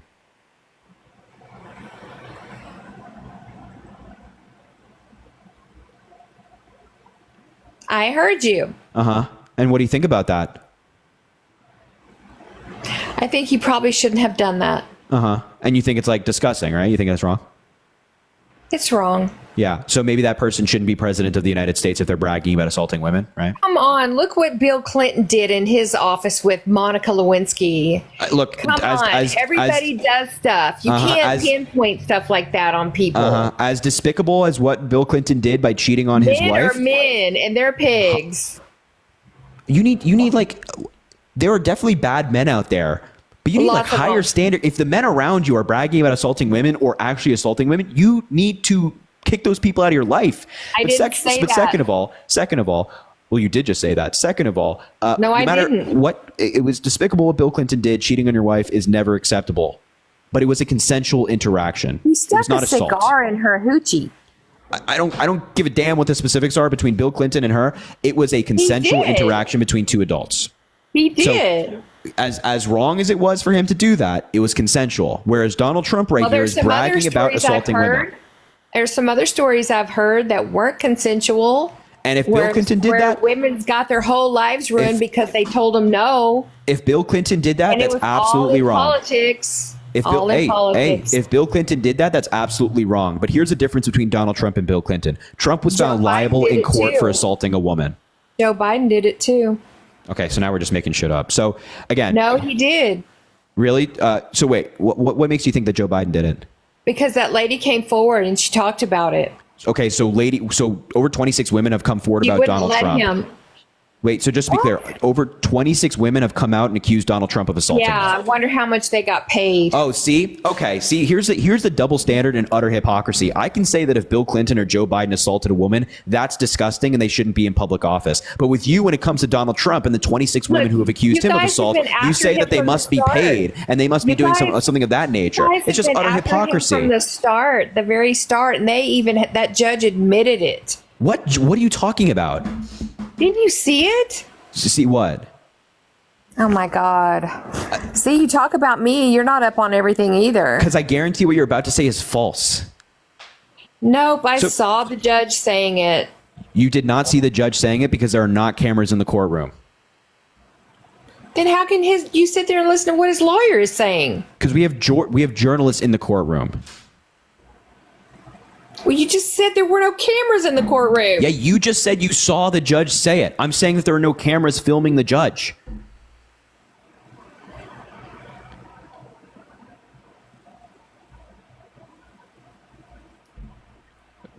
Is this rocket science? I mean, what? No. Okay. So what were you saying the judge said about the case?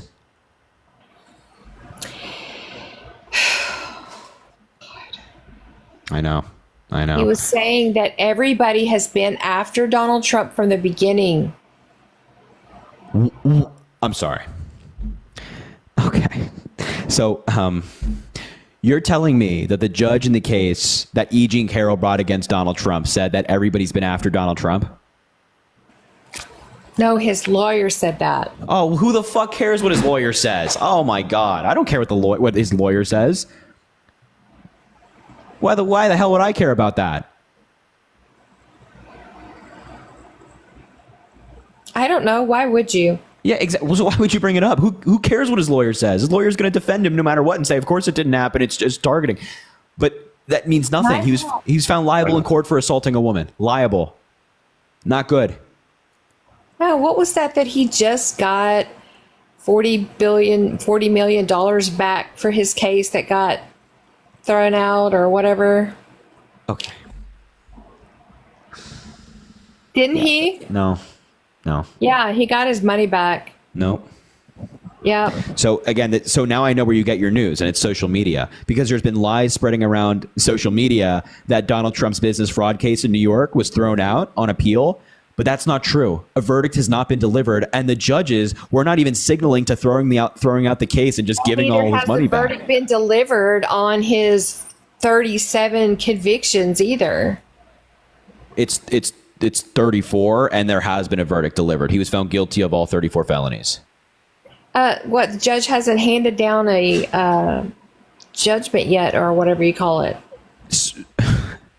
Sentencing or whatever. Yeah, sentencing is taking place in November. Why? Because it's going to be a mistrial. No, sentencing is going forward. It's taking place in November.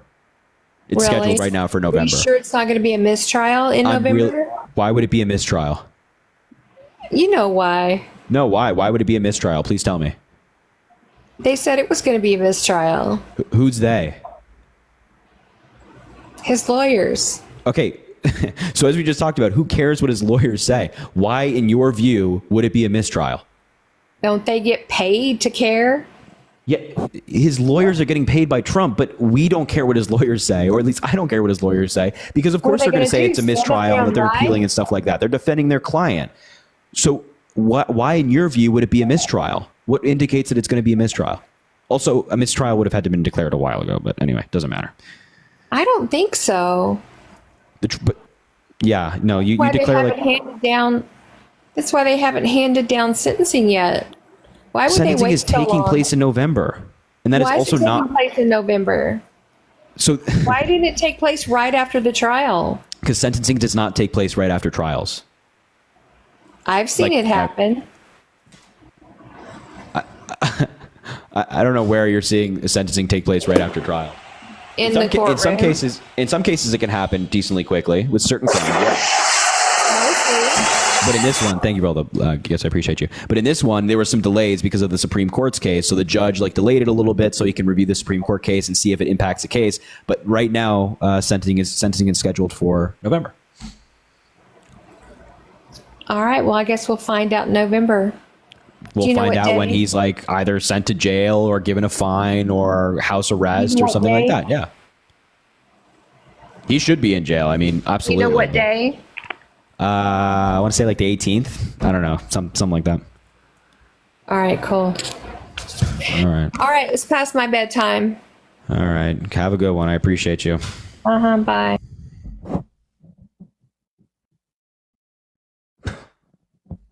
Oh my God, man. It's so painful. It really is painful listening to this stuff. Julia, thank you for the $4.86. Thank you for all that you do to educate your audience. Thank you so much, Julia. I appreciate you being here. Lori, thank you for the $18. Thank you for all that you do. Double chai for good luck in this election. I'm going to need it. I appreciate that. I'm going to go get coffee. Kate, thank you for the $2. My mom was an OBGYN in the 80s. She said, this woman is wrong. Yeah, absolutely. I appreciate that. Pink, what's up? Good to see you. $5. Could I talk for just a minute if you're okay with that? Yeah, absolutely. You can come up. We can make that happen. Callie, thank you for the $5. I can't stop laughing at these people. The brainwashing is so real. MAGA's gonna MAGA, I guess. Props to you for putting them in their place. Keep up the incredible work, Harry. Callie, I appreciate you so much. Thank you. Jody, thank you for the $5. My daughter was on birth control, used a condom, and took Plan B. My granddaughter will be 12 in a week. There you go, Jody. There you go. Exactly right. It happens all the time. Caden, thank you for the $1. Please, I'll do anything for you to kick her. Well, there you go. Salamadu, thank you for the $10 as well. And Joseph, thank you for the $10. That was crazy, man. That was crazy. Make sure to drop a follow if you haven't already. Double tap. Wow, we're already at 1 million likes. I appreciate all of you. Drop a follow if you haven't already. Double tap the screen. Let's try to get up to 1.5 million likes. Also, double tap the screen down there. And of course, Venmo, Cash App, and the link in the bio. if you want to support the live. Let me know if you're MAGA in the chat. We'll bring you up and we can talk. My God, man. It's so crazy. It's so goddamn insane. All right. Let me know if you're MAGA in the chat. I'll bring you up and you can tell me why on earth, how it's possible that you are MAGA. It makes no sense. Let's bring up Cam. Let's give Cam a chance. Hello, Cam. Hey, what's up, buddy? Can you hear me? Yeah. Are you MAGA? Yeah, absolutely. 100%. Why? So I actually came up here to not really roast you, just to tell you that you seem very, very intelligent, and I respect it. I think you may be going at it the wrong way, maybe just like personally attacking, I guess, people. But I would say that I am a Trump supporter because of, like, obviously insurance, being capitalistic, immigration policies, etc. But I appreciate what you do. Oh, so you don't want to have a debate?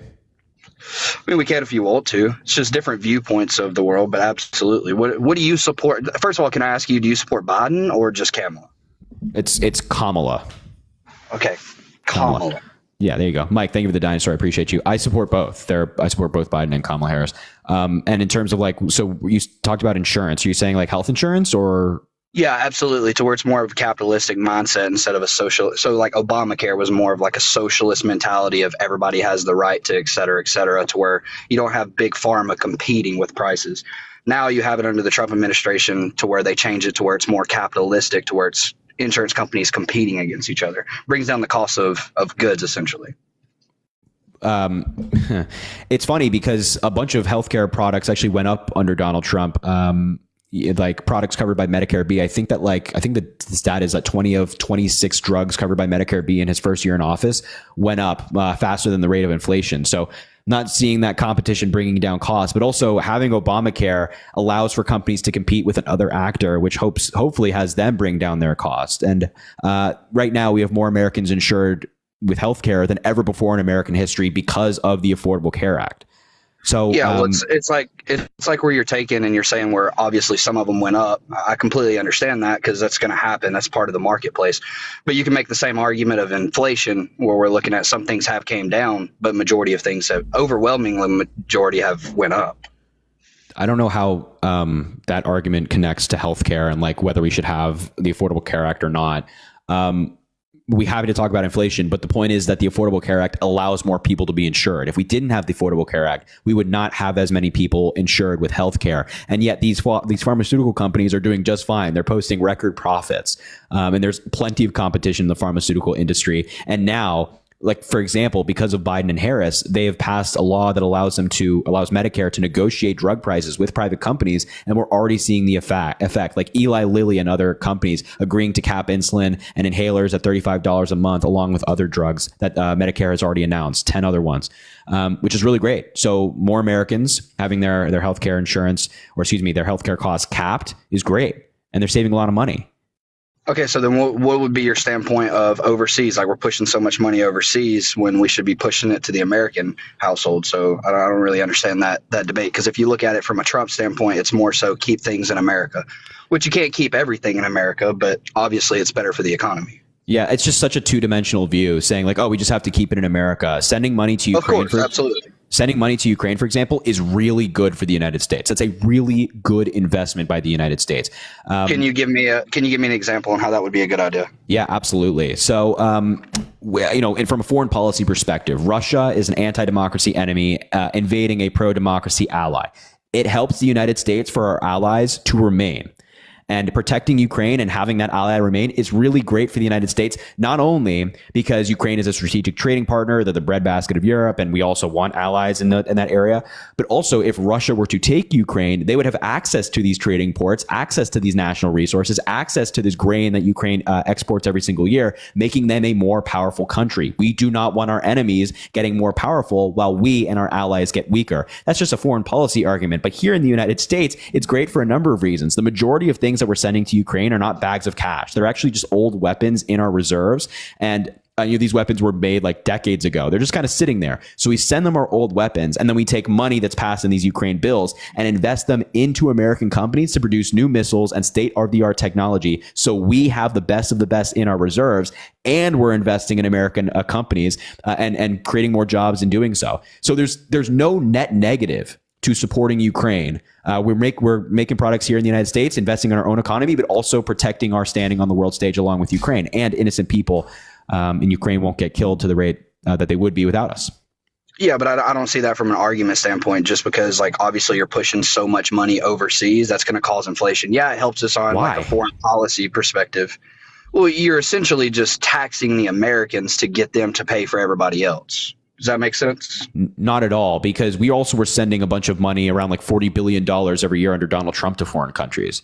And I'm sure you wouldn't argue that that in and of itself was inflationary.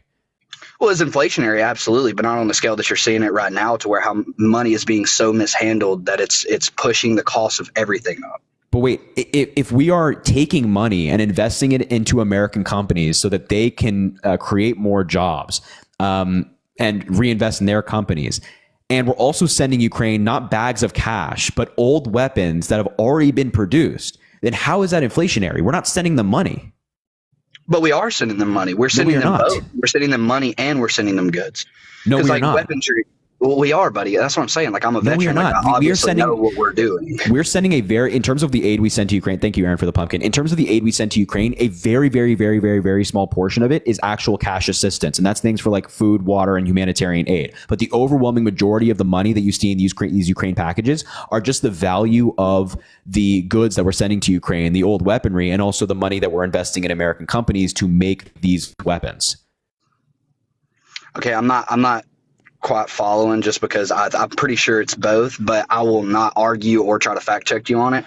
I would ask you though what your taxes are looking at, like, right? So are you under the Trump administration, or are you supporting the Kamala of pay your fair share? Kamala. Where are you getting Kamala from? What Kamala? Okay, Kamala. Okay, again, like I appreciated you at the beginning, brother. No need to come at me for just the lingo that I'm sorry. use. It's just basic respect here, my man. It's just her name. That's fine. That's fine. Okay, so Kamala, right? So what is your viewpoint on the pay your fair share? You make more money, so you should pay more taxes. That's not a capitalistic. It's not a capitalistic mentality. That's a socialist mentality. It's not a socialist mentality at all. It's just saying that if you are using American markets to enrich yourself and you're making a bunch of money off the American people, then yeah, you should be willing to pay your fair share to reinvest in this country, which includes building infrastructure, building schools, building hospitals, maintaining all of these things as well, and also funding our military. Right?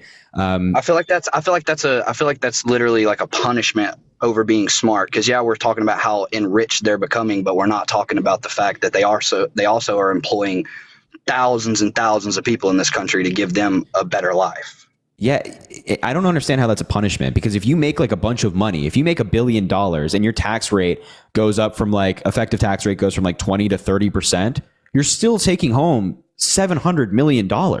Yeah, but these people also, but that in your sense, yes, because we live in a certain means. So once you get to that level, you're living in a bigger means. So I don't think that taking money from somebody just because they're smarter than I am, I don't think, like, I paid $46,000 last year in taxes.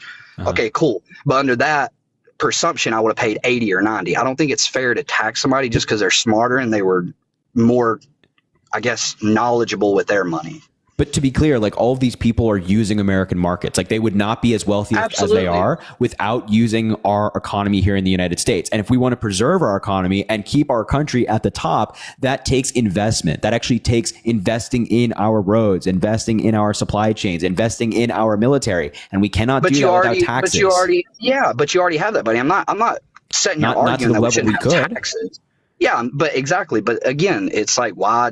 I don't understand I think it is a socialist thing. You're basically saying, hey, look, you're going to make this much money more than everybody else, so we're going to make you pay more money. That doesn't make sense to me, bro. It's essentially a punishment. You're going to pretend I'm in that area, right? I own freaking Amazon. You're going to tax me more money specifically because I was smart enough to create something for myself. Yeah, I mean, you're using American markets, but what's the American markets doing for me? The only thing American markets doing for me in that, making them rich. I mean, like without America, Elon Musk and Jeff Bezos and all these people would not be wealthy. They would not be to the wealth that they have right now. It's because of America and the amazing country that we have here that they were able to become as wealthy as they are. And it's just about preserving society. So then a question, right? So like obviously you do social media, I do social media too, right? So you're making money off this. Would you say the American economy is pushing you to make this money right now, or the people watching you and supporting you are the ones that are doing it? Yeah, well, think about everything that's been produced in America that allows people to watch me. So the phones that people are on, right? Those phones were made in the American economy, and because of our American economy, more people have phones than they would in like a different country, which allows more people to watch people like me. That's not the American economy, brother. That's Taiwan, which again is an ally. Cool, I get it. These phones were like invented in the United States, right? By Steve Jobs, for example. I have an iPhone, so that's what I'm saying. So these phones were made in the United States, and whether they're like made in another country or not, the company is still here in the United States. And this innovation took place in the United States, and the biggest market that they have, Apple, is in the United States. Well, maybe Asia is a bigger market just as a continent, but typically by country, the United States. So that has allowed me and other people to watch people like me on social media. So I'm taking advantage of American markets, absolutely. Yeah, and also I'm American. I do politics. I do American politics, so of course I'm taking advantage of America. Well, of course, I completely agree. But I have friends in Australia, right, that are playing with American markets, right, and it's just American like viewpoints, right? Like you're getting seen by more Americans, which is allowing you to make money off of it. But I don't think it's the American market that creates everything. Also, I think it's the people. It's not just like whether I benefit from American market. Obviously, like anybody that works in the United States or even produces content in the United States benefits from the American markets. But it's also that I benefit from my country. I drive on roads every single day. I went to public school when I was in high school. If there's a hospital and I want to get there are ambulances that could take me there on a public road to a public hospital, and we go and things like that, right? I want to have a country that is kept up and that is strong, and in order to do that I have to pay taxes. Okay, well then what's your mentality on, obviously, since you're a Kamala supporter, right? So obviously the catch and release is a big thing with Kamala. Like she was a failed district attorney, and I think we can at least both agree on that. Yes, I believe 100%. How is she failed? The imprisonment. What do you mean? Like the rates of imprisonment over people that shouldn't be imprisoned, but now we're going with a catch and release to where it's like shoplifting, right? If you don't steal over $100, it's like it's just a catch and release with a court date. When Donald Trump's policies are more deranged from, hey, we're gonna make you pay for the things that you're doing. Yeah, so the prison rate in San Francisco when she was district attorney stayed relatively the same over her tenure there. And she wasn't jailing people, for the most part, obviously, that were unnecessarily jailed. So I don't really know where you got that from.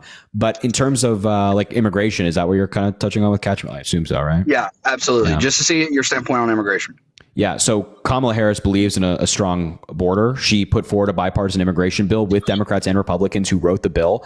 It includes things like funding Border Patrol, hiring more Border Patrol agents specifically to deal with drugs and asylum seekers, expanding immigration courts, giving the president and the Border Patrol the ability to shut down the border if it's being overwhelmed, investing in technology at the border to scan for drugs coming through, because that's where the majority of drugs come through. And that bill was shot down by Republicans, specifically Donald Trump. So she agrees with things like that, just common sense immigration reform, and Republicans shot down that bill. Okay, so then what would you say on, obviously, like you said earlier, like federal government obviously can't support a candidate. I get that. I'm a veteran, so I've been in the military service. You obviously can't support, like a whole entire organization can't support a president, et cetera. But if you look at the majority of Border Patrol agents, would you agree or disagree that the majority of Border Patrol agents support Donald Trump? Right, yeah, I mean, maybe that's the case. Maybe the majority of Border Patrol agents support Donald Trump, but that doesn't necessarily mean that Donald Trump is better for the border, right?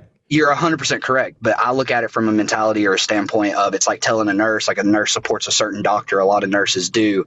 I think those are the ones on the front line. They probably know which doctor is the best because they work with them every single day. It's the same with Border Patrol. I look at it from a mentality of those people are on the front lines. They're the ones that know what's going on more than we do sitting on our couch watching social media. Yeah, the Border Patrol union also endorsed that immigration bill that Donald Trump killed. They said it would help them do their day-to-day.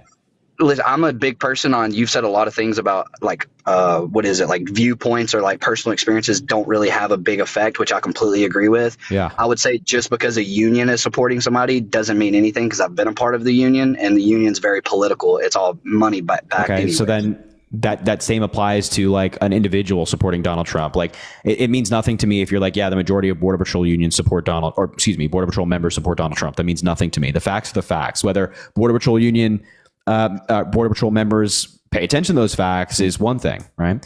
And Kamala Harris is clearly better on the border, better on immigration than Donald Trump is. And Trump doesn't even have a plan when it comes to immigration. His entire thing is, let's just deport everybody and that should solve it. I don't know. Well, do you not think that would help? I'm not No. saying that it solves the entire problem, but you don't think that deporting people that shouldn't be here is a good thing? I mean, we'll define who shouldn't be here. If somebody's undocumented, does that automatically mean that they shouldn't be here? If they're undocumented, you said if they're undocumented, right? Yeah, let's just say that they're here illegally, right? In whatever capacity. Yeah, then I would 100% agree. I would 100% agree because I've obviously been in other countries. We could all make the argument that people want to come here for a reason. This is America. The more people that we're letting come in undocumented, we're essentially devaluing America. There's a reason people want to come here. We can't just let everybody and their mother come into America. So what about people who have overstayed their green cards and visas? They're like working jobs. Their kids are in school. They're part of their community. They're giving back. They haven't broken any laws or anything like that. What about those people? Should they get deported? Well, essentially, it's an open-ended question because it's the current law that it's not accepted. Now, if the law was to change, okay, cool. But essentially, you're providing a nature for a lawless society. If the laws say that they're not supposed to, then no, they shouldn't. We have laws for a reason. But no, you can deport people who've overstayed their visas and green cards. I'm asking, do you think that should be the case? That's what I'm saying. Oh, absolutely, yeah, because that's what the law says. That makes absolutely no sense, right? Why would it make sense to deport all these people who are, again, just working jobs? They're like part of their community, and maybe their kids are in school, maybe they're teaching soccer on the soccer team. Why would we deport them as opposed to offering them a pathway to citizenship? Well, it's not about offer. I'm not saying not to offer people a pathway to citizenship. I'm saying that if you have a time and a date. So when I go on vacation, I have a 7-day vacation, right? On that 7th day, I'm coming home because that's what I'm supposed to do. That's what my tickets are for. Yeah, but this is not a vacation, man. Like this, it's just not analogous, right? Like, oh, you go on a vacation. That's like, oh, it's obviously temporary. But when these people are like seeking a better life and they've come to the United States and they're working hard and they're giving back, we in the United States should want people like that. People who are working hard and giving back to their community and paying their taxes and things like that. That's what a lot of these folks are doing. And Donald Trump's saying, let's just deport them. Not only is that inhumane, but it's also bad for the economy. It would hurt our GDP. It would open up a lot of jobs. I mean, like, what are we doing? No, yeah, I get that. So it's like Biden allowing in a lot of illegal immigrants, right? It's not that I'm looking at that as a bad thing. Because obviously, okay, well, teach their own. But anyways, so during the COVID market, right, I see the viewpoint, which is allow a lot of people in, boost our economy, people feed back into the economy, and then we'll reset after everything turns out the way it's supposed to turn out, right? But it's like the example of saying somebody that gets a DUI. Well, it's probably a great father still, probably a great supporter, great provider, et cetera, but they did wrong. It's the same with the visa and somebody overstaying their green card. They're still doing wrong. They can be great people, but we have laws in place for a reason. Yeah, I just think that's a bad analogy again. Like somebody getting a speeding ticket or something. Again, it's just not analogous to somebody overstaying a visa. Like, yeah, maybe the law was broken in an instance and maybe they both broke the law. But does that mean that, one gets a ticket and one's deported? It's like, should the penalty be the same or should it be different? It's like, I just don't think it's analogous, especially because, again, these people are helping America. Why would we, the United States, have laws in place or continue to support laws being in place that hurt us and are inhumane? Why wouldn't we want to support a pathway to citizenship like Kamala Harris? Like Kamala Harris and Tim Walz do, as opposed to Donald Trump? Well, when you make the statement that it's hurting America, what's hurting America by not allowing illegal immigrants to overstay their welcome? I don't think that's hurting America. I think that's essentially helping America. Because maybe they're feeding into our economy. If we have data saying that if we deport all of these folks who have overstayed their visas and green cards, that it would hurt our economy and it would hurt our GDP and it would lead to a lot of job openings that couldn't automatically be filled when a lot of them might be necessary to fill them immediately. Why would that help? Why wouldn't we, again, just change the law and support candidates who are like, yeah, let's give these people a pathway to citizenship, as opposed to supporting candidates who want to deport them? Because from my mentality, and you may laugh and say that it's a stupid example, but that's like saying my energy's low, so I'm going to do crack instead. Yeah, it's going to help my energy level and it's going to be great, but what's the after effects of it? So I think you're more focused on what's the immediate effects and what we're going to see immediately rather than a long term. Because if you look at what's the positive? Like, what's the actual positive of that?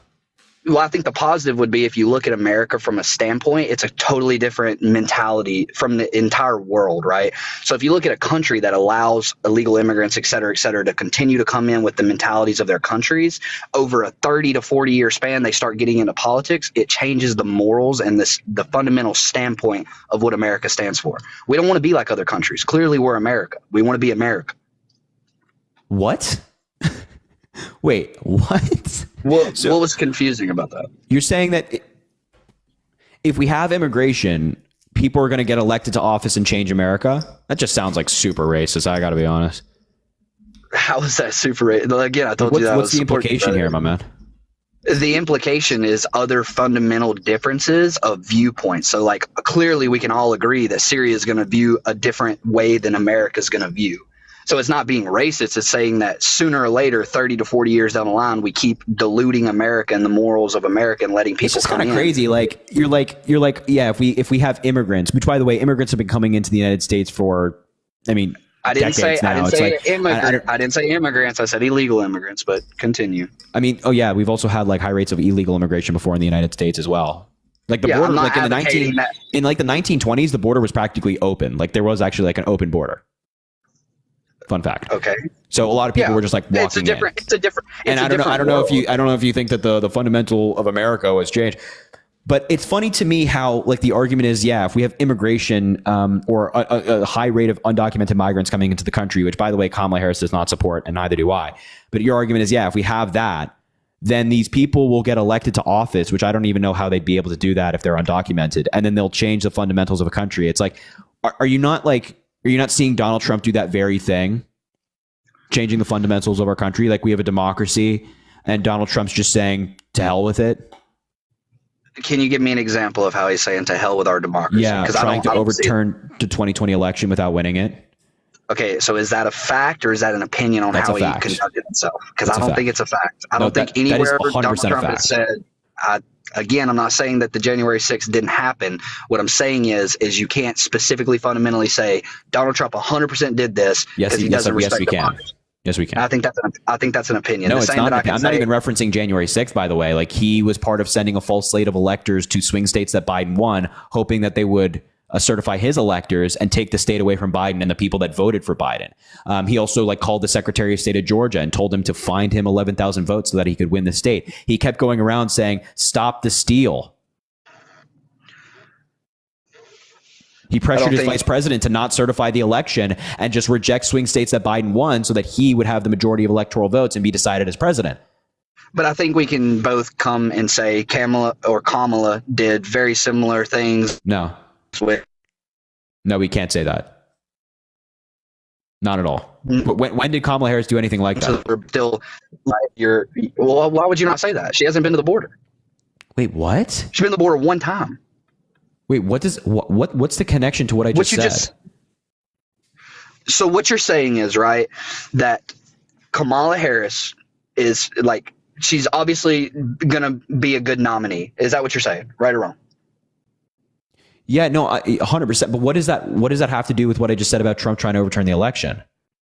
Because you can fundamentally say anything, but that doesn't mean that it's a fact. But it doesn't is mean a that was the clear intention. No, he'd be in jail for trying to overturn democracy, but he's been indicted. He's been indicted, and he keeps pushing back the case. I could literally accuse you of something, and you literally be not convicted, but be tried. So just because people come up with allegations and say false positives, right? It doesn't mean that they're convicted. It doesn't mean that they've been proven guilty. 100%. I totally agree that Donald Trump has not been found guilty in a criminal sense of what he's being charged with. But we, the people, can have a court of public opinion. And our court of public opinion, we have the facts about Donald Trump. He was going around in 2020 saying that the election should be overturned. He was saying that it was fraudulent and that something needs to be done about it. He was encouraging his followers to fight or they won't have a country anymore. Okay, so I believe that freedom, obviously being my past, right? I believe that freedom is free because the differences of opinions. So just because all these people are saying, like you're saying, like on a public court scale, oh, he's trying to overturn the election. Okay, I feel like that's a supply and demand to where he's keeping things in check. It's checks and balances to make sure that it was fundamentally done correct. And I don't know why you're saying what, because that makes perfect sense. That does not make any sense. You shouldn't try a system. You shouldn't try the system to make sure that it's actually appropriate. So is the argument that Donald Trump was trying to overturn the election to test the system? I never said that he was trying to overturn the system. I don't believe that he was trying to overturn the system. But based off your logic, let's pretend that he was. You don't think that that would be a checks and balances to where we should all question democracy and question if it's being done right? This is like the most. This is the most insane shit I've ever heard. I don't know what that means. I don't think that you should try to test. Let me put it this way. I don't think you should try to test checks and balances by trying to overturn a presidential election. And again, can you so when Donald Trump, you're saying it's like a matter of opinion. When Donald Trump was telling people to decertify election results and then certify his votes, and when he was sending false slates of electors in these certain states to Congress so that those votes would be certified, and he's calling the Georgia Secretary of State, telling him to find him 11,000 votes. What do you think he's trying to accomplish? By the way, 11,000 votes and a certain number after that, which would be one more than Joe Biden. What do you think he's trying to do? So I will fact check afterwards to confirm if he's actually said those exact words or not, because I don't think he would have said, hey, find me 11,000 votes. I think it would have been hey, we need to recheck to make sure you did everything the appropriate way and the proper people were allowed to vote. I think that that's possible, but I don't think he came out on a world stage and said, give me 11,000 votes, because that would be trying to overturn democracy. So I don't believe that that's an actual fact. Look, buddy, you're in for a rude awakening. My God, you're in for a rude awakening when you look up this stuff. Trump was telling him to find him 11,000 votes. And also, can you respond to the folk of even if you're just I don't know about that. What about the fake electors? Well, okay, so what's your opinion on the Kamala, the documented voting? The what? The documented voting to where you don't have to present an ID. Do you believe that we shouldn't have to present ID, et cetera, to vote? Yeah, I don't think that presenting an ID is a good policy. Okay, so if you're going to buy alcohol, do you present your ID? If you're going to buy cigarettes, do you present your ID? Yeah, those aren't constitutional rights. Those are still on a world stage a lot more serious for voting for our president of the United States rather than buying alcohol. I think that's a lot more serious. The point is that when it comes to voting, you go to the DMV or you go to your local voting location and you register and you verify your address, you verify identification surrounding you and whatever your state has when it comes to voting to voter registration, right? And then you can vote. And then when you go to vote, you still have to verify your signature and give your address and verify you are who you say you are. Whereas when you go to a store and buy alcohol or cigarettes, there's no database for that person to reference, that the cashier to reference. So they say, hey, can you show me your ID? Right? These are two, again, just not analogous. They're just not the same. And with voting, it should be as easy as possible to vote. We want more people voting, not less. Well, of course we want more people, but how do you just say that your policy, if you were in presidency right now, your policy would be, hey, no documentation needed. Come vote. We want everybody to vote, right? Yeah, I would not personally support a policy that makes you show an ID to vote. And there's also been voter ID has also been historically used in certain cases to target minorities. There was a case in North Carolina where they put into place voter ID laws, and a judge on appeal wrote that the law was written with surgical precision to target black voters. Surgical precision was were the words that the judge used. So yeah, when it has a history of racism and there's no real benefit to having ID. Our election system's already incredibly secure. I don't know why we'd add another layer. The old saying goes, if it ain't broke, don't fix it. Yeah, but saying that we're not going to add another layer for security purposes, I don't think is a very intelligent argument. Why? Really what data suggests that we need it? The data of, do you believe that, in your opinion and what you've seen, because obviously you do this as a TV show or whatever, do you think that this next election is more trusted than the last election? Because I feel as a whole in our country, every 4 years should get more trusted. Do you believe it's more trusted or less trusted? Yeah, in my view, I see no reason to believe that there are any concerns with the validity of the election. I completely trust it. The only person, and the only event I'm concerned about when it comes to the validity of election results is Donald Trump trying to overturn the election. But that's crazy, bro. Because that's saying just because a person wins, pretend that they win fair and square. It's it's playing. Because even though, right, Biden got in, and you're taking it to where everybody's not agreeing with the election results or saying that it was fraud, I'm going to accept the vote. Okay, so I don't think it's a cool thing to say that you would question it just because. No. You're misunderstanding. If Donald Trump wins fair and square, I'm not going to question that. That's like he won. No problem. But if Kamala Harris wins and he tries to steal the election from her, then I'm going to be, I'm concerned about the possibility of Donald Trump trying to do that. But then you're not advocating for checks and balances on the back end with saying voter registration and everything else. You're not having the security behind it. You're not agreeing with the security to make more measures. This is what I'm saying. I'm saying that I'm concerned about the possibility of Kamala Harris winning. Like everybody votes and Kamala Harris wins, and then Donald Trump tries to overturn her win after voting had concluded, like he did in 2020. He tried this in 2020. All right. So then abortion, last one. Okay. How's Kamala better on abortion than Trump? Kamala. That's what I said. I said Kamala, right? Just like think about like a comma in a sentence, just comma, la. That's all. Kamala. Kamala. There you Got go. it. Exactly. Okay. How's she better? She's pro-choice. She wants to allow women to make choices that are best for them and their bodies and their families in consultation with their doctor, not in consultation with a Republican politician.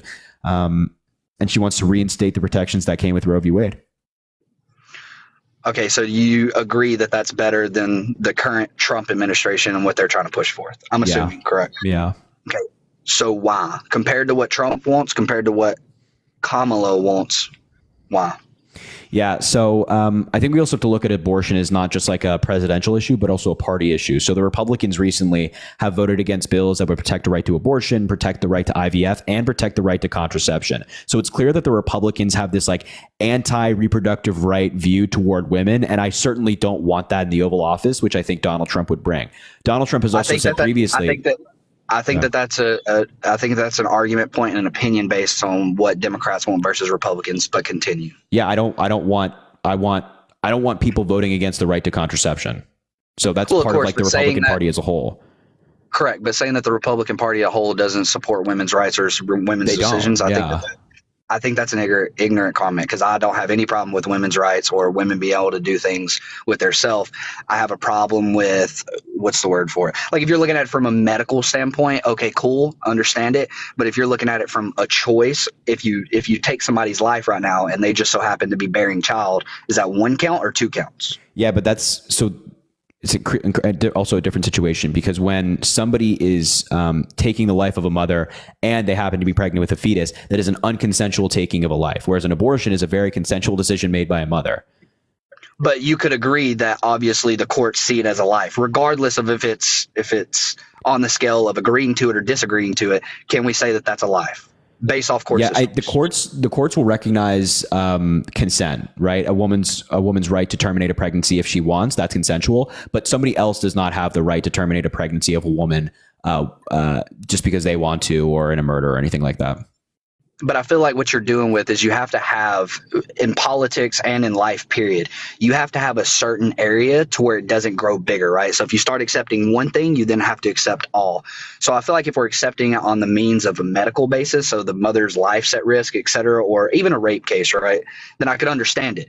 But if you're just simply giving people the fuel to the fire to say, I made a stupid decision, so now I'm going to go do this, et cetera, I think you're enabling people at that point. It's like taking a drug-ridden city like Chicago and saying, I'm going to give you the realms to a lot of needles because they're safe and we know they're safe. Well, you're enabling drug people to be drug people.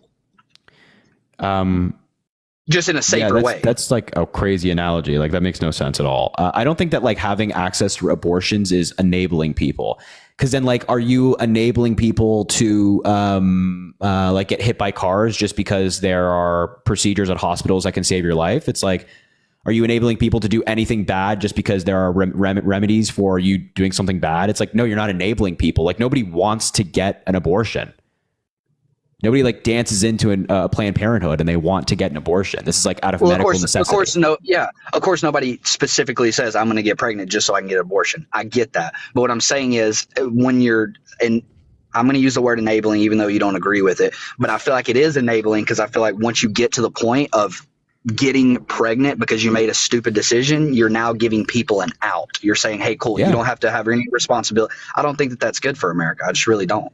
I mean, I wouldn't describe it as giving anybody an out. I just think it's like, it's allowing women to make choices that are best for their lives. I don't know why you also wouldn't say that that's like not good for America. Like, we see that in other countries where women have access to reproductive care versus countries that don't have access to reproductive care, women's quality of life is better. Their standard of living is better. Their life expectancy is better. They're more likely to be wealthier and more financially stable. So I think that America is better when more people are financially stable. Their quality of life is better. Their life expectancy is better.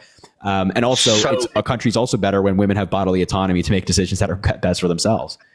Okay, so then pivot it to the point to where you're saying, okay, women has a choice, her body, her choice, et cetera, et cetera. You're pro-choice. Get it. Where's the man? So it didn't take a man to create that. He doesn't have an emotional bond to that No, being. I think that like a man, it should be perfectly reasonable for a man to voice their opinions. But at the end of the day, their opinions as a man, even if I say that. But guess what? If she decides, hey, I want to go through with the child, and as a man, I don't want to, I still have to pay child support, right? Yeah. So I feel like if it's your body, your choice. At the end of the day, it's not your body. It still takes two to tango. So I look at it from not a religious standpoint, because church and state's different, but I am very religious. But when it comes down to it, I look at it as, if you're not going to accept one thing, then don't accept the others. Make it fair across the board. I don't know how like that makes sense. Like, you're not accepting one thing, you must accept the other, or something like that. When it comes to like child support, could you elaborate on that further? Yeah, so taking and saying, I want to keep this baby. So the mother says, hey, cool, I want to keep this baby. Dude doesn't want to have anything to do with it. He's still got to pay child support. So that's not on an equal basis. I understand her body, she has to go through with it. It also took me to create it. What if she wants to get an abortion, but at that point I'm emotionally connected to where I want the child? Yeah, I mean, at the end of the day, it comes down to her. I don't see that as like, I don't see that how that falls into your view. It's like, yeah, it takes two to tango for sure. But at the end of the day, it is the woman who is carrying that fetus, and it is her and her decision alone at the end of the day as to whether she wants to keep the fetus or not. And you were part of the process. So if she decides, hey, I want to keep the fetus, then yeah, there are in some circumstances there are legal responsibilities. In some certain stances, there are not. Sometimes you don't have to pay child support. If you're a man, like if you're broke as a man and the woman's really expensive, you don't have to pay child support. Or a court will say, well, maybe it doesn't make sense. Or maybe you come to an agreement with the woman that it doesn't have to be that case. There are plenty of instances where that's not the case. But yeah, generally, if you're a man and you're not carrying that fetus at the end of the day. So, yeah, I guess the main point on my standpoint of abortion, and I guess probably the Trump administration, I don't speak for all people that support Trump, but I feel like it's more of like a moral value to where I don't want to accept it. I like that it's in the state's hands, because I know that you argue the point that it takes away a lot of the rights for the people that live in those states. But I feel like that's literally what we fought for as a country, so that states can make their own decisions and you can live wherever you wanted to enable those choices. Yeah, but there are things that you recognize should not be decided on a state level, right? Like, you wouldn't say that states should be able to ban interracial marriage, or maybe, I hope you wouldn't say that states should be able to ban gay marriage, and I hope you wouldn't say that states should be able to like enact slavery if they wanted to. So I view abortion as an essential aspect of a woman's healthcare, and I don't think that states should be able to deprive a woman of essential healthcare just because they are a state. I think there are plenty of things that states can make decisions on for themselves. But when it comes to equal rights and bodily autonomy, no, that makes no sense as to why like Kansas should be able to deprive all the women in that state of their rights, whereas like California, women have the right to do so. We shouldn't have unequal rights across the country. I get that to a certain perspective. I guess it's based off of your experiences, and I guess my experience of coming from a smaller place. I am from Alabama, but I've lived all over the world. But I think coming from a smaller place, I see it as in, if everybody has the same viewpoints and the same rights and morals within your common area, it creates less crime, less strife, and it's a more common way of living. So it's like in my town, for an example, crime doesn't happen. It's because everybody believes the same, they act the same, et cetera, et cetera. So I feel like on a world stage to where you're making it a state by state basis, it makes more people cordial to live where they're at because they've made that choice. Yeah, but there are people in your state who have not made that choice. So theoretically, for example, there are some states where they have abortion measures, like in Florida, they're voting on an abortion measure this November to whether approve it to be protected constitutionally or not. Theoretically, 1,000,001 women could vote to not protect, or excuse me, 1,000,001 people could vote to not protect it. and 1 million people could vote to protect it. The no's would take it. And then all of these other women that live in that state who might have voted in favor of it would not be on the same view as you, and they want their reproductive rights. Yeah, well, it's kind of like a choice of a house. Like, I don't understand the argument because, yeah, I mean, I guess you're basing it based off a state-to-state basis, but you choose to live in a certain town based off where you want to purchase and purchase your land at, correct? I don't know why it's any different for another state, a state over that maybe has the same viewpoints as you. What's the difference? Yeah, because a lot of women just can't pick up and leave, right? A lot of women have jobs or they don't have enough money to just pick up and move to another town or city or state where they might have access to reproductive care. And those women, and there are plenty of women that do. But I don't believe that. I don't believe that because I feel like if you're passionate enough about your living means and where you're going to spend the rest of your life, I feel like you come up with $300 for a one-way ticket. There's jobs everywhere. It doesn't matter if you're in Texas. One-way ticket, and then you have to pay rent, and then you have to move your stuff, and then you have to maybe find a job in that area. It's not just like, oh, you just got a one-way ticket and you're out. It's like, that's not how moving works. I mean, come on, man. If a woman is a single mother, she already has 2 kids. And she's like taking care of them on a single income, and they're sending them to school and things like that. There's no expendable income, and they're paying for health care and things like that. There's no expendable income for her to just be like, you know what? Well, Florida doesn't give me my reproductive rights, so I'm just going to bounce. I'm just going to go to another state and figure it out. It's like you might be in a position where you have that money, but a lot of people aren't. Can you not argue the point that that's also based off of an economy, whatever economy you're in, whether it be the Obama economy or the Trump economy? Sure, maybe, yeah. Okay. So which economy was better that we lived under? Was it the Trump economy or was it the current economy? Yeah, but why? So you're saying you're going to argue that Trump's economy was better. Why? Well, inflation was a lot lower. Yeah, but what caused inflation? Like, are you saying that Biden caused inflation? I'm not going to say specifically because not one simple person causes inflation. Right. But the administration, absolutely, where you're pushing, we're going into war in Ukraine, we shut down the pipeline. There's a lot of different things that were done by this administration. How? It's How just can not shutting true. down the pipeline not cause energy? Yeah, the Keystone XL pipeline was not operational when it was shut down. And also, Biden had a pretty small role in shutting it down. It was already facing legal troubles from different Native American tribes who sued in court and won. So it was facing permit problems. So it was also only 8% complete when it was canceled, meaning that it wasn't going to be ready for another 2 years. So there was no energy from that. Okay, but your argument was with the Trump administration that he spent a lot of money doing the same exact thing, which could have caused inflation. But you also look, more countries were also paying. No, I was saying I was saying that via your argument that like, oh, sending money to Ukraine means that is a cause for inflation. I was saying, look, well, okay, if that's the case, then Trump also caused inflation. But I don't believe that sending money abroad is causing inflation. There's no evidence to say that. And also, like the amount of money we send abroad. How is there no evidence behind that? The money's coming from somewhere, brother. It's got to be coming from somewhere. Yeah, the money. Well, again, we're not sending them money. We're not sending them bags of cash. We're not just printing money and loading into suitcases and sending it to Ukraine. We're sending them, the majority of what we're sending them is weapons, already existing weapons that were made like under President Clinton. So they're just sitting in our reserves. It's not inflationary to move weapons from here in the United States in a warehouse somewhere to Ukraine in the front line so people can use it. That makes no sense. So do you think the 2020 market, right, with all the sicknesses that were going around, I'm not going to say it on here, but all the sicknesses going around, do you think that fed into inflation when we shut down our entire economies? Because under the Trump administration, we weren't trying to shut down an economy. Well, I don't think that so shutting down the economy, or quote unquote shutting down the economy, definitely played a role in inflation, but inflation was more so caused by COVID impacting the entire world. It wasn't just because it impacted the United States. It was because supply chains were shut down and trading was shut down with other countries and things of that nature. It was really hard to get goods into the United States because we trade with a lot of people. It's like that was the main cause of inflation. It wasn't because, we decided like, if you walk into a business, you got to wear a mask, right?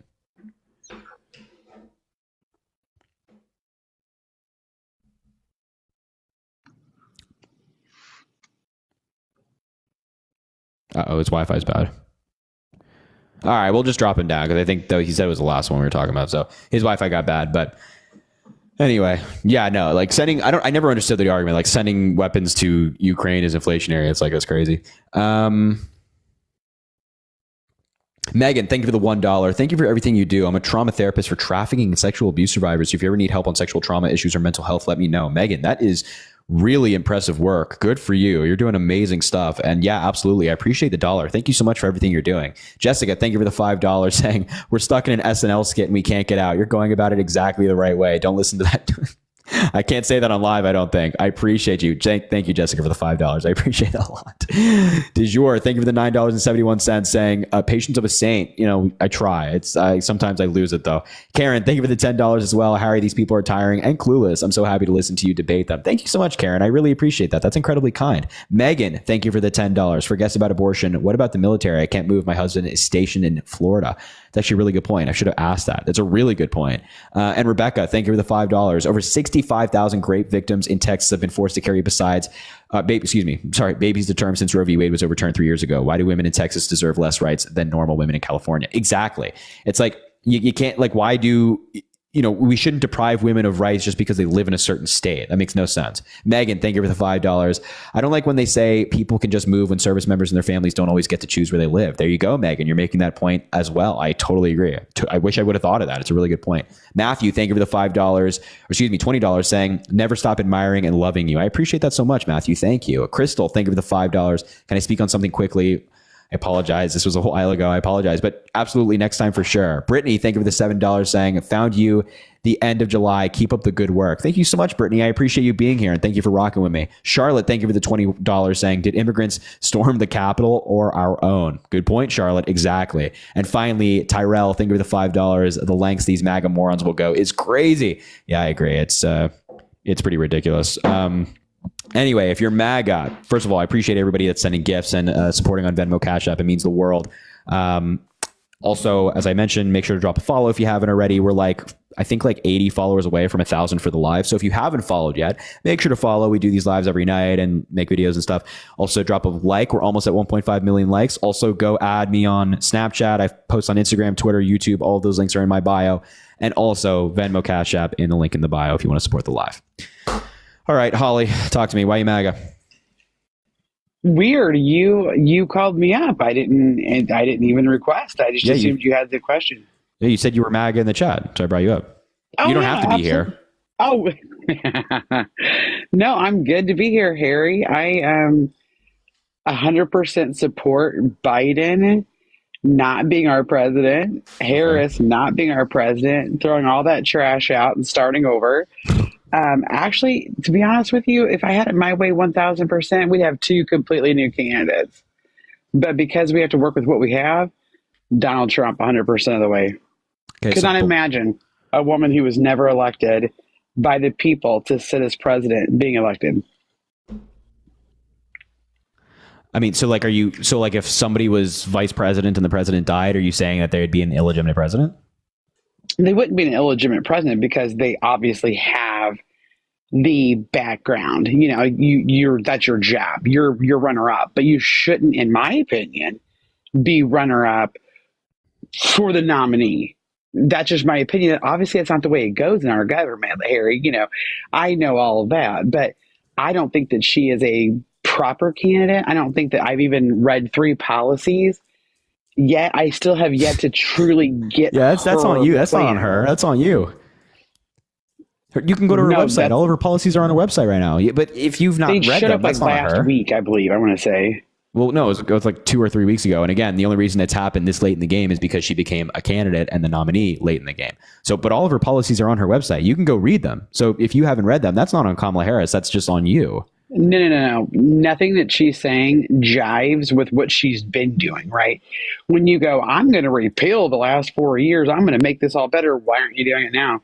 Do it now. So what powers are granted to the vice president in the Constitution? Well, actually, the vice president has a lot more power than a lot of people. I think mainstream people would actually think. So what power? They can affect a lot of things. It also depends on what they've been appointed to do by the president. What power she was does she appointed have the right border. She's nailed that, obviously. She was not appointed to be the border czar. She was tasked with studying the root causes of migration from triangle countries in the United States. There's no power that the president can just put onto the vice president. That's not how our Constitution works.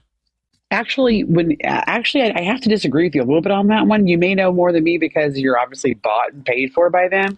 But when she originally became, in the very beginning, became the vice president. See, now I'm not going to be nice to you. Now I'm gonna like. You don't have to be nice. That's It's fine, okay. it's fine. Go ahead, We're on keep different going. sides of the spectrum, so you're not going to be nice. Oh, just keep going. Just keep going. But when she was elected, I guess you'd say, along with Joe Biden, the border was hers. It was, oh, I'm going to the border. I'll be at the border. Yada yada yada. Mm-hmm.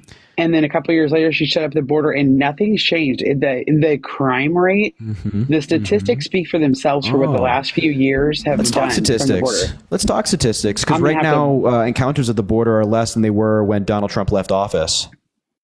That's not humanly possible. It's not only 36% humanly possible; it's also true. MURDER. Do you want a source on that? Yeah. Do you want me to give you the source? I can pull it up really quick. No, but no, have to- I can show you how it's lower right now than it was under Donald Trump. Okay, you cite me your source before you even go there. Yeah, NBC News. Attempted border crossings dropped to the lowest level of the Biden presidency in September, at fewer than 54,000 apprehensions. The number is also the lowest since August 2020 during the Trump administration, and it's similar to September totals in 2018, 2019, and 2020. So similar to not when COVID. Yeah. Okay, so then dropped in 2020 when, of course, no one was doing anything. Yep. So we can't take 2020 and 2021 out of it. Well, What August was 2020, we 22? didn't have COVID yet. Wait. Yeah, March we 2020 did we have shut COVID. down. Yeah, we did. Yeah. We did. So in August I 2020. can't, definitely don't want to go off of that time span when literally no one was leaving their home, I guess you'd say. Yeah, but I What also was like just, 2022, as I 2023? mentioned, September 2018, 2019, and 2020. Okay, so look at the crime rate in those border towns. So you're telling me in the border towns or not necessarily the border towns, but look at Tucson. Look at the fentanyl increase. Look Can at you the say drug F-drug? increase that's come across. Can you say Excuse me? F-drug? Oh, I'm so sorry. It's fine. It's fine. So yeah, I have some data for you.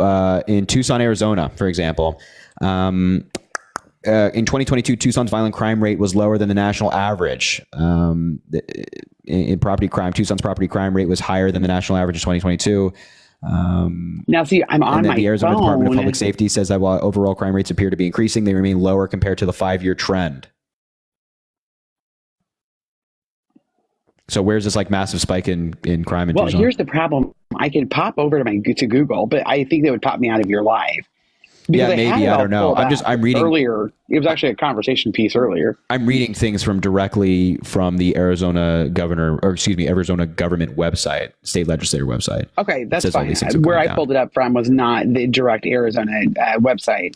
Yeah, it so- was the U.S. statistics as a whole. It wasn't just Arizona. Yeah, so crime But it was rates across the showing that- United States have fallen for years now. We have FBI data on this as well.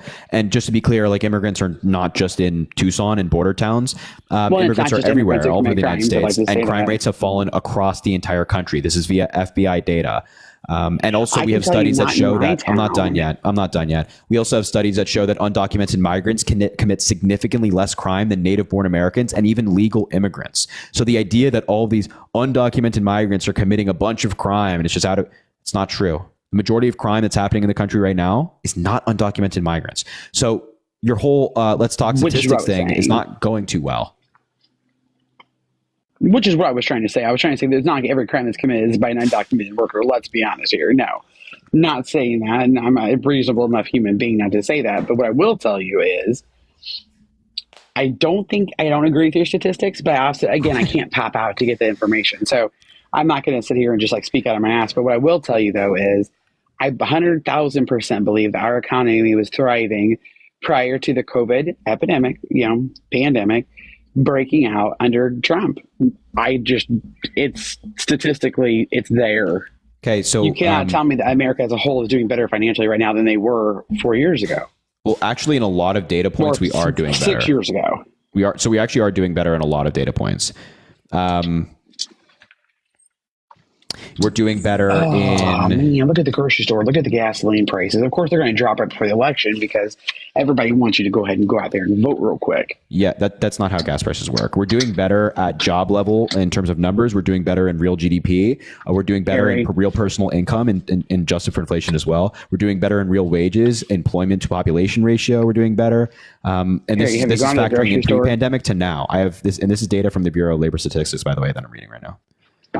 Harry, first of all, every time there's an election, you see an immediate gas price. That's just I not don't true. care who's on top. That's just not true. It happened. It happened with Biden versus Trump the first time. It happened when it 100% happened. Yeah, I think gas was it didn't happen because it was an election. I hate Donald Trump, and I'm not even saying that Donald Trump lowered gas prices to win. That didn't happen because it was an election. It happened because there was no demand for oil at the time. So of course, gas prices went down in the middle of a pandemic. And also, you can look at the trends. This did not take place in like 2012 or 2008 or 2004 or things like that. This is just utter nonsense. And again, gas prices are not controlled by the president to the point where they can just like click their fingers and gas prices go down for an election.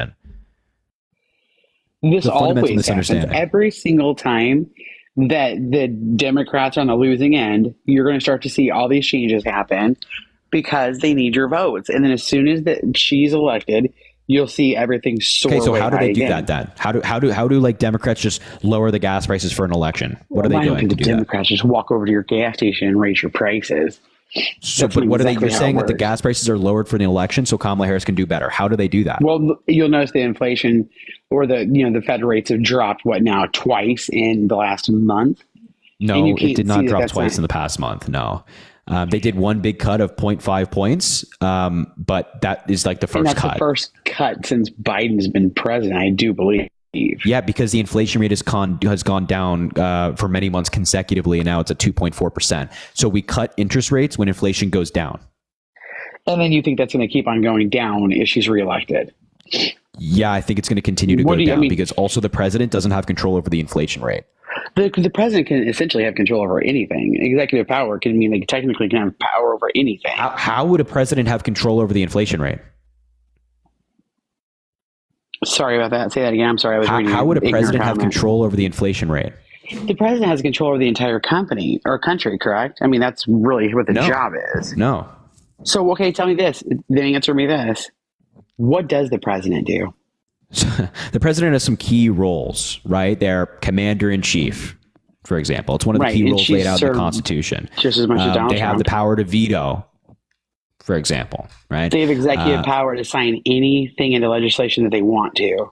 Well, not quite. You can sign an executive order. You can have an executive order written up, but then most executive orders are challenged immediately in court, and most are stayed, which means that they don't go into effect. So, and you can sign legislation passed by Congress, but yeah. So the president can't just control the inflation rate. No, there's no mechanism for Biden to just be like, yeah, you know what, I'm gonna lower it today and then bring it back up. And also, inflation is usually not just based on what's happening Right in now, the but when United you have a States. Democrat Congress and a Democrat president, you can get away with about anything. The president also can not do true. anything they want to. That's also not they true. can affect the powers that be in every Okay. single situation to make the decisions they want to be made. But that's just not true. There's no mechanism for the president to just control the inflation rate and just bring it down if they want to.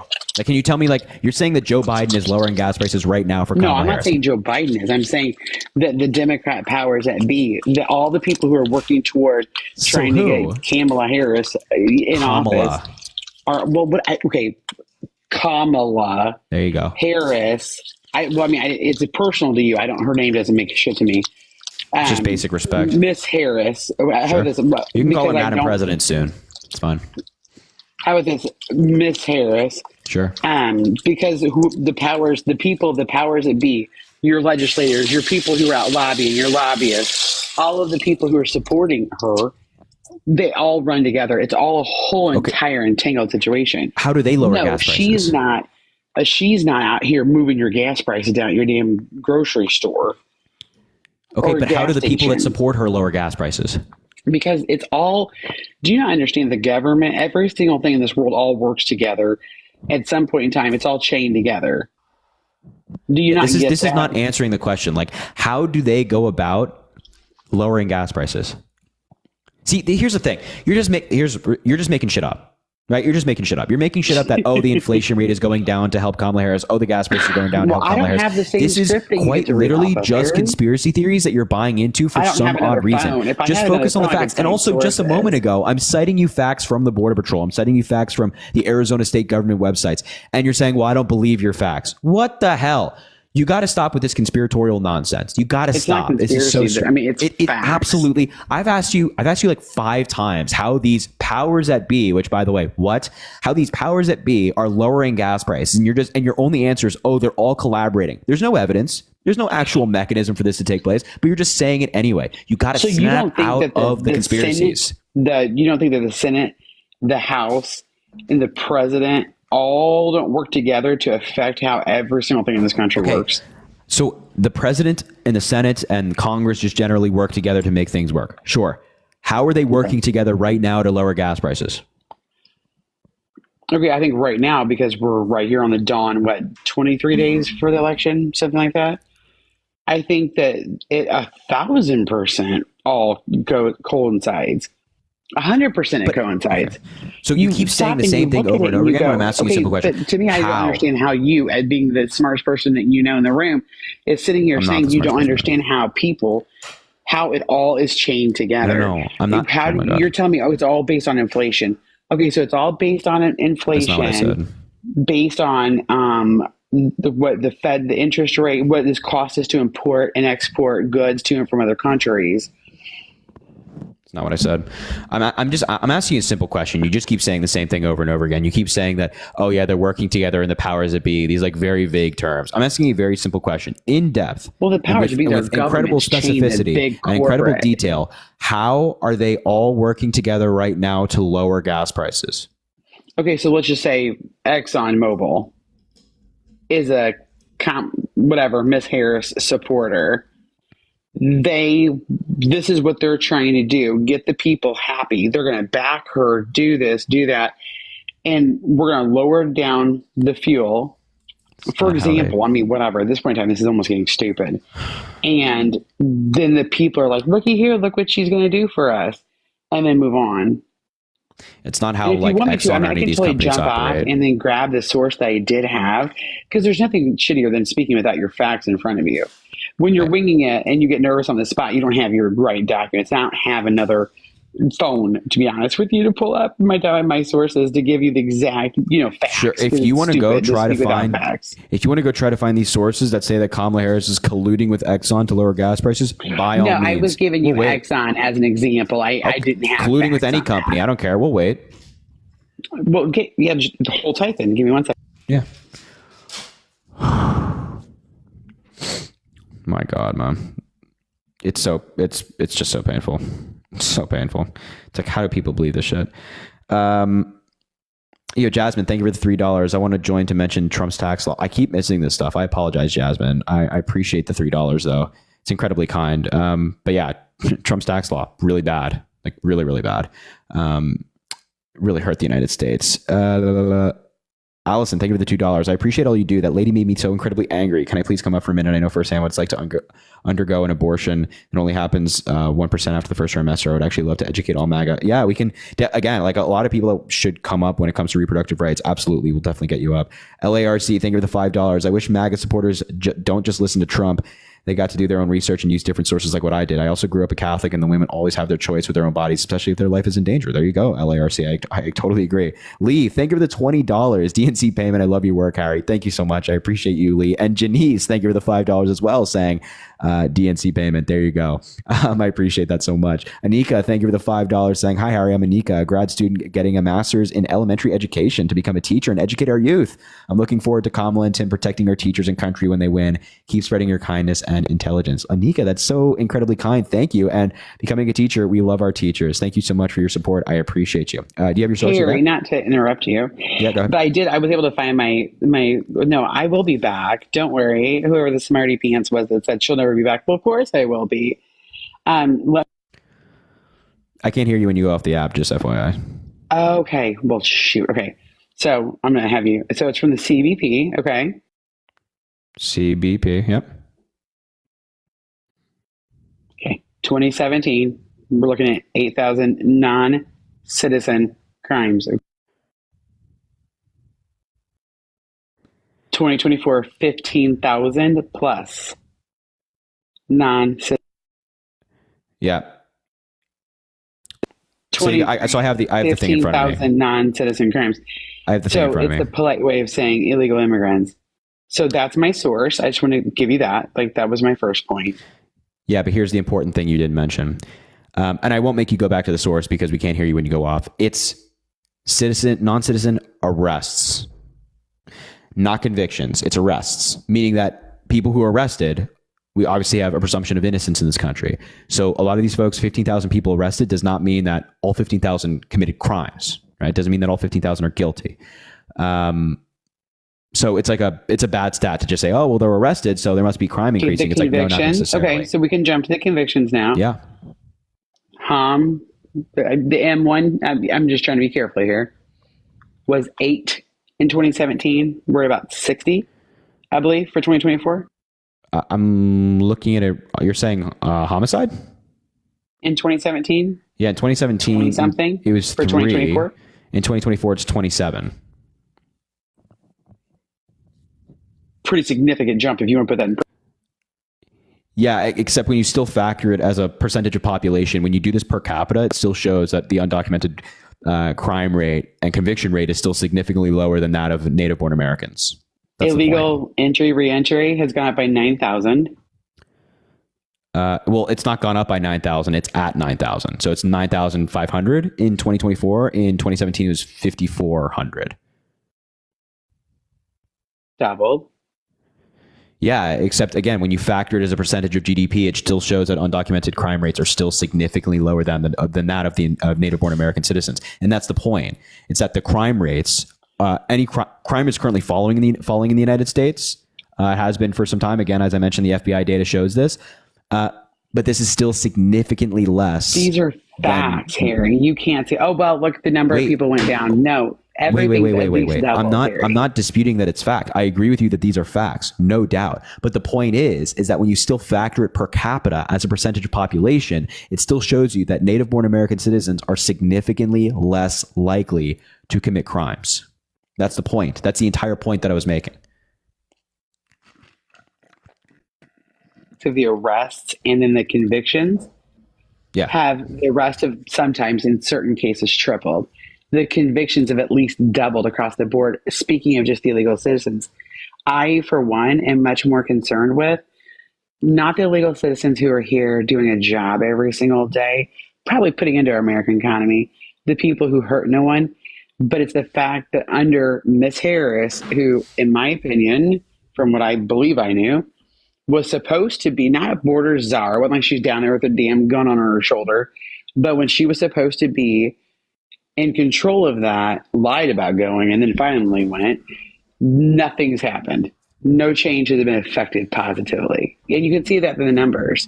Regardless of half of Americans exited America, we're still seeing this many people who are non-documented being convicted of crimes.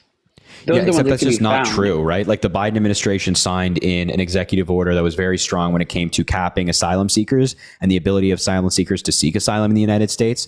Some pretty aggressive caps, might I add. And also the Biden administration introduced an immigration policy on day one of their presidency of the Biden admin called the U.S. Citizenships Act of 2021 that Republicans rejected. And the bipartisan border bill, which was written by Democrats and Republicans, was rejected by Republicans, mainly because Donald Trump told them not to support it. So you're asking me, like, why hasn't there been any change? If you're upset with the lack of change when it comes to immigration law and policy, then you should be blaming Donald Trump for that. And you wouldn't be voting for somebody that's blocking reform on a major issue that you care about. We could talk about the 2 Venezuelan illegal migrants who killed the 14-year-old little girl. Yeah, and it's terrible. Now, if crime happens here, yes. Crime also that happens in a larger scale when you don't have an administration protecting your own country and their own people. And so you said, there was a point. If you're upset about a lack of reform when it comes to immigration, blame Donald Trump, who, by the way, said, please blame me.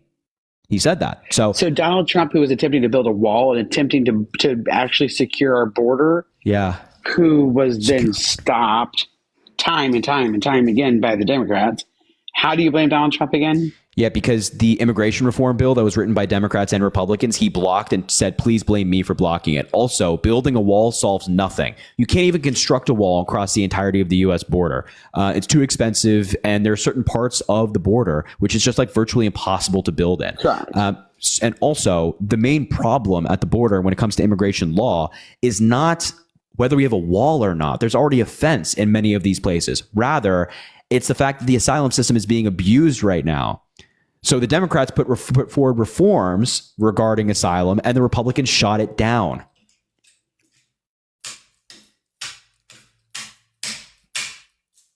Okay, so you said something earlier to the other gentleman that I was absolutely wanting to touch base on. Oh, Ukraine.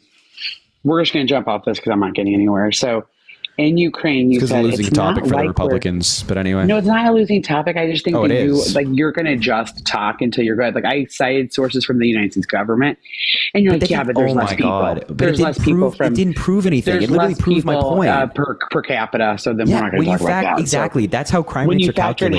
How did we lose people, man? What was that? So we're going to jump over to Ukraine. So I just want to make the point that the data you cited from the United States government is reliable data, but it proved my point. It didn't prove yours. It actually did, because here's the thing. It did not. Harry, if you go from 1 to 2, it's more. 2 is more. Wait. The more people you have here, it's more. The number's bigger, claiming, it's more. Wait, to be clear, nobody's claiming that convictions have not gone up. It's also important to note that a lot of these convictions are not people who were convicted because of what they did under the Biden administration. Some of these convictions happened. But they did. That's the source. Hold on, I'm not done yet. Some of these arrests took place under the Trump administration, and then were convicted under the Biden administration. So not all of these people that are convicted that you're citing in an increase were arrested under Biden. Just to be clear here. So. But to be very clear, I'm 100% confident what I just read to you were 2024 arrests and convictions. A conviction doesn't take place immediately after an arrest. Do you agree? I have a legal degree that tells me that that's correct. Yes. You have a legal degree and you're voting for Donald Trump. God, that's wild. We'll talk about that in a second. Absolutely. 1,000%. And better than her. Yeah. What school did you go to? What school? In Missouri. That's as much as you need to know. All right. So you would know that a conviction doesn't take place automatically after an arrest. So a lot of these people that were convicted, years. It could take 2 years. It could take 3 years. 100%. Especially when it comes to immigration courts, which are historically underfunded, it can take a long time for somebody to go to trial. Sometimes it can take 6 months, absolutely. But a lot of these people that are arrested and convicted were arrested under Donald Trump. And also, again, the point is that when you adjust for population per capita, undocumented migrants still commit less crime than native-born Americans. There's been crime going up in recent years, specifically starting in 2020 because of the COVID pandemic. But since around 2022, it's been coming down. And that's also in the case with undocumented migrants. The data shows a spike and then coming down as well. So to be clear, now we can talk about Ukraine. Okay. So your point is we're not printing money and just putting it in bags and sending it to Ukraine. Yes. So you think the billions of dollars of support that have been sent and spent to Ukraine does not affect the U.S. economy at all? No, I think it can, and I think it helps the economy. We have the highest level of indebtedness in the history of our country. How can you speak to that? So let me read you some data. So this is I'm happy to talk about that in a second. The Kiel Institute for the World Economy, it tracks aid that's been sent to Ukraine. The United States ranks number 1 in total allocations. So far, military allocations total allocations around 84.72 billion euros. So just for dollars, it's, you can kind of do the math. Put in a ballpark, 84.72 billion euros. Of that, 56.799 billion of those euros were for military allocations. The next, financial allocations, 25 billion. Humanitarian allocations, 2.92 billion. So the overwhelming majority of what we are saying, 2.92 billion could almost eradicate homelessness in the United States of America. Yeah, that's just not true. Okay, hold on. You don't think that $2 or $3 billion couldn't help the poor in America? No, it can. But then if you're of the view that we should be putting more money into like social programs and helping the needy, then yeah, I'd agree. But then you'd be voting for Democratic policies, not Republicans who try to cut benefits. Okay, but see, here's the thing. Your Democrat president didn't do shit for people. So here's the thing. It's not true. Okay, hold on a minute. If you are willing to give $3 billion to your next door neighbor but not feed your own kid, what's wrong with you? So just to be clear, we're giving like 84 billion. Again, this is in euros. Let's just say round up and say $100 million, $100 billion. Sorry, we're giving $100 billion to Ukraine, and that's been over like 3 or 2.5, 3 years now. So when you do that, it's like 50 billion a year. February. Yeah. So 3 years in February. So it's like 50 billion a year, and in like February, like 33 billion a year. Or like, so let's just say like it's 50 billion a year. We're giving 50 billion a year to Ukraine, and we're spending trillions of dollars here domestically at home. So we're not just saying like, we don't just have like 50 billion and we're sending all 50 billion to Ukraine. We have like trillions and trillions and trillions of dollars. We're spending trillions and trillions and trillions of dollars here in the United States, and then sending a very, very, very, very, very small portion of those trillions to Ukraine to make sure our allies are protected. Is So Ukraine really the ally you're calling when you're going into war with China? Really? Is Ukraine really who you need? We have tactical allies, and we understand that a lot of these allies are not going to be the people who are going to provide the most firepower if we get into a world war. But there's a lot of reasons we have these allies. Like we're allies with Turkey, for example, specifically for strategic positions. We have missiles there that are in close proximity to Russia for that very reason. We don't like Erdogan in Turkey. We're not a fan of him and his crazy policies. But we recognize that tactical partnership is good. We're also tactically partners with Saudi Arabia. Right, so we have tactical partnerships all the time. Ukraine is a good partnership. They're a democracy, and we support them. Partnership with Saudi Arabia every day of the week over Ukraine. Very obviously, as you see, you don't think that Saudi Arabia has more power behind them than Ukraine? No, I think that Saudi Arabia has a lot of power, but Ukraine also has a lot of influence and power. Like us being friends with Ukraine is good because it's in close proximity to Russia. They have a lot of trade routes. They are the breadbasket of Europe, as they'd be called. Yeah, that's great. Correct. I think that's silly. I think that this has been of course you think it's silly. No. I don't think what you said silly. I agreed with you. They are the breadbasket. What I'm saying is it's silly to send that much money to a quote ally that could never in a million years ever protect you, do anything for our country to that. Well, if there's a world war and we need wheat, who are we going to go to? Do you really think Ukraine's going to be hauling wheat over here? Yeah. You really think so? Yeah, I think if we're in a world war and Ukraine is on our side, yeah, absolutely. From Ukraine? Yes. Okay, I mean, I guess only time would tell. Let's hope we don't ever get there. Yeah. Okay, the point my is that pivoting it's a to my next strategic topic. allyship, and like Joe Biden has spoken about this extensively. Like allyships where we're like friends with them. Like I'd say like Great Britain is like a country we're friends with, and we're not just strategic allies. But then there's strategic allies, and I'd say like Ukraine is kind of a friend ally, but there are strategic partnerships all the time, and Ukraine kind of falls into both of those. And maintaining our allyships is good. Like other enemy countries getting more powerful, bad. The United States staying strong and our allies staying alive, Absolutely. Good. Definitely, we can agree on something. We found something, mark it down. But we can't agree we have because to have you're saying friends abandon our with allies. Our other countries. I'm not saying abandon. I'm saying Yes, you are. There should be no, never, absolutely not. First of all, human beings win first and foremost. We should take care of everybody around. Should we give that level? Absolutely not. I never said don't help Ukraine. I'm saying that we should be much giving Ukraine money. more. How do you figure? Because we want Ukraine to win more. We want Ukraine to win. We don't want just like to give Ukraine so that they can like survive and hopefully win. We want them to win. We want them to beat Russia to a pulp. We want them to destroy their military, their planes, their ships, their tanks. And we do that by investing in Ukraine and giving them what they need. Helps us do that. Okay, Harry, I'm not sitting here telling you that I don't understand that, number one, comprehend it, or nor do I agree with the fact that we should help them. But do you think little Ukraine's ever going to take on the Russian military and actually win? Yes. If that's They're doing it right now. possible. They're doing it right now. It was also impossible when the United States was fighting against Great Britain for our independence and we fucking won. Point is that there are plenty of different examples of where strategy and intelligence beats a big ass army every single time. So if we can give Ukraine what they need, the weapons that they need, because warfare has evolved over time. If we can But give them how what many they American need, lives have to go for us to help no Americans are fighting. Ukraine? You said no Americans have died. Are you serious? No, in terms of Americans that have been deployed, there's no American deployed by the U.S. military. No deployment. There's been no technical deployment, but Do you want to go ahead and fact check that? Why don't you fact check yourself on that? Wait. Just to be clear, no Americans as a result of the U.S. military have died. There have been Americans who went over to Ukraine and served voluntarily, but Americans that were deployed by the military, no Americans have died. Well, okay, voluntarily and by force are two. There's a gray area there. There have been Americans that have gone there on behalf of America, not at gunpoint. Yes, but deploy is a whole infantry going, right? That's different. There have been Americans that have been assigned to be in Ukraine that have lost their lives. That's fact. Check it out. They were not assigned to be in Ukraine. They chose to go to Ukraine. Check your facts. No, go check it out. Like, please, Google that one. Wait, assigned by who? Wait, can you come back? Assigned by who? Oh, sorry, geez. They work for the American government. So they're military people for the American government. Let me go check it out and give it a look. Go ahead. Yeah, let's see.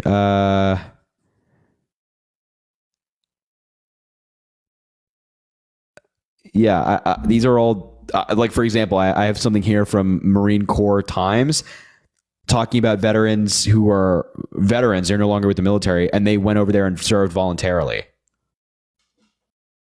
I'm not seeing anybody assigned.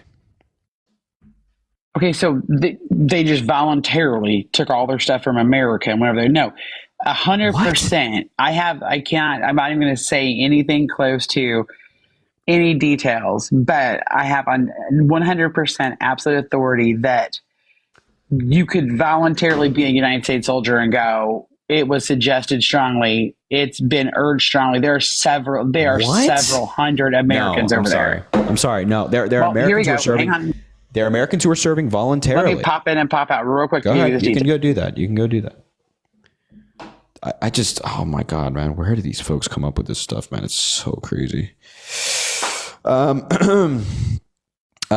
Able to find quick for time's sakes because it's late is a Newsweek article about 3 Marines who were killed who went on a quote small assignment for the United States government. Is the article titled an assignment, not a deployment? Okay. Is the article titled "Americans killed fighting in Ukraine? 3 mothers speak out"? Is that what you're talking about? Do you want me to pop over and tell you which one it's called? Yeah, just give me the title.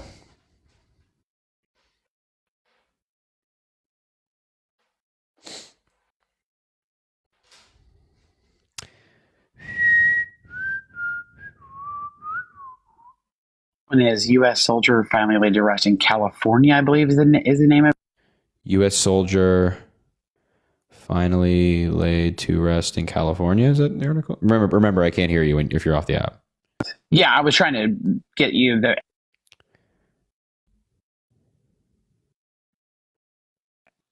I'm not too sure that you're going to get all the information on that. When I popped over, I closed it, so I was trying to open it quickly. Is it U.S. veteran killed in Ukraine finally laid to rest in California? I believe so. VOA News? Yep. Let's see here.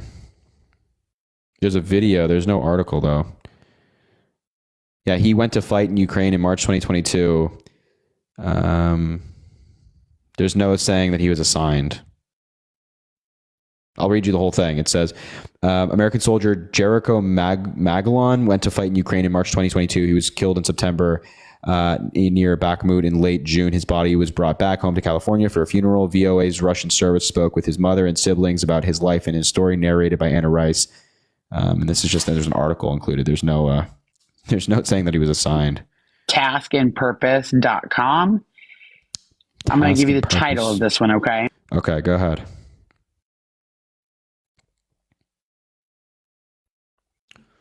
Americans have died in the Russia-Ukraine conflict. Say that again? This is February 2024, okay? Yep. So I don't know the stats since then off the top of my head. Obviously, it's a little hard to do all at the same time. Say it again? And this is a lot of medics and humanitarians that were sent from America who have military background. So they were sent because obviously they're smarter than, me, who've never served in the military, to go over there that were killed. Yeah, but what's the article name again? 50 Americans. 50 Americans. Or have died, one or the other. I'm not going to go back again. That'll make it complicated. Since the U.S. Russian.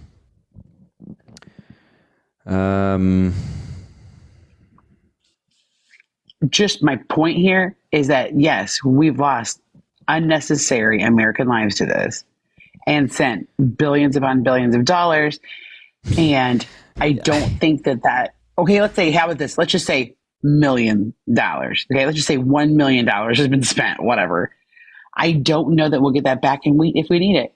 But at all cost, Well, I'm not even. people are more important than dollars. So again, I'm reading this article, and like for example, a spokesperson for the military said, "We reiterate our message that U.S. citizens should not travel to Ukraine due to the active armed conflict, and all of these people have gone voluntarily." So, like, it's tragic that these Americans have died. Did you go down to like about the fourth or fifth paragraph where it tells you? Yeah, and I can't jump over, obviously, but where it shows these people were. Yeah, some of them have been in the military before, yeah. But they weren't, they chose to go over there. They were not sent in an official capacity. That's the point. We sent the humanitarians there, and they had to pick who could go, who was bright enough. Where does it say that? Hopefully. It says most Americans killed in Ukraine went to join the fighting. Others worked to provide humanitarian assistance to those in need, while others documented the war. Many were killed in direct fighting with Russian forces or in attacks that struck behind the front lines, while others died outside combat, such as in car crashes. Several families whose loved ones have died in Ukraine have been targeted by vicious online trolls, et cetera, et cetera, et cetera. Nearly 40 of the 50 Americans who have died in Ukraine were veterans. More than 20 of the fallen were Army veterans, including a former Green Beret. About 12 served in the Marine Corps. Another attended Marine recruit training for roughly 5 weeks. Like, none of this is saying that they were sent there. Right, but I can't find you all the articles I have. But the point is these people right here are there. Oh crap! These people. Am I still here? Yes. Okay, I pushed a button. So these people were there on the humanitarian efforts for the United States of America, and they were sent there. I could literally personally message you. Sent there by America. I'm not on a call with you. Here's the thing: if an American voluntarily travels to go fight the Taliban, that is not the United States sending them, and it's tragic if they die. And it's tragic that these heroes who went to fight in Ukraine died. But the point is that they're not being sent by the United States government. So these are choices that they themselves made, just for the record. That's all. That's all I'm saying. Okay, but I'm going to play devil's advocate here for one moment. If you sign up for the United States of America Army, is that a choice you made? So if you die, it's a choice you made to die? No, you don't make a choice to die, but you obviously know that if you're signing up for the Army, in that spot. Yeah, if you sign up for the Army, you know that that's a possible consequence of your service. Okay. All right. Last point we'll make, because I've been on here plenty long. We can agree. Okay.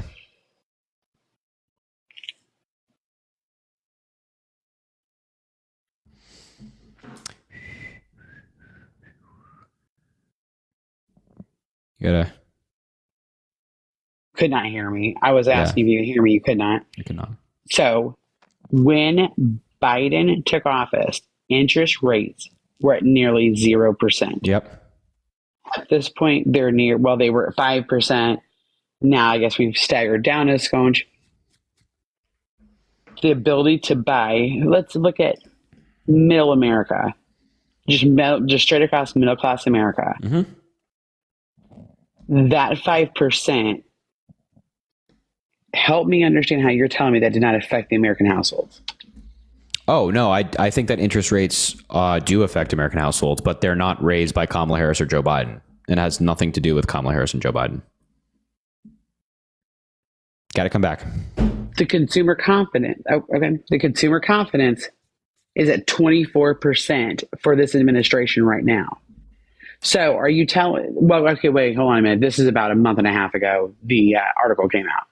So you're telling me that 76% of America is wrong? This is the U.S. government's website. This is not just me throwing out numbers here. Like I jumped over here to get my information. As of October 11th, 2024, the U.S. Index of Consumer Sentiment is 68.90. Here, I'll pop over and give you the.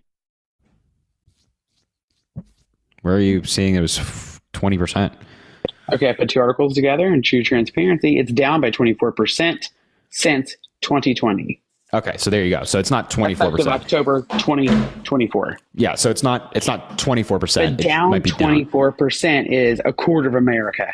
Yeah. A little shy of. Exactly. But so to be clear, the reason it's down is not because of the Biden-Harris administration. It has nothing to do with them. It's gone down because of things like inflation, because of high prices just generally, or high gas prices, or obviously high interest rates. But all the things I just mentioned have nothing to do with Biden and Harris. They have not raised the interest rates. They have not raised inflation. They have not raised this or that or the other. The president doesn't control these things. And of course, the consumer confidence is going to go down in the middle of a pandemic that's affecting economies all around the world and shutting all of these economies down. I imagine that all these other countries that, like Great Britain, that have developed economies and whatever they measure consumer confidence in is also down from 2020. Does that mean that Joe Biden did it? No. Okay, hold on a minute, Harry. I'm about to stop you. There's a person in your comments that literally said, do you really want to not vote for the person who wants to give you money to buy homes? Absolutely not. Giving people $25,000 from where? Are we printing that money and sending it to them in a bag? Just the same way we just forgave student loans? Especially for those of us who worked our asses off to pay for our own college degrees. And then we're going to just turn around and go, hey, yeah, go dig off in college for 2 or 3 years. Don't get a degree. Rack up a bunch of debt. Hey, Grandpa Biden's got you covered. Where's the accountability on the future generations for that? That helps the economy. If people have more spending power, especially right now, you're talking about consumer confidence. Okay, but you're probably talking about irresponsible people who are never going to pay off their own debt. A lot of these so people, you give them more. You clear this debt, and get you a new credit card, and don't pay that one off too. A lot of these requirements are That's the Democrat way. A lot of these requirements are for people who have made their payments on time, right? So it's not just you've racked up, you're just some random guy, you've racked up all this money and you have no intention to pay it back. Yeah, we're just going to forgive your loans. That's not what it is. I literally know idiots who were proud that they didn't have to pay this shit anymore. They were making $12 a month payments on purpose. Yeah, and honestly, if they've racked up hundreds of thousands of debt, you want to talk about helping the economy. I mean, my God, giving people some breathing room and taking the amount of debt off of their table is where is amazing. The accountability for that? You borrow money and then the Democrats say, don't you worry about it, we got you covered. Maybe people make bad decisions with their loans. Is bankruptcy going to be free in the next 4 years? Hey, listen. Maybe people make bad decisions with their loans. Does that mean they should be penalized for their entire life and not have the ability to build up wealth?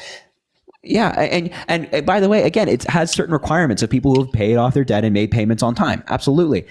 But the point is that if somebody at 18 takes out a loan and they're a teacher, right? And they're not making a bunch of money, and that loan is just really hindering their ability to go buy a house and build some wealth for themselves, there's no reason that person who's giving back to their community should have to hold on to that loan if we, the government, can step in and help them. And by the way, if we help them and they pay and we forgive some of their debt and they pay off the rest of it, and then they can go buy a house, that is good for the economy. That is good for the country. So it's not just a one-way street where we're well, we forgave all your debt. Now, you don't do anything for us. It's if we forgive people of their loans and they don't have debt, they are more likely to spend in our economy. They're more likely to open small businesses. And small businesses have the most amount of job growth. More bad choices. It opens up the door to say, but that's just not true. Right? That's a freebie. Where's your freebie, Harry? Where's your college degree? Where's your freebie? There's no data to suggest that if we just forgive a bunch of debt, then all of these people are going to go make more bad decisions. It's just not true. It's so true. If you don't learn your lesson the first time, how is that not true? If you have a government that's okay, you're a dipshit, here's some free money, wipe that away, and then now go get more debt, and we'll see if Grandpa Joe can't get you some more relief on that and wipe off some credit card debt. How do you have a college degree, Harry? No, not yet. I'm still in college. Okay, so tell me something. Yeah. If you bust your butt for 4, 6, 8 years, however long it takes you to get it, no judgment here. It took me a little bit longer than it should have to get mine all finished. And you pay every dollar of that and you graduate debt free. Yep. To turn around and see, okay, let's say he forgave 50,000 people's debt, okay? 30,000 of those people never finished. They never did anything with it. They didn't do much with their life. You got 20,000 people who probably earned it. Probably deserve to have a little bit of relief, right? They're doing all the right things in life. How is that fair? To you, for being a kid who worked hard at maybe some BS jobs. I mean, you have a little bit, we can agree here. I'll stop saying you're paid and bought for by the administration, okay? let's say you worked a hard job, maybe you worked, some jobs you weren't even proud of, along the way, not making a lot of money, but you did it to pay your education off, grinded 24/7 for years. You wouldn't have an opinion about that? Yeah, no, just in terms of principle, I don't. Because at the end of the day, if you graduate debt free, you're still set up in a better situation than someone who graduates with debt, right? But it's from and working so these people hard. I'm not a struggle with- trust fund baby. Yeah, and I'm just saying, but generally, that's just the way that Your the data comment shows. section's like, oh, your parents, not $1. Yeah, I'm Whatever. good. And good for you if you managed to work your way off and pay it all. That's fantastic. That's awesome. Good for you. But a lot of these people are not just like getting out of college and having their debt freed, right? They carry this debt for like 5, 10, 15 years. And so if you bust your ass and you work really hard and you get through college and you pay it all off, you have like 5, 10 years to make some money and save up and invest, as opposed to people who don't. And I think that after like 15 years, there's no point that somebody who maybe they slacked off in college and maybe they haven't like worked as hard as somebody else in life, they should have an opportunity to be debt free and chase financial goals. Now, if they go to a bank later in life and they just take out a stupid loan and they spend a bunch of money that they don't have, then I'm not saying that they should be forgiven twice. But when it comes to college, where you're like getting a degree, and having a degree allows you to have more access to higher paying jobs and different industries and things like that, that helps the economy, I'm okay with that. I have no problem. Okay, that's your opinion. I'm not. Okay. But that's okay because the world turns by difference of opinion.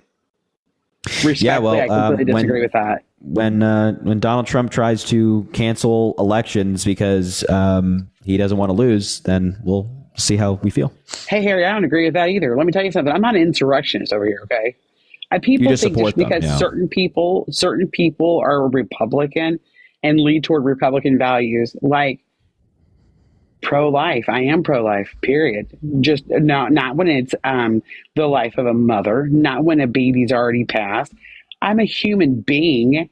I'm not a person out there trying to tear up our damn country or our national monuments. I'm not claiming that you an are. idiot. I'm Well, not no, I'm claiming just you are. saying, like, You're people just voting don't know for who I somebody that am. does. So you got 6,000 people who, have their opinions based on a 5-second blurb, right? And so I'm going to go, hey, listen, I'm not this radical ass MAGA, just, flying a flag and shooting my gun in the air. That's or geez, Merry Christmas. I am a human being who believes in life first and foremost, and the right to preserve life first and foremost. I don't believe that you have the right to kill inside your body or on the outside of your body. So for me, I'm not pro death penalty. I'm not pro murdering a baby. That's a life. It's not your life to murder. Yeah, So but for you're me, there's saying a lot of things I disagree with.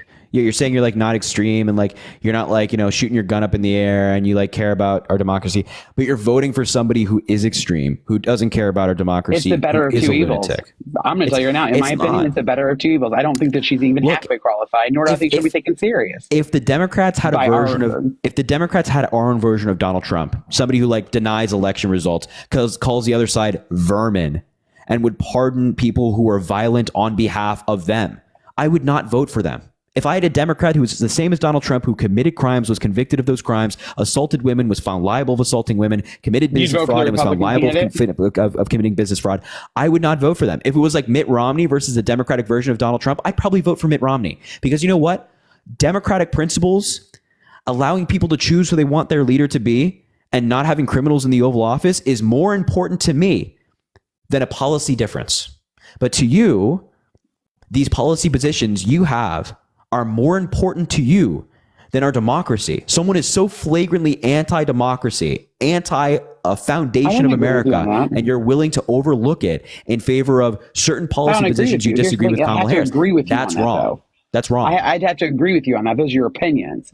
Those aren't necessarily all facts. Well, it I is do not. believe, It is a fact that Donald I personally don't believe that Trump literally asked all those people to come down there and force them all to. I'm not even talking do about January 6th. I'm not even talking about January 6th. That was an example. I said, for an example, January 6th. That's not Trump. That's the idiots who chose it.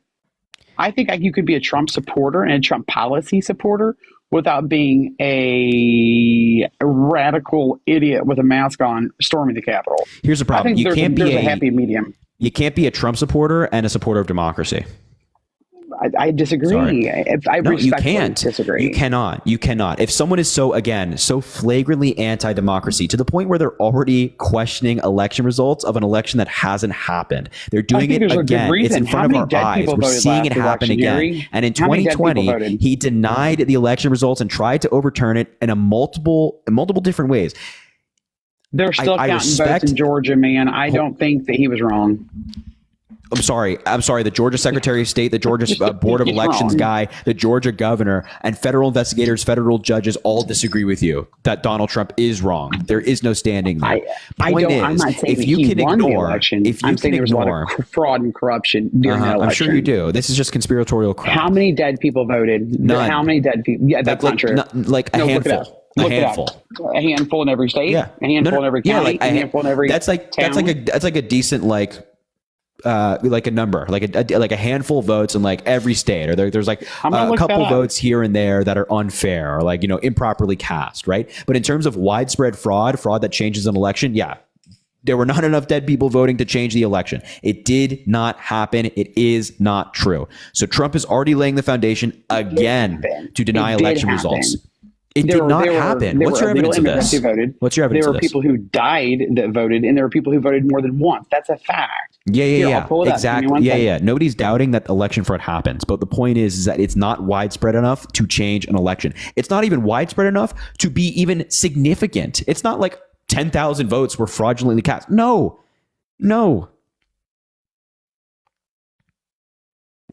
I didn't tell you that he didn't lose. Did you hear what I said? I said, I'm not saying that he won the election or lost the election. I'm saying that is fraud, and there's something to look into there.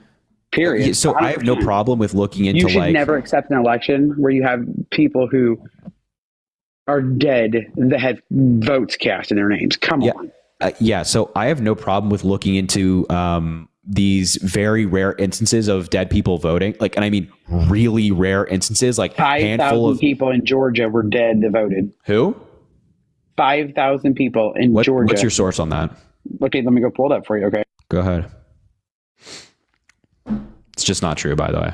In It's not. December 8th, 2021. What was that? Say it again. The Guardian, December 28th, I believe I said. 2021. Let me look again.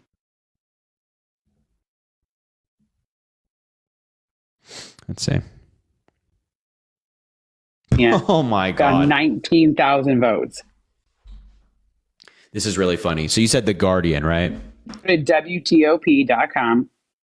And Wait, you said The Virginia Guardian. found 19,000 people that voted that were dead. Wait, you Go said to that one. WTOP. You said The Guardian. Yeah, I'm giving you another one. Okay, so let's start with The Guardian. First of all, I look up The Guardian, December 28th, 5,000 dead people, Georgia, right? So like, get good Hey, results. just so you know, I've had so many violations from your people on here that I've gotten like 7 What is that? warnings, just so you know. Oh, geez, I'm sorry about that. The first article that comes up from The Guardian says Trump claims 5,000 dead people voted in Georgia, but the real number is 4. Go to WTOP. Virginia announces 19,000 people who were passed voted.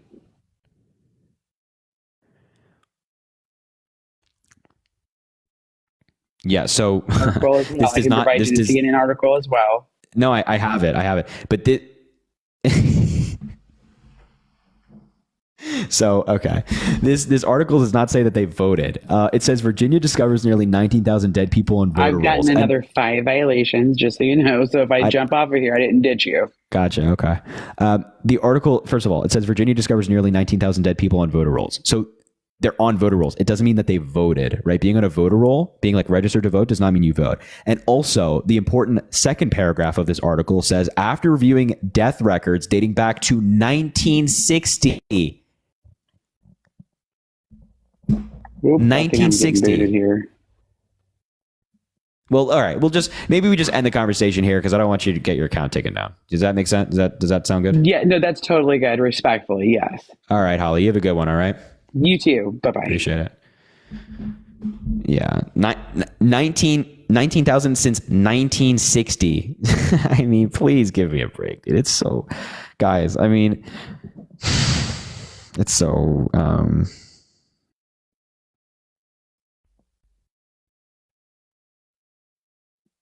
So crazy, man. Scott, thank you for the $25 saying PSA, being fully informed of both candidates is acting as a responsible voter and U.S. citizen. Take the time to be informed. Exactly, Scott. I love that.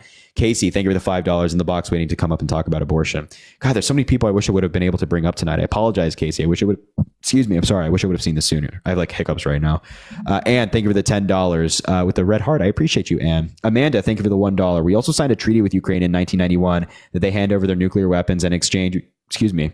Again, we help them protect themselves against Russia. The same with Israel. We signed a 10-year agreement to sell them weapons. That agreement was renewed in 2019. Well, that's a really important context. But yeah, the Budapest Memorandum with the Ukraine, that's what it's called. Jessica, thank you for the $1. She got her law degree from Trump University.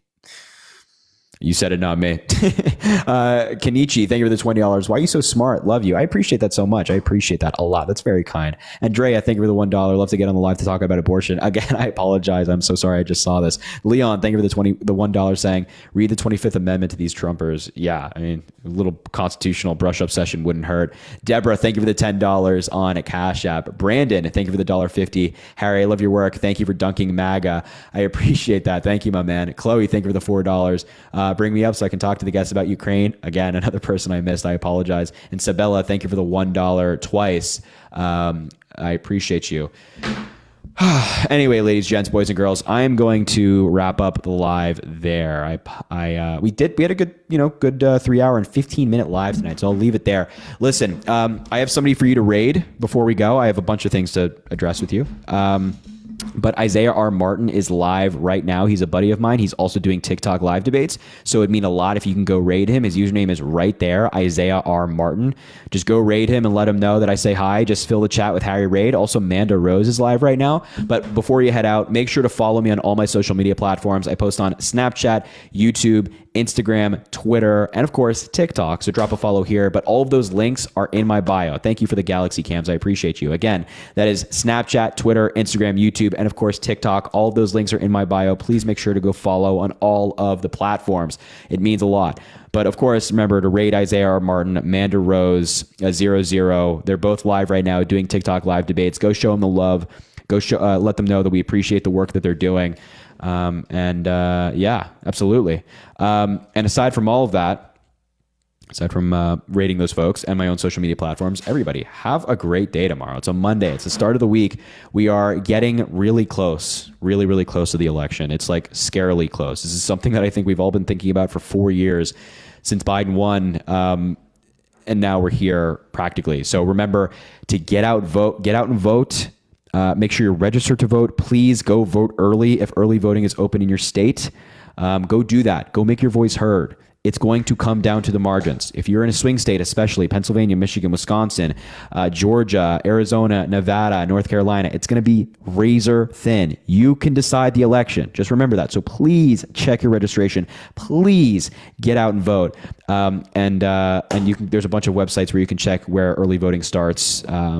One of them is vote.com, a really great resource where you can check all these registrations and your dates for all your states and things like that. So aside from all that, please just go out and vote. And of course, follow on all the social media platforms. Link is in my bio to Snapchat, Instagram, Twitter, YouTube, all of that good stuff. All right, everybody. I will leave it there. Have a great day tomorrow. We will talk soon.